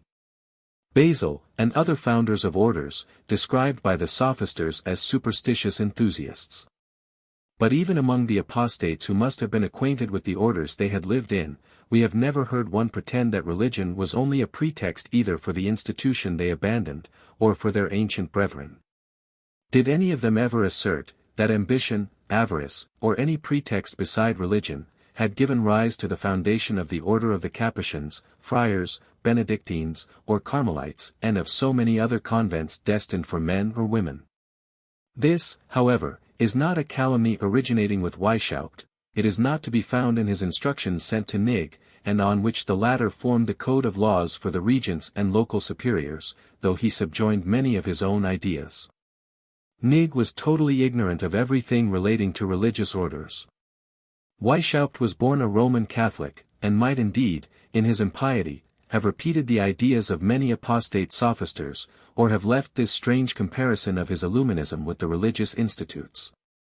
Since it was in the code, but I should be truly surprised were I to find that it was a calumny of his invention. He knew too well how much he stood in need of darkness to envelope his designs, and he also knew, that in the Roman Catholic Church no religious institute was adopted, until it had been made public and examined by the constituted authorities. After this absurd calumny follows a recapitulation of everything we have already exposed to our readers in the first chapters of this volume, on the necessity of hiding the proceedings and even the very existence of the lodges. But I find the following additions in this place. Lest the number of the brethren should expose them to discovery, by their assemblies being too numerous, the prefect will take care that no more than 10 members shall assemble in the same Minerval church. Should any place contain a greater number of pupils, the lodges must be multiplied, or different days of assembly must be assigned, that all may not meet at once. And should there be several Minerval churches in the same town, the prefect will take care that those of one lodge shall know nothing of the others. For the better direction of the lower part of the edifice, he will observe the following rules. He is to nominate the magistrates of the minervals, but the chief of these magistrates can only be named with the consent of the provincial. He will be responsible for those he names. He will overlook the Masonic and Minerval lodges, to see that everything is regularly and punctually executed. He will not permit any discourses to be delivered there which may give any strong suspicions of what is contriving against religion, the state, or morals. He will suffer no brother to be advanced to the higher degrees before he has acquired the requisite qualities and principles. On this point, says the Code, he cannot carry his precautions, anxiety, and scrupulosity too far. It has already been stated in the rules, that persons not belonging to the order may be received into the Masonic lodges of Illuminism. The prefect will carefully watch lest any of these strangers should take the lead in the lodges. They should as far as possible be honest men, sedate, and quiet, but by some means or other they should be made useful to the order. Without leave of the provincial, the prefect shall hold no correspondence on matters relating to the order with any person out of his province, as his peculiar object will be to watch over and to instruct the superiors of the Minerval and Masonic lodges. He will have recourse to the provincial in all doubtful cases of any importance. Let the prefect make himself perfect master of these rules, let him follow them with precision, let him always attend to the whole of the object. Let him take care that each one may attend to his duty, doing neither more nor less than the law requires, and he will find in this instruction all that is necessary for the regulation of his conduct. Such is the promise which terminates the laws for the prefect of Illuminism. The 5 articles treated of in these regulations are prefaced by a far more pompous promise. If, it is said, we have exactly foreseen everything relating to these 5 articles, nothing will be impossible for us in any country under the sun. 17. Instructions for the provincial. By far the greater part of the code of laws which has just been laid before the reader as relating to the regents and prefects of the Illumines, was originally written by Weishaupt for the instruction of his provincials. This is evident from the first digest of these laws, as they appear in the second part of the second volume of the original writings of the sect, from page 17 to 43. It is even one of those parts which Nig looked upon as a masterpiece of politics. So replete with artifice did he think it, that he deemed it a pity to circumscribe the knowledge of it to the provincials alone. The reader has seen what use he has made of them, thoroughly persuaded that the regents in general, and particularly the local superiors, could greatly benefit the order by attending to them. The Areopagites in general consented to these new dispositions, but the following part of this chapter remained appropriated to the provincials.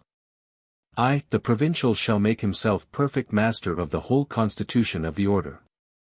The system of it should be as familiar to him as if he had invented it. 2. As a guide for all his actions, he shall adopt the whole government and the instructions already laid down for the regents and local superiors, not neglecting a single rule. 3. The provincial shall be chosen by the regents of his province, and be confirmed by the national superior. 13. The high superiors, the Areopage and general, have the power of deposing him. 4. He shall be a native of, or at least be thoroughly acquainted with the province under his inspection. He shall be engaged as little as possible in public concerns, or in any other enterprise, that he may devote all his time to the order. 6. He shall assume the character of a man retired from the world, and who only seeks rest. 7. He shall fix his residence as nearly as possible in the center of his province, the better to watch over the different districts. 8. On his being named provincial, he shall leave his former characteristic, and assume that which the high superiors shall give him. The same superiors will send him the impression of the seal he is to bear, and he will wear it engraved on his ring. 9. The archives of the province, which the regents will have taken care to seal up and carry away on the demise of his predecessor, are to be entrusted to him on his nomination. X. The provincial will monthly transmit the general report of his province to the national inspector immediately over him. As he himself only receives the reports of the local superiors a fortnight after the month is up, he will necessarily be always a month behindhand, making, for example, the report of May about the end of June, and so on. This report will be subdivided into as many parts as he has prefects under his inspection. He will carefully note everything of consequence that has happened in any of the schools or lodges, also the names, ages, country, station in life, and the date of the reversal letters, of each new adept. The high superiors wishing to have no further information concerning the new adepts until they come to the class of regent, unless on some particular occasion. 11. Beside this monthly report, he is to apply to the national superior in all extraordinary cases which are not left to his decision. He is also to send in his personal tablets every 3 months. And he will undertake no political enterprise without having first consulted. 12. He has nothing to do with the other provincials. Let things go on well or ill in a neighboring province, it is no business of his. If he wishes to ask anything of the other provincials, let him apply to the national inspector. 13. If he has any complaint to make against the inspector, he will direct his letter soli or primo. 14. All the regents of the province are his councillors, they are to second and help him in all his enterprises. If it be convenient to him, he should have 2 of them near his person to serve him as secretaries. 15. He confirms the nominations of all the superiors of the inferior degrees. He also names the prefects, but they must be approved by the director, who can refuse his sanction. 16. He has a right to send the brethren who are pensioned by the order, and to employ them in those parts of the province where he may think them most useful. 17 and 18. He transmits the characteristics of the brethren and geographical names of the lodges to the prefects, as he receives them from the high superiors. 19. He is also to send the names of the excluded brethren, that an exact list may be preserved in all the assemblies. XX. When he has any reprimand to make to a brother, whom it may be dangerous to offend, he will assume an unknown hand, and the signature of Basil. This name, which no member of the order bears, is peculiarly preserved for that object. 21. He will sometimes write to the inferior degrees, and on the proposition of the epops he will decide what books are to be put into the hands of the young adepts according to the degrees they are in. He is as much as possible to promote libraries, cabinets of natural philosophy, museums, collections of manuscripts, and in the most convenient parts of his province, these, it may easily be conceived, are only intended for the adepts. 22. The provincial opens the letters of the minor and major illumines which are directed soli. He also reads the cabus licets of the epops and primos of the novices. But can neither open the primo of the minor vow, the soli of the knight, nor the cabus licet of the regent. 14. This gradual power of opening the letters of the brethren according to the degree they belong to, plainly indicates that some mark peculiar to each degree is made use of, but I have not been able to discover that mark. The reader will have observed, that all the letters, even the cabus licets, are opened by brethren of a higher degree than that of the adept who writes. And consequently he can never know who it is that answers him, as the rules of this hierarchy are only made known to the brethren in proportion as they rise in dignity. The provincial himself can only form a conjecture as to the persons who open his letters and those of the other brethren which he is not permitted to open himself. 23. He shall raise no brother to the degree of regent, without having first obtained the consent of the national inspector. 24. He is to inform the dean of the branch of science which each new adept has made choice of on his admission into the minor Val Academy. 25. Lest any of the archives should be mislaid, he will take care to form but one bundle of all the tablets, reversal letters, and other documents relating to the same adept. 26. He will apply himself to procure as many co-operators as possible for the order, in the scientific branches. XXVI, he will transmit to the deans all remarkable treatises or discourses, and everything relative to the degree of epopt. For example, the lives historical or characteristic, dissertations, and 28. If among the epops any men be found endowed with great talents, but little fitted for the political government of the order, the provincial must devise means of removing them from such functions. 29. When the chapters of the Scotch Knights are composed of more than 12 knights, he will raise the ablest among them to the degree of epopt. XXX, in each chapter he will have a confidential epopt, who will be his secret censor or spy. 31. The provincial will receive his letters patent from the national superior. When he issues those for the chapters of the Scotch Knights, he will make use of the following formula: we of the Grand Lodge of the Germanic Orient, constituted provincial and master of the district of NN, make known that by these presents we give to the venerable brother, here is the characteristic and true name of the new venerable or master, full powers to erect a secret chapter of the most holy Scotch masonry, and to propagate this royal art conformably to his instructions by the establishment of new Masonic lodges of the 3 symbolic degrees, given at the Directory of the district. L.S. Secret Provincial.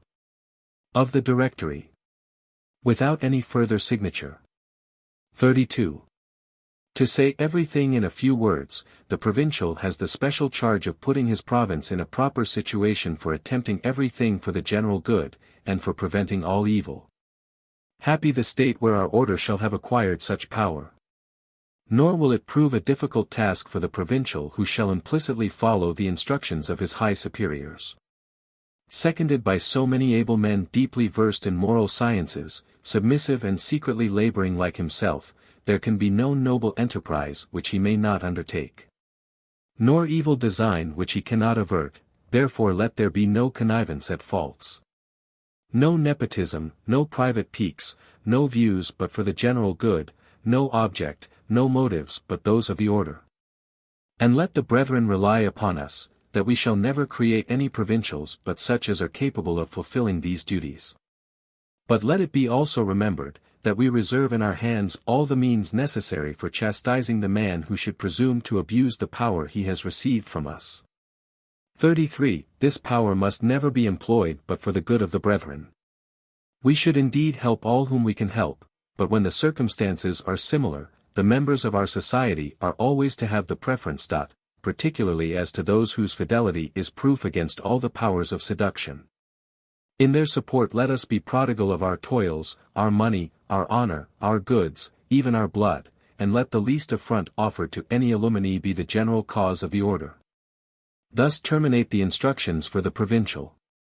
They forewarn us of the existence of a most tremendous power above him whence all the authority of the order emanates. A power which reserves to itself the means of chastising whoever shall abuse that portion which it has entrusted to any of its adepts, that is to say, who shall not have made it subservient to the grand object and to all the plots of the sect. There are, in fact, 3 offices in the hierarchical orders of superiors above the provincial. First, the national directors, then the Supreme Council called the Areopagites by the sect, the authority of which extends over the illumines of all nations, and that is presided over by the general of the order. The following chapter will give every light on these supreme magistrates of Illuminism which the known archives of the sect can reflect. 18. Of the national directors, of the Areopagites, and of the general of Illuminism. In the general plan of the government of the Illumines it is said that every brother shall receive particular instructions according to the rank he holds in the hierarchy of the order. Yet I have never been able to discover those intended for the use of the national directors. This part of the code is not to be found either in the 2 volumes so often quoted of the original writings, or in that of Philo and Spartacus which has thrown so much light on the mysteries. It does not appear that any of the German writers who have been the best informed on, and the most strenuous opponents of, Illuminism have ever been able to discover them. For some time I even entertained doubts whether the superiors called national directors, and those styled inspectors, were not of the same degree in the hierarchy of the sect that they were certainly distinct employments in the year 1782. For Weishaupt's letters at that period mention Germany as divided into 3 inspections, each inspector having several provincials subordinate to him. But, on the other side, the general account which the order puts into the hands of its regents, and the last works of Philo printed in 1788, mention no intermediate office between the provincials and the nationals, which latter are sometimes described as national superiors, at others as national inspectors. Their correspondence and subordination is direct from the Supreme Council. It is therefore evident, that in the last digest of the Code the two offices of National Inspector and Director were united. But in vain would the sect conceal the instructions which it has appropriated to the functions of these national superiors. The denomination alone testifies the importance which attaches to their office. And if the precise nature of their duties be wanting, it is easy to supply the deficiency, by what has already escaped the vigilance of the sect in the foregoing parts of the Code. Let the reader recall to his mind what has been said in the chapter on the epochs, of the systems which they were to form in order to seize on the empire of the sciences and direct them all toward the accomplishment of the plots of the sect. In the same degree we have seen them annually assembling in each province, and compiling from their partial attacks every means that their inventions could furnish, insensibly to enslave the public opinion, and to eradicate from the minds of the people what the sect is pleased to call religious prejudices. We have seen the class of regents more particularly occupied in sapping the foundations of the throne, and in destroying that veneration in which nations held the persons and functions of their sovereigns, nay. There exists a particular law framed for the epochs which has not yet been cited, and which must here be introduced. It is to be found in the second volume of the original writings, second section, entitled, Articles Agreed Upon by the Areopagites in Artemeth 1151 A.D. December 1781, there under the article High Mysteries, I read, if among our epochs any speculative geniuses are to be found, they shall be admitted to the degree of mage. These adepts shall be employed in collecting and digesting all the grand philosophical systems, and will invent or compile for the people a system of religion which our order means as soon as possible to give to the universe. I do not forget that I am to treat of the national directors, but am somewhat afraid that my readers may adduce this plan for giving a new religion to the whole universe, as invalidating their plot for the destruction of every religion. Let such readers, however, reflect on the religion which Weishaupt has himself laid down for his mages. It is the rankest Spinozism, admitting of no God but the world itself, that is to say, absolute atheism. Let them also remember, that one of the last secrets of the grand mysteries, is to reveal to the adepts that all religions are grounded on and are the invention of imposture. Nor is it by any means difficult to account for these two schemes of the sect, the one for the creation of a new religion, the other for the destruction of all. These plans are to be successive in their operations. Sentiments of religion are too deeply engraven in the minds of the people for Weishaupt to flatter himself with suddenly eradicating it, or at least without substituting some capricious and sophisticated faith, which in reality would no more constitute a religion than the worship of reason, of which the French Revolution has given us an impure essay. The religion, therefore, to be invented by the mages of Illuminism is no more than a preparatory step that should destroy the religion of Christ throughout the universe. This advantage gained, it will remain no very difficult task to open the eyes of the whole world on the inanity and imposture of their own. And thus it will have served as a scaffolding which naturally disappears with the edifice that is to be pulled down. This religion to be invented may be considered as on a parallel with those new governments, those democracies, which are to amuse the people until the period shall come when their illuminizing equality and liberty shall have taught them that each one is essentially his own sovereign, that this sovereignty is an imprescriptible right inherent in each man, in direct opposition to democracy, and even to all property or social compact. Such is the general tenor of the systems to be invented and prosecuted by the sect, for attaining the grand object of these conspirators. All the adepts which the sect comprises under the denomination of speculative geniuses are perpetually laboring at these systems under the direction of the provincials. But they are not the persons who complete the plans. They are only to present the first sketch, which each provincial is obliged to transmit to the National Directory, there to undergo a further investigation and receive its final polish. One of the first duties, therefore, of the National Director will be to collect all these anti-religious and anti-social systems, to pass judgment on them, and to declare how far they can contribute towards the universal disorganization. But even these could not alone suffice for so great a work. They are surrounded by the elect of the nation as the provincial is by the chosen of the provinces. This council of the elect, after mature deliberation, declare which are the systems that are worthy of being adopted by the order. And they will make all the additions and corrections that they may conceive conducive to the success of the general plan. Thus corrected and digested, these systems of impiety and disorganization are deposited in the archives of the Director, which now become national. It is to these that the provincials have recourse in all their doubts. And hence flow all those lights which are to expand themselves throughout the nation.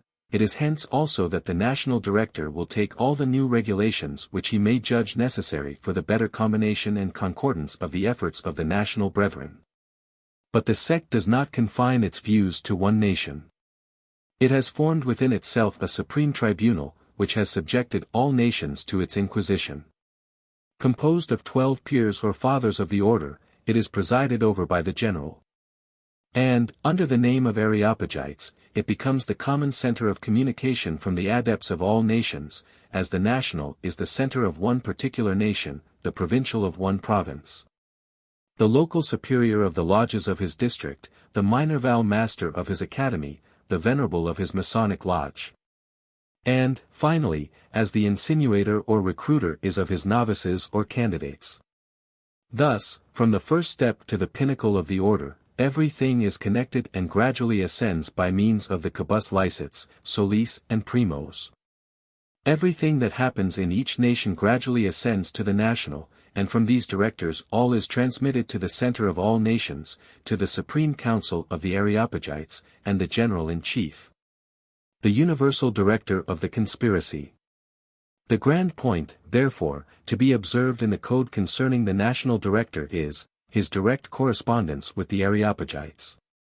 It is evident from the terms expressed in the general plan of the government which the sect reveals to its regents. In every nation there shall be a national director associated and in direct communication with our fathers, the first of whom holds the helm of the order. This accounts for the injunction given to the provincial, to make frequent and exact returns to the national director of everything that may take place in his province. To have recourse to him on all doubtful occasions, or in cases of especial importance, and never to take any step in politics without having first consulted him. This explains why the choice of those adepts which are to be advanced to the political degree of regent, or to the prefectships of districts, is left to the option of the national, or even the nomination of the provincials. This informs us why all the quibus licets of the regents are reserved to the director, that is to say, that all the secrets of their political discoveries may more certainly reach the hands of him who is to leave no secret hidden from the fathers of the order. Such then are the rights of, such the laws for the national inspector of Illuminism, and so great is the importance which the sect attaches to this office. To him are forwarded all the secrets of the brethren spread throughout the provinces, the courts, or towns, to him are sent all the projects, all the reports on the successes gained by, or dangers impending over the order. On the progress of its plots, on employments, dignities, and power to be acquired for the adepts, on the candidates to be rejected, the enemies to be crushed, the councils and state offices of princes to be seized. To him, in short, are reported all the means which can retard or accelerate the fall of the altar and of empires, the disorganization of every church and state within his inspection. It is by means of his direct correspondence, and that of his co-nationals, that the discoveries of the scrutators, the political plans of the brethren, the speculations of the plotting geniuses of the order, the plans proposed and debated in the councils of princes, and everything, in short, which can weaken or strengthen the opinion of the people, which is to be foreseen or hindered, to be anticipated or hastened in each town, court, or family, are concentrated, and subjected to the views of the Supreme Council of the sect. Hence no sovereign, no minister of state, no father of a family, no man in the bonds of the most intimate friendship, can say, my secret is my own, it has not, it will not, come to the knowledge of the Areopagites. By means of these same national directors too, we behold all the orders of the illuminizing peers gradually descending to the adepts of all nations, of all provinces, academies, and lodges, whether Minerval or Masonic. And immediately reascending through these same nationals an exact statement to the Areopagites in what manner each command has been executed.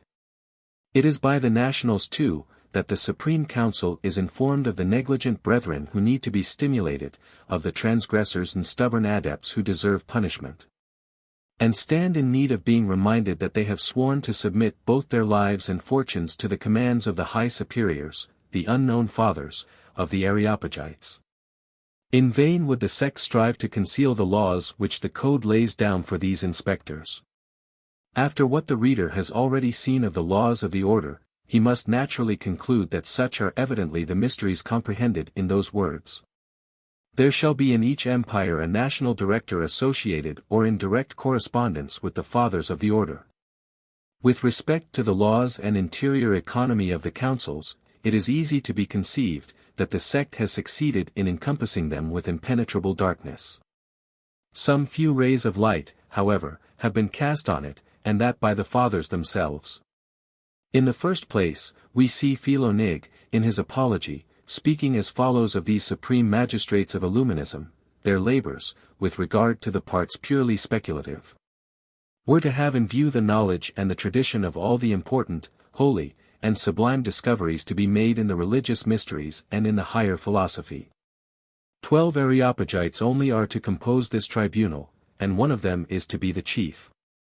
When any one of the members dies, or retires, his successor is chosen from among the regents. This general idea given by Nig of the Supreme Council is indeed mysterious, but he could scarcely be expected to publish more, knowing as he did the fate which awaits those who betray the secrets of the sect. He has, however, at least said enough to give us clearly to understand, that all the religious and philosophical or rather impious and sophisticated speculations of the epochs, perpetually perverting the sciences and operating the extinction of all religious ideas, are concentrated within the council of the Areopagites. We have seen them combining, digesting, approving, or rejecting those plans of a new religion which the mages are directed to invent, and which the sect means incontinently to give to the world. In his familiar correspondence, Spartacus speaks more openly and with greater latitude to his beloved Cato. Therein it appears, that anti-religious systems do not alone employ the meditations of the fathers. For, soon after having mentioned the object of those quibus licets in which the young adepts were to give an account of the prejudices they might have discovered in themselves, which of them predominated, and how far they had succeeded in destroying them, he proceeds to say, "It is by these means that I discover such of our order as have the proper dispositions for adopting certain special doctrines, and more elevated, on governments and religious opinions." He then continues, "The maxims and politics of the order are completely explained in the end. Here, in the Supreme Council, they project and examine the plans to be adopted for gradually enabling us to attack the enemy of reason and human nature personally, auf den Leib. Here also the mode of introducing such plans into the order is discussed, and it is decided to which brethren they are to be entrusted, and how far each one can be employed in their execution, in proportion to the insight given to him." The reader is already too well acquainted with the maxims and policy of Illuminism, not to join with me in saying, here then is the grand object of this Supreme Council of the sect. It is in that dark recess that all those artifices are devised for rendering the disorganizing systems of equality and liberty familiar to the illuminizing adepts. There is exactly ascertained the proportion which each class of the brethren can bear in this universal destruction of religion, empire, society, and property. There again is the day anxiously sought and the means prepared, for hereafter throwing off the mask, and attacking personally the defenders of religion, laws, and property, as so many enemies to reason and humanity. There concentrate all the declarations, the reports, the plans of all the brethren dispersed throughout the universe, that the sect may judge of its own strength, and compare it with that of the friends to the altar and the laws. To sum up all, it is there that the artifices and means are determined on, and the merits and powers of the higher adepts are investigated prior to their being entrusted with that part of the grand conspiracy to which their abilities are best adapted. Let the reader remember, that it is not a stranger to the sect who has thus described the Areopage, it is the grand legislator of Illuminism himself. Can we any longer stand in need of the regulations for this council? No.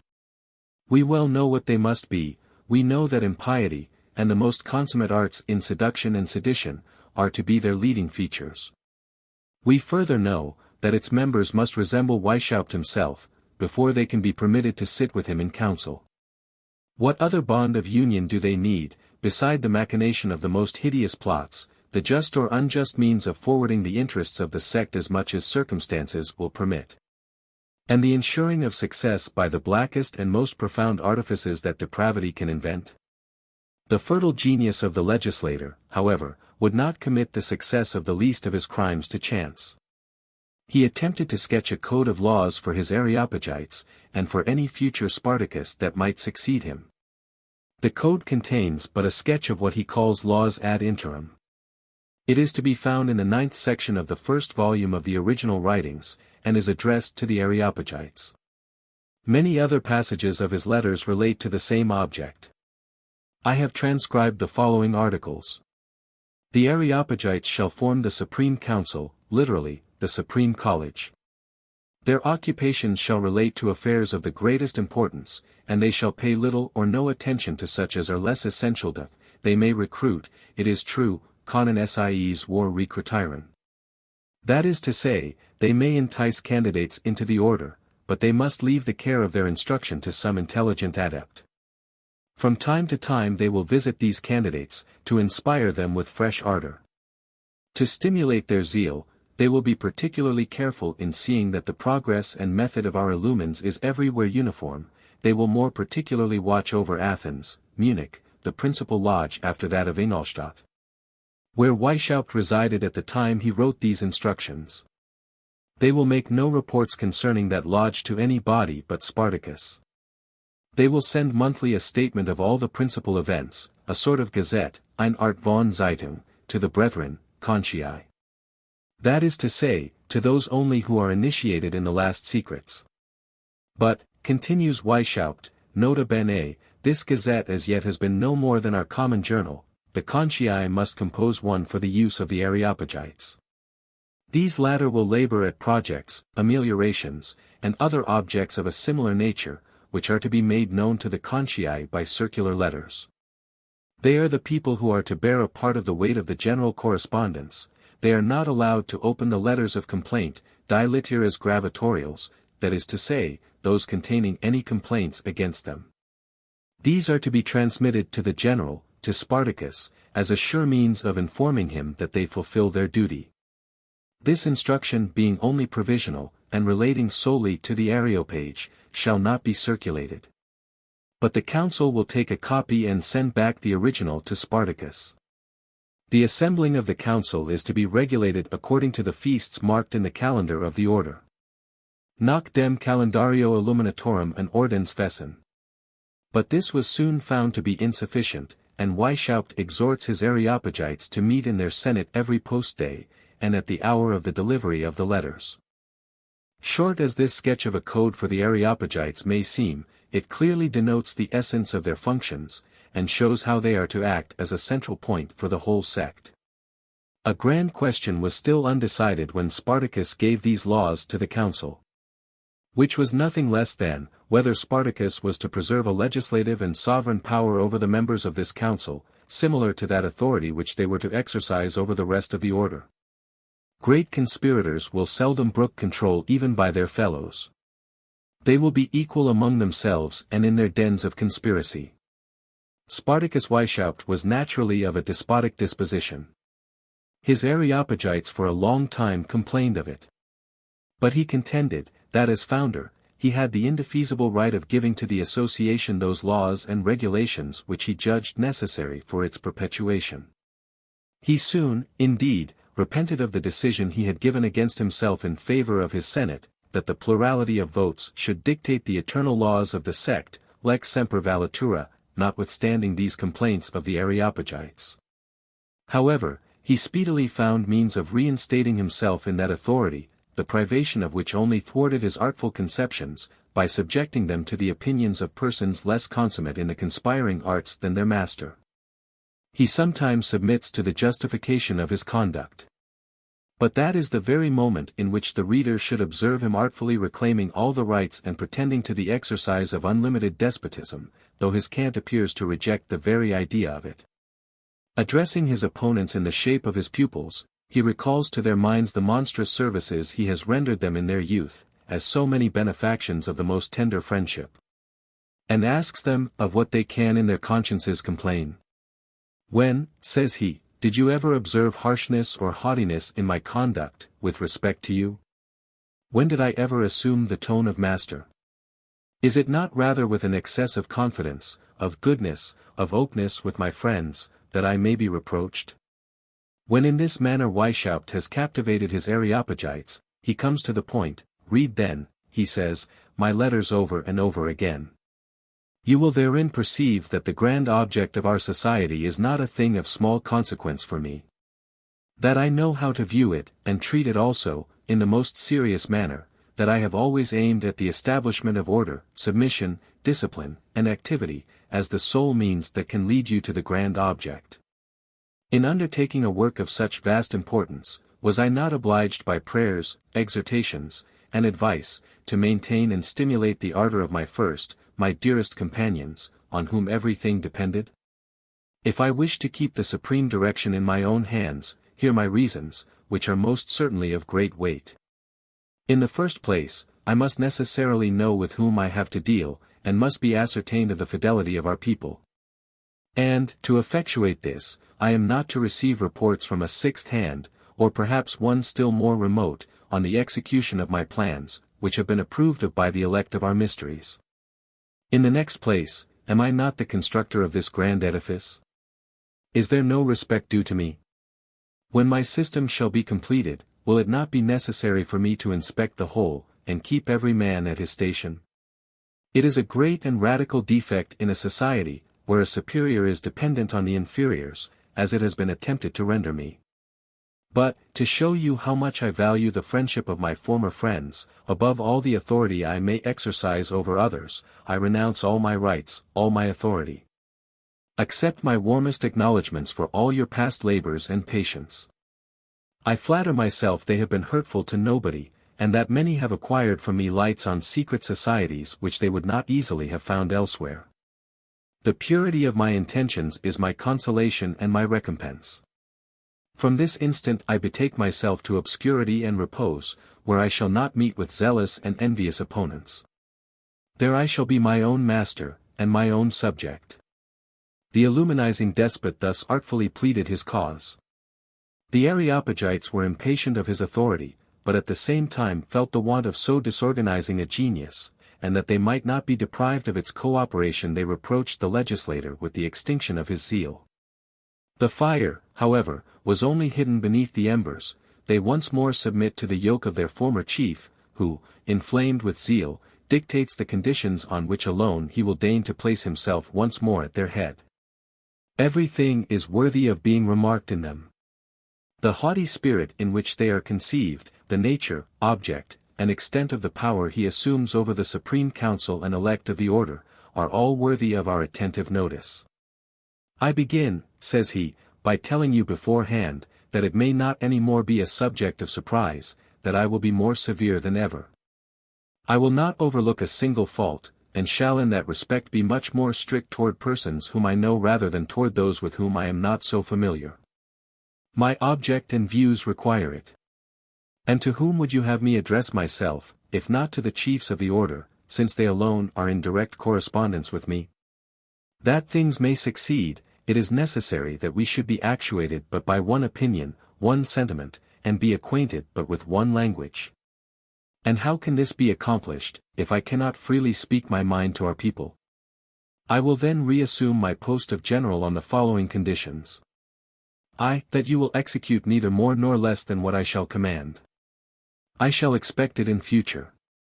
At least, should any change be thought necessary, I am to receive previous notice of it. 2. I expect that every Saturday a proper report shall be sent to me of everything that has taken place during the week, and that it shall be in the form of minutes signed by all the elect present. 3. That I shall be informed of all the members that have been recruited, or persons that are to be recruited, with an outline of their characters, and let some particulars concerning them be added when they are admitted. 4. That the statutes of the class in which you labor be punctually observed, and that no dispensations be granted without previous investigation. For should each one take upon himself to make such changes as he pleased, where would be the unity of the order? What I exact from you, you shall exact from those that are subject to you. If there be no order and subordination in the higher ranks, there will be none in the lower. It was on the 25th of May, 1779, that Weishaupt dictated these laws to his Areopage. A fifth condition seems to have made them merely provisional, and to have entrusted the despotic power in Weishaupt's hand only until the order had acquired a proper consistency, but he took care not again to lose the newly acquired supremacy. Though the Areopagites still regretted the loss of their aristocracy, and the being reduced to be the mere agents or prime ministers of the Spartacus of the order.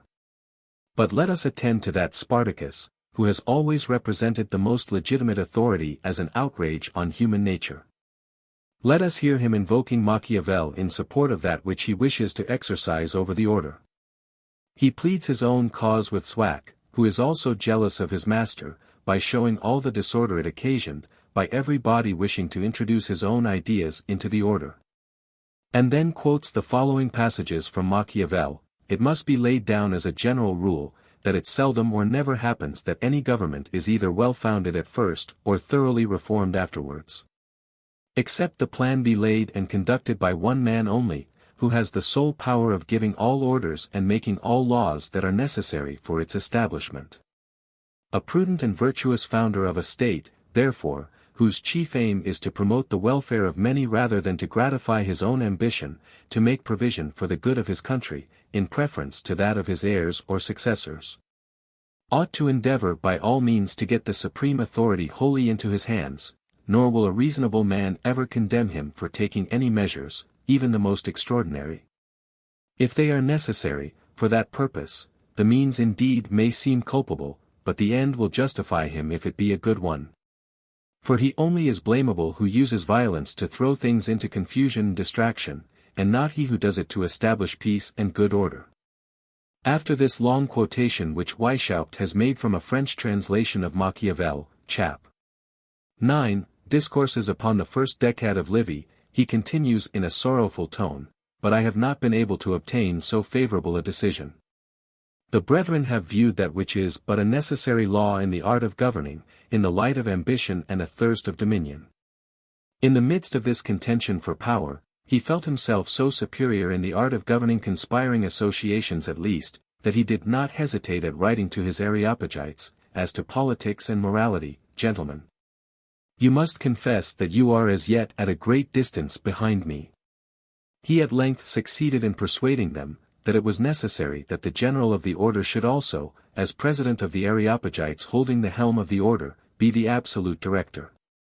Weishaupt, who left nothing relating to the disorganizing arts in an imperfect state, must, no doubt, have composed instructions to guide his successors in the exercise of their supremacy, and to teach them how to make the same use of it which he intended.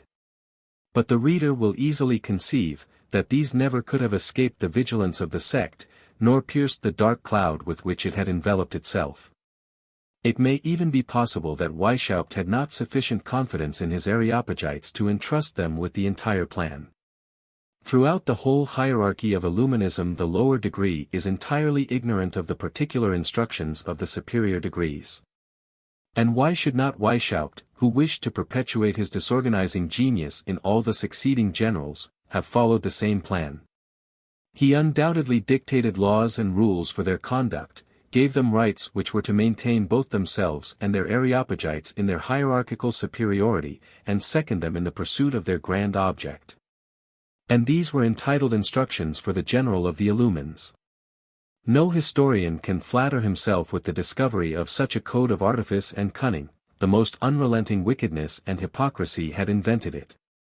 And genius alone can pretend to dive into such secrets.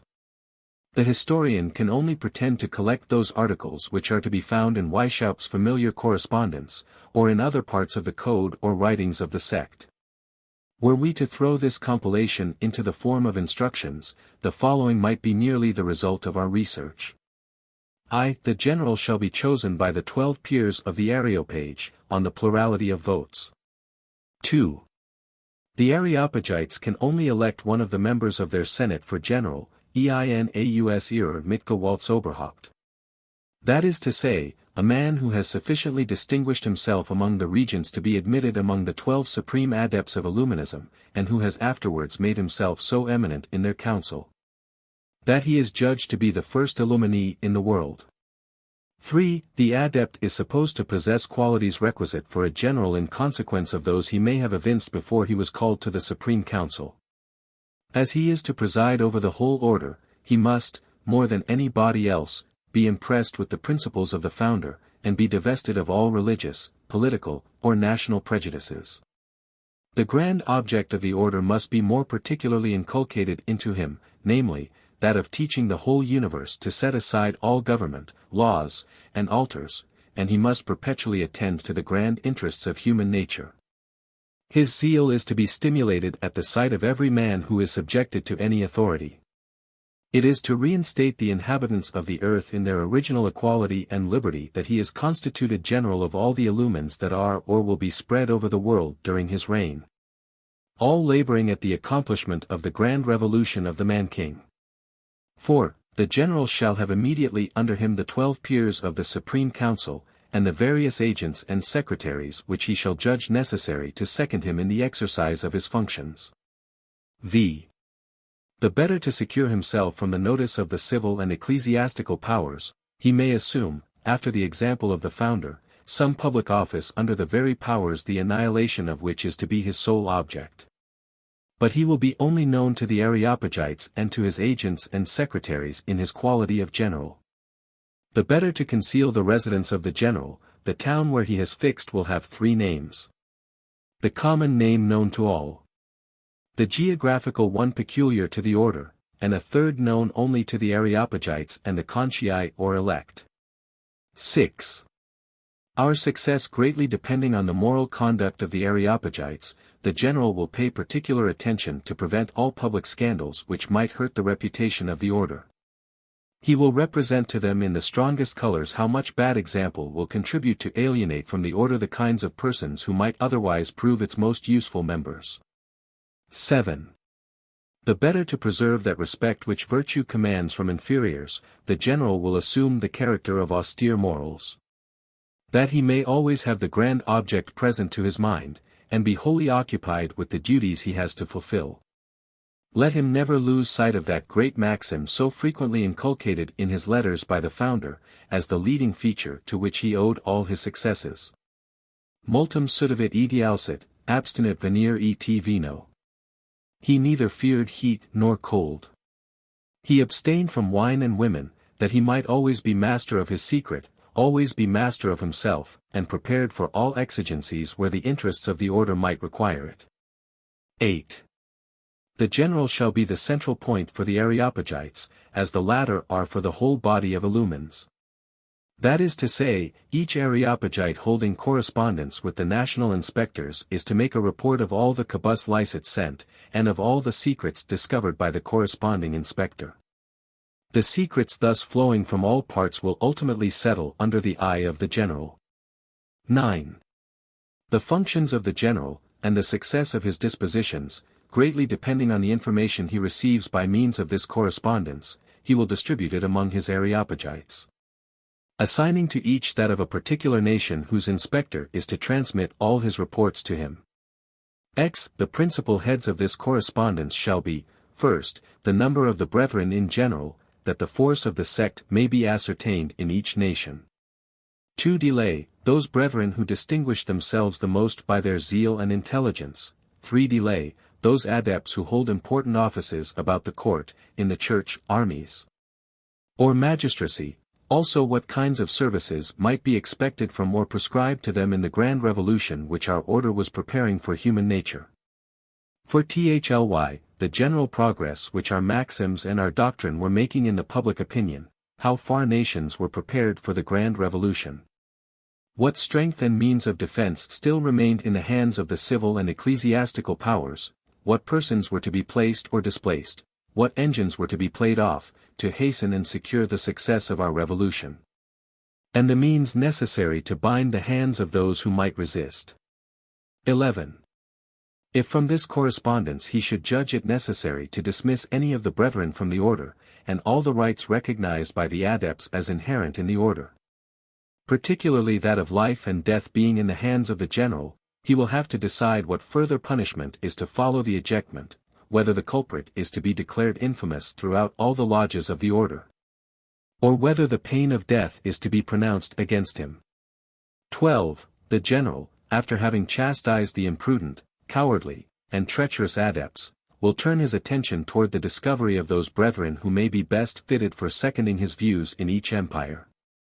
Without making himself known to them, he will establish a line of communication between them. He will himself prepare the links of this immense chain after the manner laid down by our founder as the grand means of governing, from his mysterious center, all the diverging ramifications of the sect to the extremities of the earth. As a means of vivifying invisible armies in an instant, of putting them in motion, of directing their course, and of irretrievably executing the most astonishing revolutions.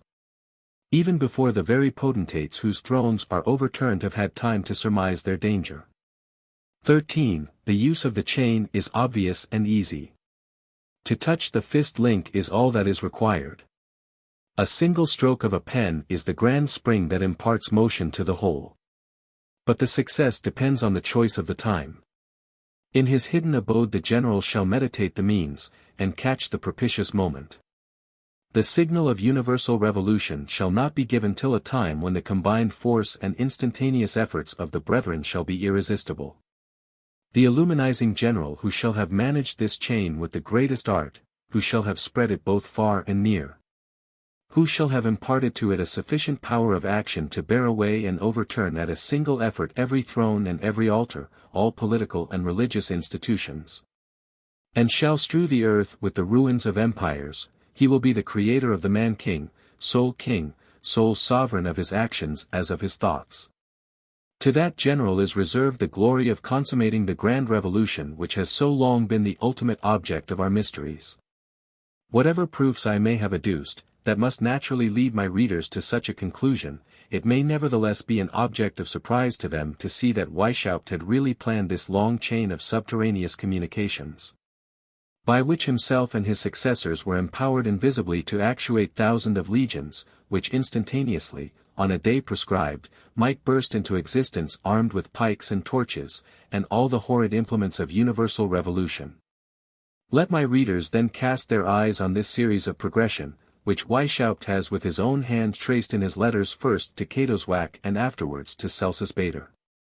The explanations are his own, and let them be particularly attended to. For the present, direct nobody to me but Cortes, that I may have some leisure to digest my speculations, and determine each one's place, for everything depends on that. My operations with you shall be directed by the following table. Immediately under me I have 2 adepts, into whom I infuse my whole spirit. Each of these corresponds with 2 others, and so on. By this method, and in the simplest way possible, I can inflame and put in motion thousands of men at once. It is by such means that orders are to be transmitted and political operations carried on. A few days after he writes to Celsus Bader, and tells him, I have sent to Cato a table, schema, showing how one may methodically and without much trouble arrange a great multitude of men in the finest order possible. He will probably have shown it to you. If he has not, ask for it. Here is the figure, then follows the figure. The spirit of the first, of the most ardent, of the most profound adept daily and incessantly communicates itself to the 2A, by the one to B, by the other to C, B and C communicated to the 8 following, these to the next 16, from thence to the 32 and so downwards. I have written a long explanation of it all to Cato. In a word, every man has his aid major, by whose means he immediately acts on all the others. The whole force first issues from the center and then flows back again to it. Each one subjects, as it were, to his own person, 2 men whom he searches to the bottom, whom he observes, disposes, inflames, and drills, as it were, like recruits, that they may hereafter exercise and fire with the whole regiment. The same plan may be followed throughout all the degrees. This is not a document which, like many others, flowed unintentionally from Weishaupt's pen, and which he left his disciples to collect, in order to form the political code, give me leisure to digest my speculations. And to determine each one's place, it is by such means that orders are to be transmitted, and political operations carried on. These words evidently demonstrate, that it is not a provisional law which he is about to pronounce, but a premeditated one, that is to last till that fatal period when whole legions, fired with his spirit, are to be led to that terrible exercise for which he had so long been drilling them. That time so expressly foretold by Weishaupt and his hierophants, when they were to tie hands, to subjugate, fire on, and vandalize the whole universe. When this fatal law shall be fulfilled, then will the last Spartacus sally forth from his baleful den, and triumphantly claim the sanguinary palm of murder and destruction from the old man of the mountain, who would scarcely have been worthy of being his precursor. The earth loaded with the ruins of laws and empires, mortals blaspheming their God, nations lamenting over their conflagrating towns, their palaces, public monuments and arts, and even their cottages, all overthrown, society weeping over its laws. Such shall be the sight which the last Spartacus will contemplate with joy, when he shall exultingly exclaim, at length, my brethren, the long-wished-for day is come. Let us celebrate the name, and dedicate this day as sacred to the memory of Weishaupt, our founder. We have consummated his grand mysteries, no laws shall exist, but those of his order. Should nations be ever tempted to return to their wickedness, to laws and society, this code, which has once destroyed their bonds, may do it again. Will not hell vomit forth its legions to applaud this last Spartacus, to contemplate in amazement this work of the illuminizing code? Will not Satan exclaim, here then are men as I wished them. I drove them from Eden. Weishaupt has driven them to the forests. I taught them to offend their God, he has made them reject their God entirely. I had left the earth to repay them for the sweat of their brow, he has stricken it with sterility. For it will be in vain for them to pretend to till and sow that which they shall not reap. I left them in their inequality of riches, but he has swept all away, he has destroyed the very idea of property, he has transformed mankind into brigands. Their virtues, happiness, and greatness under the protecting laws of society or of their country, was an object of jealousy to me. But he has cursed their laws and their country, and has reduced them to the stupid pride and ignorance of the roaming, savage, and vagabond clans. In tempting them to sin, I could not deprive them of repentance and the hope of pardon. But Weishaupt has taught them to scoff at crime and despise repentance. Villainy without remorse, and hopeless misfortune, are all that he has left to the miserable inhabitants of the earth. Meanwhile, before Satan shall exultingly enjoy this triumphant spectacle, which the illuminizing code is preparing, let us examine how far success has hitherto attended on its footsteps. What share has it borne in that revolution which has already desolated so many countries and menaces so many others? How it engendered that disastrous monster called Jacobin, raging uncontrolled, and almost unopposed, in these days of horror and devastation. In short, what effects this code of the Illumines has produced, and what effects it may produce. This will be the object of the historical part of the sect, and of the IVTH and last volume of these memoirs. The end.